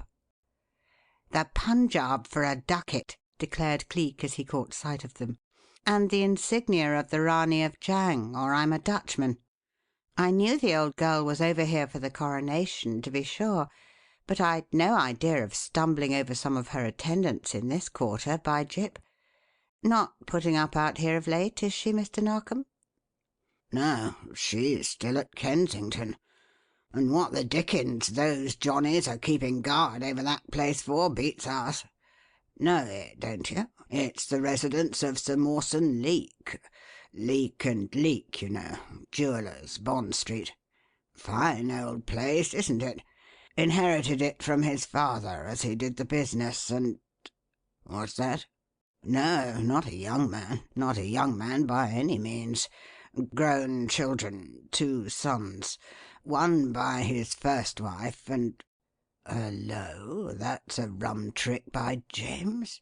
See that, did you, old chap? "See what? The manner in which that clockwork Johnny stopped in his tracks and eyed us as we passed?" No, the woman. All muffled up to the eyes, and in weather like this. Just stepped out of the house door, saw those 2 niggers, and then bolted back indoors as if the old boy was after her." "Caught sight of us, very likely. You know what high-class Brahmins are where Europeans are concerned. It will be the old Ranee herself, 3 to 1, paying a morning visit to the jeweller in reference to some of her amazing gems. That would explain the presence of the sentries. She travels nowhere without a guard." "To be sure," admitted the superintendent, and walked on, dropping the matter from his mind entirely. 10 minutes later, however, it was brought back to it in a rather startling manner, for upon rounding the end of the thoroughfare along which they had been walking, and coming abreast of an isolated building which was clearly the stable of the house they had recently passed, they were surprised to hear the sound of a muffled cry within, to catch a whiff of charcoal smoke as the door was flung wildly open by the same muffled female Mr. Narkom had observed previously, and something more than merely startled to have her rush at them the instant she caught sight of them, crying out distractedly, "I was afraid of it! I knew it! I knew that he would! Oh, help me, gentlemen! Help me, for the love of God! I can't lift him! I can't drag him out! He is too heavy for me! My husband! In there! In there! He'll die if you don't get him out!" They understood then, and for the first time, what she was driving at, and rushed past her into the stable, into what had once been designed for a coachman's bedroom, to find an apartment literally reeking with the fumes that poured out from a charcoal furnace on the floor, and beside that the body of a man, inert, crumpled up, fast sinking into that hopeless state of unconsciousness which precedes asphyxiation by charcoal. In the winking of an eye, Cleek had caught up the deadly little firebrick furnace and sent it crashing through the plugged-up window into the grounds behind, letting a current of pure air rush through the place. Then, while Narkom, with one hand over his mouth and nostrils and the other swinging a pair of handcuffs by their chain, was doing a like thing with another window in the front wall, he gathered up the semi-conscious man, swung him sack-like over his shoulder, carried him out into the roadway, and propped him up against the side of the stable while he chafed his hands and smacked his cheeks, and between times fanned him with his hat brim and swore at him for a weak-backed, marrowless thing to call itself a man and yet go in for the poltroon's trick of suicide. The woman was still there, squeezing her hands and sobbing hysterically, but although she had not as yet uncovered her face, It did not need that to attest the fact that she was no Hindoo, but white like the man she had spoken of as her husband, and at the very first words she uttered when she saw that he was beyond danger, both Cleek and Narkom knew them for what they were: Sir Mawson and Lady Leake. Mawson, how could you? She said reproachfully, going to him the very instant he was able to get on his feet, and folding him to her in an agonized embrace. I suspected it when you left the house. But, oh, how could you? I don't know, he made answer, somewhat shamefacedly, yet with a note of agony in his voice that made one pity him in spite of all. But it seemed too horrible a disgrace to be lived through. And now I shall have to face it. Oh, my God, Ada, it is too much to ask a man to bear. They are there on guard, those Hindoos, protecting me and mine until the Rani's steward comes to receive the Ladder of Light, as promised at— Shh! She struck in warningly, remembering the presence of the others, and clapping her hand over his mouth to stay any further admission. For she had heard Cleek repeat after her husband, but with a soft, significant whistle, "The Ladder of Light," and supplement that with, "Well, I'm dashed," and turned round on him instantly with a forced smile upon her lips, but the look of terror still lingering in her fast-winking eyes. "It is rude of me, gentlemen, to forget to thank you for your kind assistance, and I ask your forgiveness," she said. "I owe you many, many thanks, and I am endeavouring to express them. But as this is merely a little family affair, I am sure you will understand." It was a polite dismissal. Narkom pivoted his little fat body on his heel and prepared to take it. Cleek didn't. "Your pardon, but the Ladder of Light can never be regarded as a family affair in any English household whatsoever," he said blandly. "I can give you its exact history if you wish it. It is a necklace said to have once been the property of the Queen of Sheba, and worn by her at the court of King Solomon. It is made up of 12 magnificent steel white diamonds cut semi-square, and each weighing 28 1/2 carats. They are joined together by slender gold links fitting into minute holes pierced through the edge of each stone. It is valued at £1,000,000 sterling, and it is the property of the Rani of Jang, who prizes it above all other of her marvellous and priceless jewels. She is not a pleasant old lady to cross, the Rani. She would be a shrieking devil if anything were to happen to that necklace, your ladyship." She had been slowly shrinking from him as the history of the Ladder of Light proceeded. Now she leaned back against her husband full of surprise and despairing terror, and stared in a silence that was only broken by little fluttering breaths of alarm. "It is uncanny," she managed to say at last. "You know of that, of the necklace. You know even me, us, and yet I have not uncovered my face nor given you my name. Are you then gifted with clairvoyance, Mr. Cleek," he gave back, making her a polite bow. "Cleek is the name, Lady Leake. Cleek of Scotland Yard." "That man! Dear God, that amazing man!" she cried, her whole face lighting up, her drooping figure springing erect, revitalized. "At your ladyship's service," he replied. "We are out this morning, Superintendent Narkom and I, in quest of what is probably the most skilful and audacious pair of jewel thieves in the world. Just the one particular pair in all the universe to whom a loot so valuable as the Ladder of Light would offer the strongest kind of an appeal. So if by any chance something has occurred which threatens the safety of that amazing necklace, and you and Sir Mawson are in a position to know the facts, come, Take me into your confidence, and perhaps, who knows?" Before he had fairly finished speaking, Lady Leake caught up his hand, and holding it fast, squeezed in both her own, looked up at him with bright, wet eyes.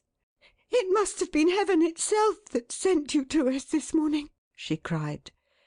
"If any man in the world can help us, I believe in my soul that you are the man. Mawson, you hear, dearest? It is Mr. Cleek, the wonderful Mr. Cleek. Why didn't we think of him before? Tell him, Mawson. Tell him everything, my dear." Sir Mawson acted upon the suggestion instantly. "Mr. Cleek, I beg, I implore you to come to our assistance," he exclaimed in a very transport of excitement. "Lady Leake is right. If any man can, you are he. You ask if anything has happened with regard to that accursed necklace, and if I can give you any information on the subject. To both questions, yes. It is gone. It is lost. It is stolen." "What's that? Stolen? The Ladder of Light? Good heavens! When? Where? How?" "Yesterday, from my keeping. From my house. And, God have mercy on me, I have every reason to believe that the thief is my eldest son." End of section 23.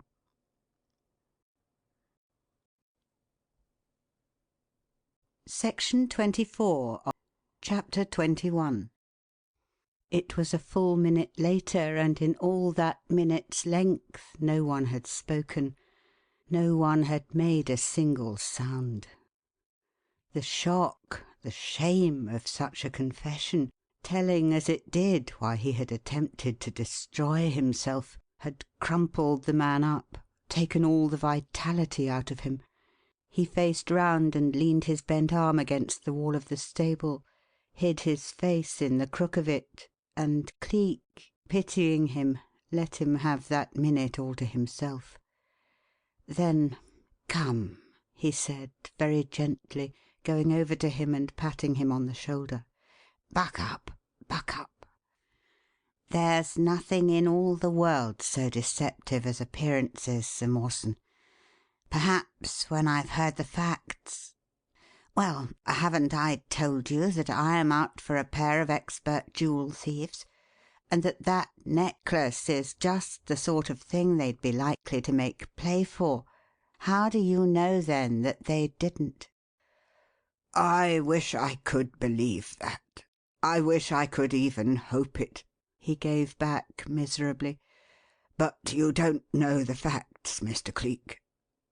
"To be sure I don't, and they're what I'm after.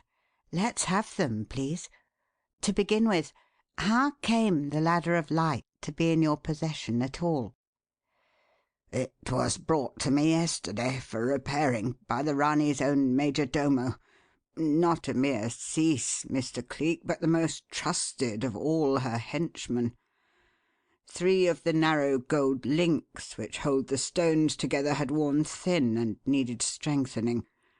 It was 4 o'clock in the afternoon when he arrived, and the Ranee, he said, had selected our house for the work on the recommendation of royalty.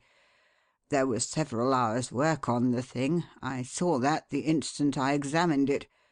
But I was appalled by the fearful responsibility of having a jewel of such fabulous value on the premises, with people constantly coming in and going out, and determined, therefore, to take it home and do the repairs myself. I informed the Ranee's major domo of that resolution, and demanded of him a guard of the Ranee's own attendants to accompany me on the journey and to keep watch over my house until he should come in person to receive the necklace to day. He accorded me this willingly, departed, still retaining possession of the jewel, for I would not have it left with me at any cost, returned with the guard an hour later, handed me the case containing the necklace, and I left for home a few minutes after 5, and the Hindu guard with me. On arriving—" "One moment, please," interposed Cleek.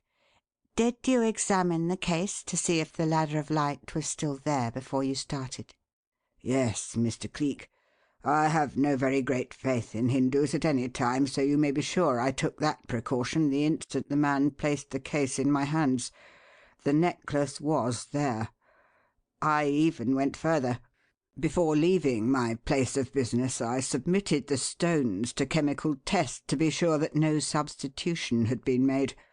They were absolutely genuine, so that there can be no shadow of doubt that it was the Ladder of Light itself I carried home with me. On arriving at my residence, I stationed the 2 Hindu guards at the front gate, entered the house, and was upon the point of going immediately to my study to subject the stones to yet another chemical test to make sure that no trickery had been practised upon me by the Hindus on the journey, when I was unexpectedly pounced upon in the main hallway by my son Henry, who was in a greatly excited state, and attempted to renew the subject of our unpleasant interview of the day before." Here Sir Mawson's voice grew curiously thick and unsteady. He paused a moment as if ashamed to go on, then stiffened himself and continued. "Mr. Cleek," he said agitatedly, "it is necessary that I should tell you at this point something with regard to those who make up the members of my household." "You needn't. I have already heard. Lady Leake is, I believe, your second wife, and you have 2 sons." "No, 3," he corrected. "Henry, my eldest, who is 24, and is the only survivor of the children of my first and most unhappy marriage. Curzon, who is just entering his 21st year, and Bevis, who has not yet turned 7 and is, of course, still in the nursery. I may as well admit to you, Mr. Cleek, that my first marriage was a failure, that it was none of my own choosing, but was consummated in deference to the will and wishes of my parents.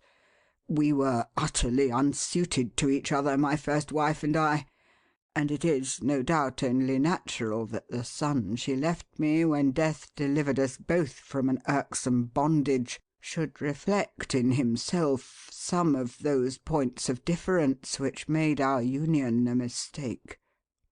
Don't misunderstand me, however. He is very dear to me, dear, too, to his stepmother, who loves him as her own. And the one strong feature in his character is the love he gives her in return.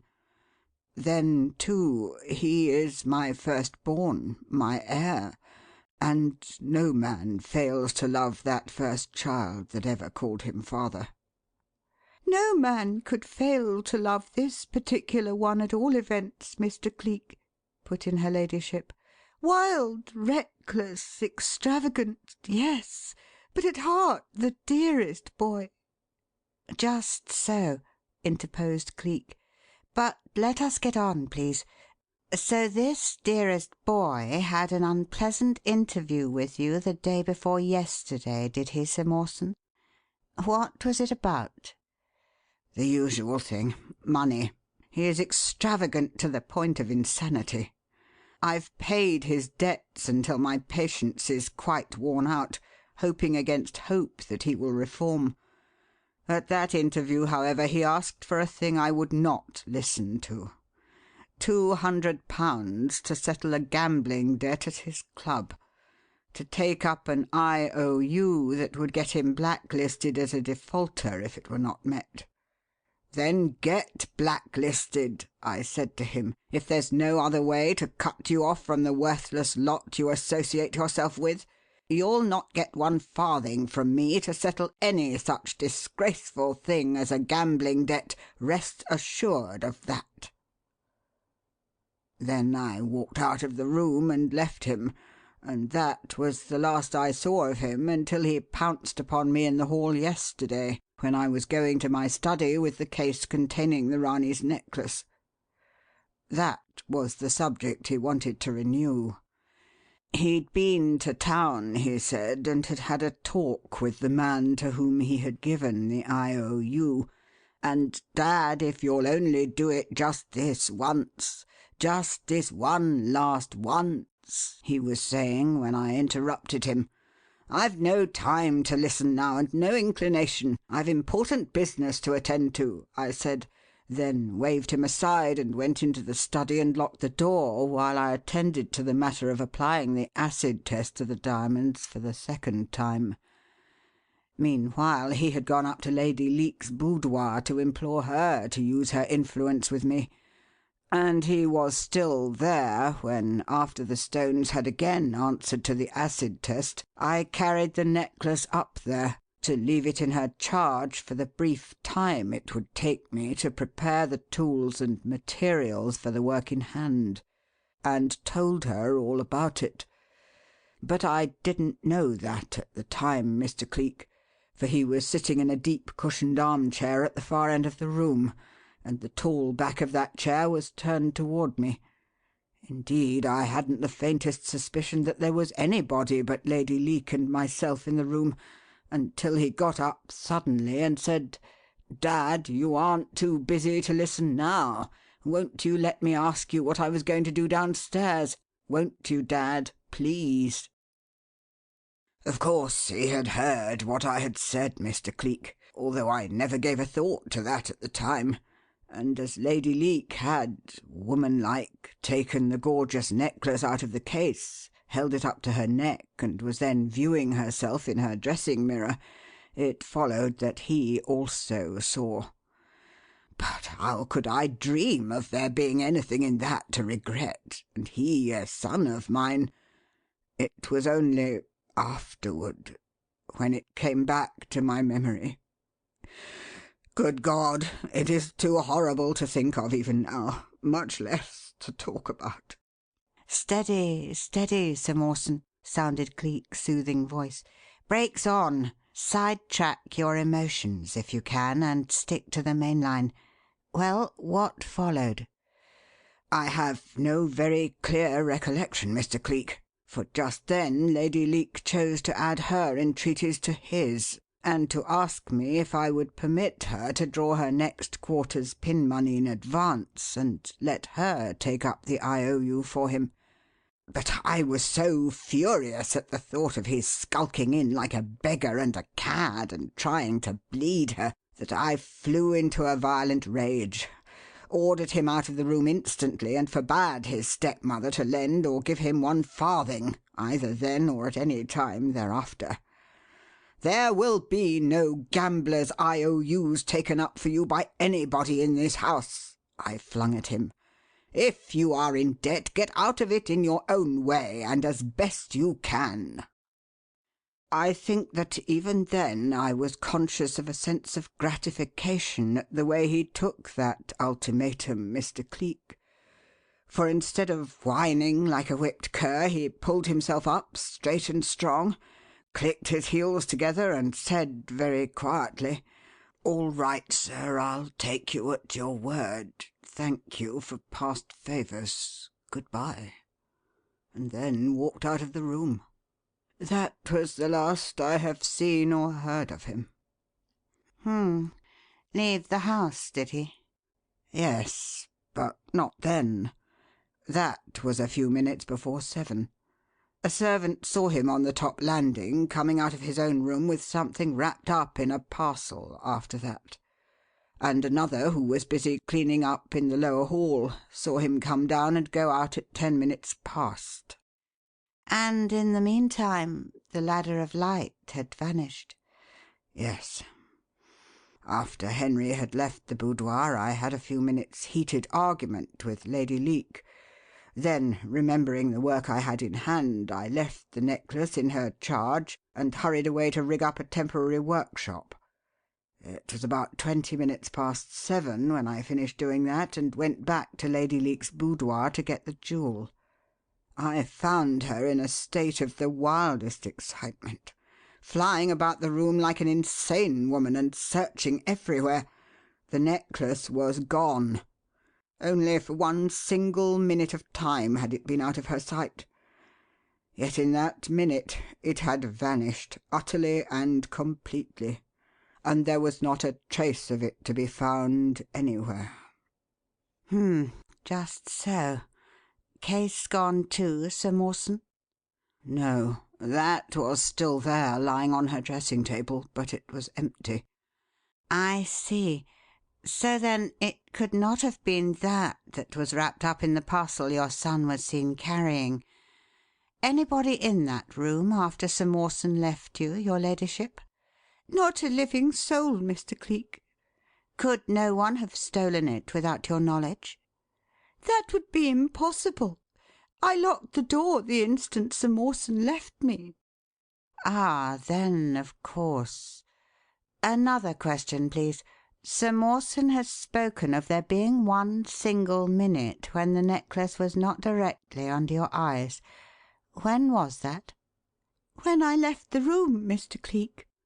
"Oh, then you did leave it, eh?"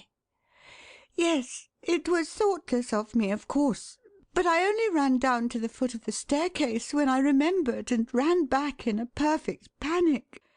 Still, I had locked the door in going out even then, and the key was in my hand. It was still locked when I returned, but in that one single minute the necklace had disappeared.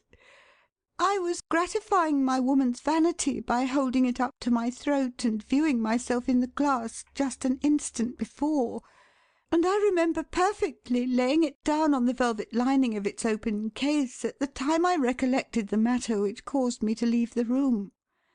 "May I ask what that matter was?" "Yes, a service I had promised to perform for Miss Eastman." "Miss Eastman. Who is she?" "My son's fiancée. She and her father are visiting us at present.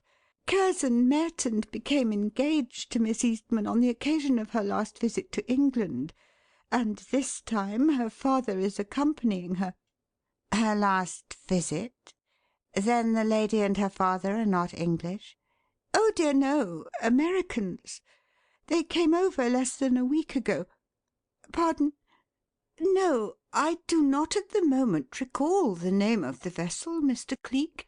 But whichever one it was, it seems to have been a very ill-conditioned affair, and gave them a very bad crossing indeed.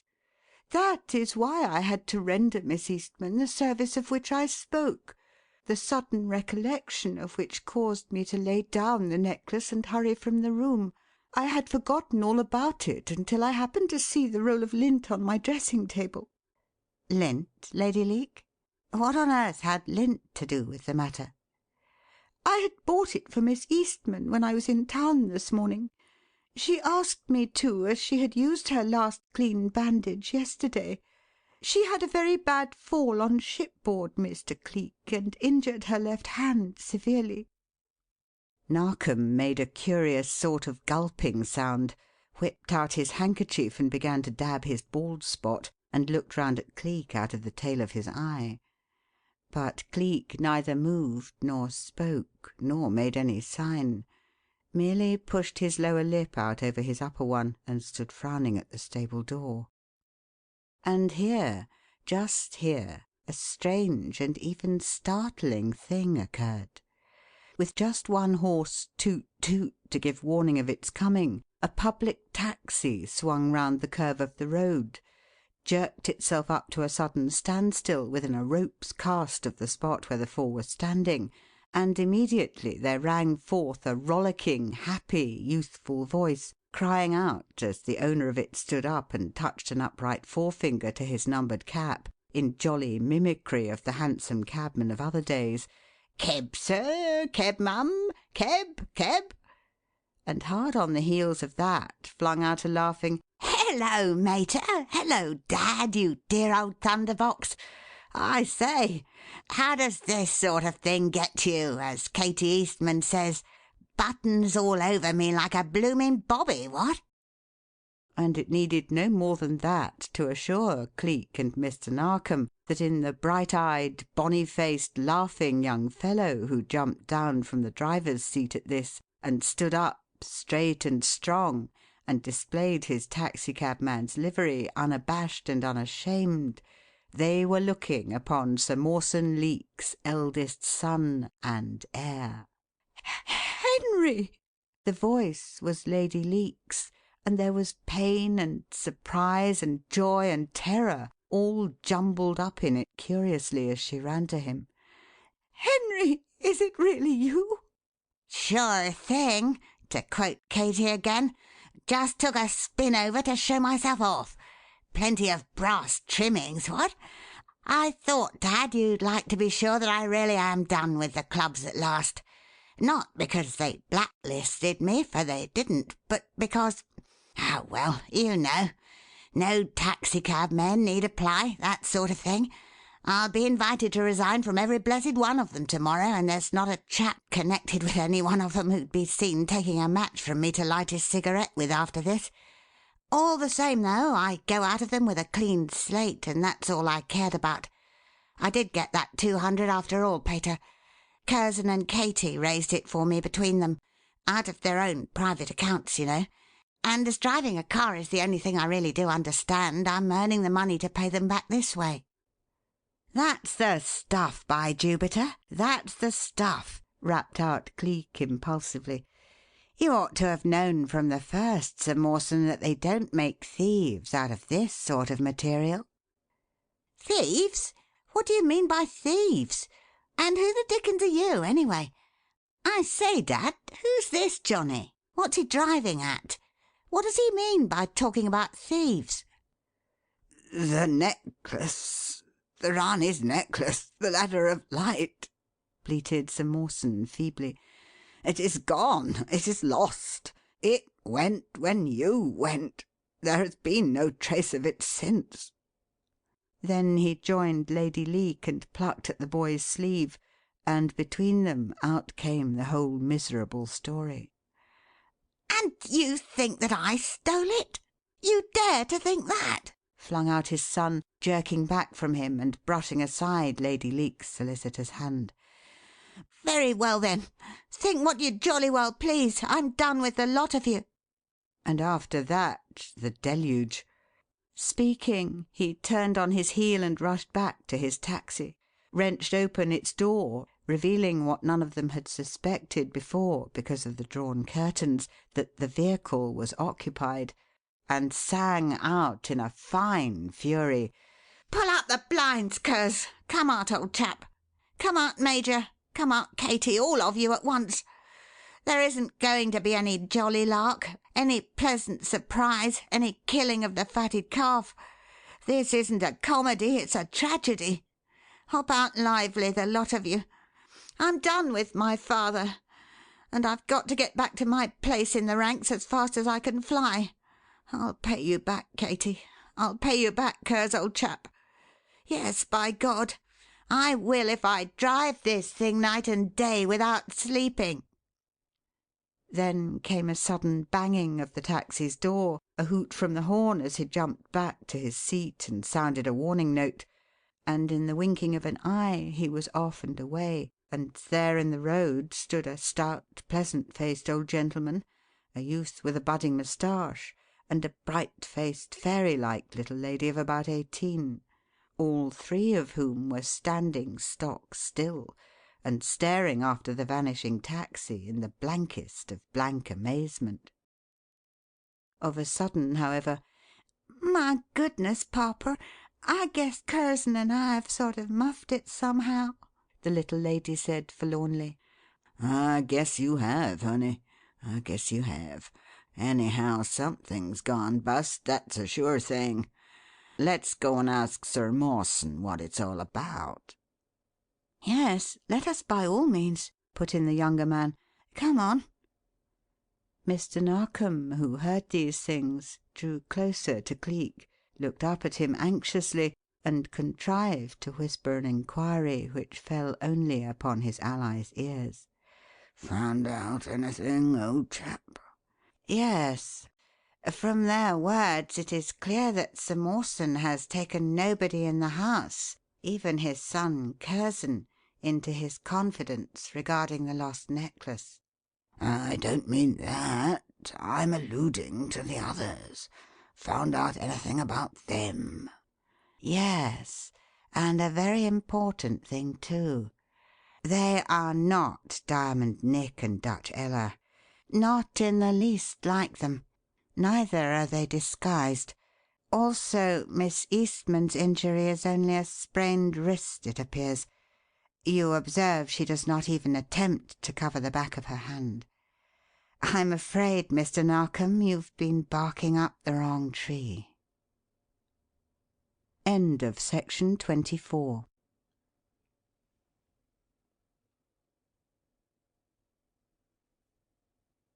Section 25 of Chapter 22. By this time, the Major, his daughter, and young Curzon Leake, full of deep and earnest solicitude for the long erring Henry, and fairly bristling with questions and entreaties, had crossed the intervening space and were at Sir Mawson's side. But as the details of what was said and done for the next 10 minutes have no bearing upon the case in hand, they may well be omitted from these records. Suffice it, then, that on the plea of having some very important business with these gentlemen, which will not permit of another moment's delay, and promising to discuss the other matter later on, Sir Mawson managed to get rid of them with the story of the lost necklace still unconfessed, and was again free to return to the subject in hand. "Of course, I can understand your reluctance, with those Indian chaps about, to take anybody into your confidence regarding the loss of the jewel, Sir Mawson," said Cleek, as soon as the others were well out of hearing. "But sometimes a policy of silence is wise, and sometimes it is a mistake. For instance, if any of a man's servants should know of a circumstance which might have a bearing upon a robbery, they are not likely to mention it if they don't even know that a robbery has been committed. However, we shall know more about that after I've been over the ground and poked about a bit. So, if you and her ladyship will be so kind, I should like to have a look indoors, particularly in Lady Leake's boudoir, as soon as possible." Upon what trivial circumstances do great events sometimes hinge! Speaking, he turned toward the curve of the road to go back to the guarded gates of the house which he had so recently passed, when Lady Leake's hand plucked nervously at his sleeve. "Not that way! Not for worlds, with those Hindus on the watch!" she exclaimed agitatedly.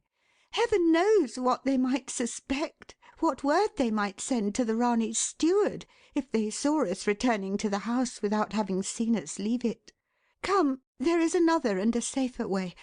Through the grounds and round to the door of the music room, at the back of the building. Follow me." They followed forthwith, and in another moment were taking that other way with her, pushing through a thick plantation, crossing a kitchen garden, cutting through an orchard, and walking rapidly along an arboured path, until they came at last to the final obstacle of all, a large rock garden, which barred their progress to the smooth, close-clipped lawn at whose far end the house itself stood. This rock garden, it was plain from the course she was taking, it was Lady Leake's intention to skirt. But Cleek, noting that there was a path running through the middle of it, pointed out that fact. "One moment," he said. "As time is of importance, would not this be the shorter and the quicker way?" "Yes," she gave back, without, however, stopping in her progress around the tall rocks which formed its boundary. "But if we took it we should be sure to meet Bevis. That is his especial playground, you know, and if he were to see his father and me we shouldn't be able to get rid of him again. No, don't misunderstand, Mr. Cleek. I am not one of those mothers who find their children a nuisance in their nursery stage. Bevis is the dearest little man. But he is so full of pranks, so full of questions, so full of life and high spirits, and I couldn't stand that this morning. Besides, he has no one to play with him to day. This is Miss Miniver's half holiday. Pardon? Yes, his nursery governess. She won't be back until 3. I only hope he will stay in the rock garden and amuse himself with his Pirate's Cave until then." "His Pirate's Cave. Miss Miniver took him to a moving picture show one day. He saw one there, and nothing would do him but his father must let him have one for himself. So the gardeners made one for him in the rock garden, and he amuses himself by going out on what he calls treasure raids, and carries his spoils in there." "His spoils, eh? I see. Pardon me, Lady Leake, but do you think it is possible that this affair we are on may be only a wild goose chase after all? In other words, that, not knowing the value of the Ranee's necklace, your little son may have made that a part of his spoils and carried it off to his pirate's cave?" "No, Mr. Cleek, I do not. Such a thing is utterly impossible. For one thing, the boudoir door was locked, remember, and for another, Bevis had been bathed and put to bed before the necklace was lost. He could not have got up and left his room, as Miss Miniver sat with him until he fell asleep." Commented Cleek. "So that's barking up the wrong tree for a second time. Still, of course, the necklace couldn't have vanished of its own accord. Just so. Another question, your ladyship. You spoke of running down to the foot of the stairs with the lint for Miss Eastman, and running back in a panic when you remembered the necklace. How, then, did you get the lint to Miss Eastman, after all?" "I sent it to her with apologies for not being able to do the bandaging for her." "Sent it to her, your ladyship? By whom?" "Jennifer, one of the servants." "Oh-ho!" said Cleek in two different tones. "So then you did unlock the door of your boudoir for a second time, and somebody other than Sir Mawson and your stepson did see the inside of the room, eh?" "Your pardon, Mr. Cleek, but you are wrong in both surmises. Jennifer was the servant who was working in the lower hall at the time, the one who says he saw Henry leave the house at 7:10. The instant I reached the foot of the stairs and thought of the necklace, I called Jennifer to me, gave him the lint with orders to take it at once to Miss Eastman's maid with the message mentioned, and then turned round and ran back to my boudoir immediately." I see. I suppose, your ladyship, it isn't possible that this man Jennifer might, in going to carry that message But no, I recollect. The door of your boudoir was locked. So even if he had managed to outstrip you by going up another staircase "Oh, I see what you mean," she declared, as they reached the edge of the lawn and set out across it. "But, Mr. Cleek, such a thing would not bear even hinting at, so far as Jennifer is concerned. He is the soul of honesty, for one thing, and for another, he couldn't have outstripped me, as you put it, had I returned at a snail's pace. He is very old and near-sighted. There, look! That is he, over there, sweeping the leaves off the terrace. You can see for yourself how impossible it would be for him to run upstairs." Cleek did see. Looking in the direction indicated, he saw an elderly man employed as stated, whose back was bowed and whose limping gait betokened an injury which had left him hopelessly lame.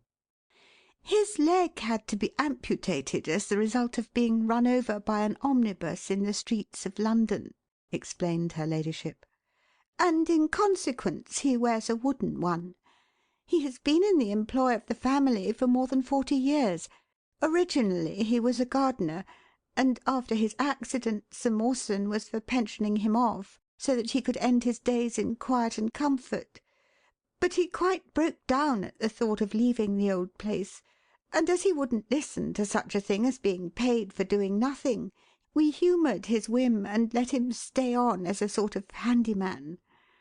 I'm sorry to say that Bevis, little rogue, takes advantage of his inability to run and plays no end of pranks upon him.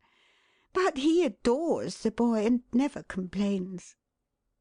Cleek, who had been studying the man fixedly with his narrowed eyes, and remembering what had been said of Diamond Nick's skill at impersonation the while they were crossing the lawn, here twitched his head as if casting off a thought which annoyed him, and turned a bland look upon Lady Leake. "One last question, your ladyship," he said. "I think you said that Jennifer was cleaning the hall at the time your stepson left the house, and as presumably you wouldn't overwork a crippled old chap like that, how happened it that he was still at his labours at 10 minutes past 7 o'clock in the evening? That's rather late to be cleaning up a hall, isn't it?" "Yes, much too late," she acknowledged. "But it couldn't be helped in the present instance. The gas fitters didn't finish their work as early as we had hoped, and as he couldn't begin until they had finished, he was delayed in starting." "The gas fitters, eh? Uh-huh.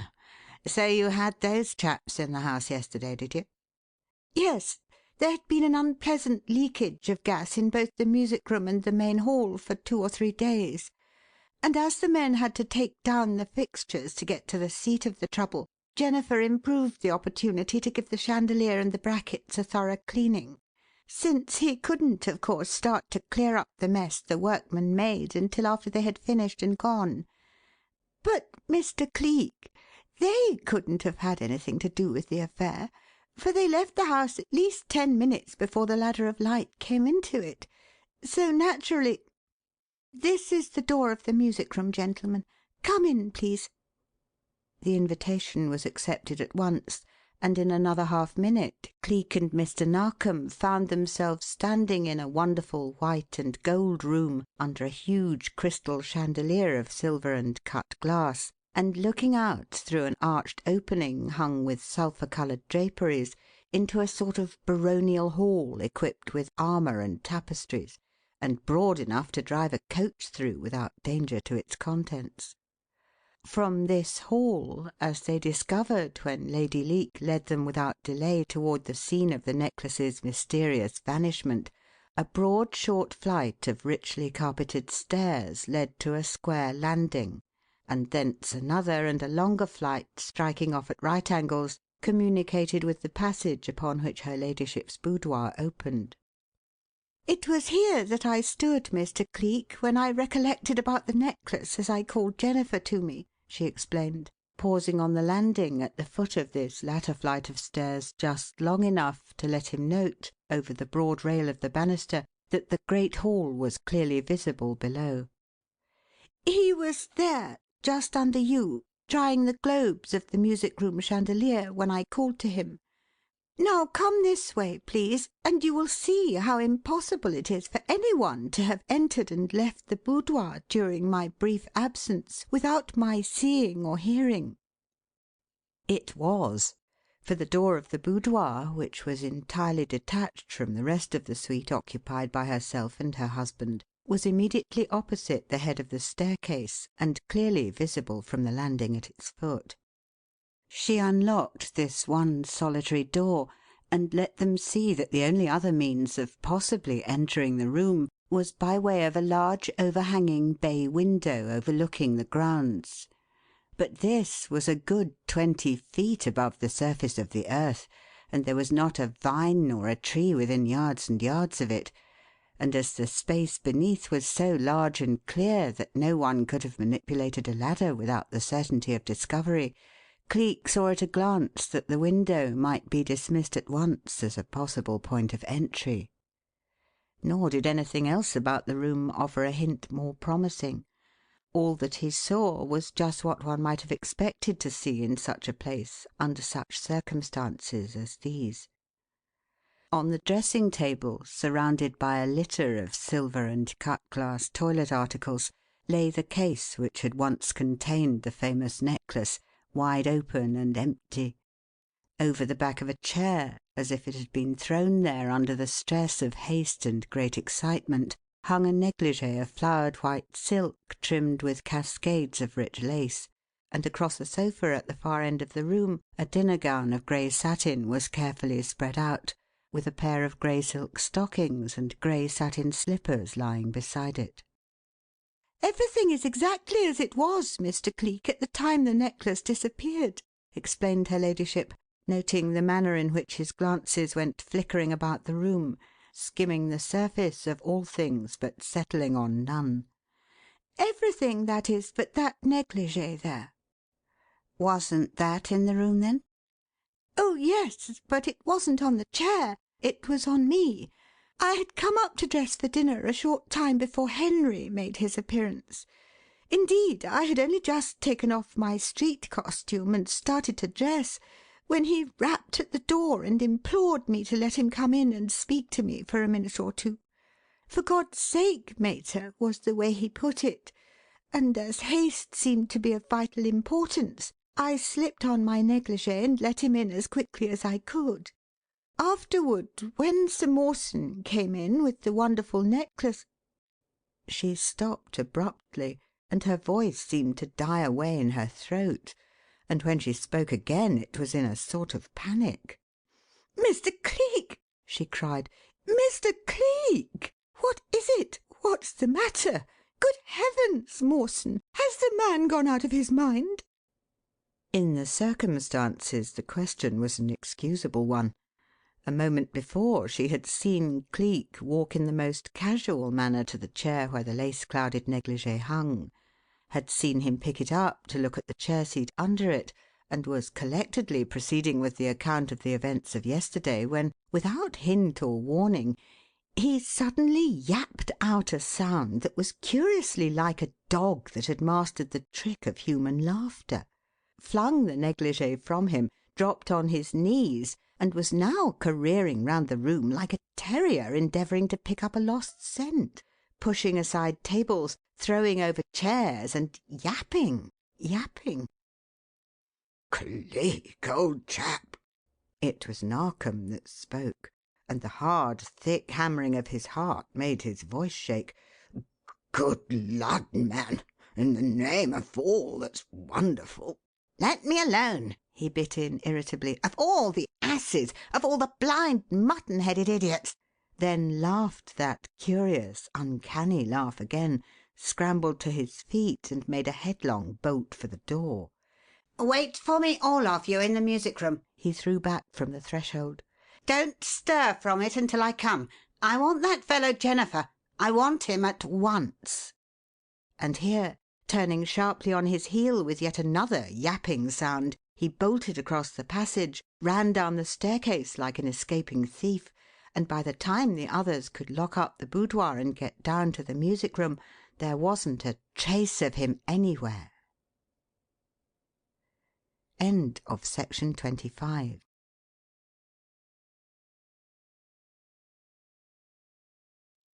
Section 26, Chapter 23.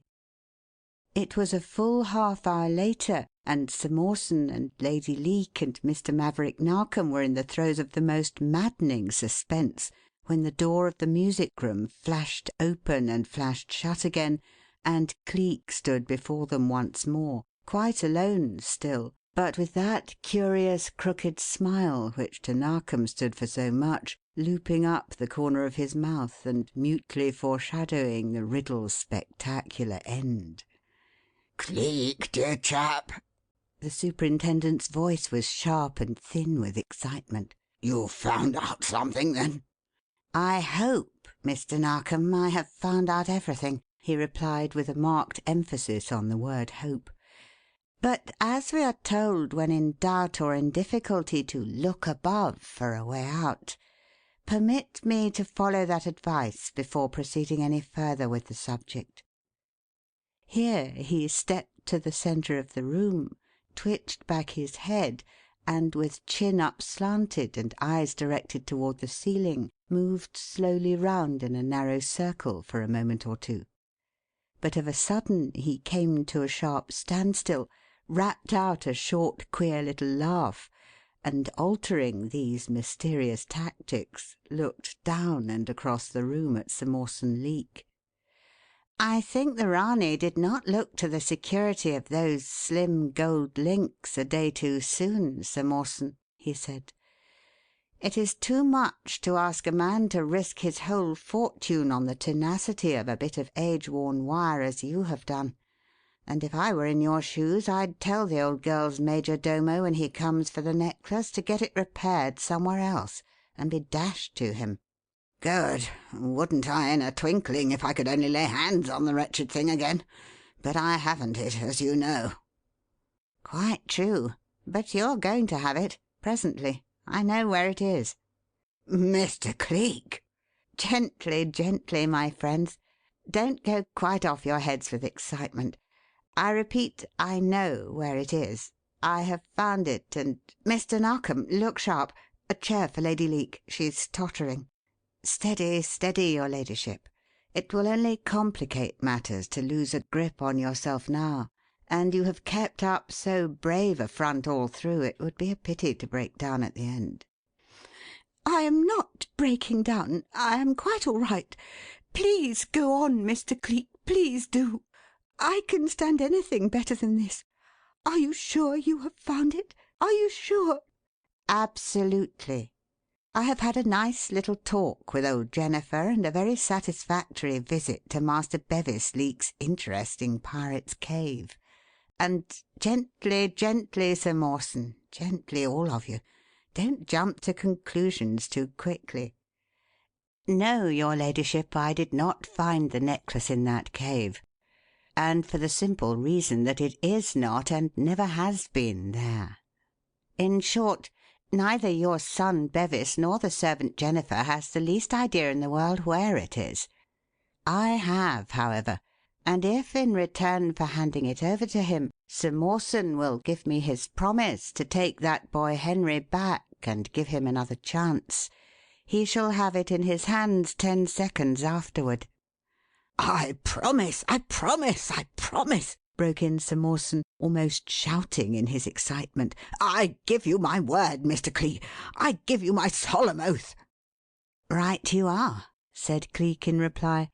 Then he twitched forward a chair, stepped on the seat of it, reached up into the midst of the chandelier's glittering cut-glass lustres, snapped something out from their sparkling festoons, and added serenely, "Favour for favour? There you are, then," as he dropped the ladder of light into Sir Mawson's hands. And all in a moment, what with Lady Leake laughing and crying at one and the same time, her liege lord acting pretty much as if he had suddenly gone off his head, and Mr. Maverick Narkom chiming in and asserting several times over that he'd be jiggered, there was the dickens and all to pay in the way of excitement. "Up in the chandelier!" exclaimed Lady Leake, when matters had settled down a bit.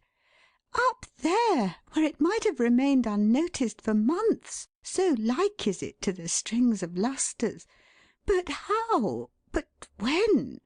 Oh, Mr. Cleek, who in the world put it there, and why?" "Jennifer," he made answer. "No, not for any evil purpose, your ladyship. He doesn't know even yet that it was there, or that he ever in all his life held a thing so valuable in his hands. All that he does know in connection with it is that while he was cleaning those lustres out there in the hallway yesterday afternoon between 4 and 5 o'clock, your son Bevis, out on one of his treasure raids, paid him a visit, and that long after, when the old fellow came to replace the lustres on the chandelier, he discovered that one string was missing." "I knowed the precious little rascal had took it, sir, of course," was the way he put it in explaining the matter to me. "and I felt sure I'd be certain to find it in his pirate's cave.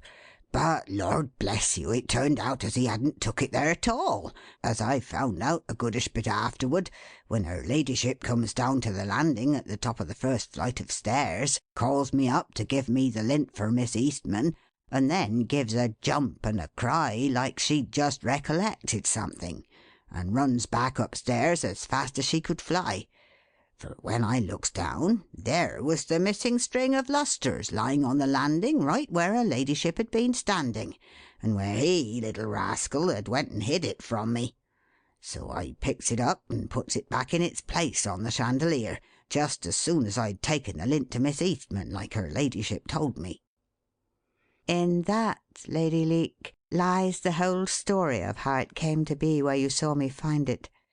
Jennifer is still under the impression that what he picked up on that landing was nothing more than the string of 12 cut-glass lustres joined together by links of brass wire, which is at this moment hanging among the treasures in your little son's pirate's cave." "On the landing? Lying on the landing, do you say, Mr. Cleek?" exclaimed her ladyship. "But, heavens above, how could the necklace ever have got there? Nobody could by any possibility have entered the boudoir after I left it to run down to the landing with the lint. You saw for yourself how utterly impossible such a thing as that would be." "To be sure," he admitted. "It was the absolute certainty that nobody in the world could have that actually forced the key to the solution upon me. Since it was possible for only one solitary person to have entered and left that room since Sir Mawson placed the necklace in your charge, clearly then that person was the one who carried it out. Therefore there was but one conclusion, namely that when your ladyship left that room the ladder of light left it with you, on your person, and gently, gently, Lady Leake, don't get excited, I beg. I shall be able in a moment to convince you that my reasoning upon that point was quite sound, and to back it up with actual proof. If you will examine the necklace, Sir Mawson, you will see that it has not come through this adventure uninjured. In short, that one of the two sections of its clasp is missing, and the link that once secured that section to the string of diamonds has parted in the middle. Perhaps a good deal which may have seemed to you sheer madness up to this point will be clearly explained when I tell you that when I lifted Lady Leake's negligée from that chair a while ago, I found this thing clinging to the lace of the right sleeve." "Good heavens above! Look, Ada, look! The missing section of the clasp." "Exactly," concurred Cleek. "And when you think of where I found it, I fancy it will not be very difficult to reason out how the necklace came to be where Jennifer picked it up. On your own evidence, Lady Leake, you hastily laid it down on your dressing table when the sight of the lint bandage recalled to your mind your promise to Miss Eastman, and from that moment it was never seen again.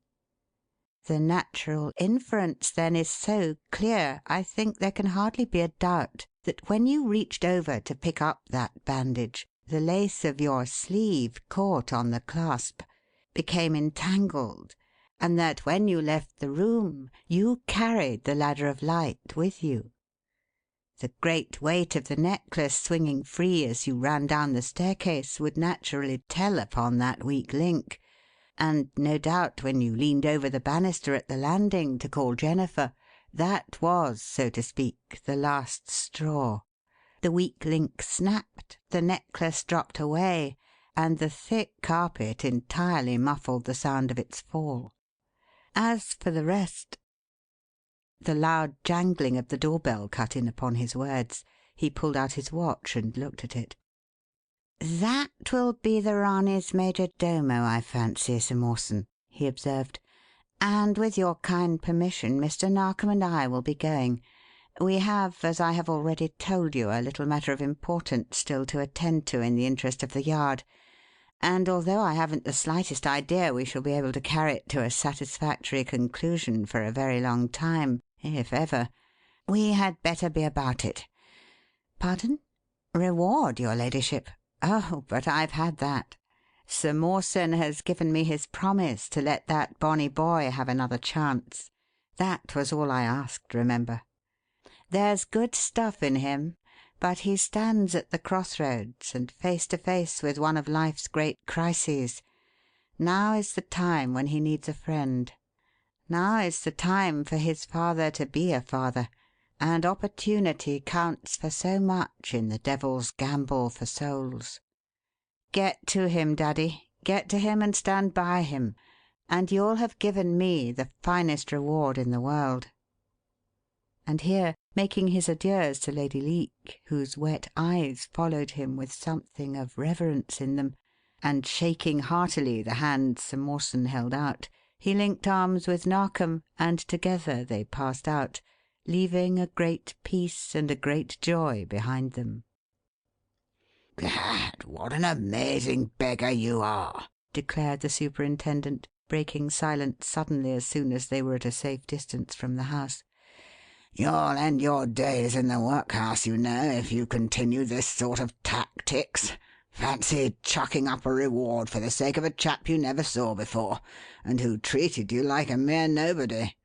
Why, man alive, you could have had almost any reward, £1,000 if you'd asked it, for finding a priceless thing like that." "I fancy I've helped to find something that is more priceless still, my friend, and it's cheap at the price." "But £1,000, Cleek? £1,000? God's truth, man, think what you could do with all that money. Think what you could buy." "To be sure. But think what you can't. Not one day of lost innocence, not one hour of spoilt youth. It isn't because they have a natural tendency toward evil that all men go wrong. It is not what they possess, but what they lack, that's at the bottom of the downfall of 4/5 of them. Given such ingredients as a young chap suffering under a sense of personal injury, a feeling that the world's against him, that he has neither a home nor a friend to stand by him in his hour of need, and the devil will whip up the mixture and manufacture a criminal in less than no time. It is easier to save him while he's worth the saving than it is to pull him up after he has gone down the line, Mr. Narkom. And if by refusing to accept so many pounds, shillings, and pence a man can do the devil out of a favourable opportunity— Oh, well, let it go at that. Come on, please. We are still as far as ever from the game we set out to bag, my friend. And as this district seems to be as unpromising in that respect as all the others, where next?" End of section 26.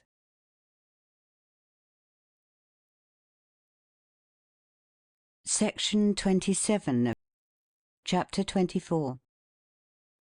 "I'm bothered if I know," returned Narkom helplessly. "Gad, I'm at my wits' end. We seem to be as far as ever from any clue to that devilish pair, and unless you can suggest something—" He finished the sentence by taking off his hat and looking up at Cleek hopefully, and patting his bald spot with a handkerchief which diffused a more or less agreeable odour of the latest Parisian perfume.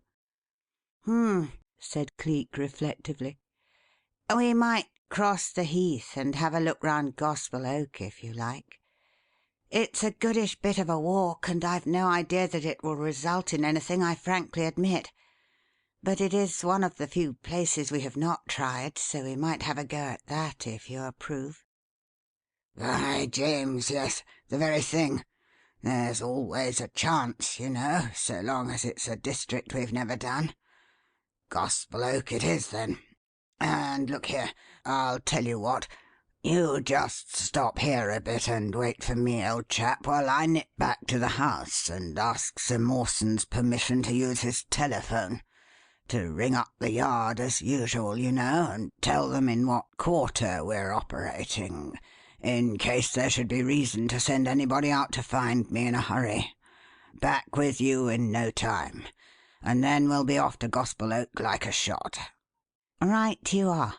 I'll stop here under the trees and indulge in a few comforting whiffs while you're about it. Get along."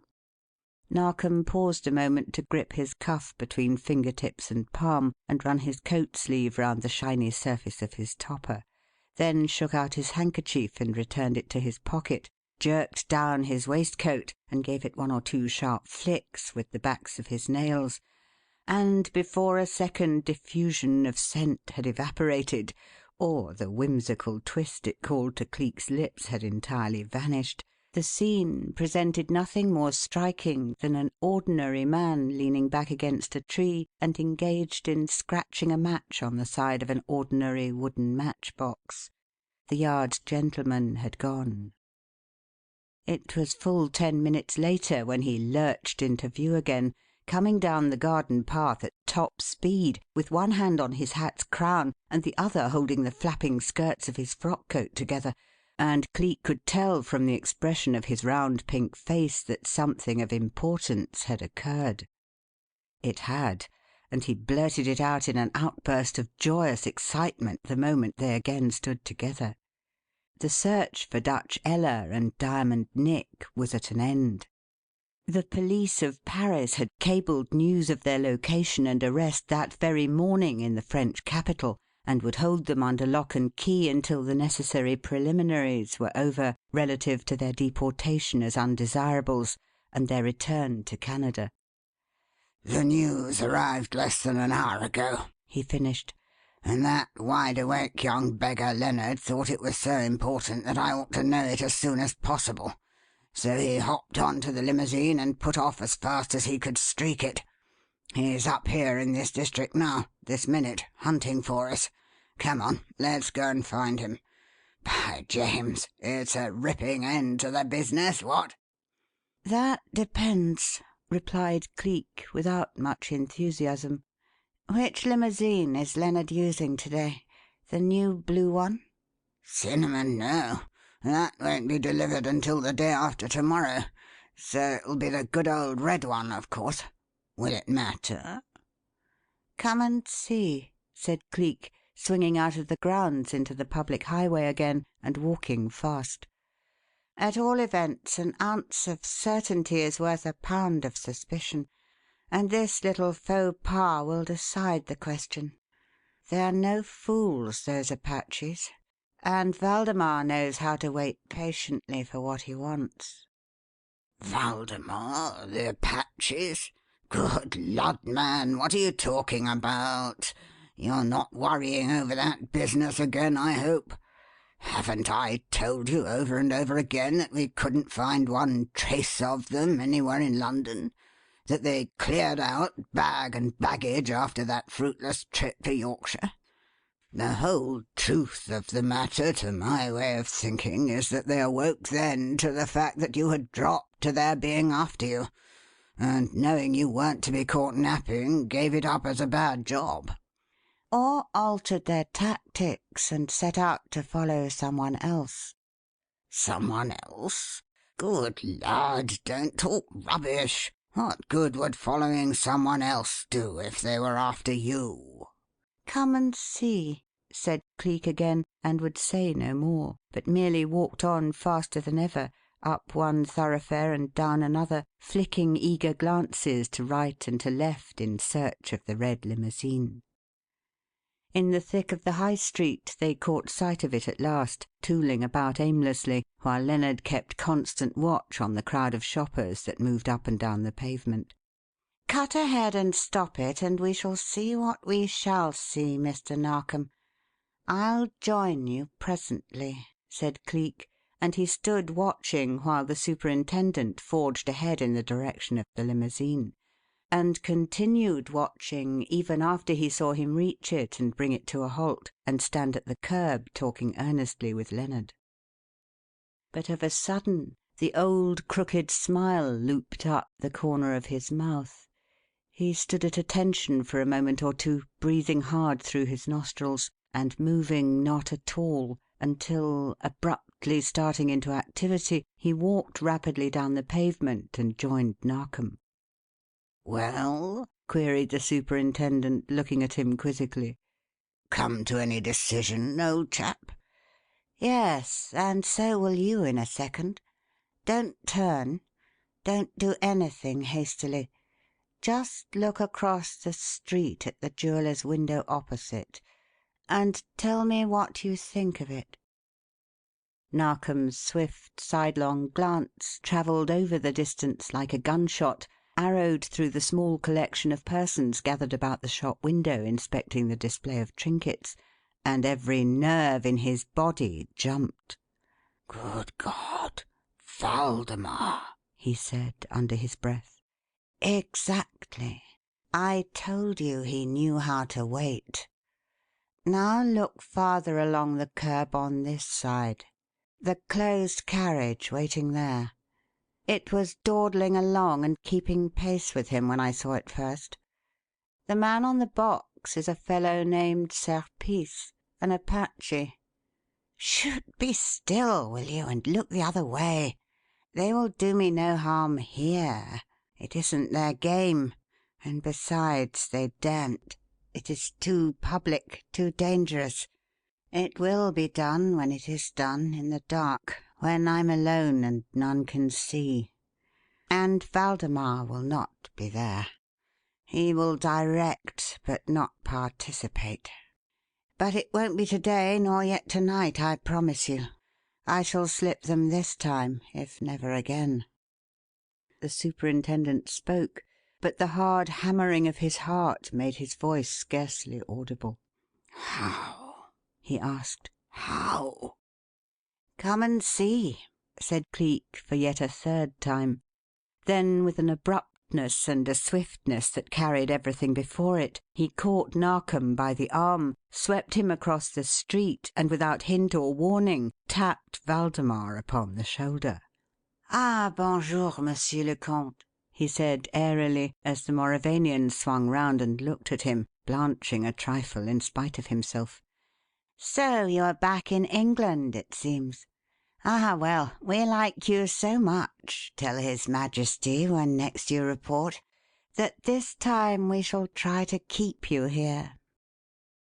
Taken thus by assault, the man had no words in which to answer, but merely wormed his way out of the gathering about him, and, panic-stricken, obliterated himself in the crowd of pedestrians teeming up and down the street. "You reckless devil!" wheezed Narkom as he was swept back to the limousine in the same cyclonic manner he had been swept away from it.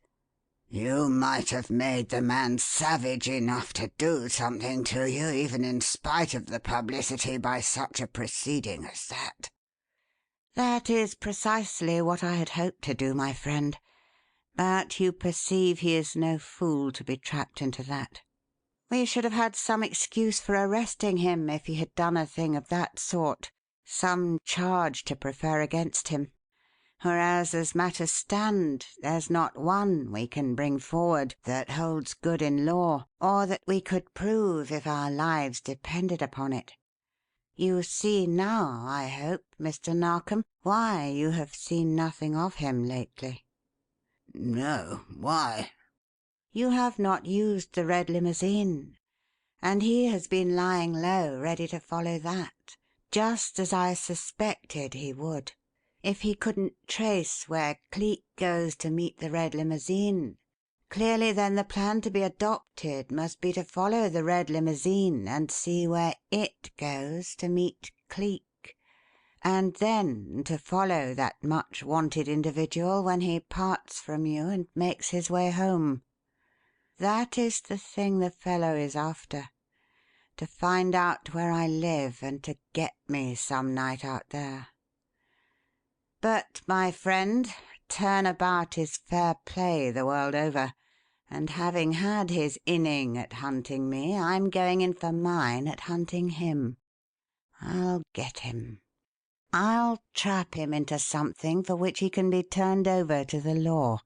Make no mistake about that." "My hat!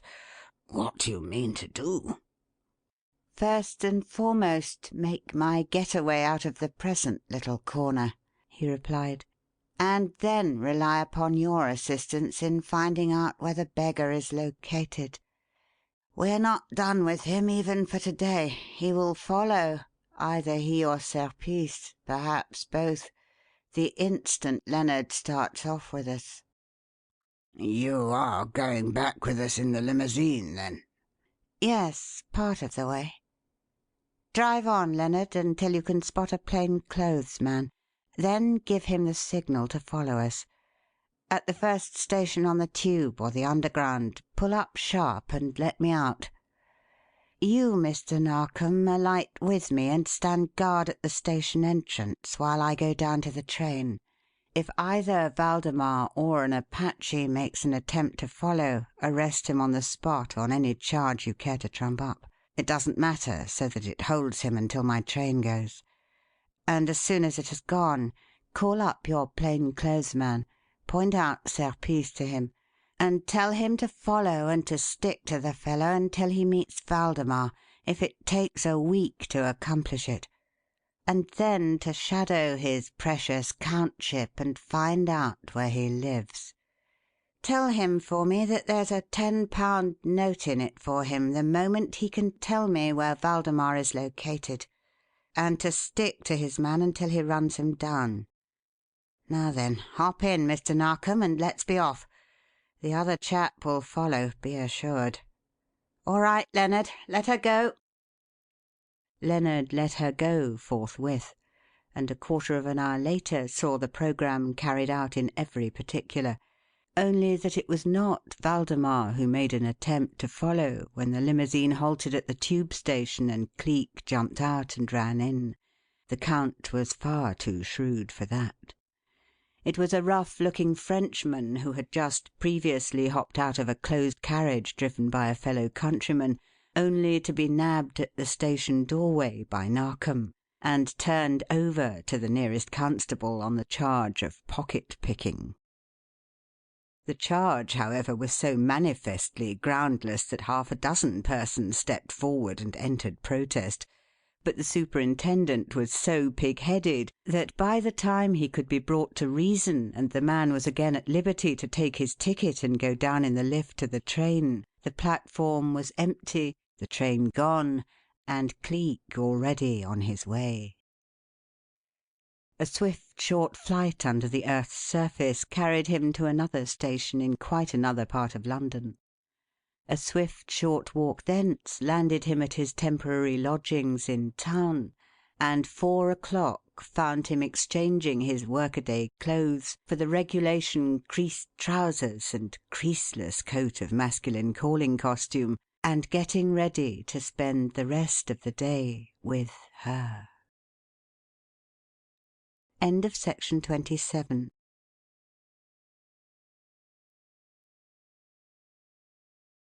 Section 28. Chapter 25.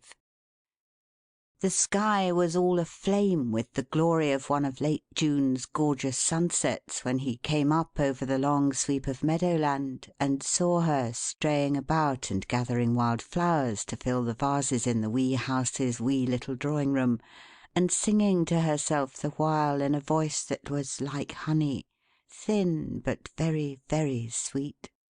And at the sight something seemed to lay hold of his heart and quicken its beating until it interfered with his breathing, yet brought with it a curious sense of joy. "Good afternoon, mistress of the linnets," he called out to her as he advanced, for she had neither seen nor heard his coming, with the big sheaf of roses he had brought held behind him, and the bracken and kingcups smothering him in green and gold up to the very thighs. She turned at the sound, her face illumined, her soft eyes very bright, those wondrous eyes that had lit a man's way back from perdition and would light it onward and upward to the end, and greeted him with a smile of happy welcome.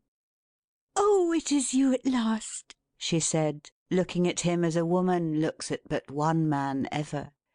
"Is this your idea of spending the afternoon with one? Turning up when tea is over and twilight about to begin?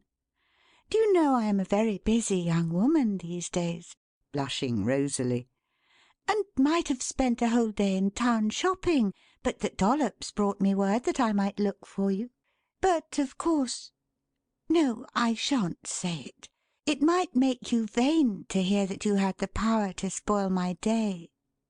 "Not any vainer than you have made me by telling me other things," he retorted with a laugh. "I am afraid I have spoiled a good many days for you in my time, Ailsa. But, please God, I shall make up for them all in the brightness of the ones that are to come. I couldn't help being late to day. I'll tell you all about that presently. But may I offer something in atonement? Please, will you add these to your bouquet and forgive me?" "Roses! Such beauties! How good of you! Just smell! How divine!" "Meaning the flowers or their donor?" quizzically. "Or no, don't elucidate. Leave me in blissful ignorance. You have hurt my vanity quite enough as it is. I was deeply mortified, cut to the quick, I may say, if that will express my sense of grovelling shame any clearer, when I arrived here and saw what you were doing. Please, mum," touching his forelock and scraping his foot backward after the manner of a groom, "did I make such a bad job of my work in that garden that when you want a bouquet you have to come out here and gather wild flowers? I put 58 standard roses on that terrace just under your bedroom window, and surely there must be a bloom or two that you could gather." As if I would cut one of them for anything in the world, she gave back indignantly. Then she laughed and blushed and stepped back from his impetuous advance. "No, please. You fished for that so adroitly that you landed it before I thought. Be satisfied. Besides, Mrs. Condiment is at her window, and I want to preserve as much as possible of her rapidly depreciating estimate of me. She thinks me a very frivolous young person.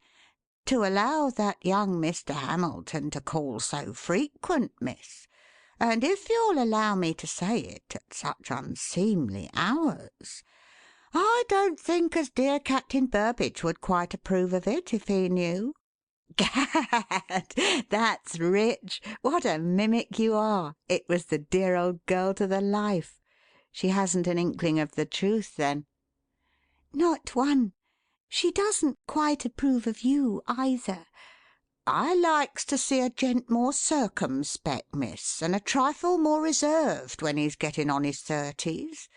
Mucking about with a garden fork and such among a trumpery lot of roses, and racing here, there, and everywhere over them meadows after ferns and things like a schoolboy on a holiday, aren't what I calls dignified deportment in full-grown men, and in my day they didn't used to do it." "Sometimes I am in mortal terror that she intends to give me notice and to leave me bag and baggage, for she is always saying that she's Sure dear Captain Burbage couldn't have known what he was a-doing of, poor innocent kind-hearted gentleman, and him so much of a gent too, and so wonderful quiet and sedate." "Poor old girl!"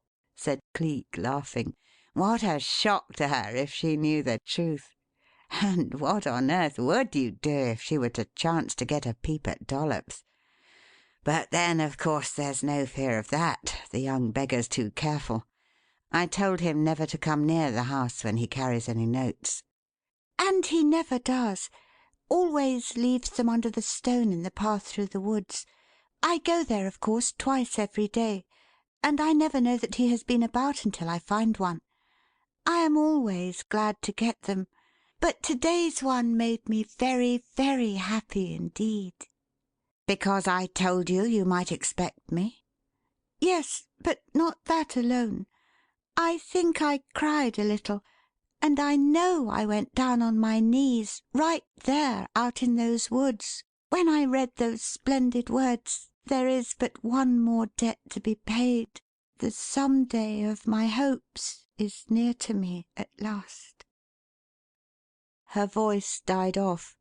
He uncovered his head, and a stillness came that was not broken by any sound or any movement until he felt her hand slip into his and remain there. "Walk with me," he said, closing his fingers around hers and holding them fast. "Walk with me always. My God, I love you so." "Always," she made answer in her gentle voice, and with her hand shut tight in his, passed onward with him, over the green meadows and into the dim, still woods, and out again into the flower-filled fields beyond, where all the sky was golden after the fierce hues of the sunset had drained away into the tender gleam of twilight, and there was not one red ray left to cross the path of him. "You have led me this way from the first," he said, breaking silence suddenly. "Out of the glare of fire, through the dark, into peaceful light. I had gone down to hell but for you, but that you stooped and lifted me. God!" He threw back his head and looked upward, with his hat in his hand and the light on his face. "God forget me if I ever forget that. Amen," he added, very quietly, very earnestly, then dropped his chin until it rested on his breast, and was very still for a long time. "Yes," he said, taking up the thread of conversation where it had been broken so long a time ago. "There is but one more debt to be cleared off, the value of the Princess Goroski's tiara. £1,000 will wipe that off. It was not a very expensive one, and I could have had that sum to day if I had thought of myself alone. Mr. Narkom thinks me a fool. I wonder what you will think when you hear." And forthwith he told her. "If you are again fishing," she replied with a quizzical smile, "then again you are going to be successful. I think you a hero. Kiss me, please. I am very, very proud of you. And that was what made you late in coming, was it?" "Not altogether that. I might have been earlier but that we ran foul of Valdemar and the Apaches again, and I had to lose time in shaking them off. But I ought not to have told you that. You'll be getting nervous. It was a shock to Mr. Narkom. He was so sure they had given up the job and returned home." "I, too, was sure. I should have thought that the rebellion would have compelled that, in Count Waldemar's case at least," she answered gravely. "And particularly in such a grave crisis as his country is now called upon to face. Have you seen to day's papers? They are full of it. Count Irma and the revolutionists have piled victory on victory. They are now at the very gates of the capital. The royal army is disorganized, its forces going over in hordes to the insurgents. The king is in a very panic, and preparing, it is reported, to fly before the city falls." "A judgment, Albertus, a judgment!" Cleek cried with such vehemence that it startled her. "Your son drinks of the cup you prepared for Karma's. The same cup, the same result. Dethronement, flight, exile in the world's wildernesses, and perhaps death. Well done, Irma. A judgment on you, Mauravania. You pay, you pay." "How wonderful you are! You seem to know everything," declared Ailsa. "But in this at least you appear to be misinformed, dear. I have been reading the reports faithfully, and it seems that death was not the end of all who shared in Queen Karma's exile and flight. Count Irma is telling a tale which is calling recruits to the standard of the revolutionists hourly. The eldest son, the Crown Prince Maximilian, is still alive. The Count swears to that, swears that he has seen him, that he knows where to find him at any moment. The special correspondent of the Times writes that everywhere the demand is for the restoration, the battle cry of the insurgents, 'Maximilian,' and the whole country ringing with it." "I can quite believe it," he said, with one of his queer, crooked smiles. "They are an excitable people, the Mauravanians, but unfortunately a fickle one as well. It is up to day and down to morrow with them. At present the cry is for Maximilian. This time next month it may be for Irma and a republican form of government, and Maximilian may go hang for all they want of him. Still, if they maintain the present cry, and the house of Albertus falls, and the followers of Irma win But what's the use of bothering about it? Let us talk of things that have a personal interest for us, dear. Give me to morrow, if you can. I shall have a whole day's freedom for the first time in weeks. The water lilies are in bloom in the upper reaches of the Thames, and my soul is simply crying for the river's solitudes, the lilies, the silence, and you. I want you all to myself, up there among God's things. Give me the day, if you can." She gave him not one, but many, as it turned out, for that one day proved such a magic thing that she was only too willing to repeat it. And as the Yard had no especial need of him, and the plain-clothes man who had been set upon Waldemar's track had as yet nothing to report, it grew to be a regular habit with him to spend the long days up in the river solitudes with Ailsa, picnicking among the swans, and to come home to Dollops at night, tired but very happy. It went on like this for more than 10 days, uninterruptedly. But at length there came a time when an entry in his notebook warned him that there was something he could not put off any longer, something that must certainly be attended to tomorrow in town early. And he went to bed that night with the melancholy feeling that the next day could only be a half holiday, not a whole one, and that his hours with her would be few.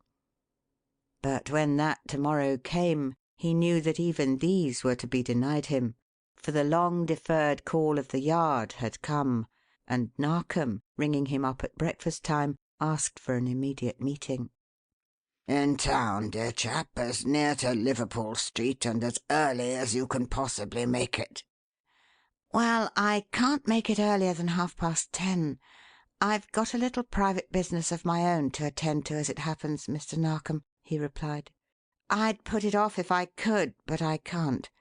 To-day before noon is the last possible hour.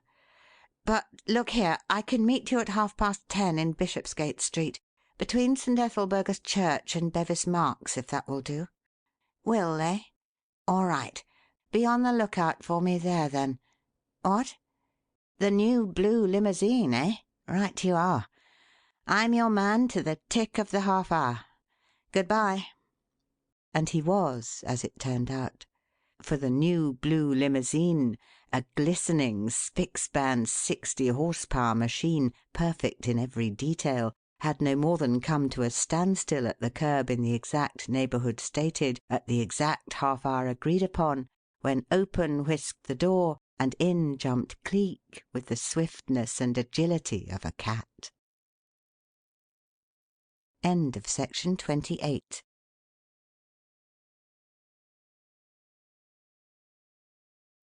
Section 29 of Chapter 26. "Good morning, my friend. I hope I haven't taken you too much by surprise," he said, as the limousine sprang into activity the instant he closed the door and settled himself down beside the superintendent.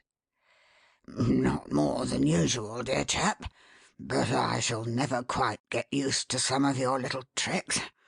Gad, you're the most abnormally prompt beggar that ever existed, I do believe. You absolutely break all records."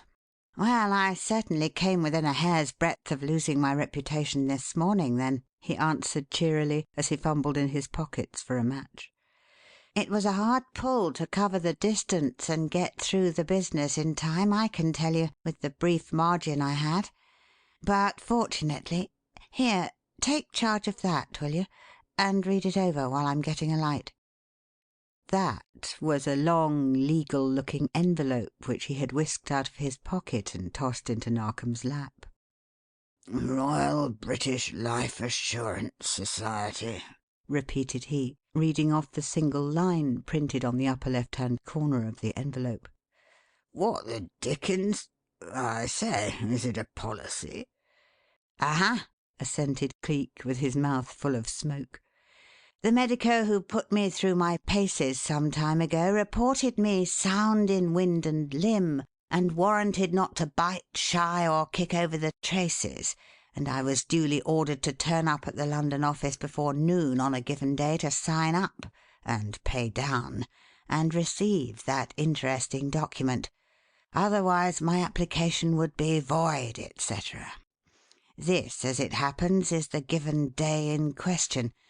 And as the office doesn't open for business before 10 a.m., and there wasn't the least likelihood of my being able to get back to it before noon when you were calling for me, there you have the whole thing in a nutshell, as the old woman said when she poisoned the filberts."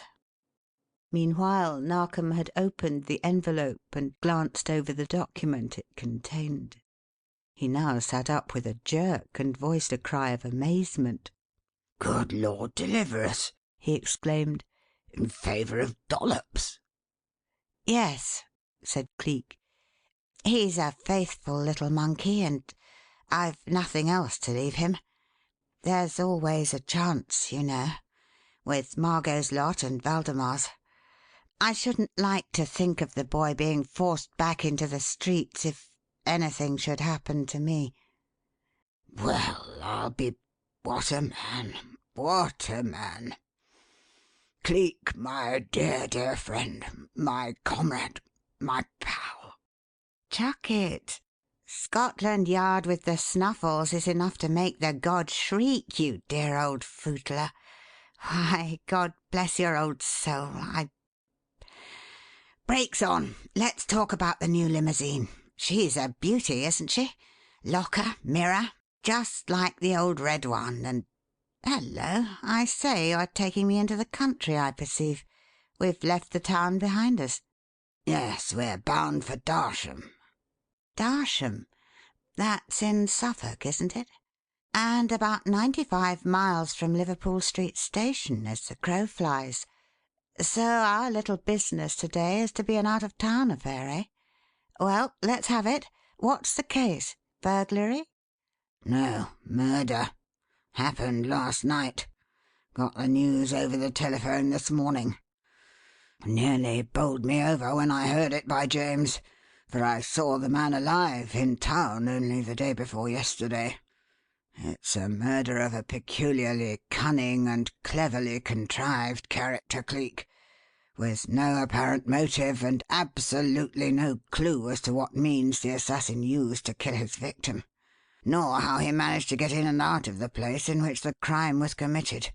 There isn't the slightest mark on the body.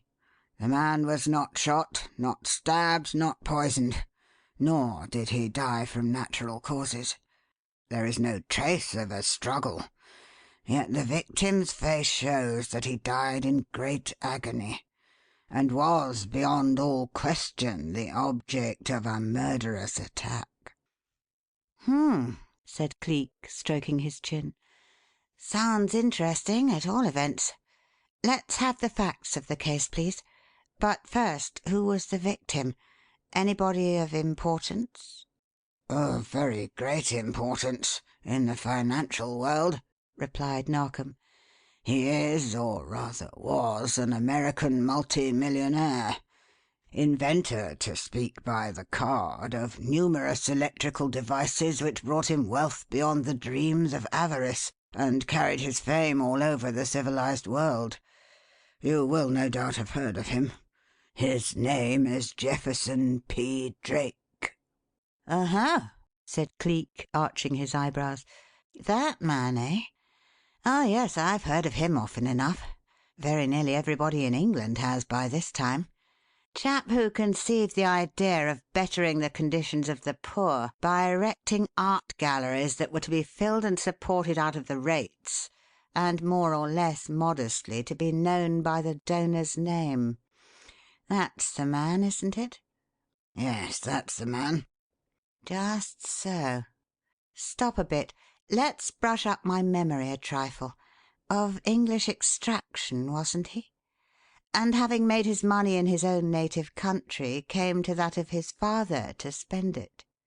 Had social aspirations, too, I believe, and while rather vulgar in his habits and tastes, was exceedingly warm-hearted, indeed actually lovable, and made up for his own lack of education by spending barrels of money upon that of his son. Came to England something more than a year ago, if I remember rightly.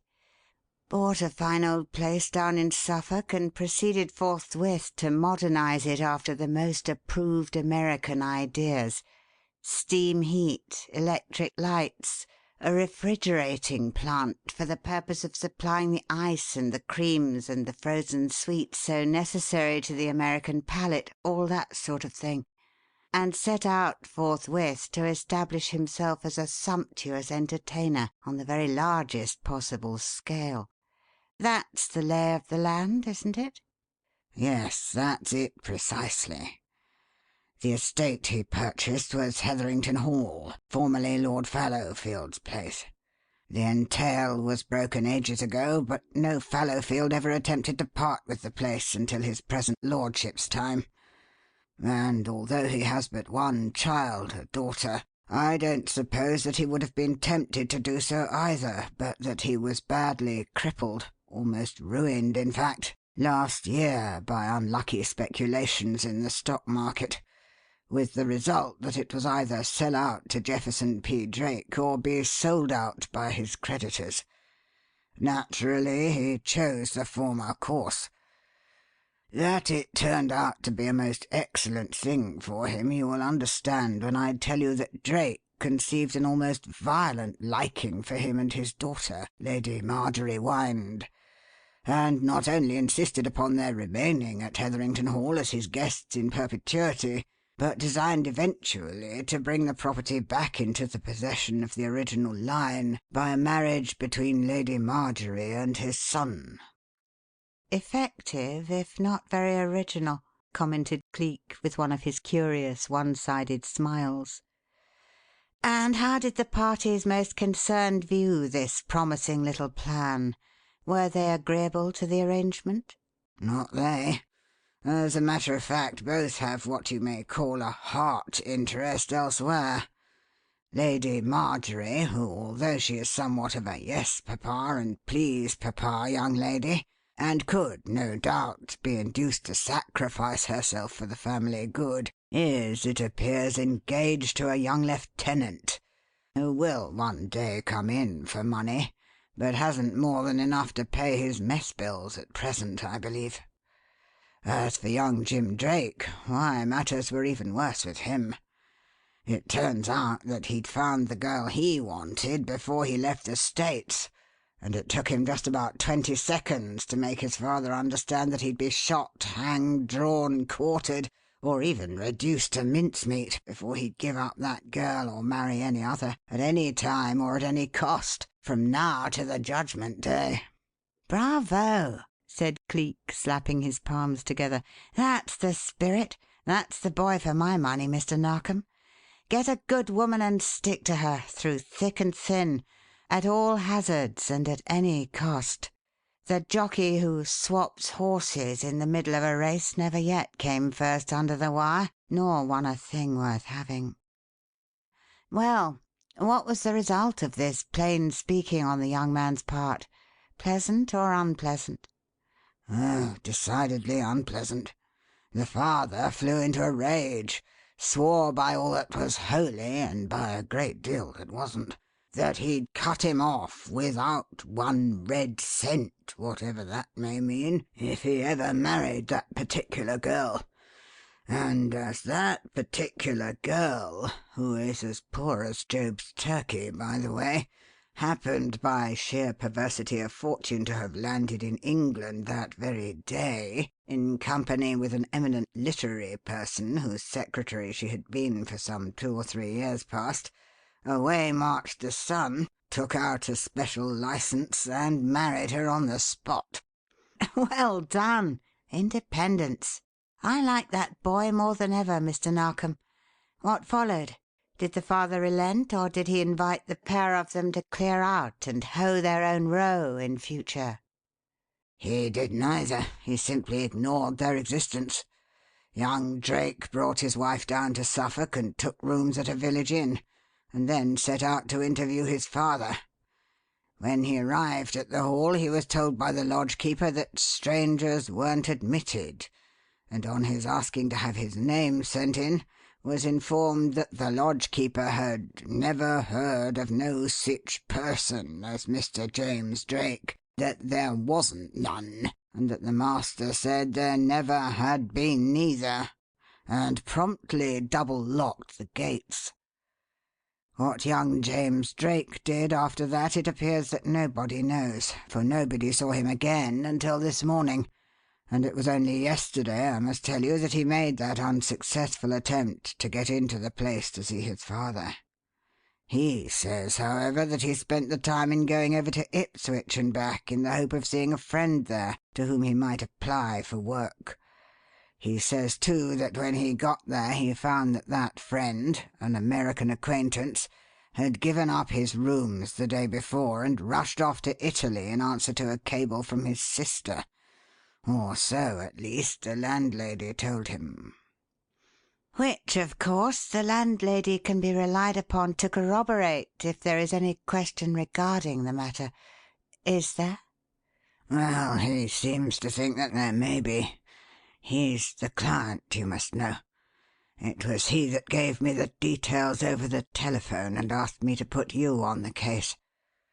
As he says himself, it's easy enough to prove about his having gone to Ipswich to see his friend, but it isn't so easy to prove about his coming back in the manner he did.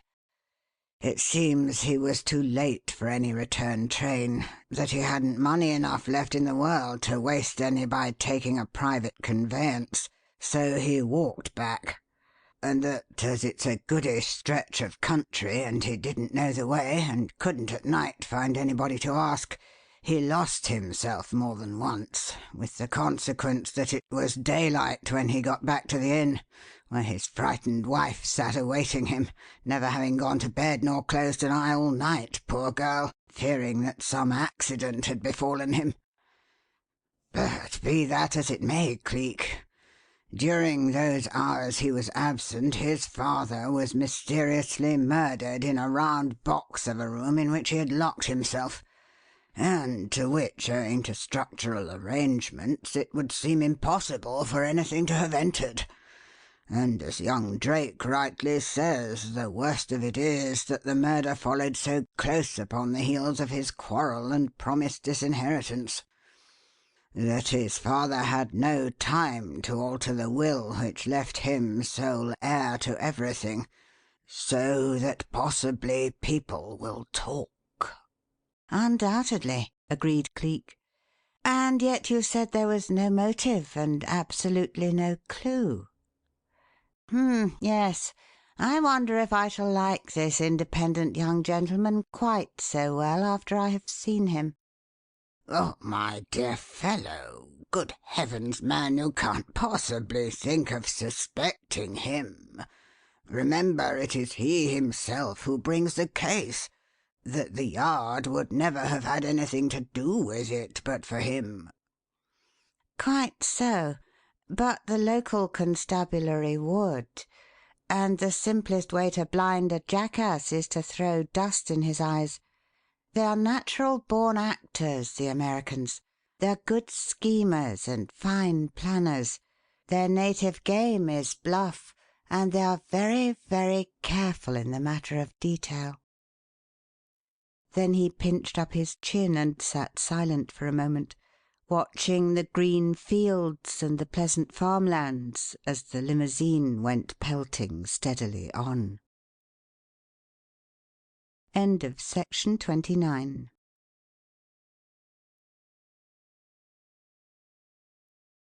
Section 30 of Chapter 27. "Suppose, now that you have succeeded in putting the cart before the horse, Mr. Narkom," Cleek said suddenly, "you proceed to give me not the ramifications of the case, but the case itself. You have repeatedly spoken of the murder having taken place in some place which is difficult of access and under most mystifying circumstances. Now, if you don't mind, I should like to hear what those circumstances are." All right, old chap. I'll give you the details as briefly as possible. In the first place, you must know that Hetherington Hall is a very ancient place, dating back indeed to those pleasant times when a nobleman's home had to be something of a fortress as well, if he didn't want to wake up some fine morning and find his place sacked, his roof burnt over his head, and himself and his lady either held for ransom or freed from any possibility of having headaches thereafter. Now, a round tower with only one door by which to enter, and no windows other than narrow slits through which the bowmen could discharge their shafts at an attacking party without exposing themselves to the dangers of a return fire, was the usual means of defence adopted. You'll see dozens of them in Suffolk, dear chap. But whether for reasons of economy or merely to carry out some theory of his own, the First Lord of Hetherington Hall did not stick to the general plan. In brief, instead of building a tall tower rising from the ground itself, he chose to erect upon the roof of the west wing of the building a lower but more commodious one than was customary. That is to say that while his tower was less than half the height of any other in the country, its circumference was twice as great, and, by reason of the double supply of bowman's slits, equally as effective in withstanding a siege, and indeed doubly difficult to assault, as before an invading force could get to the door of the place it would have to fight its way up through the main building to reach the level of it. Now, owing to the peculiarity of its construction, it is not more than 18 feet high, the fact that it contained but one circular room and all those bowman slits in the walls of it, this unusual tower gained an equally unusual name for itself, and became known everywhere as the Stone Drum of Hetherington, and is even mentioned by that name in the Inquisitio Eliensis of the Doomsday Book, which, as you doubtless know, is the particular volume of that remarkable work which records the survey, etc., of the counties of Cambridge, Hertford, Essex, Norfolk, Suffolk, and Huntingdon. "I see," said Cleek, with an amused twinkle in his eye. "You are getting on, Mr. Narkom. We shall have you lecturing on archaeology one of these fine days. But to return to our mutton, or rather our stone drum. Was it in that place, then, that the murder was committed?" Yes. It is one of the few, very few, parts of the building to which Mr. Jefferson P. Drake did nothing in the way of modernizing and added nothing in the way of improvements. That, probably, was because, as it stood, it offered him a quiet, secluded, and exclusive retreat for the carrying on of his experiments, for wealth had brought with it no inclination to retire, and he remained to the last in the lists of the world's active forces. As a general thing, he did not do much in the way of burning the midnight oil, but conducted most of his experiments in the daytime. But last night was an exception. It may be that the news of his son's appeal to the lodge-keeper that afternoon had upset him, for he was restless and preoccupied all the evening, Lord Fallowfield says.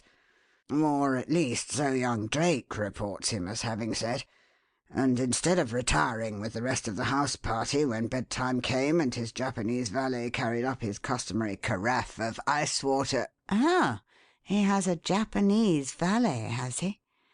But, of course, in these days no American gentleman with any pretence to distinction whatsoever would be without one. Go on, please. His Japanese valet carried up the ice water, and then what?" Then he suddenly announced his intention of going into the Stone Drum and working for a few hours. Lord Fallowfield, it appears, tried his best to dissuade him, but to no purpose. "Why did he do that? Or don't you know?" Yes, I asked that very question myself. I was told that it was because his lordship saw very plainly that he was labouring under strong mental excitement, and he thought that rest would be the best thing for him in the circumstances. Then, too, his lordship and he are warmly attached to each other. In fact, the Earl was as fond of him as if he had been a brother. As well he ought to be, by James, when you recollect that before he got the idea into his head of marrying his son to Lady Marjorie, he added a codicil to his will bequeathing the place to Lord Fallowfield, together with all the acres and acres of land he had added to it and all the art treasures he had collected, absolutely free from death duties." "Oho!" said Cleek, then smiled and pinched his chin and said no more. Well, it appears that when his lordship found that he couldn't make the stubborn old Johnny change his mind, he accompanied him to the Stone Drum together with the valet to see that everything was as it should be, and that nothing was wanting that might tend to the comfort and convenience of a night worker. When there was nothing more that could be done, the valet was dismissed, his lordship said good night to his friend, and left him there alone. Hearing, as he passed along the railed walk over the roof of the wing to the building proper, a matter of some 20-odd feet, the sound of the bolt being shot, the bar put on, and the key being turned as Mr. Drake locked himself in. What happened from that moment, Cleek, nobody knows. At 7 o'clock this morning, the valet, going to his master's room with his shaving water, found that he had never gone to bed at all, and on hastening to the Stone Drum found that a light was still burning within and faintly illuminating the bowman's slits. But although he knocked on the door and called again and again to his master, he could get no answer. Alarmed, he aroused the entire household, but despite the fact that a dozen persons endeavoured to get word from the man within, not so much as a whisper rewarded them. The bolt was still shot, the bar still on, the key still turned on the inner side of the door, so they could force no entry to the place. And it was never until the village blacksmith had been called in and his sledge had battered down the age-weakened masonry in which that door was set that any man knew for certain what that burning light and that unbroken silence portended. When, however, they finally got into the place, there lay the once famous inventor at full length on the oaken floor close to the barred door, as dead as George Washington, and with never a sign of what killed him either on the body or in any part of the place. Yet the first look at his distorted features was sufficient to prove that he had died in agony, and the position of the corpse showed clearly that when the end came he was endeavouring to get to the door. "Heart failure, possibly?" said Cleek. "Not a hope of it," replied Narkom. "A doctor was sent for immediately. Fortunately, one of the most famous surgeons in England happened to be in the neighbourhood at the time, called down from town to perform an operation. He is willing, so young Mr. Drake tells me, to stake his professional reputation that the man's heart was as sound as a guinea, that he had not imbibed one drop of anything poisonous, that he had not been asphyxiated, as of course he couldn't have been, for the bowman's slits in the wall gave free ventilation to the place, if nothing more, that he had not been shot, stabbed, or bludgeoned, but nevertheless he had died by violence, and that violence was not and could not be attributed to suicide, for there was everything to prove to the contrary. In short, that whatever had attacked him had done so unexpectedly and while he was busy at his work-table, for there was the chair lying on its back before it, just as it had fallen over when he had jumped up from his seat. And there on the working plan he was drawing up was the pen lying on a blob of India ink, just as it had dropped from his hand when he was stricken. Some murderous force had entered that room and passed out of it again, leaving the door barred, bolted, and locked upon the inside. Some weapon had been used, and yet no weapon was there, and no trace upon the body to indicate what its character might be. Indeed, everything in the room was precisely as it had been when Lord Fallowfield walked out last night and left him, beyond the fact of the overturned chair and a little puddle of clear water lying about a yard or so from the work-table, and, owing to the waxing and polishing, not yet absorbed by the wood of the floor.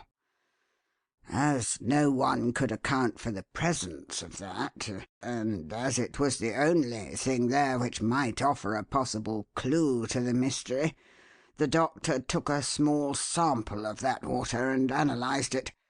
It was simply plain, everyday, common or garden pure water, and nothing more. without the slightest trace of any foreign matter or of any poisonous substance in it whatsoever. There, old chap, that's the case. That's the little riddle you're asked to come down and solve. What do you make of it, eh?" "Tell you better when I've seen Mr. James Drake and Lord Fallowfield and the doctor," said Cleek, and would say no more than that for the present.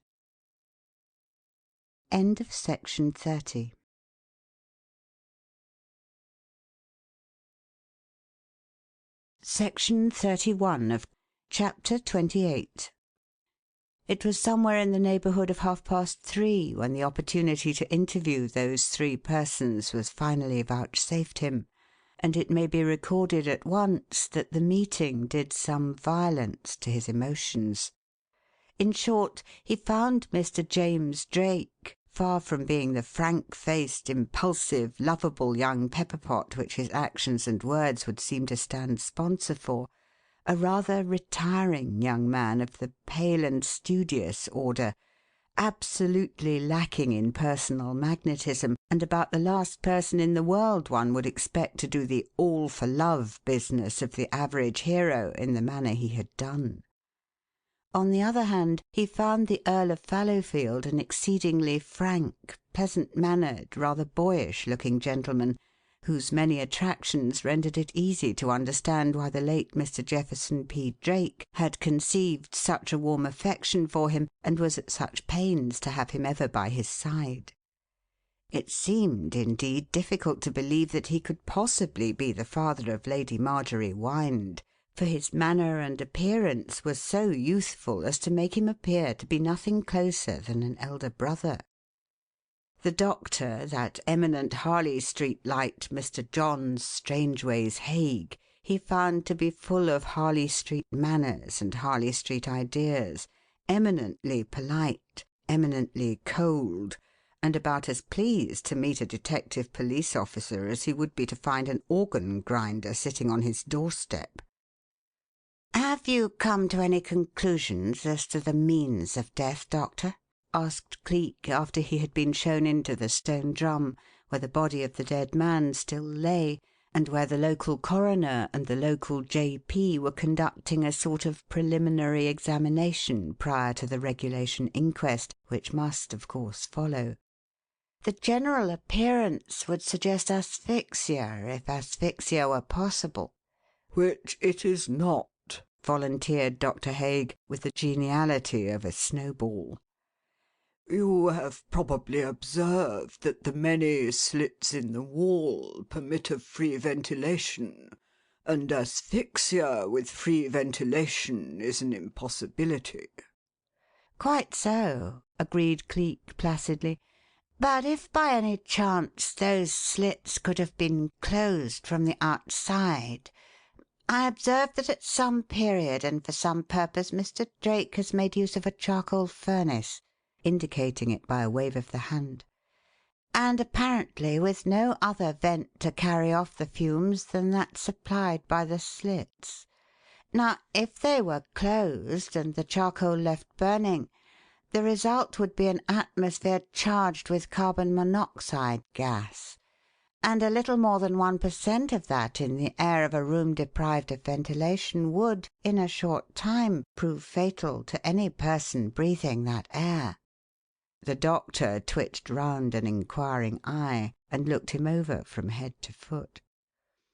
"Yes," he said, remembering that, after all, there were board schools, and even the humblest might sometimes learn, parrot-like, to repeat the things that are in books. "But we happen to know that the slits were not closed, and that neither carbon oxide nor carbon monoxide was the cause of death."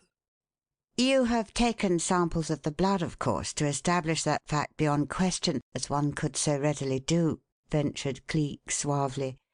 "The test for carbon monoxide is so simple and so very certain that error is impossible. It combines so tensely, if one may put it that way, with the blood, that the colouring of the red corpuscles is utterly overcome and destroyed. My good sir, those are elementary facts of which I do not stand in need of a reminder." "Quite so, quite so. But in my profession, Doctor, one stands in constant need of reminders. A speck, a spot, a pinprick, each and all are significant, and but is this not a slight abrasion on the temple here?" Bending over, and with his glass examining a minute reddish speck upon the dead man's face. I see, I see. Have you investigated this thing, Doctor? It is interesting." "I fail to see the point of interest, then," replied Dr. Haig, bending over and examining the spot.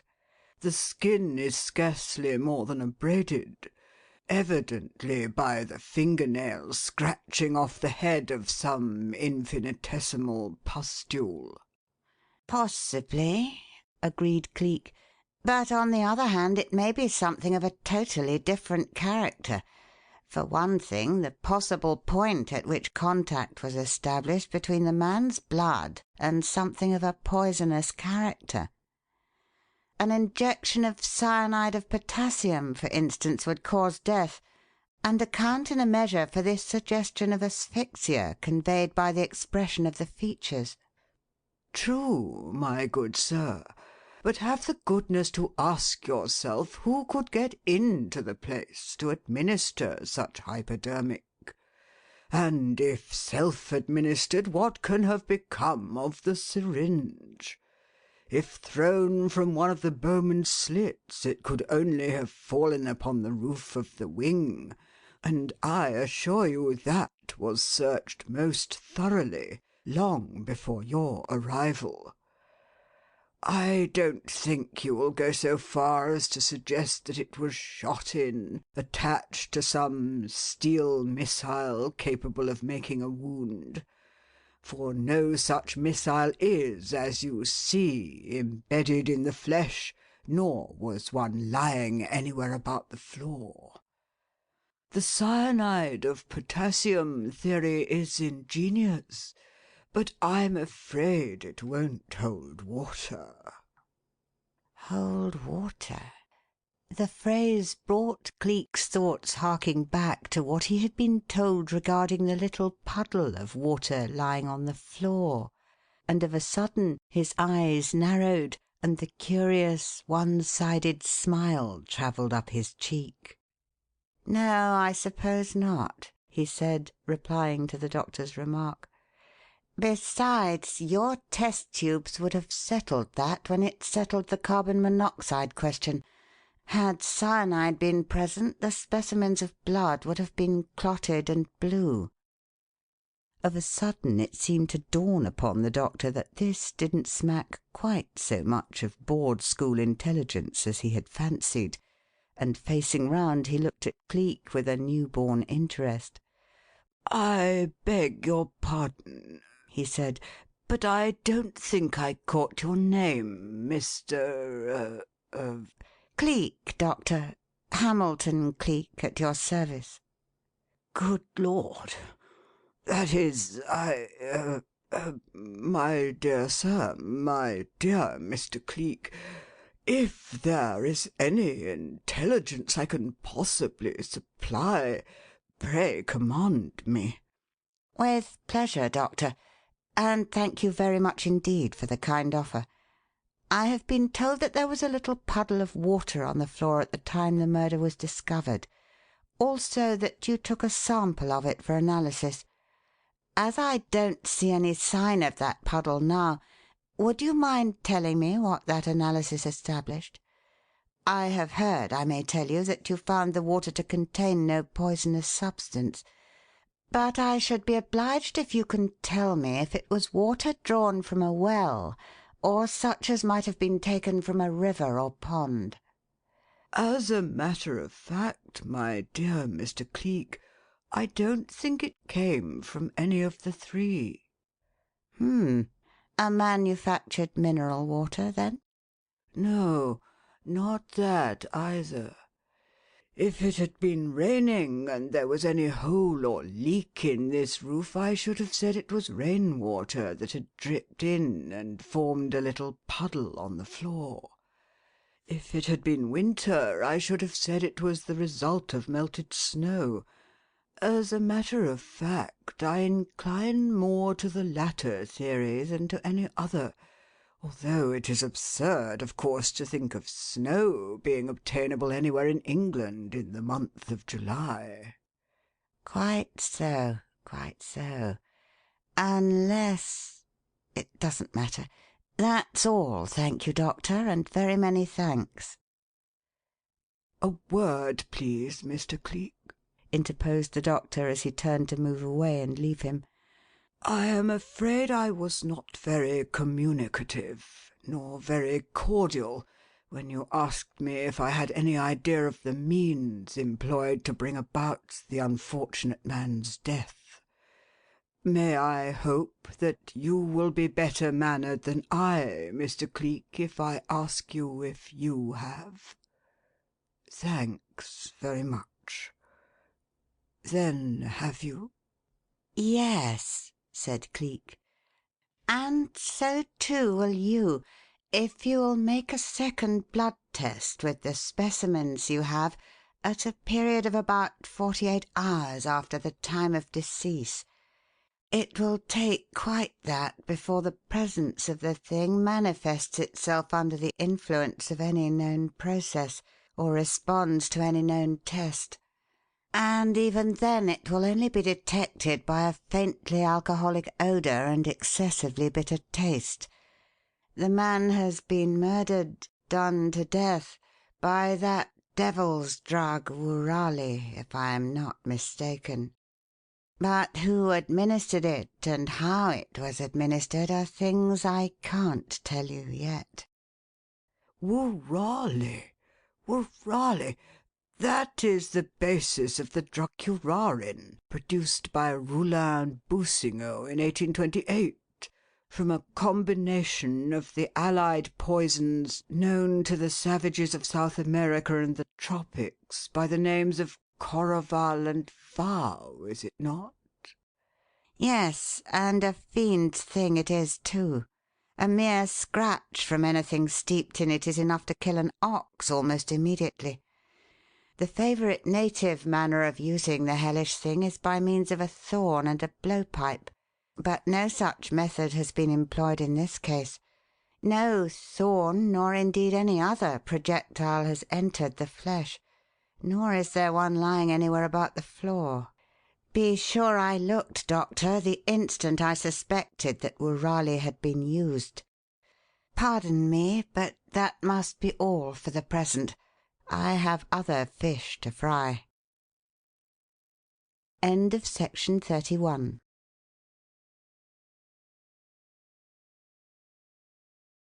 Section 32 of Chapter 29. The frying of them took the shape of first going outside and walking round the stone drum, and then of stepping back to the door and beckoning Narkom and Lord Fallowfield and young James Drake out to him. "Anybody in the habit of sitting out here to read or paint or anything of that sort?" he asked abruptly. "Good gracious, no," replied Lord Fallowfield. "Whatever makes you ask such a thing as that, Mr. Cleek?" "Nothing, only that I have found 4 little marks disposed of at such regular distances that they seem to have been made by the 4 legs of a chair resting, with a rather heavy weight upon it, on the leads of the roof and immediately under one of the bowman's slits in the stone drum. A chair with casters, I should imagine, from the character of the marks. We are on a level with the sleeping quarters of the servants in the house proper, I believe, and chairs with casters are not usual in servants' bedrooms in most houses. Are they so here?" "Certainly not," put in young Drake. "Why, I don't believe there is a chair with casters on the whole blessed floor. Is there, Lord Fallowfield? You ought to know." "Yes, there is, Jim. There are 3, in fact. They are all in the old armoury. Been there a dog's age, and they so match the old place your poor father never had them taken out." The old armoury? What's that, your lordship, may I ask?"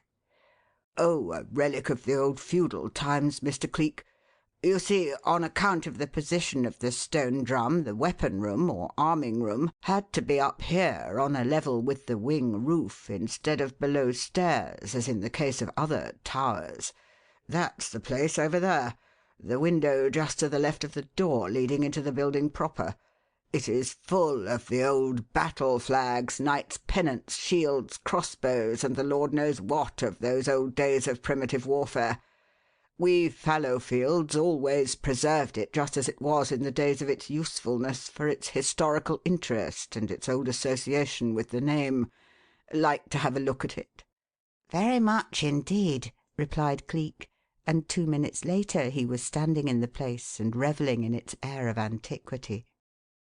As Lord Fallowfield had declared, the 3 old chairs which supplied seating accommodation were equipped with casters, but although these were the prime reason for Cleek's visit to the place, he gave them little more than a passing glance, bestowing all his attention upon the ancient shields and the quaint old crossbows with which the walls were heavily hung in tier after tier, almost to the groined ceiling.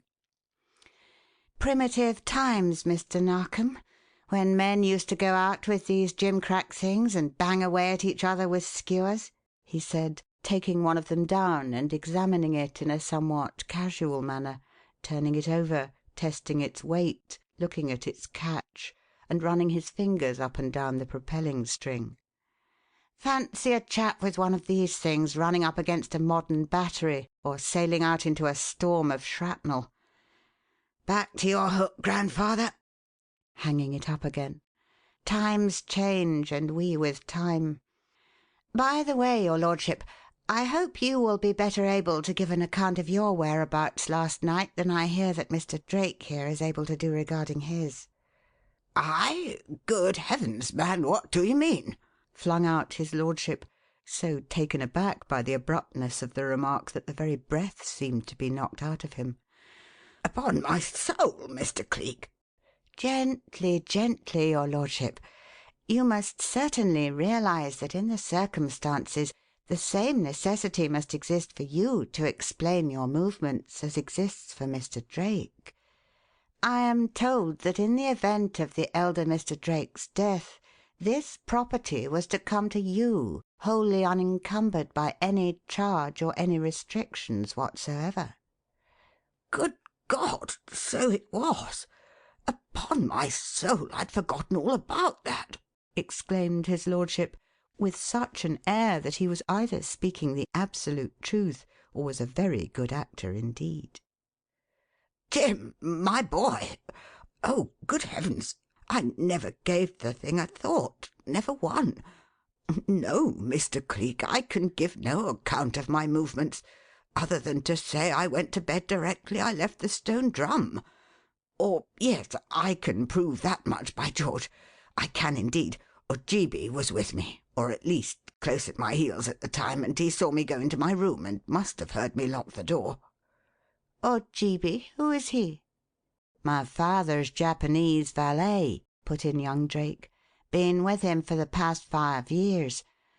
If he tells you that he saw Lord Fallowfield go into his room and lock the door after him, you can rely upon that as an absolute and irrefutable truth. Whitest little yellow man that ever walked on 2 feet, faithful as a dog, and as truthful as they make 'em." "And they don't make 'em any too truthful as a rule in his country, by Jove," said Cleek.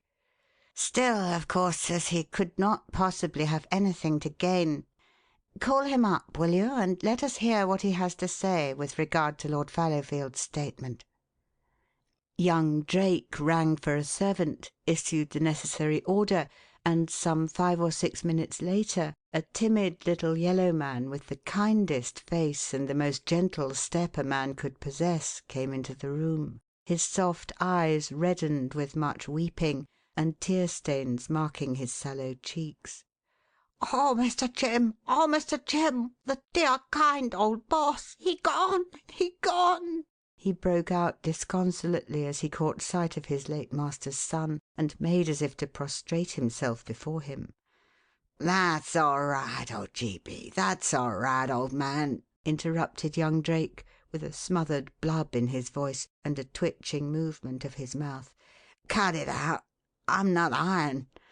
Say, this gentleman wants to ask you a few questions, Ojeebi. Deliver the goods just as straight as you know how." Me, Mr. Jim? Gentleman want question me? The small figure turned, the kindly face lifted, and the sorrowful eyes looked up into Cleek's unemotional ones. "Yes," said he placidly, and forthwith told him what Lord Fallowfield claimed. "That very true," declared Ojeebi. "The Lord gentleman he right ahead of me. I see him go into his room and hear him lock door. That very true indeed." Any idea of the time?" "Yes, much idea. 2 minutes past 12. I see clock as I go past Lady Margie's room."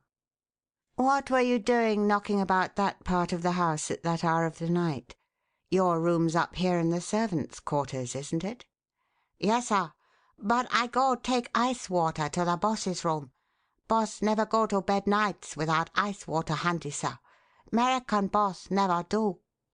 "Yes, quite so, quite so. Where did you get the ice from, and how? Chop it from a big cake?" "No, sir. It always froze to fit bottle. I get him from the ice make room downstairs." "He means the refrigerating room, Mr. Cleek," explained young Drake. "You know, I take it, what a necessary commodity we Americans hold ice to be. Indeed, the dear old dad wouldn't think a dinner was a dinner without ice water on the table and ice cream for the final course, and as there was no possibility of procuring a regular and adequate supply in an out-of-the-way spot like this, he had a complete artificial ice-making plant added to the place and overcame the difficulty in that way. That is what Ojeebi means by the ice-make room. What he means about its being frozen to fit the bottles is this: the ice which is to be used for drinking purposes is manufactured in forms or vessels which turn it out in cubes, so that whenever it is wanted, all that a servant has to do is to go to the plant, and the man in charge supplies him with all the cubes required." "Ah, I see," said Cleek, and stroked his chin. "Well, that's all, I reckon, for the time being. Ojeebi has certainly backed up your statement to the fullest, your lordship, so we can dispense with him entirely. And now, if I have your permission, gentlemen, I should like to feel myself privileged to go poking about the house and grounds for the next hour or so in quest of possible clues. At the end of that time I will rejoin you here and shall hope to have something definite to report. So if you don't mind my going, thanks very much. Come along, Mr. Narkom. I've a little something for you to do, and an hour will do it or I'm a Dogberry." With that he took his departure from the armoury, and with the superintendent following, went down through the house to the grounds and out into the screen of close-crowding, view-defying trees. Here he paused a minute to pull out his notebook and scribble something on a leaf, and then to tear out that leaf and put it into Mr. Narkom's hand. "Rush Lennard off to the post office with that, will you, and have it wired up to town as soon as possible," he said. "Prepay the reply, and get that reply back to me as soon as telegraph and motor can get it here." Then he swung off out of the screen of the trees and round the angle of the building and set about hunting for the refrigerating plant. End of section 32.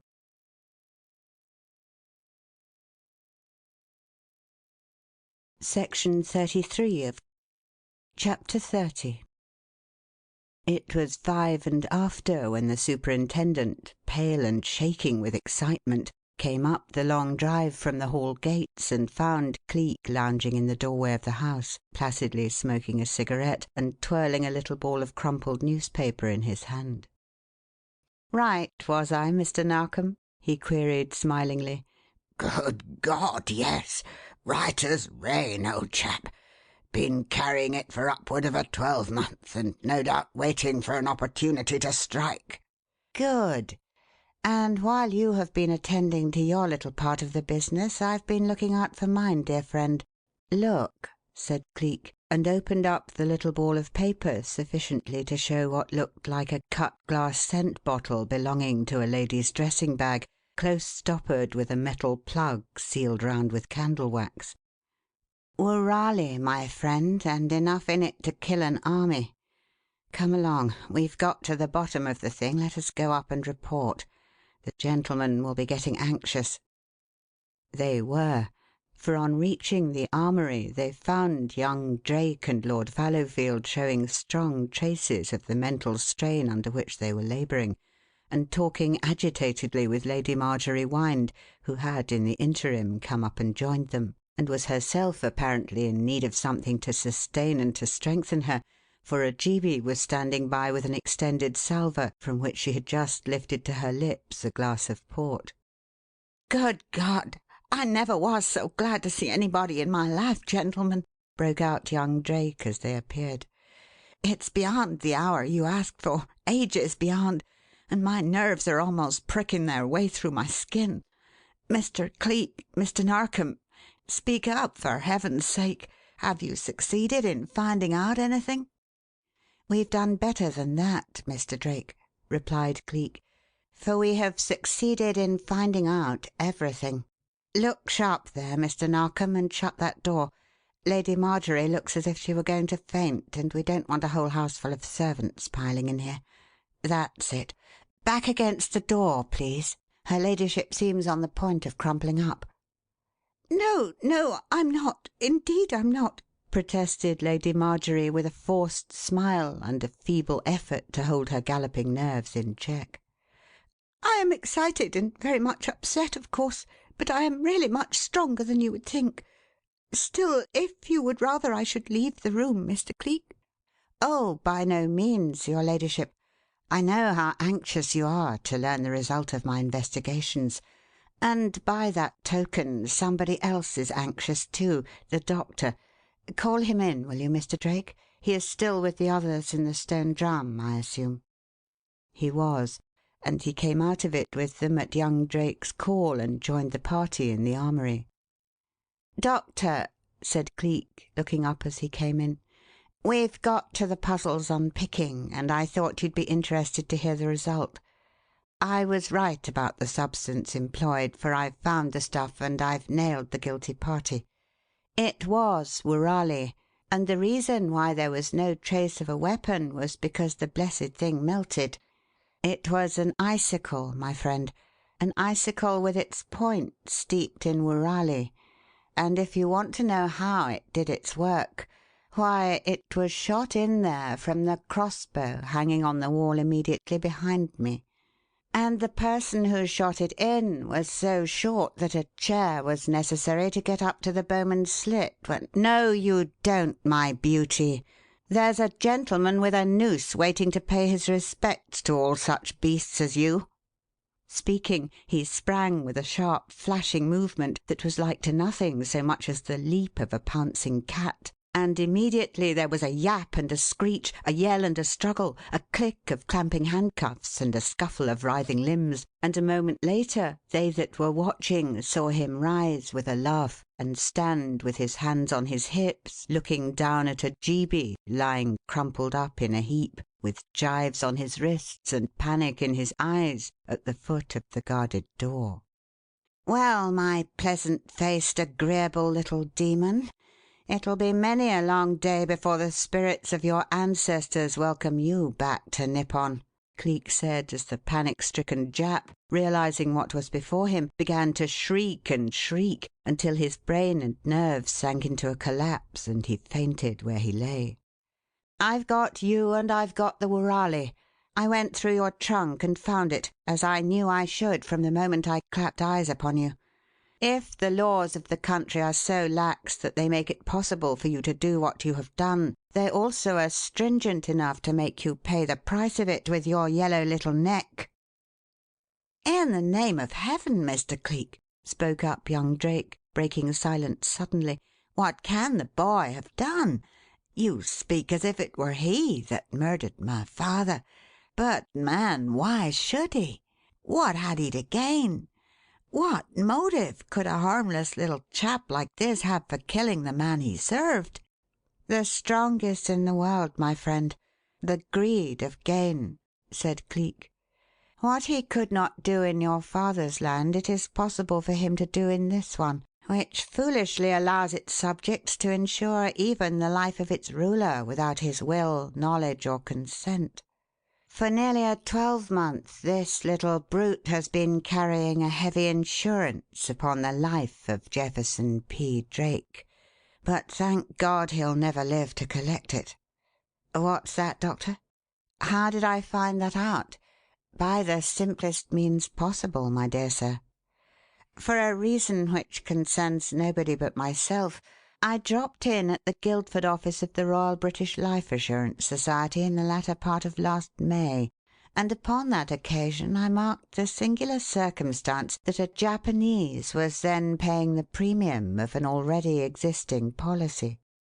Why I speak of it as a singular circumstance, and why I let myself be impressed by it, lie in the fact that as the Japanese regard their dead ancestors with absolute veneration, and the privilege of being united with them a boon which makes death glorious, life assurance is not popular with them, since it seems to be insulting their ancestors and makes joining them tainted with the odour of baser things.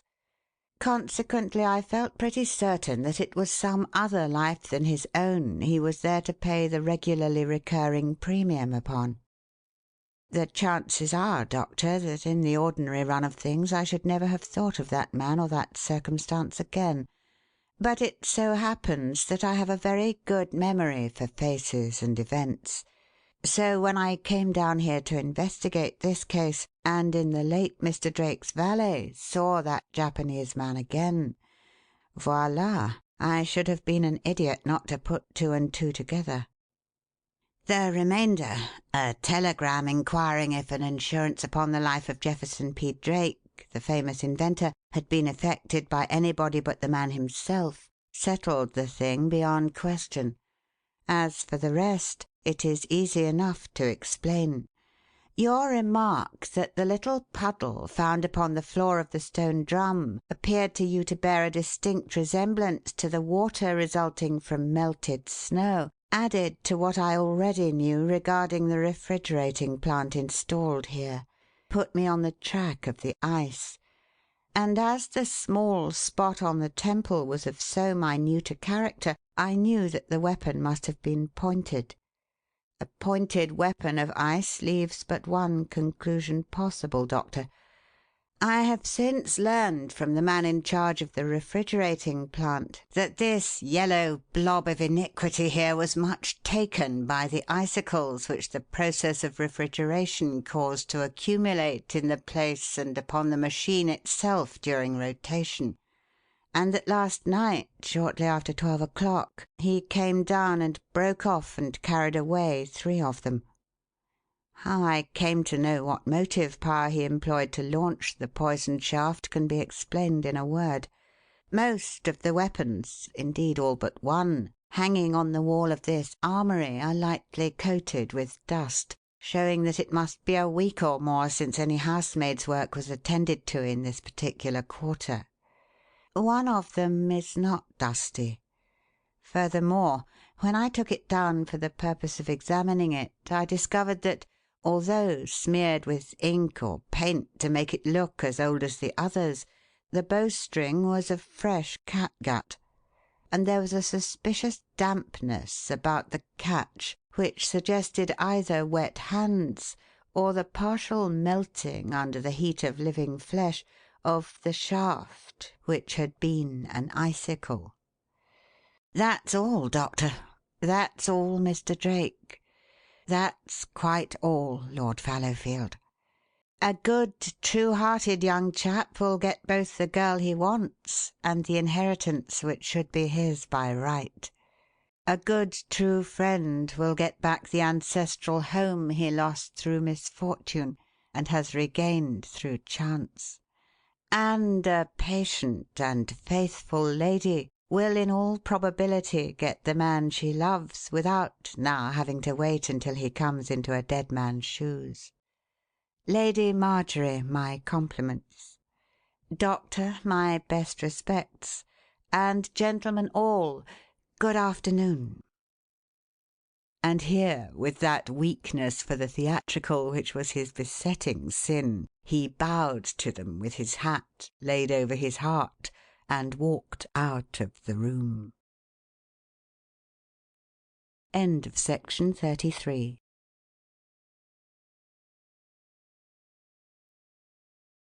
Section 34 of Chapter 31.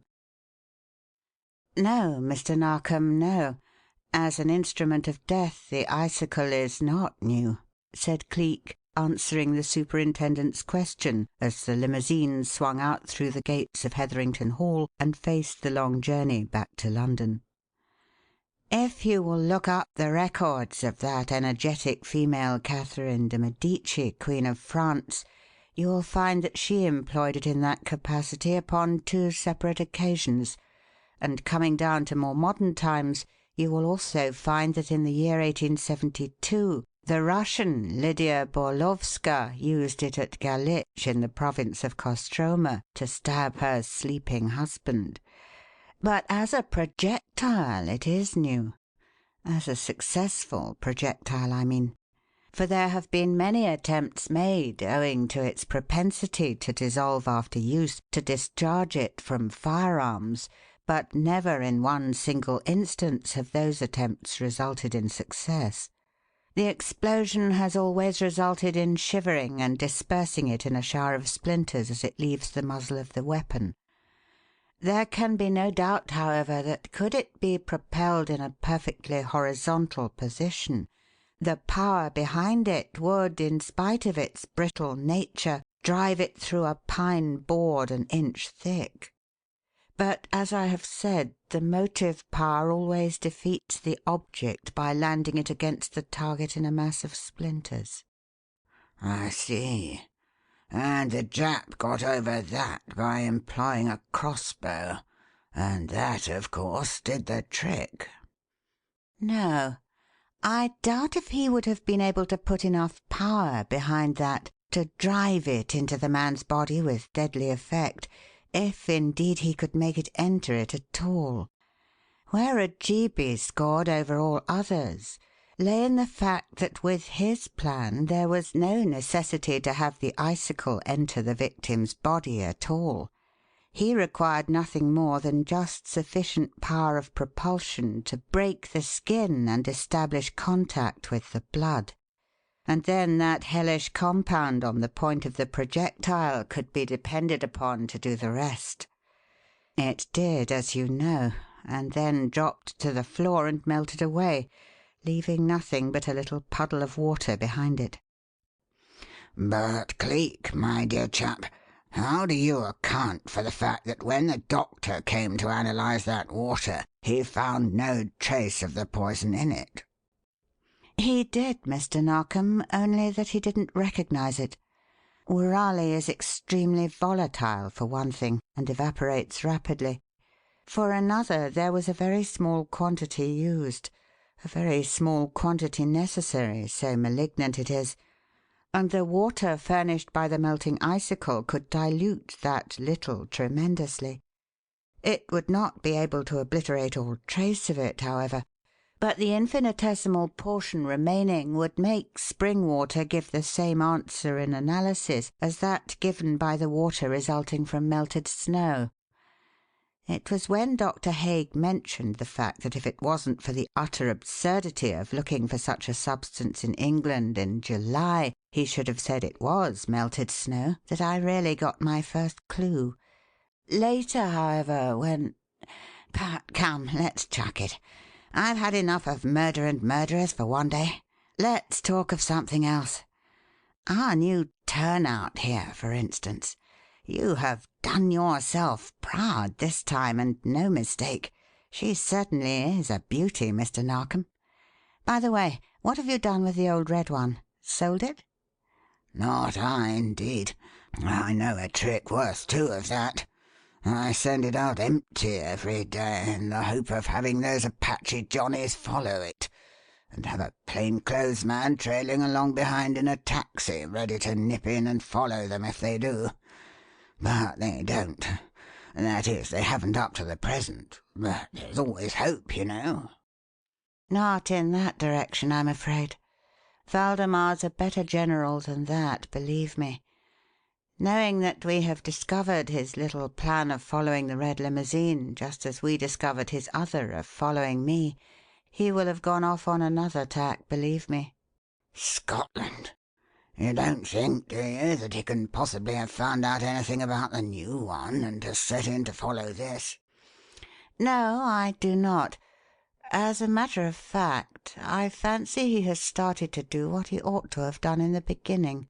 That is, to keep a close watch on the criminal news in the papers day by day, and every time a crime of any importance crops up, pay his respects to the theatre of it and find out who is the detective handling the case.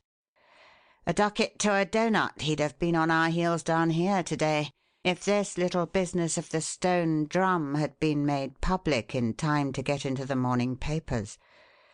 He means to have me, Mr. Narkom, if having me is possible. And he's down to the last ditch and getting desperate. Yesterday's cables from Mauravania are anything but reassuring." "I know. They say that unless something happens very shortly to turn the tide in Ulrich's favour and quell the cries for restoration, the king's downfall and expulsion are merely a matter of a few days at most.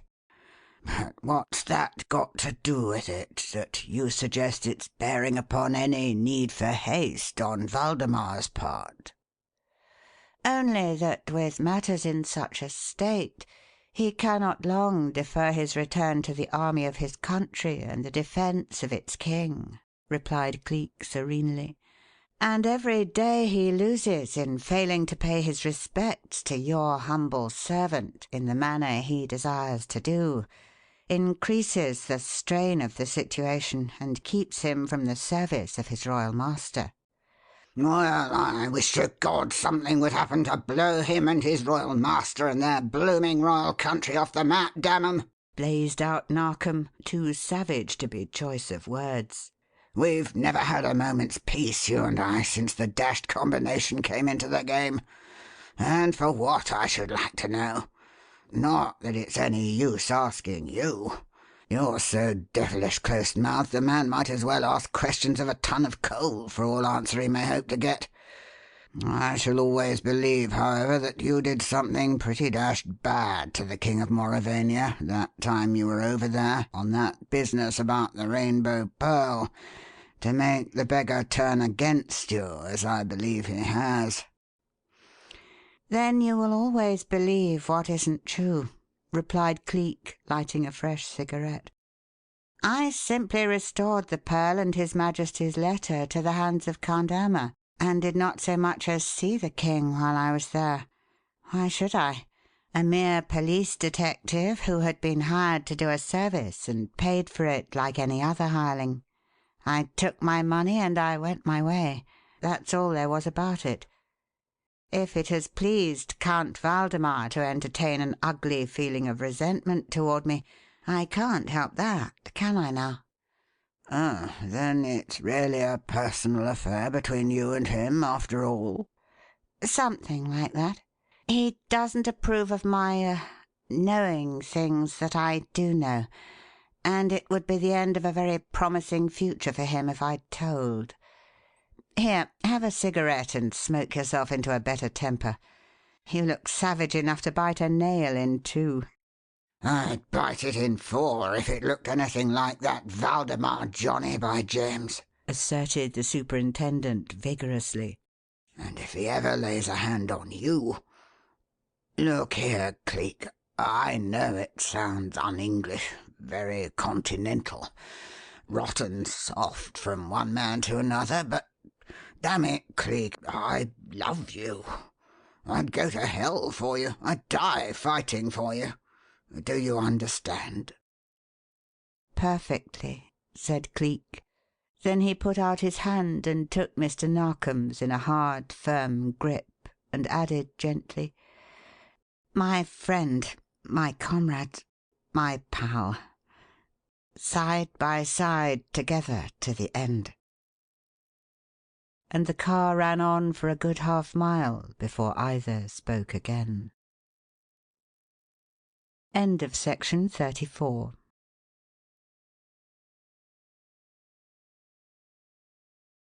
Section 35 of Chapter 32. "Mr. Narkom." It was an hour later, and Cleek's voice broke the silence abruptly. He had taken out his notebook and had been scribbling in it for some little time, but now, as he spoke, he tore out the written leaf and passed it over to the superintendent. "Mr. Narkom, I refused in the beginning to give you the address of the little house at which I was located. Here it is. Put it in your pocket-book against future need, will you?" "Yes, certainly. But, Cinnamon, old chap, what good is it to me now when you've left the place?" "You will understand, perhaps, when I tell you that Miss Lorne is its present occupant. It was for that I took it in the beginning. There may come a need to communicate with her. There may come a need for her to communicate with you. There's always a chance, you know, that a candle may be put out when the wind blows at it from all directions. And if anything should happen I mean, if anything having a bearing upon me personally that you think she ought to be told should come to pass, well, just go to her at once, will you? There's a dear friend. That's the address, don't lose it, and full directions how to get there speedily. I am giving it to you now, as we shall soon be in town again, and I shall leave you directly we arrive there. I'm in haste to get back to Dollops and see if between us we can't hit upon some plan, he and I, to get at the whereabouts of Waldemar. That plain-clothes man of yours is like the butler with the bottle of cider. He doesn't seem to get any forrarder." "Kibblewhite!" blurted out the superintendent, sitting up sharply. "Well, of all the born jackasses, all the muttonheads in this world." "Well, he doesn't seem to be very bright, I must say." "Eh? Lard, I wasn't talking about him. I was talking about myself. I had something to tell you to day, and this blessed business drove it clean out of my head. Kibblewhite had the dickens and all of a time trying to get at that chap Serpice, as you may remember." "I do, in a measure. Succeeded in finding out finally that the carriage he drove was one he hired from a liveryman by the month, I think was the last report you gave me. But couldn't get any further with the business because Serpice took it into his head not to call for the carriage again, and made off, this Kibblewhite chap didn't know where, and appears never to have found a means of discovering." "No, he didn't. But 10 days ago he got word from the liveryman that Serpice had just turned up and was about to make use of the carriage again, and off Kibblewhite cut hot foot in the hope of being able to follow him. No go, however. By the time he arrived at the stable, Serpice had already gone, so there was nothing left for the poor disappointed chap to do but to go out on the hunt and see if he couldn't pick him up somewhere in the streets." "Which he didn't, of course." "Excuse me, which he did. But it was late in the afternoon, and he was coming back to the stable with the carriage empty. Also, it was in the thick of the traffic at Ludgate Circus, and Kibblewhite was so afraid the fellow might mix himself up in it and give him the slip that he took a chance shot to prevent it. Nipping up the officer on point, he made himself and his business known, and in a winking in nips the constable, hauls Mr. Serpice up sharp, and arrests him for driving a public vehicle without a licence." "Well played, Kibblewhite," approved Cleek. "That, of course, meant that the fellow would be arrested and have to give his address and all the rest of it." "So Kibblewhite himself thought. But what does the beggar do but turn the tables on him in the most unexpected manner by absolutely refusing to do anything of the kind. And as he did not have a licence and would not call anybody to pay his fine, the magistrate finished the business by committing him to jail for 10 days in default. And here's the thing I was ass enough to forget. His 10 days' imprisonment was up this morning. Kibblewhite, in disguise, was to be outside the jail to follow him when he was discharged and see where he went. And he told me to look for him to turn up at the Yard before 6 this evening with a full report of the result of his operations." "Bravo!" said Cleek, leaning back in his seat with a sigh of satisfaction. "I've changed my mind about leaving you, Mr. Narkom. We will go on to the Yard together. As in all probability, after 10 days without being able to communicate with his pals or with Waldemar, our friend Serpice will be hot to get to them at once and explain the cause of his long absence, the chances are that Kibblewhite will have something of importance to report at last." He had, as they found out when, in the fullness of time, they arrived at the Yard and were told that he was waiting for them in the superintendent's office, and in his excitement he almost threw it at them, so eager he was to report.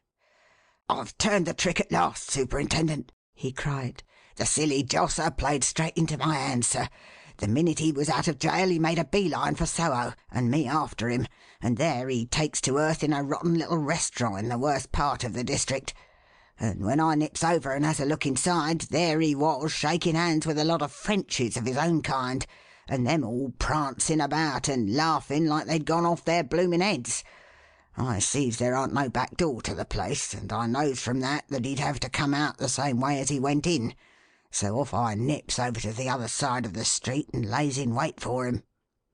After about 10 minutes or so, out he comes, him and another of the lot, mopping of his mouth with his coat sleeve, and off they starts in a great hurry, and me after them. They first goes to a barber shop where the man I was following nips in, has a shave, a haircut, and a wash-up, while the chap that was with him toddles off and fetches him a clean shirt and a suit of black clothes.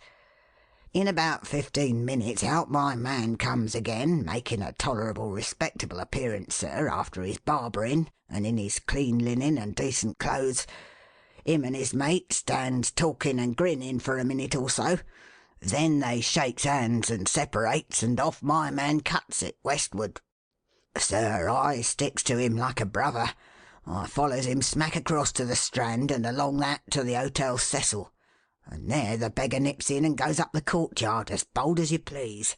Sends up his name to a gent. The gent sends down word for him to be showed up at once. And in that way I spots my man. For when I goes up to the clerk and shows my badge and asks who was the party my Johnny had asked for, he tells me straight and clear, gentleman he's making a suit of clothes for. Baron Rodolphe de Montravenne, an Austrian nobleman who has been stopping here for weeks." Cleek twitched round his eye and glanced at Narkom. "'Things least hidden are best hidden,'" he quoted, smiling. "The dear Count knows a thing or two, you perceive. You have done very well indeed, Kibblewhite. Here is your £10 note, and many thanks for your services. Good evening." Kibblewhite took the money and his departure immediately, but so long as he remained within hearing distance, so long as the echo of his departing steps continued to sound, Cleek remained silent, and the curious crooked smile made a loop in his cheek. But of a sudden, "Mr. Narkom," he said quietly, "I shan't be found in any of my usual haunts for the next few days. If, however, you should urgently need me, call at the Hotel Cecil and ask for Captain Maltravers. And call in disguise, please. Our friend the Count is keen. Remember the name, or better still, write it down." "But, good God, Cleek, such a risk as that!" "No, please. don't attempt to dissuade me. I want that man, and I'll get him if getting him be humanly possible. That's all. Thanks very much. Good-bye." Then the door opened and shut, and by the time Mr. Narkom could turn round from writing down the name he had been given, he was quite alone in the room. End of section 35.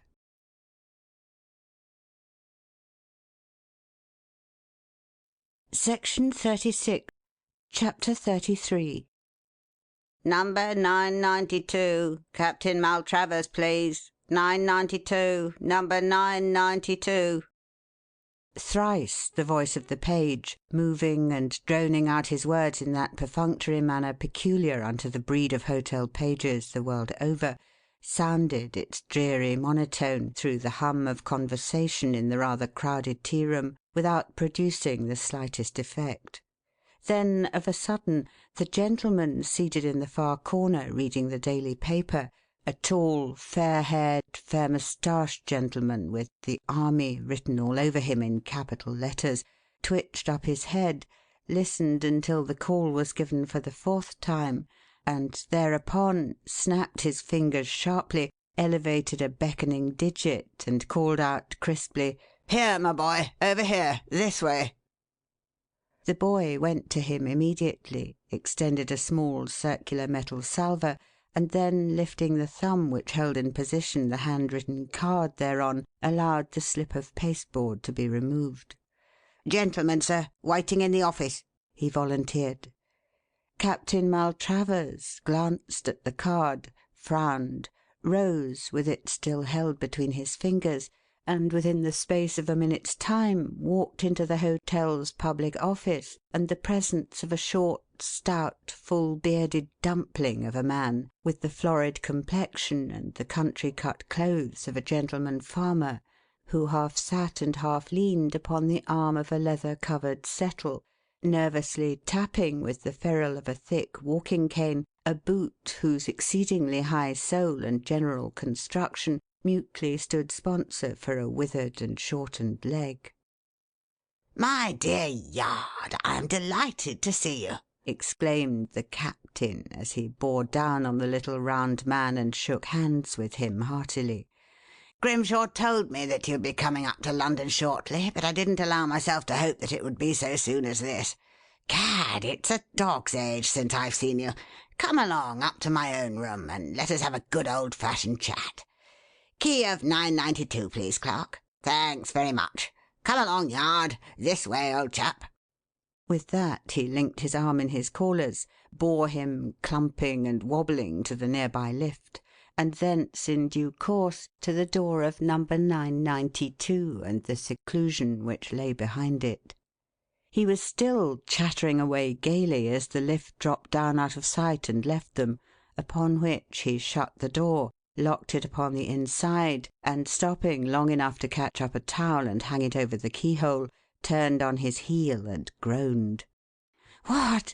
Am I not to have even a 2 days' respite, you indefatigable machine?" he said as he walked across the room and threw himself into a chair with a sigh of annoyance. "Think! It was only this morning that I ventured upon the first casual bow of a fellow guest with the dear Baron. Only at luncheon we exchanged the first civil word. But the ice was broken, and I should have had him roped in by tea-time, I'm sure of it. And now you come and nip my hopes in the bud like this, and in a disguise that a fellow as sharp as he would see through in a wink if he met you." "It was the best I could do, Cleek. I'm not a dabster in the art of making up, as you know." Mr. Narkom's voice was, like his air, duly apologetic.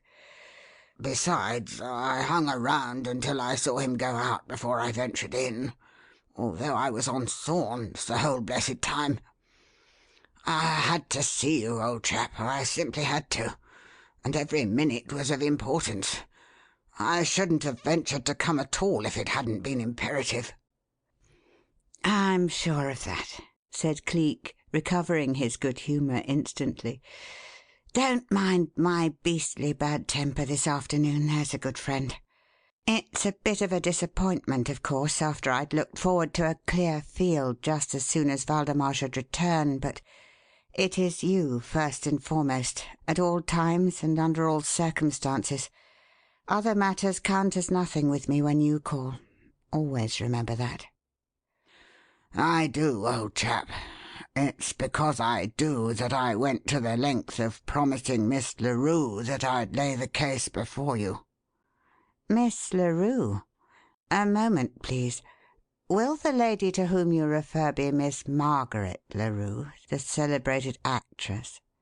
The one in question who treated me so cavalierly last August in that business regarding the disappearance of that chap James Colliver?" "Yes, he was her brother, you recollect, and don't get hot about it, Cleek.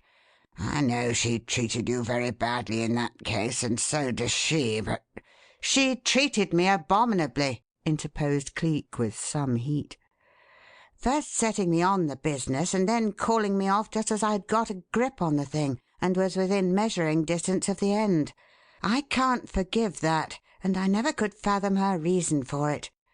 If it was, as you yourself suggested at the time, because she shrank from the notoriety that was likely to accrue to her from letting everybody in the world know that Jimmy the Shifter was her own brother, she ought to have thought of that in the beginning when she acknowledged it so openly, instead of making such an ass of me by her high-handed proceeding of calling me off the scent at its hottest, as if I were a tame puppy to be pulled this way and that with a string. I object to being made a fool of, Mr. Narkom, and there's no denying the fact that Miss Larue treated me very badly in that James Colliver case. Very badly and very cavalierly indeed." Unquestionably Miss Larue had.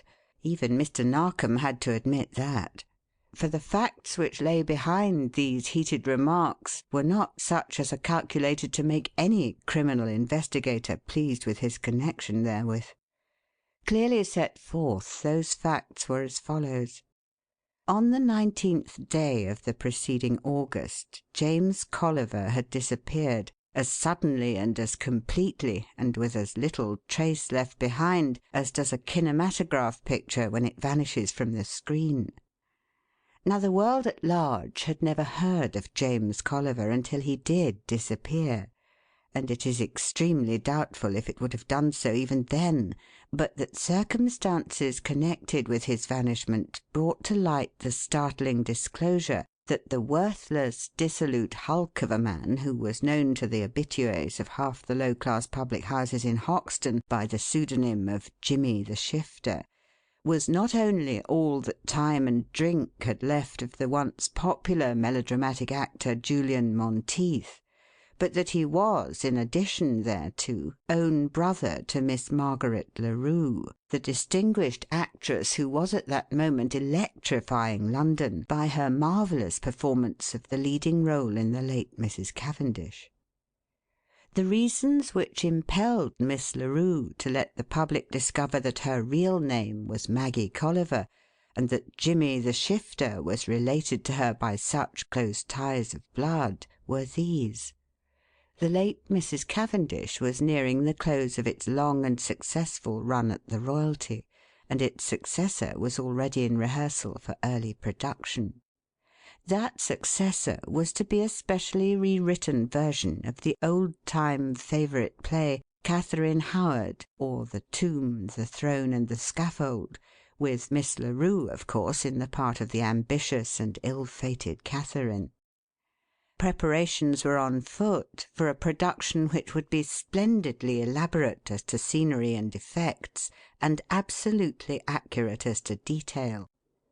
For instance, the costume which Henry VIII had worn at the time of his marriage with Catherine Howard was copied exactly, down to the minute question of the gaudy stitchery on the backs of the gloves and the toes of the shoes, and permission had been obtained to make the mimic betrothal ring which the stage Henry was to press upon the finger of the stage Catherine an exact replica of the real one as preserved among the nation's historic jewels. Not to be outdone in this matter of accuracy, Miss Larue naturally aimed to have the dresses and the trinkets she wore as nearly like those of the original Catherine as it was possible to obtain. As her position in the world of art was now so eminent, and had brought her into close touch with the elect, it was not difficult for the lady to borrow dresses and even jewels of the exact period from the heirlooms treasured by members of the nobility, that these might be copied in mimic gems for her by the well-known Theatrical and Show Supply Company of Henry Trent and Son, Soho. To this firm, which was in full charge of the preparation of dresses, properties, and accessories for the great production, was also entrusted the making of a cast of Miss Larue's features, and the manufacture therefrom of a wax head, with which it was at first proposed to lend a touch of startling realism to the final scene of the execution of Catherine on Tower Hill, but which was subsequently abandoned after the first night as being unnecessarily gruesome and repulsive. It was during the course of the final rehearsals for this astonishing production, and when the army of supers who had long been drilling for it at other hours was brought for the first time into contact with the principals, that Miss Larue was horrified to discover among the members of that army her dissolute brother, Jimmy the Shifter. For years, out of sheer sympathy for the wife who clung to him to the last, and the young son who was growing up to be a fine fellow, despite the evil stock from which he had sprung, Miss Larue had continuously supplied this worthless brother with money enough to keep him, with the strict proviso that he was never to come near any theatre where she might be performing, nor ever at any time to make known his relationship to her. She now saw, in this breaking of a rule which heretofore he had inviolably adhered to, clear evidence that the man had suddenly become a menace, and she was in great haste to get him out of touch with her colleagues before anything could be done to disgrace her.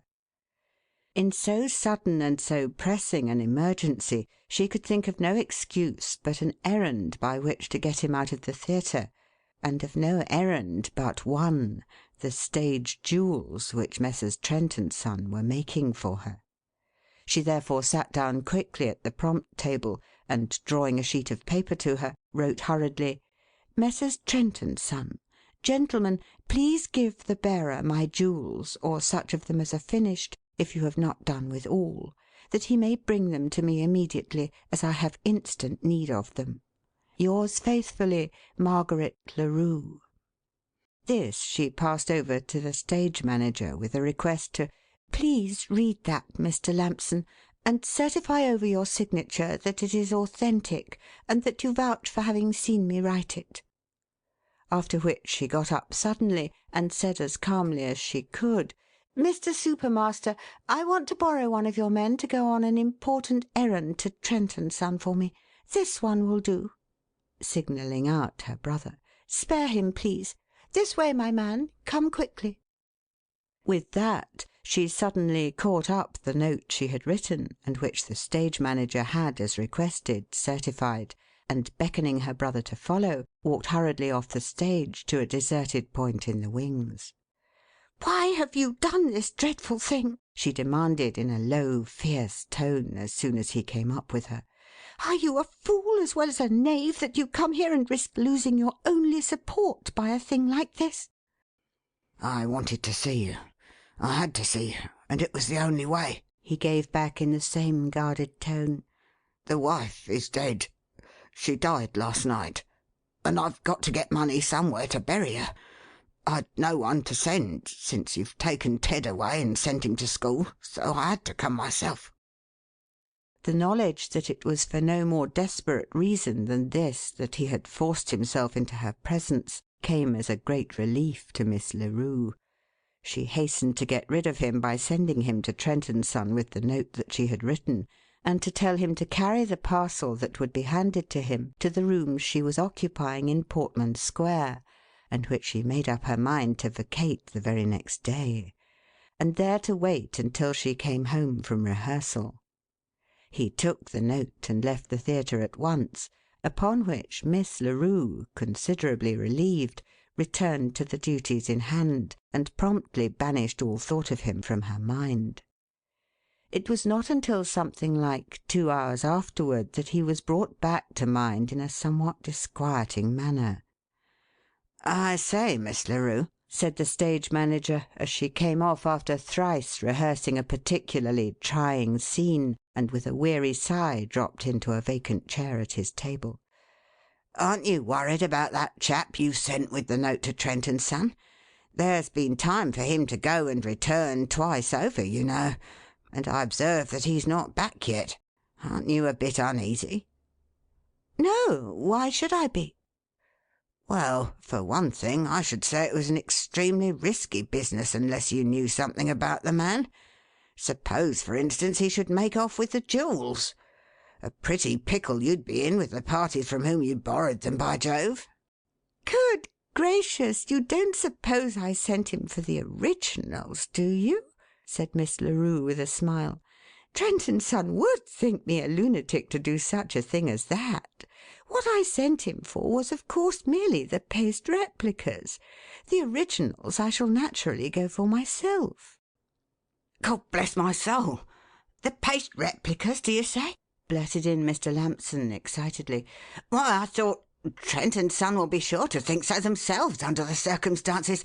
They can't possibly think otherwise." "Under the circumstances? Think otherwise?" repeated Miss Larue, facing round upon him sharply. "What do you mean by that, Mr. Lampson? Good heavens, not that they could possibly be mad enough to give the man the originals?" "Yes, certainly. Good Lord! What else can they think? What else can they give him? They sent the paste duplicates here by their own messenger this morning. They are in the manager's office, in his safe, at this very minute, and I was going to bring them round to you as soon as the rehearsal is over." Consternation followed this announcement, of course. The rehearsal was called to an abrupt halt. Mr. Lampson and Miss Larue flew round to the front of the house in a sort of panic, got to the telephone and rang up Trent & Son, who confirmed their worst fears. Yes, the man had arrived with the note from Miss Larue something over an hour ago, and they had promptly handed him over the original jewels. Not all of them, of course, but those which they had finished duplicating and of which they had sent the replicas to the theatre by their own messenger that morning. Surely that was what Miss Larue meant by the demand, was it not? No other explanation seemed possible after they had sent her the copies and, good Lord, hadn't heard about it? Meant the imitations? Heavens above, what an appalling mistake! What was that? The man? Oh, yes, he took the things after Mr. Trent Senior had removed them from the safe and handed them over to him, and he had left Mr. Trent's office directly he received them. Miss Larue could ascertain exactly what had been delivered to him by examining the duplicates their messenger had carried to the theatre. Miss Larue did, discovering to her dismay that they represented a curious ruby necklace of which the original had been lent her by the Duchess of Oldhampton, a stomacher of sapphires and pearls borrowed from the Marquise of Chepstow, and a rare Tudor clasp of diamonds and opals which had been lent to her by the Lady Marjorie Thrale. In a panic she rushed from the theatre, called a taxi, and, hoping against hope, whirled off to her rooms at Portman Square. No Mr. James Colliver had been there. Nor did he come there ever. Neither did he return to the squalid home where his dead wife lay. Nor did any of his cronies nor any of his old haunts see hide or hair of him from that time. Furthermore, nobody answering to his description had been seen to board any train, steamship, or sailing vessel leaving for foreign parts. Nor could there be found any hotel, lodging-house, furnished or even unfurnished apartment into which he had entered that day or upon any day thereafter. In despair, Miss Larue drove to Scotland Yard and put the matter into the hands of the police, offering a reward of £1,000 for the recovery of the jewels, and through the medium of the newspapers promised Mr. James Colliver that she would not prosecute, but would pay that £1,000 over to him if he would return the gems, that she might restore them to their rightful owners. Mr. James Colliver neither accepted that offer nor gave any sign that he was aware of it. It was then that Scotland Yard, in the person of Cleek, stepped in to conduct the search for both man and jewels, and within 48 hours some amazing circumstances were brought to light.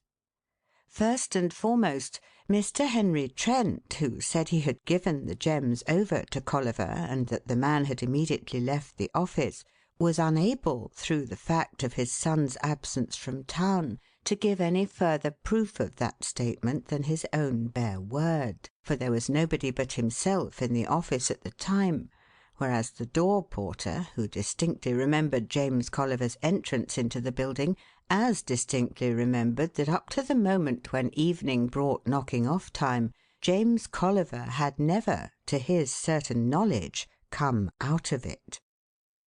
The next amazing fact to be unearthed was that one of the office cleaners had found, tucked under the stairs leading up to the top floor, a sponge which had beyond all possible question been used to wipe blood from something, and had evidently been tucked there in a great hurry. The third amazing discovery took the astonishing shape of finding in an East End pawnbroker's shop every one of the missing articles, and positive proof that the man who had pledged them was certainly not in the smallest degree like James Colliver, but was evidently a person of a higher walk in life and more prosperous in appearance than the missing man had been since the days when he was a successful actor.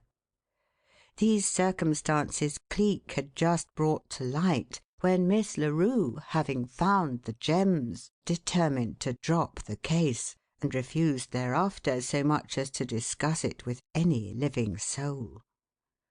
That her reason for taking this unusual step had something behind it which was of more moment than the mere fact that the jewels had been recovered and returned to their respective owners, there could hardly be a doubt, for from that time onward her whole nature seemed to undergo a radical change, and from being a brilliant, vivacious, cheery-hearted woman, whose spirits were always of the highest and whose laughter was frequent, she developed suddenly into a silent, smileless, mournful one, who shrank from all society but that of her lost brother's orphaned son, and who seemed to be oppressed by the weight of some unconfessed cross and the shadow of some secret woe. Such were the facts regarding the singular Colliver case at the time when Cleek laid it down, unprobed, unsolved, as deep a mystery in the end as it had been in the beginning. And such they still were, when on this day, at this critical time, and after an interval of 11 months, Mr. Maverick Narkom came to ask him to pick it up again. And with an element of fresh mystery added to complicate it more than ever, dear chap, he declared rather excitedly. For as the father vanished 11 months ago, so yesterday the son too disappeared, in the same manner, from the same point, in the self-same building, and in the same inexplicable and almost supernatural way. Only that in this instance the mystery is even more incomprehensible, more like magic than ever, for the boy is known to have been shown by a porter into a room almost entirely surrounded by glass, a room whose interior was clearly visible to 2 persons who were looking into it at the time, and then and there to have completely vanished, without anybody knowing when, where, or how. End of section 36.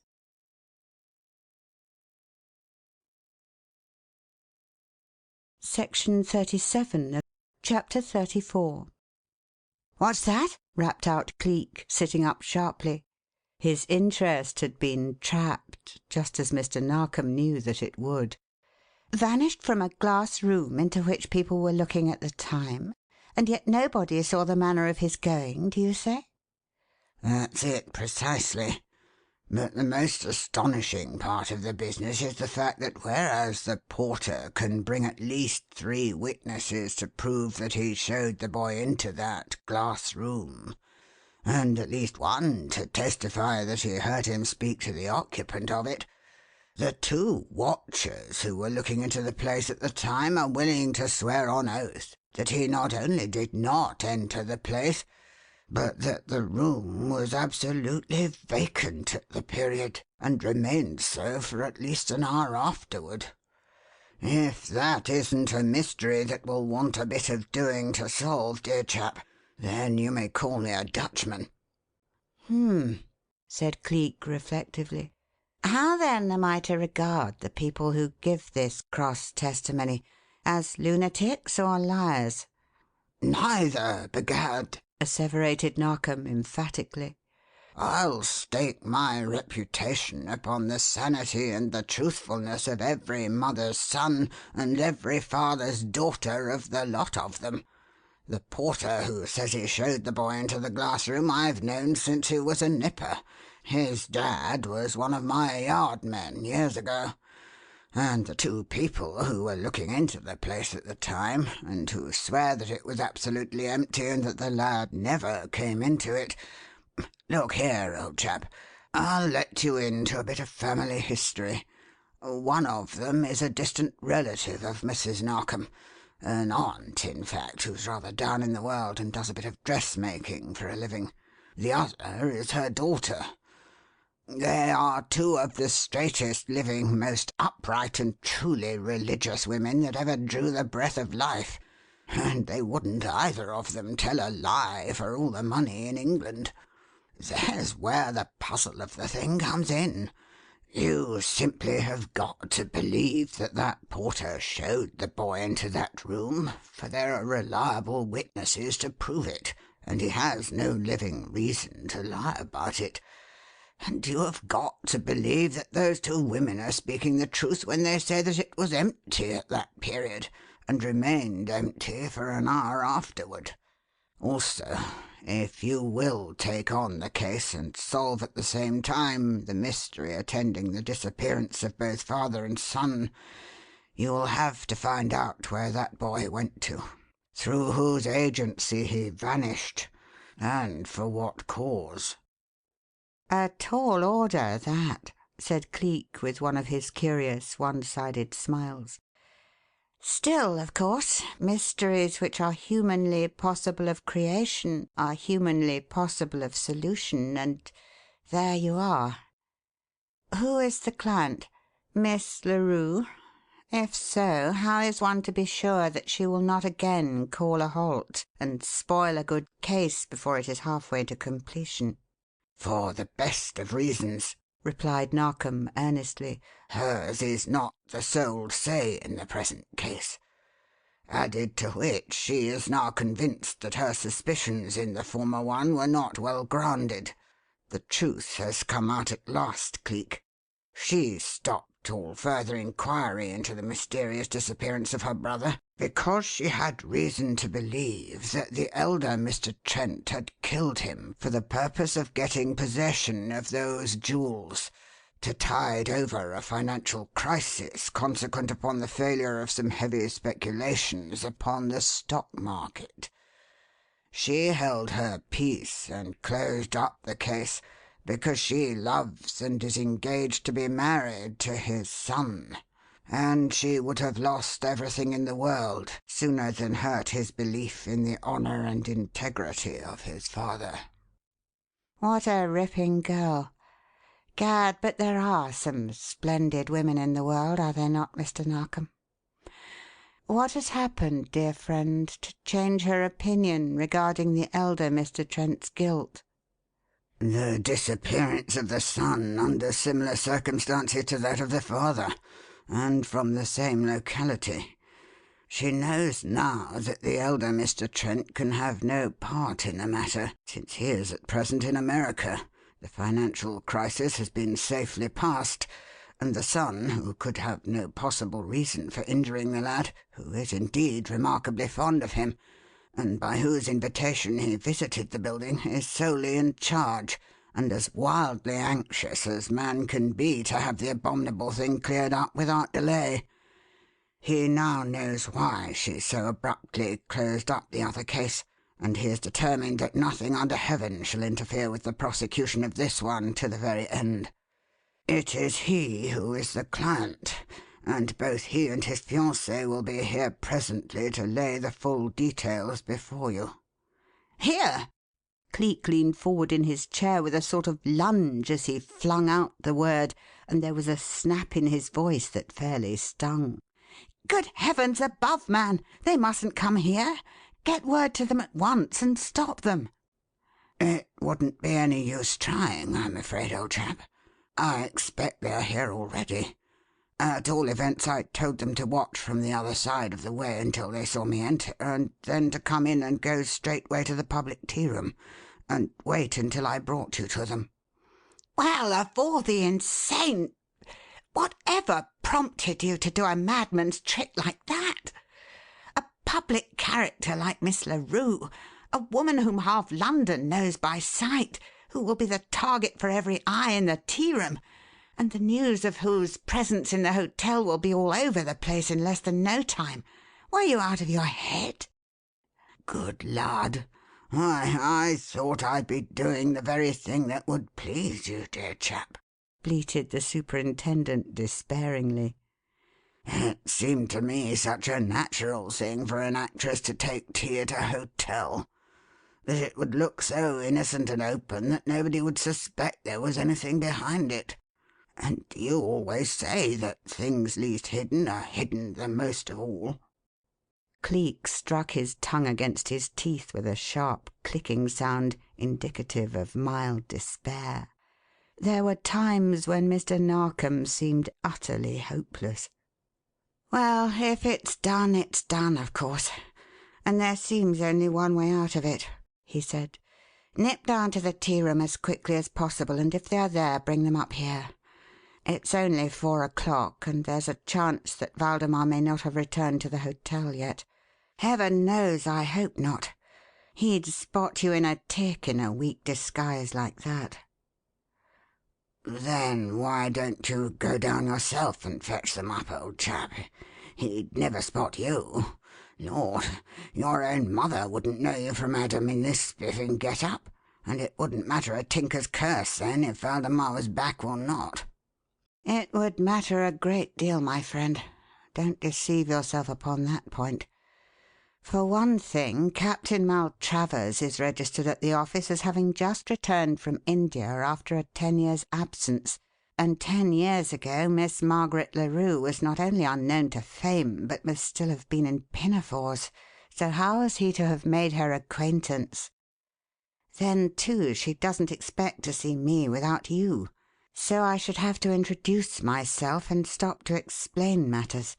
Yes, and even risk her companion getting excited and saying something indiscreet, and those are rather dangerous affairs in a public tea-room, with everybody's eyes no doubt fixed upon the lady. No, you must attend to the matter yourself, my friend, so nip off and be about it. If the lady and her companion are there, just whisper them to say nothing, but follow you immediately. If they are not there, slip out and warn them not to come. Look sharp. The situation is ticklish."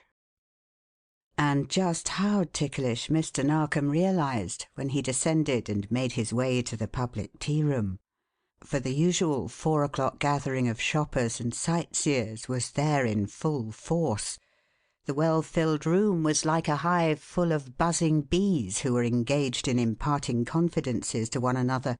The name of Margaret Larue was being whispered here, there, and everywhere, and all eyes were directed toward a far corner where, at a little round table, Margaret Larue herself sat in company with Mr. Harrison Trent, engaged in making a feeble pretence of enjoying a tea which neither of them wanted, and upon which neither was bestowing a single thought. Narkom spotted them at once, made his way across the crowded room, said something to them in a swift, low whisper, and immediately became at once the most envied and most unpopular person in the whole assembly. For Miss Larue and her companion arose instantly, and leaving some pieces of silver on the table, walked out with him and robbed the room of its chief attraction. All present had been deeply interested in the entire proceeding, but none more so than the tall, distinguished-looking foreign gentleman seated all alone at the exactly opposite end of the room from the table where Miss Larue and her companion had been located, for his had been the tensest kind of interest from the very instant Mr. Narkom had made his appearance, and remained so to the last. Even after the three persons had vanished from the room, he continued to stare at the doorway through which they had passed, and the rather elaborate tea he had ordered remained wholly untouched. A soft step sounded near him, and a soft voice broke in upon his unspoken thoughts. "Is not the tea to monsieur's liking?" it inquired with all the deference of the continental waiter, and that awoke him from his abstraction. "Yes, quite, thank you. By the way, that was Miss Larue who just left the room, was it not, Philippe?" "Yes, monsieur. The great Miss Larue, the most famous of all English actresses." "So I understand. And the lame man who came in and spoke to her, who is he? Not a guest of the hotel, I am sure, since I have never seen him here before." "I do not know, monsieur, who the gentleman is. It shall be the first I shall see of him ever. It may be, however, that he is a new arrival. They would know at the office if monsieur le baron desires me to inquire." "Yes, do. I fancy I have seen him before. Find out for me who he is." Philippe disappeared like a fleet shadow. After an absence of about 2 minutes he came back with the desired intelligence. "No, monsieur le baron, the gentleman is not a guest," he announced, "but he is visiting a guest. The name is Yard. He arrived about a quarter of an hour ago and sent his card into Captain Maltravers, who at once took him up to his room." "Captain Maltravers. So that will be the military officer from India, will it not?" "Yes, monsieur. The one with the fair hair and moustache, who lunched to-day at the table adjoining monsieur le baron's own." "Ah, to be sure. And passed the time of day with me, as they say in this peculiar language.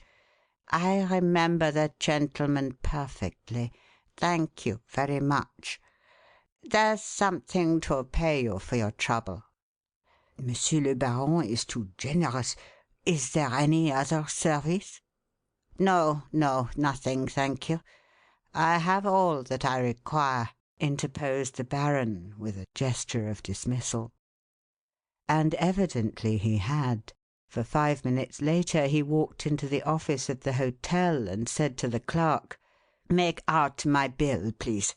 I shall be leaving England at once," and immediately thereafter walked into a telephone booth, consulted his notebook, and rang up 253 480 Soho, and on getting it began to talk rapidly and softly to someone who understood French.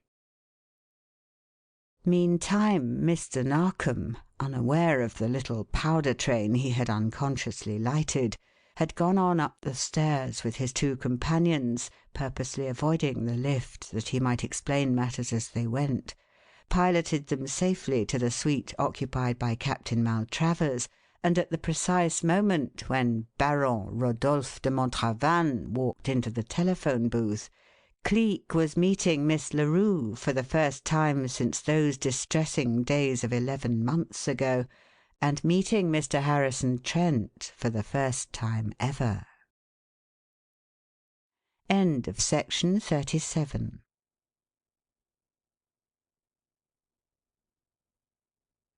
Section 38, Chapter 35. Cleek found young Trent an extremely handsome man of about 33, of a highly strung, nervous temperament, and with an irritating habit of running his fingers through his hair when excited. Also, it seemed impossible for him to sit still for half a minute at a stretch. He must be constantly hopping up only to sit down again, and moving restlessly about as if he were doing his best to retain his composure, and found it difficult with Cleek's calm eyes fixed constantly upon him. "I want to tell you something about that blood-stained sponge business, Mr. Cleek," he said in his abrupt, jerky, uneasy manner.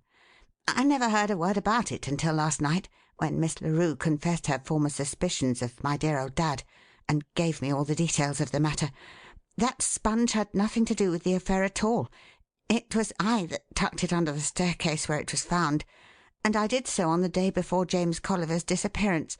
The blood that had been on it was mine, not his." "I see," said Cleek serenely. "The explanation, of course, is the good old tried-and-true refuge of the story writers, namely a case of nose bleeding, is it not?" "Yes," admitted Trent. "But with this difference. Mine wasn't an accidental affair at all. It was the result of getting a jolly good hiding. And I made an excuse to get away and hop out of town so that the dad wouldn't know about it nor see how I'd been battered. The fact is, I met one of our carmen in the upper hall. He was as drunk as a lord, and when I took him to task about it and threatened him with discharge, he said something to me that I thought needed a jolly sight more than words by way of chastisement. So I nipped off my coat and sailed into him.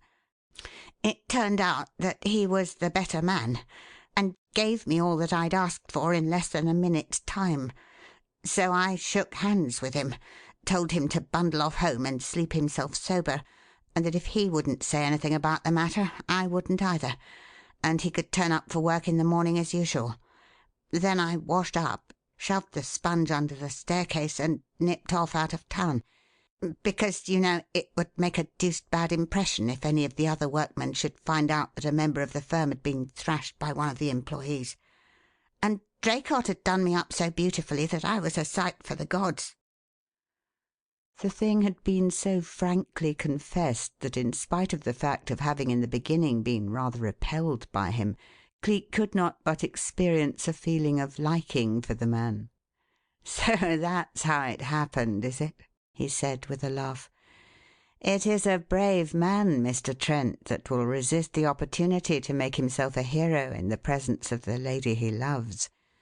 And I hope I may be permitted to congratulate Miss Larue on the wisdom of her choice. But now, if you please, let us get down at once to the details of the melancholy business we have in hand. Mr. Narkom has been telling me the amazing story of the boy's visit to the building and of his strange disappearance therein, but I should like to have a few further facts, if you will be so kind. What took the boy to the building in the first place? I am told he went there upon your invitation, but I confess that that seems rather odd to me. Why should a man of business want a boy to visit him during business hours?" "Good Lord, man!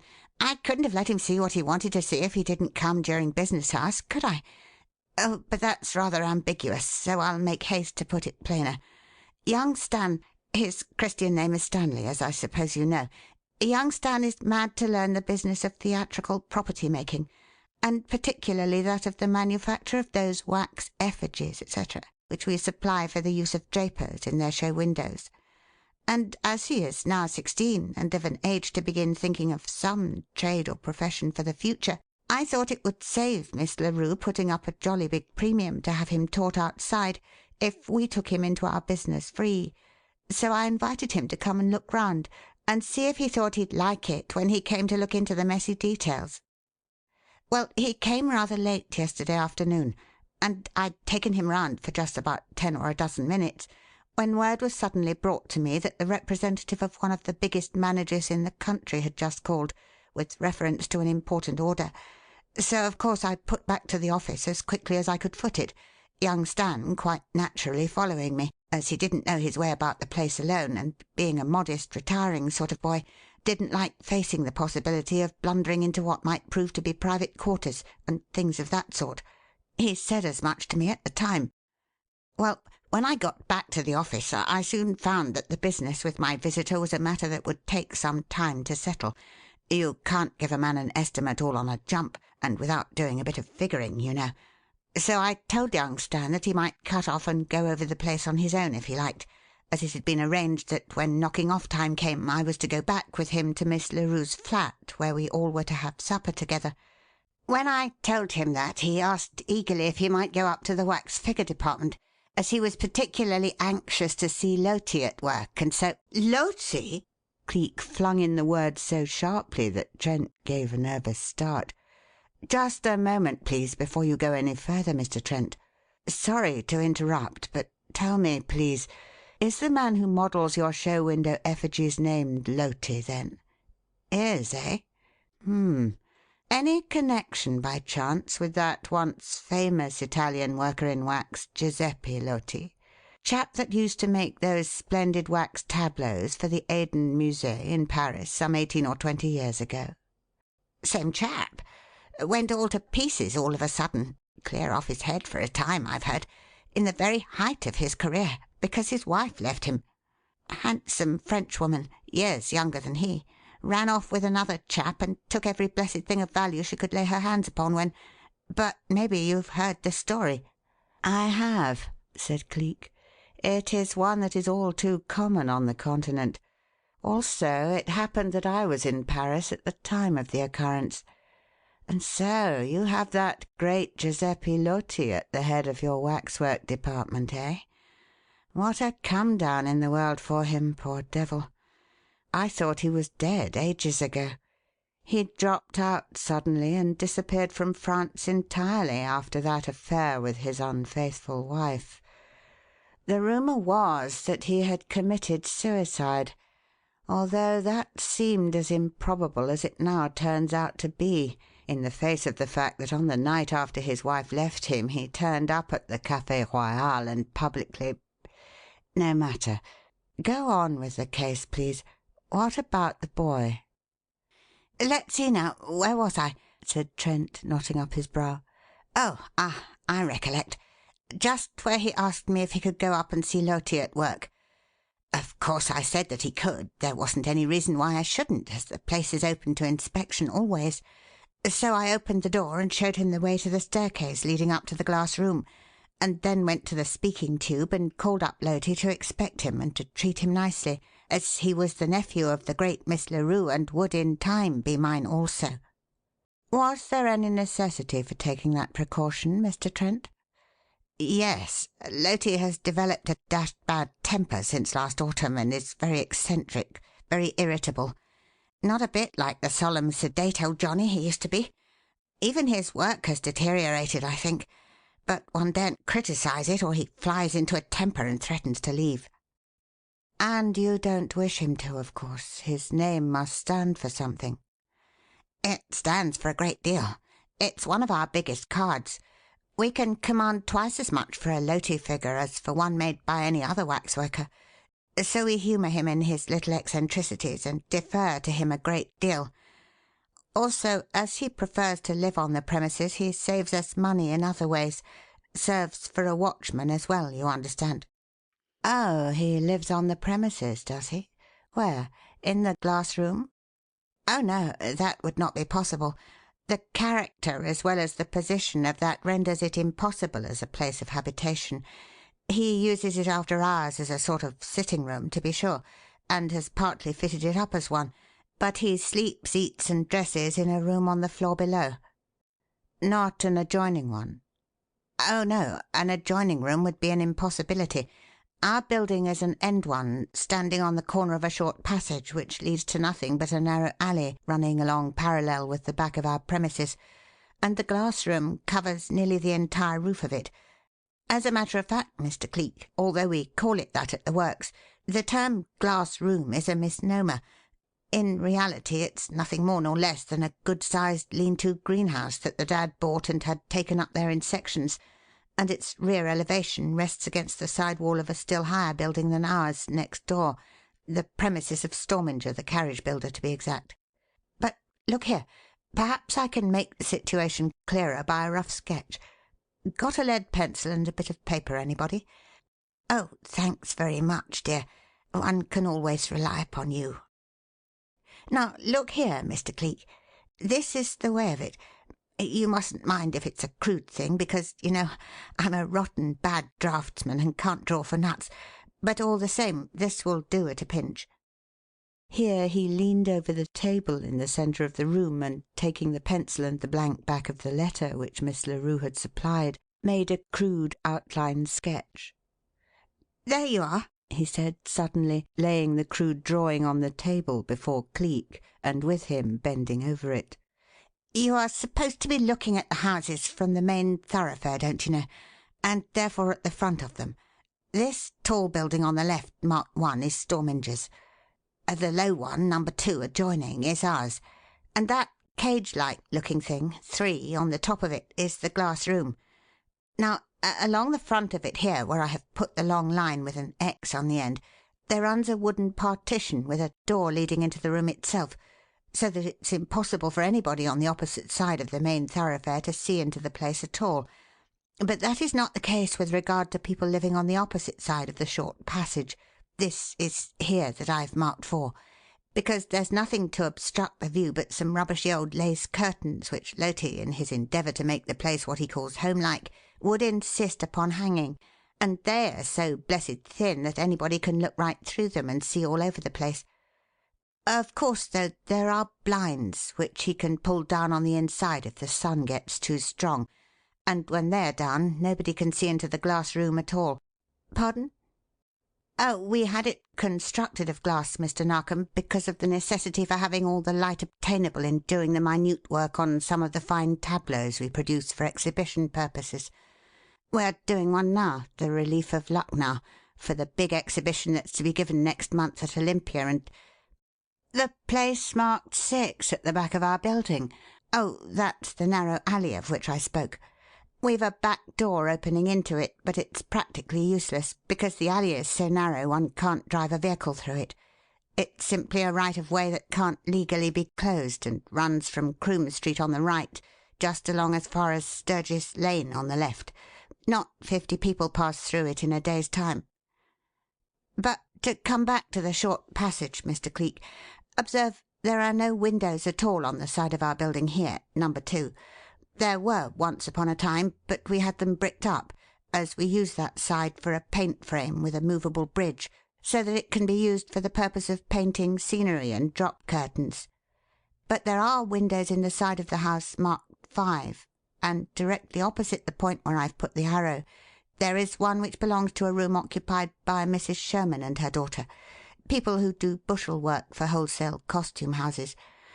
Now, it happens that at the exact time when the porter says he showed young Stan into the glass room, those 2 women were sitting at work by that window, and the blinds not being drawn could see smack into the place, and are willing to take their oath that there was no living soul in it."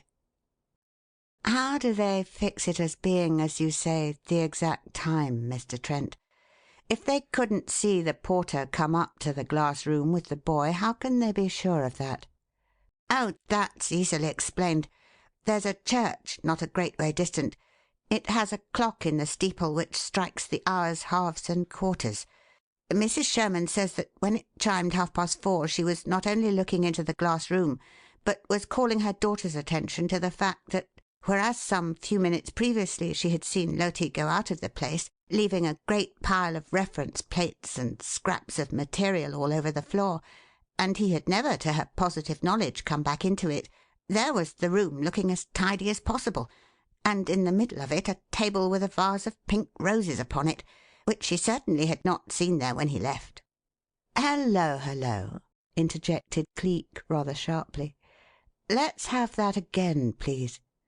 And he sat listening intently while Trent repeated the statement. Then of a sudden he gave his head an upward twitch, slapped his thigh, and, leaning back in his seat, added with a brief little laugh, "Well, of all the blithering idiots! And a simple little thing like that!" "Like what, Mr. Cleek?" queried Trent in amazement.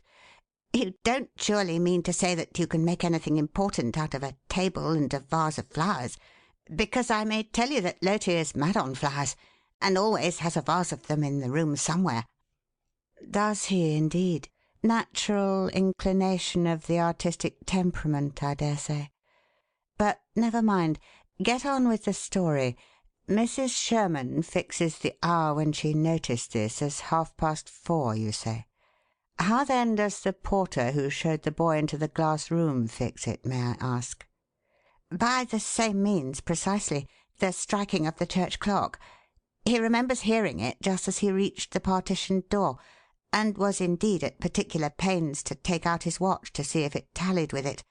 Also, 3 of our scene painters were passing along the hall at the foot of the short flight of steps leading up to the glass room at the time. They were going out to tea, and one of them sang out to him laughingly, 'Hello, Ginger, how does that 2-shilling turnip of yours make it? Time for tea at Buckingham Palace?' For he had won the watch at a singing contest only the night before, and his mates had been chaffing him about it all day. In that manner, the exact time of his going to the door with the boy is fixed, and with 3 persons to corroborate it.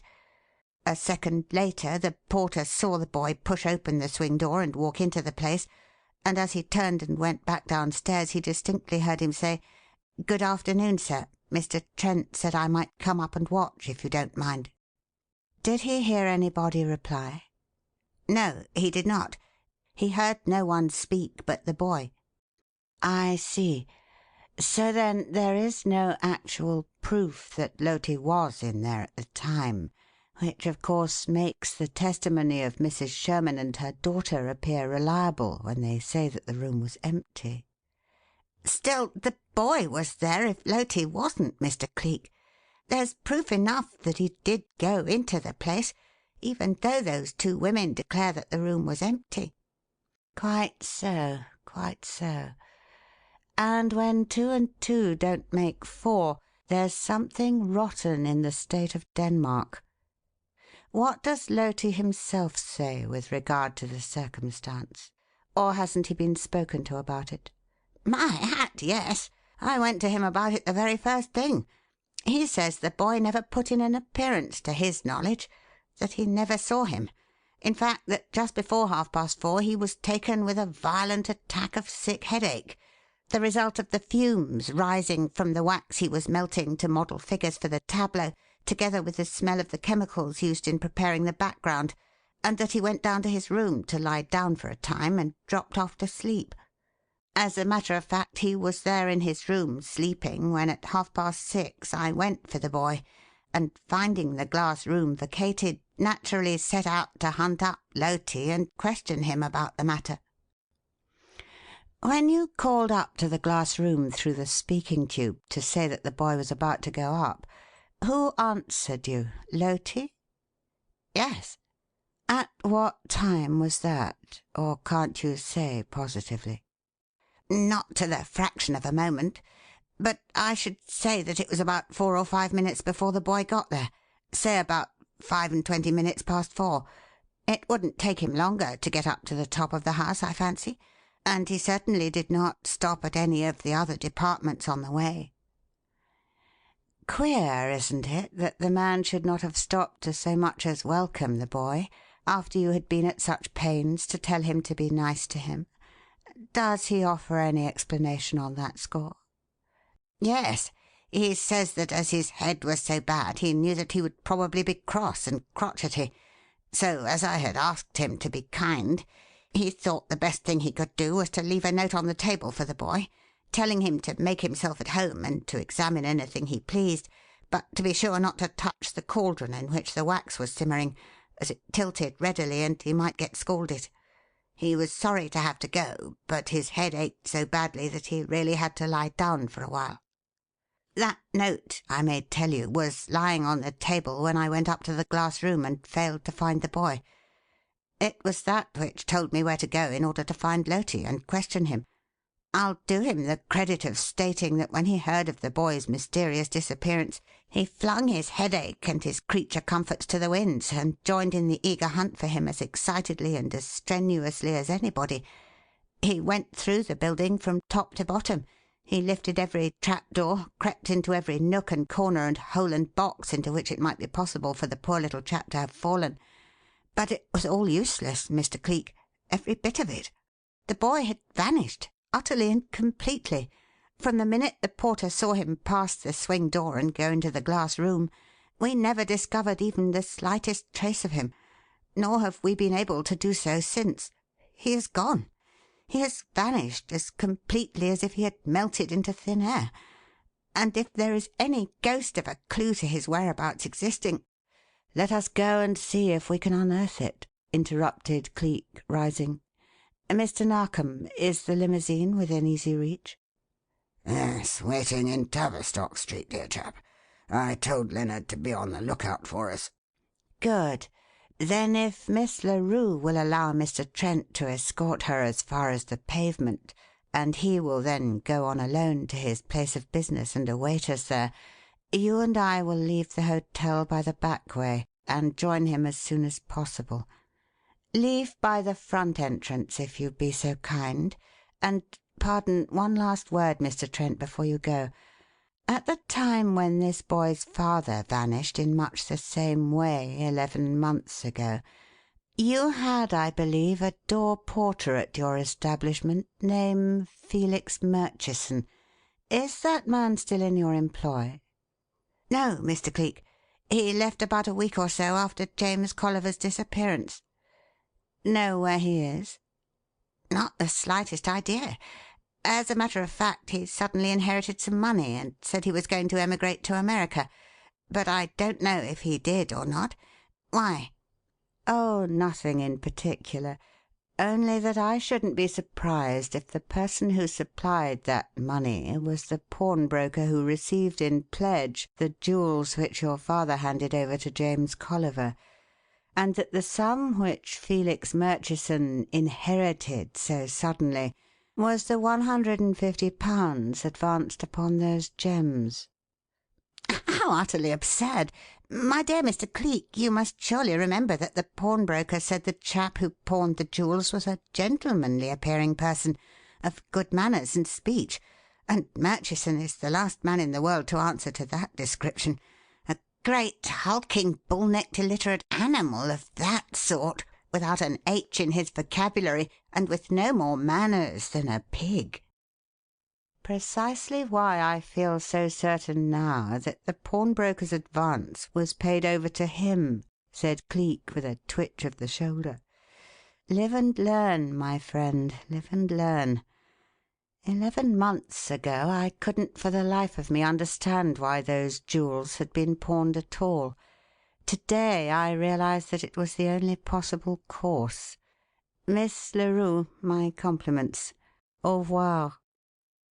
And he bowed her out of the room with the grace of a courtier, standing well out of sight from the hallway until the door had closed behind her and her companion, and he was again alone with the superintendent.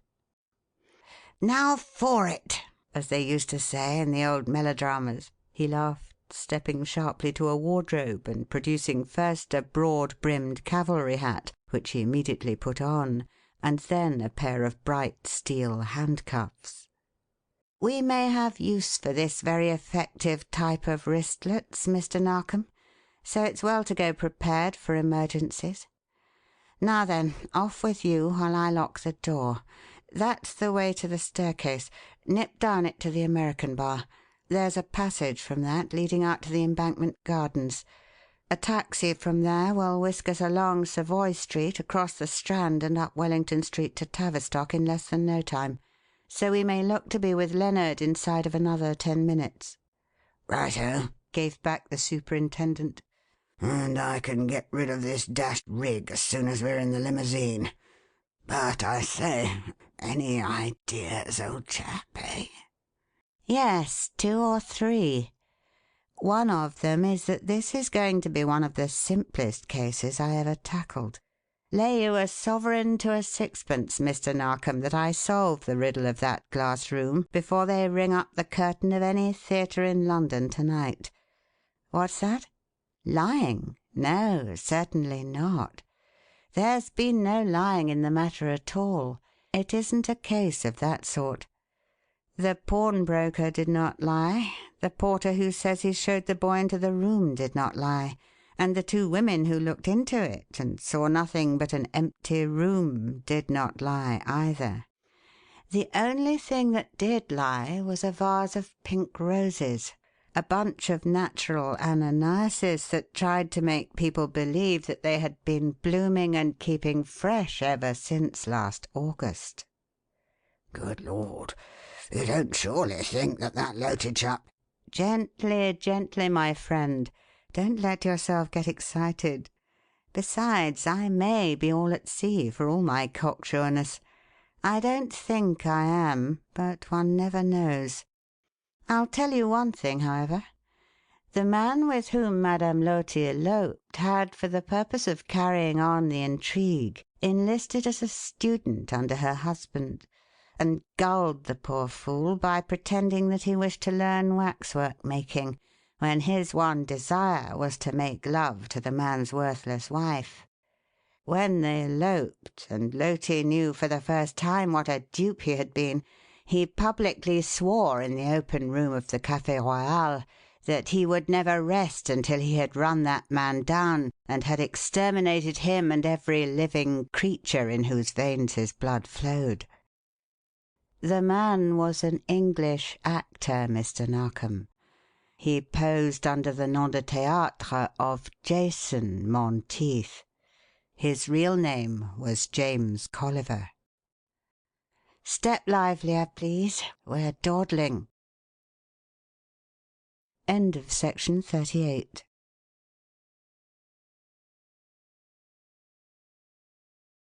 Section 39 of Chapter 36. They that climb the highest have the farthest to fall. It was after 5 o'clock when the limousine arrived at the premises of Trent & Son, and Cleek, guided by the junior member of the firm and accompanied by Superintendent Narkom, climbed the steep stairs to the housetop and was shown into the glass room. His first impression, as the door swung inward, was of a scent of flowers so heavy as to be oppressive. His second, of entering into a light so brilliant that it seemed a very glare of gold, for the low-dropped sun, which yellowed all the sky, flooded the place with a radiance which made him blink, and it was some little time before his eyes could accustom themselves to it sufficient to let him discover that the old Italian waxworker was there, busy on his latest tableau. Cleek blinked and looked at the old man, serenely at first, then blinked and looked again, conscious of an overwhelming sense of amazement and defeat for just one fraction of a minute, and that some of his cocksure theories regarding the case had suddenly been knocked into a cocked hat. No wonder Mr. Harrison Trent had spoken of deterioration in the art of this once celebrated modeller. No wonder.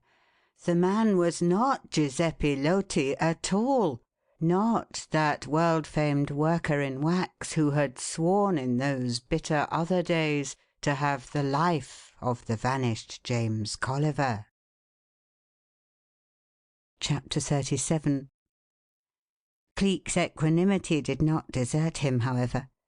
It was one of his strong points that he always kept his mental balance, even when his most promising theories were deracinated.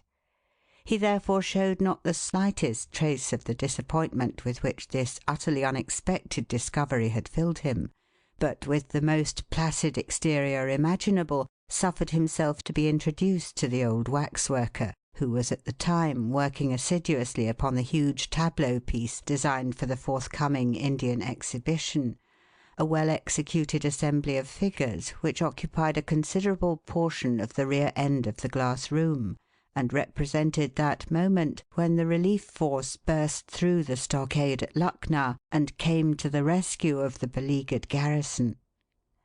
"A couple of gentlemen from Scotland Yard, Loti, who have come to look into the matter of young Colliver's disappearance," was the way in which Trent made that introduction.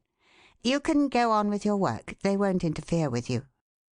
"Welcome, gentlemen, most welcome," said Loti, with that courtesy which Continental people never quite forget, then nodded and went on with his work as he had been told, adding, with a mournful shake of the head, "Ah, a strange business that, signori, an exceedingly strange business."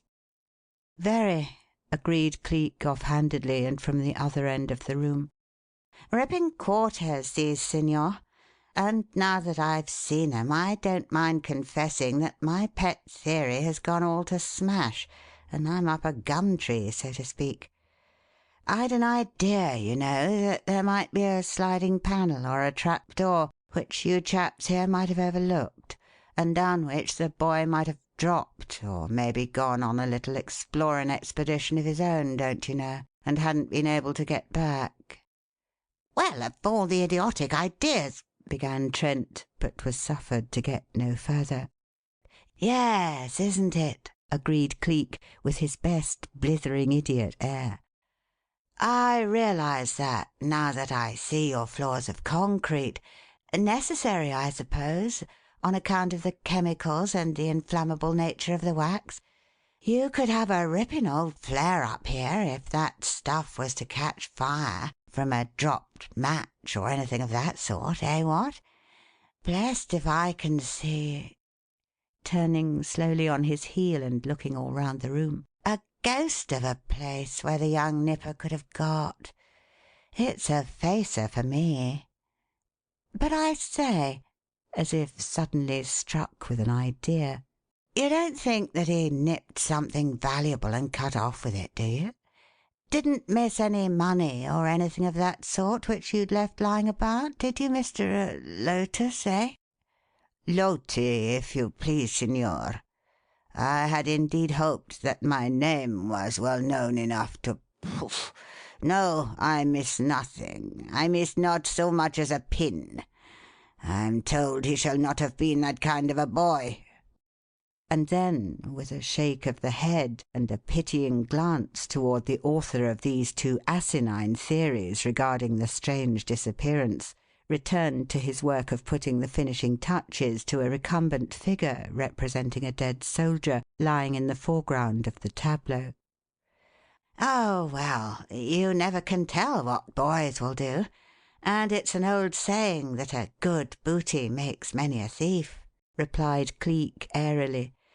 "Reckon I'll have to hunt up something a bit more promising, then. Don't mind my poking about a bit, do you?"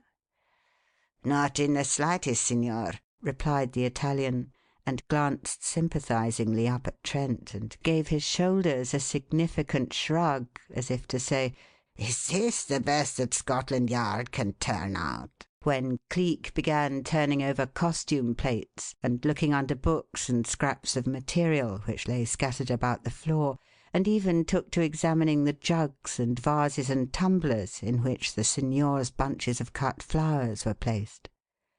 There were many of them, on tables and chairs and shelves, and even on the platform of the tableau itself. So many, in fact, that he was minded by their profusion of what Trent had said regarding the old waxworker's great love of flowers. He looked round the room in an apparently perfunctory manner, but in reality with a photographic eye for its every detail, finding that it agreed in every particular with the description which Trent had given him.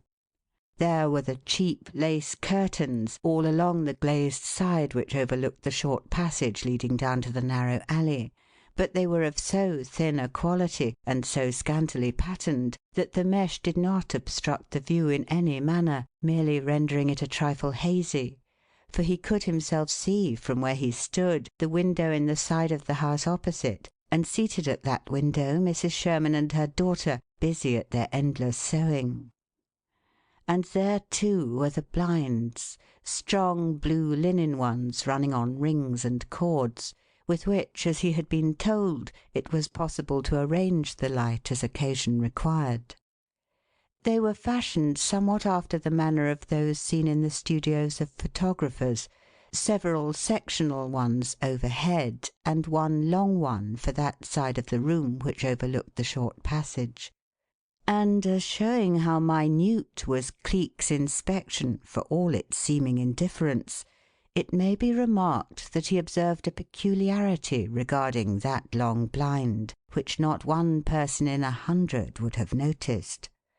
That is to say, that whereas when one looks at a window from the interior of a room, one invariably finds that the blinds are against the glass, and that the curtains are so hung as to be behind them when viewed from the street, here was a case of the exactly opposite arrangement being put into force. To wit, it was the lace curtains which hung against the window panes, and the big blind which was next to the room, so that, if pulled down, a person standing within would see no lace curtains at all, while at the same time they would remain distinctly visible to anybody standing without. If this small discrepancy called for any comment, Cleek made none audibly, merely glanced at the blind and glanced away again, and went on examining the books and the vases of flowers, and continued his apparently aimless wandering about the room. Of a sudden, however, he did a singular thing, one which was fraught with much significance to Mr. Narkom, who knew the signs so well. His wandering had brought him within touching distance of the busy waxworker, who just at that moment half turned and stretched forth his hand to pick up a tool which had fallen to the floor, the act of recovering which sent his wrist protruding a bit beyond the cuff of his working blouse. What Narkom saw was the quick twitch of Cleek's eye in the direction of that hand, then its swift travelling to the man's face and travelling off again to other things, and he knew what was coming when his great ally began to pat his pockets and rummage about his person as if endeavouring to find something. "My luck," said Cleek, with an impatient jerk of the head. "Not a blessed cigarette with me, Mr. Narkom, and you know what a duffer I am if I can't smoke when I'm trying to think. I say, nip out, will you, and get me a packet? There," scribbling something on a leaf from his notebook and pushing it into the superintendent's hand. "That's the brand I like. It's no use bringing me any other. Look 'em up for me, will you? There's a good friend." Narkom made no reply, but merely left the room with the paper crumpled in his shut hand, and went downstairs as fast as he could travel. What he did in the interval is a matter for further consideration. At present it need only be said that had any one looked across the short passage some 8 or 10 minutes after his departure, Narkom might have been seen standing in the background of the room at whose window Mrs. Sherman and her daughter still sat sewing. Meanwhile, Cleek appeared to have forgotten all about the matter which was the prime reason for his presence in the place, and to have become absorbingly interested in the business of tableau making, for he plied the old Italian with endless questions relative to the one he was engaged in constructing. "Jip, you don't mean to tell me that you make the whole blessed thing yourself, do you? Model the figures, group 'em, paint the blessed background and all?" said he with yokel-like amazement. "You do? My hat, but you're a wonder. That background's one of the best I've ever clapped eyes on. And the figures! I could swear that that fellow bursting in with a sword in his hand was alive if I didn't know better. And as for this dead Johnny here in the foreground that you're working on, he's a marvel. What do you stuff the blessed things with? Or don't you stuff 'em at all?" "Oh, yes, signor, they are stuffed, all of them. There is a wicker framework covered with canvas, and inside cotton waste, old paper, straw." "You don't mean it? Well, I'm blessed. Nothing but waste stuff and straw. Why, that fellow over there, the sepoy chap with the gun in his hand. Oh, good Lord! Just my blessed luck. I hope to heaven I haven't spoiled anything." For, in leaning over to indicate the figure alluded to, he had blundered against the edge of the low platform, lost his balance, and sprawled over so awkwardly and abruptly that, but for the fact that the figure of the dead soldier was there for his hand to fall upon in time to check it, he must have pitched headlong into the very heart of the tableau and done no end of damage. Fortunately, however, not a figure had been thrown down, and even the dead soldier had stood the shock uncommonly well, not even a dent showing, though Cleek had come down rather heavily and his palm had struck smack on the figure's chest. "Tut, tut, tut!" exclaimed the Italian with angry impatience. "Oh, do have a little care, signor. The bull in a china shop is alone like this." And he turned his back upon this stupid blunderer, even though Cleek was profuse in his apologies and looked as sorry as he declared. After a time, however, he went off on another tack, for his quick travelling glance had shown him Mr. Narkom in the house across the passage, and he turned on his heel and walked away rapidly. "Tell you what it is. It's this blessed glare of light that's accountable," he said. "A body's likely to stumble over anything with the light streaming into the place in this fashion. What you want in here is a bit of shade like this." Here he crossed the room hastily and, reaching up, pulled down the long window blind with a sudden jerk. But before either Trent or the Italian could offer any objection to this interference with the conditions under which the waxworker chose to conduct his labours, he seemed himself to realise that the proceeding did not mend matters, and, releasing his hold upon the blind, let the spring of the roller carry it up again to its original position. As he did this, he said with a peculiarly asinine air, "That's a bit worse than the other, by Jip. Makes the blessed place too dashed dark altogether. So it's not the light that's to blame after all." "I should have thought even a fool might have known that," gave back the waxworker almost savagely. "The light is poor enough as it is. Look for yourself. It is only the afterglow, and even that is already declining. Pooh!" And here, as if in disgust too great for words, he blew the breath from his lips with a sharp, short gust, and, facing about again, went back to his work on the tableau. Cleek made no response, nor yet did Trent.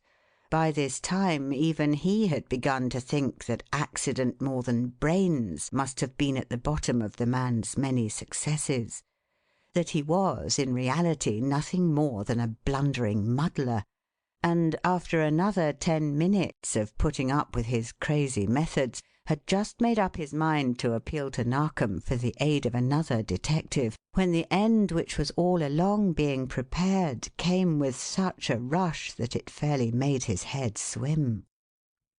All that he was ever able clearly to recall of it was that there came a sudden sound of clattering footsteps rushing pell-mell up the staircase, that the partition door was flung open abruptly to admit Mr. Maverick Narkom with 3 or 4 of the firm's employees pressing close upon his heels, that the superintendent had but just cried out excitedly, "Yes, man, yes," when there arose a wild clatter of falling figures, a snarl, a scuffle, a cry, and that when he faced round in the direction of it, there was the Lucknow tableau piled up in a heap of fallen scenery and smashed waxworks, and in the middle of the ruin there was the signor lying on his back with a band of steel upon each wrist, and over him Cleek, with a knee on the man's chest and the look of a fury in his eyes, crying aloud, "Come out of it!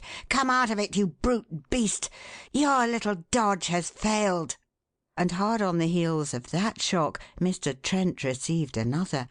For of a sudden he saw Cleek pluck a wig from the man's head and leave a white line showing above the place where the joining paste once had met the grease paint with which the fellow's face was coloured, and heard him say as he tossed that wig toward him and rose, Out of your own stage properties, Mr. Trent, borrowed to be returned like this."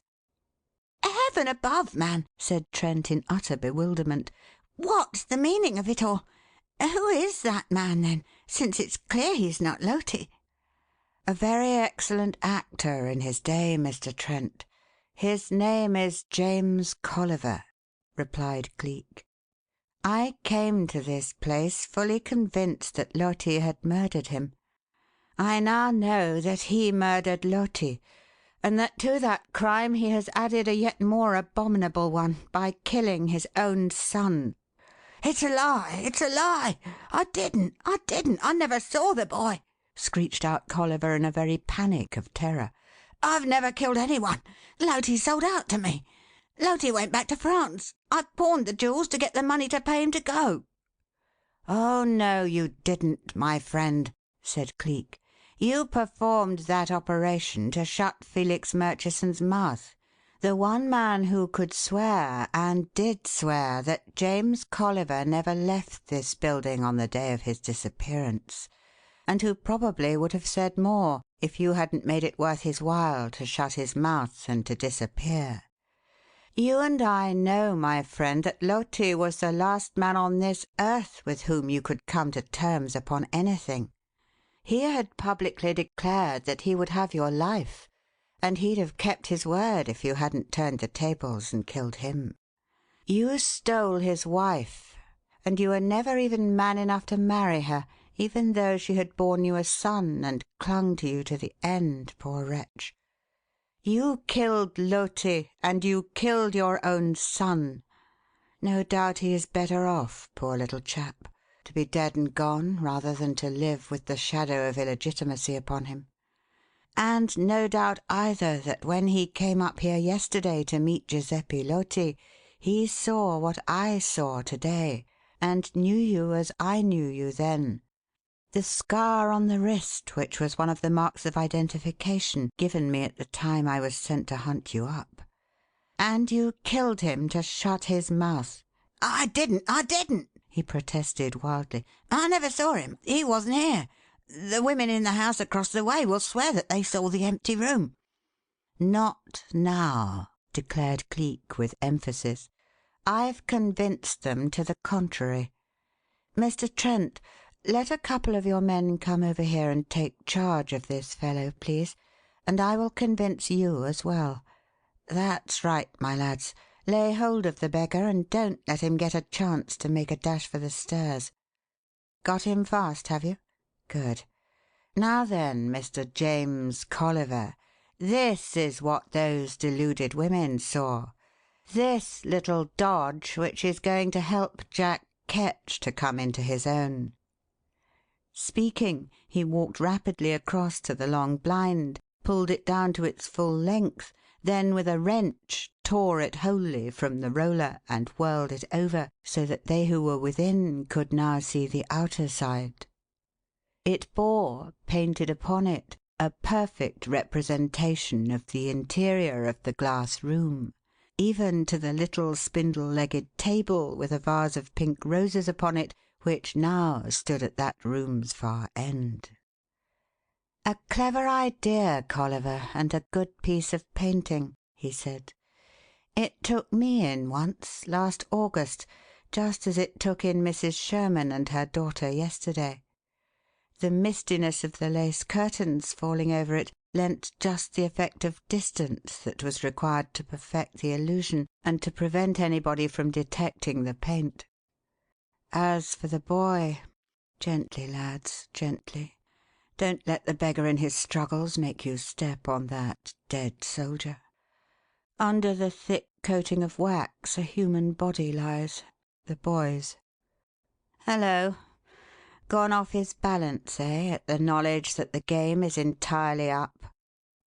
This as Colliver, with a terrible cry, collapsed suddenly and fell to the floor shrieking and grovelling.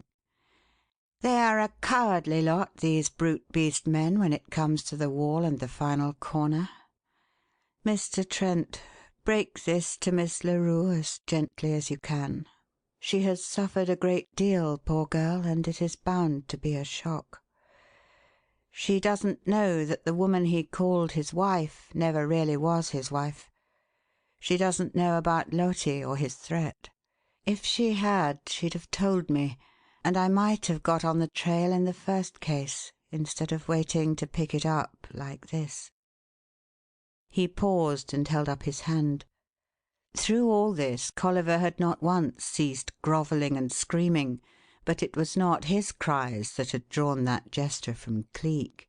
It was the sound of someone racing at top speed up the outer stairs, and with it the jar of many excited voices mingled in a babble of utter confusion. The door of the glass room swung inward abruptly, and the head bookkeeper looked in, with a crowd of clerks behind him. "Mr. Trent, sir, whatever is the matter? Is anybody hurt? I never heard such screams. The whole place is ringing with them, and there's a crowd gathering about the door."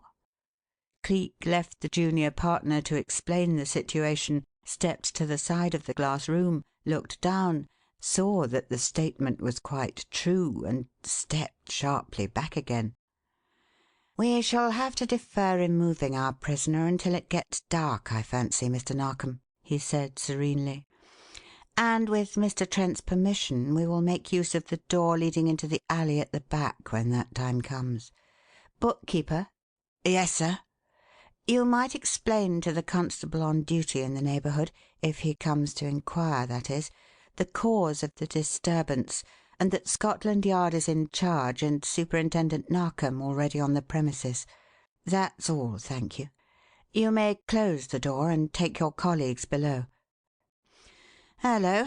Our prisoner seems to be subsiding into something akin to gibbering idiocy, Mr. Trent. Fright has turned his brain, apparently. Let us make use of the respite from his shrieks. You will, of course, wish to hear how I got on the track of the man, and what were the clues which led up to the solving of the affair. Well, you shall. Sit down, and while we are waiting for the darkness to come, I'll give you the complete explanation. End of section 39.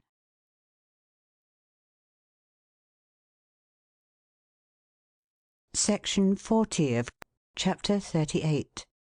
Colliver, who had now sunk into a state of babbling incoherence, lay on his face in the wreck of the tableau, rolling his head from side to side and clasping and unclasping his manacled hands. Trent turned his back upon the unpleasant sight, and placing 3 chairs at the opposite end of the room, dropped into one and lifted an eager countenance to Cleek. "Tell me, first of all," he asked, "how under heaven you came to suspect how the disappearance of the boy was managed. It seems like magic to me. When in the world did you get the first clue to it, Mr. Cleek?" "Never until I heard of those 2 women looking into this room and seeing the vase of pink roses standing on a spindle-legged table in the centre of it," he replied.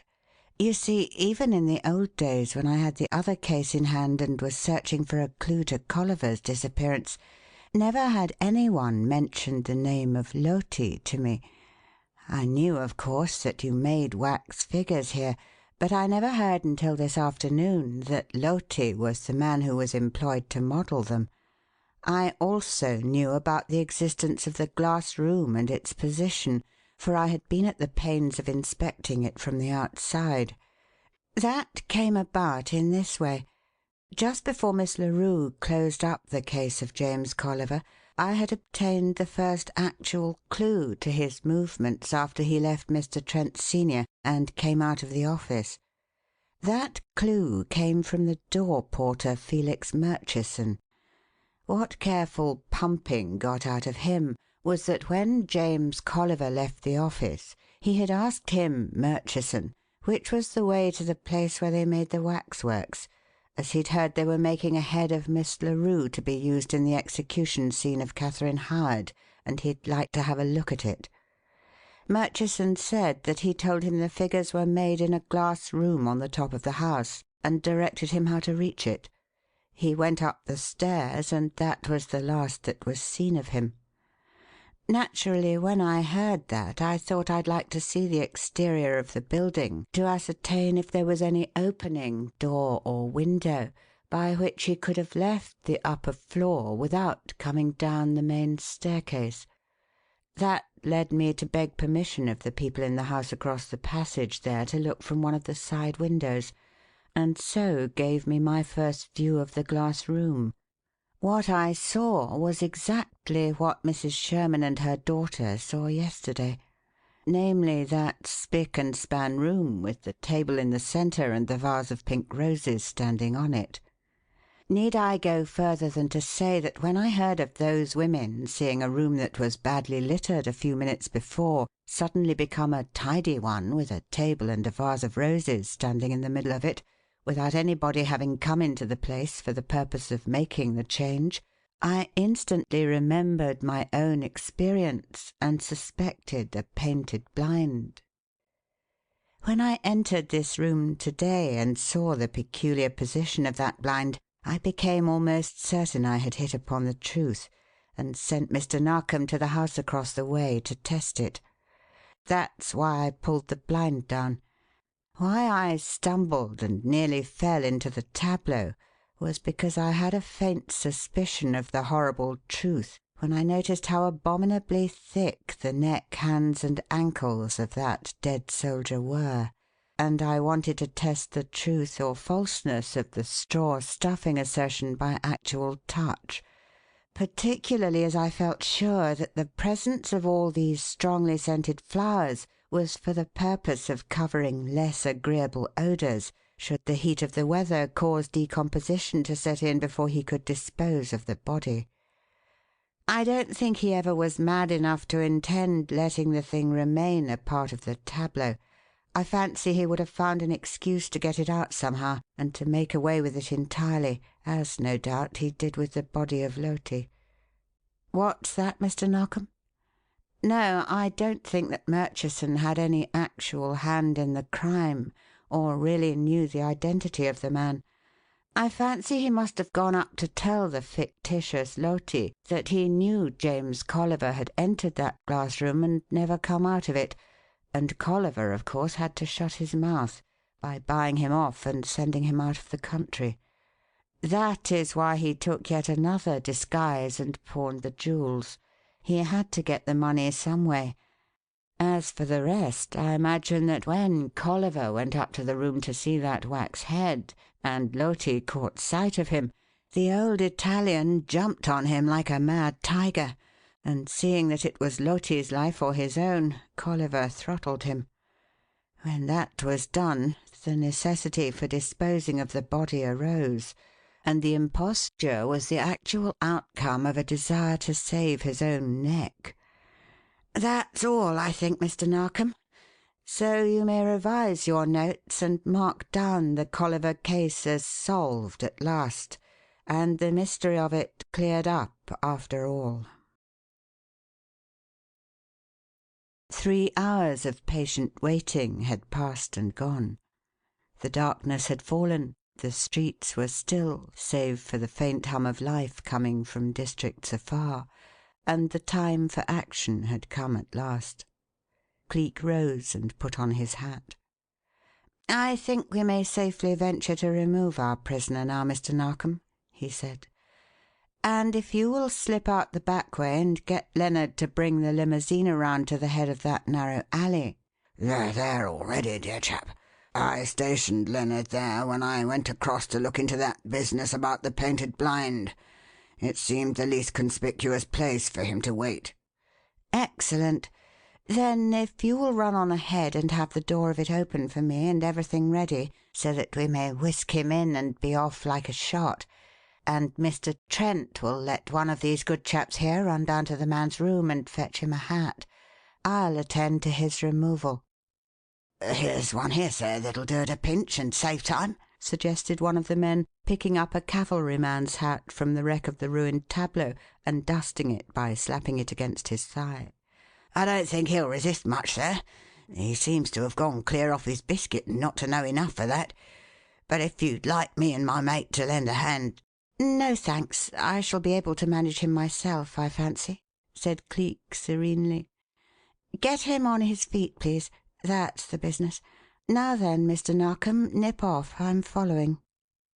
Mr. Narkom nipped off without an instant's delay, and 2 minutes later saw him slipping out through the rear door of the building, with Cleek and the jabbering, unresisting prisoner at the bottom of the last flight of stairs, not 20 yards behind. But the passage of the next half-minute saw something of more moment still, for as Narkom ran on tiptoe up the dim alley to the waiting limousine standing at its western end, and unlatching the vehicle's door, swung it open to be ready for Cleek, out of the stillness there roared suddenly the shrill note of a dog-whistle, and all in a moment there was mischief. A crowd of quick-moving Apache figures sprang up from sheltering doors, and scudding past him, headed full tilt down the narrow alley, calling out as they ran that piercing "La la la," which is the war-cry of their kind. A blind rage, all the more maddening in that it was impotent, since he had neither weapon to defend nor the power to slay, swept down upon the superintendent as he realized the import of that mad rush, and ducking down his head, he bolted after them into the thick of them, punching, banging, slogging, shouting, swearing, an incarnate passion, the epitome of man's love for man, a little fat fury that was all a whirl of flying fists as it swept onward, and that seemed to go absolutely insane at what he looked up the alley and saw. "Get back, Cleek! Get back, for God's sake!" he yelled in a very panic of fear and dismay, then cleft his way with beating arms and kicking feet through the hampering crowd, arrowed out of its midst, and bore down upon the cavalry-hatted figure that had stepped out of the dark doorway of Trent & Sons building and was standing flattened against the rear wall of it. He reached out his hand and made a blind clutch at it, and while he was yet far out of reaching distance of it, faced round and made a wild effort to cover it with his short, fat body and his arms outflung like a crucifix, and looked at the Apaches and swore without one thought of being profane. "Me, you damned devils! Me! Not him! Not him! Damn you! Damn you! Damn you!" he cried, hoarse-throated, and said no more. The scuttling crowd came up with him, broke about him, swept past him. A loud explosion sounded. A flare of light broke full against the cavalry hat. A stifling odour of picric acid filled the air and gripped the throat. And with its coming, man and hat slid down the wall and dropped at its foot a crumpled heap that never in this world would stand erect again.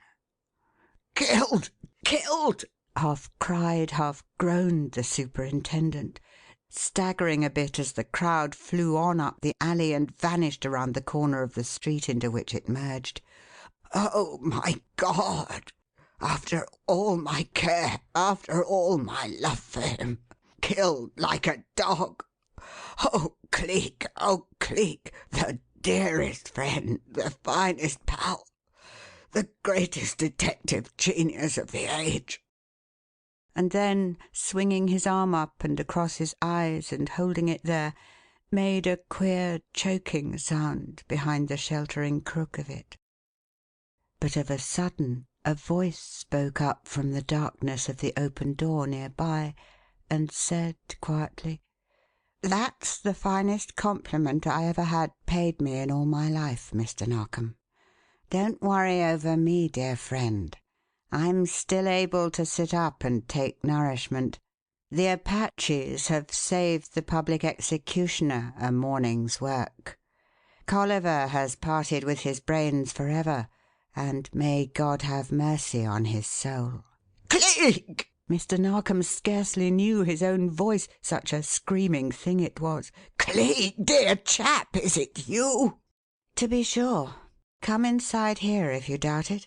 Come quickly. There's a crowd of quite a different sort coming. The report of that bomb has aroused the neighbourhood, and I have quite enough of crowds for one evening, thank you." Narkom was inside the building before you could have said Jack Robinson, pump-handling Cleek with all his might, and generally deporting himself like a man gone daft. "I thought they'd finished you. I thought they'd done you in. It was the Apache, you know, and that infernal scoundrel Waldemar. He must have found out somehow," he said excitedly. "But we've got it on him at last, Cleek. He's come within the law's reach after all." "To be sure. But I doubt if the law will be able to find him, Mr. Narkom. He will have left the country before the trap was actually sprung, believe me. Or failing that, will be well on his way out of it." "Perhaps not absolutely out of it, dear chap. There are the ports, you know, and so long as he is on English soil Come and see. Come and see. We may be able to head him off. Let's get out by way of the front of the building, Cleek, and if I can once get to the telegraph and wire to the coast and he hasn't yet sailed come on, come on! Oh, no, wait a moment. That's a constable out there asking for information. I'll nip out and let him know that the Yard's on the case and give him a few orders about reporting it. Wait for me at the front door, old chap. With you in a winking." He stepped out into the alley as he spoke and mingled with the gathering crowd. But Cleek did not stir. The alley was no longer dark, for with the gathering of the crowd lights had come, and he stood for many minutes staring into it and breathing hard, and the colour draining slowly out of his face until it was like a thing of wax. Outside in the narrow alley, the gathering of curious ones which the sound of the explosion and the sight of a running policeman had drawn to the place was every moment thickening, and with the latest addition to it there had come hurrying into the narrow space a morbid-minded newsboy with the customary bulletin sheet pinned over his chest. "The Evening News, 6 o'clock edition," that bulletin was headed, and under that heading there was set forth in big black type: "End of the Mauravanian Revolution. Fall of the capital. Flight of the deposed king. Overwhelming success of Irma's troops."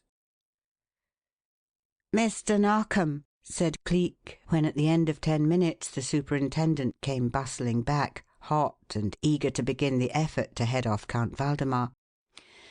"Mr. Narkom, dear friend, the days of trouble and distress are over, and the good old times you have so often sighed for have come back. Look at that newsboy's bulletin. Waldemar is too late in all things, and we have seen the last of him for ever." End of section 40.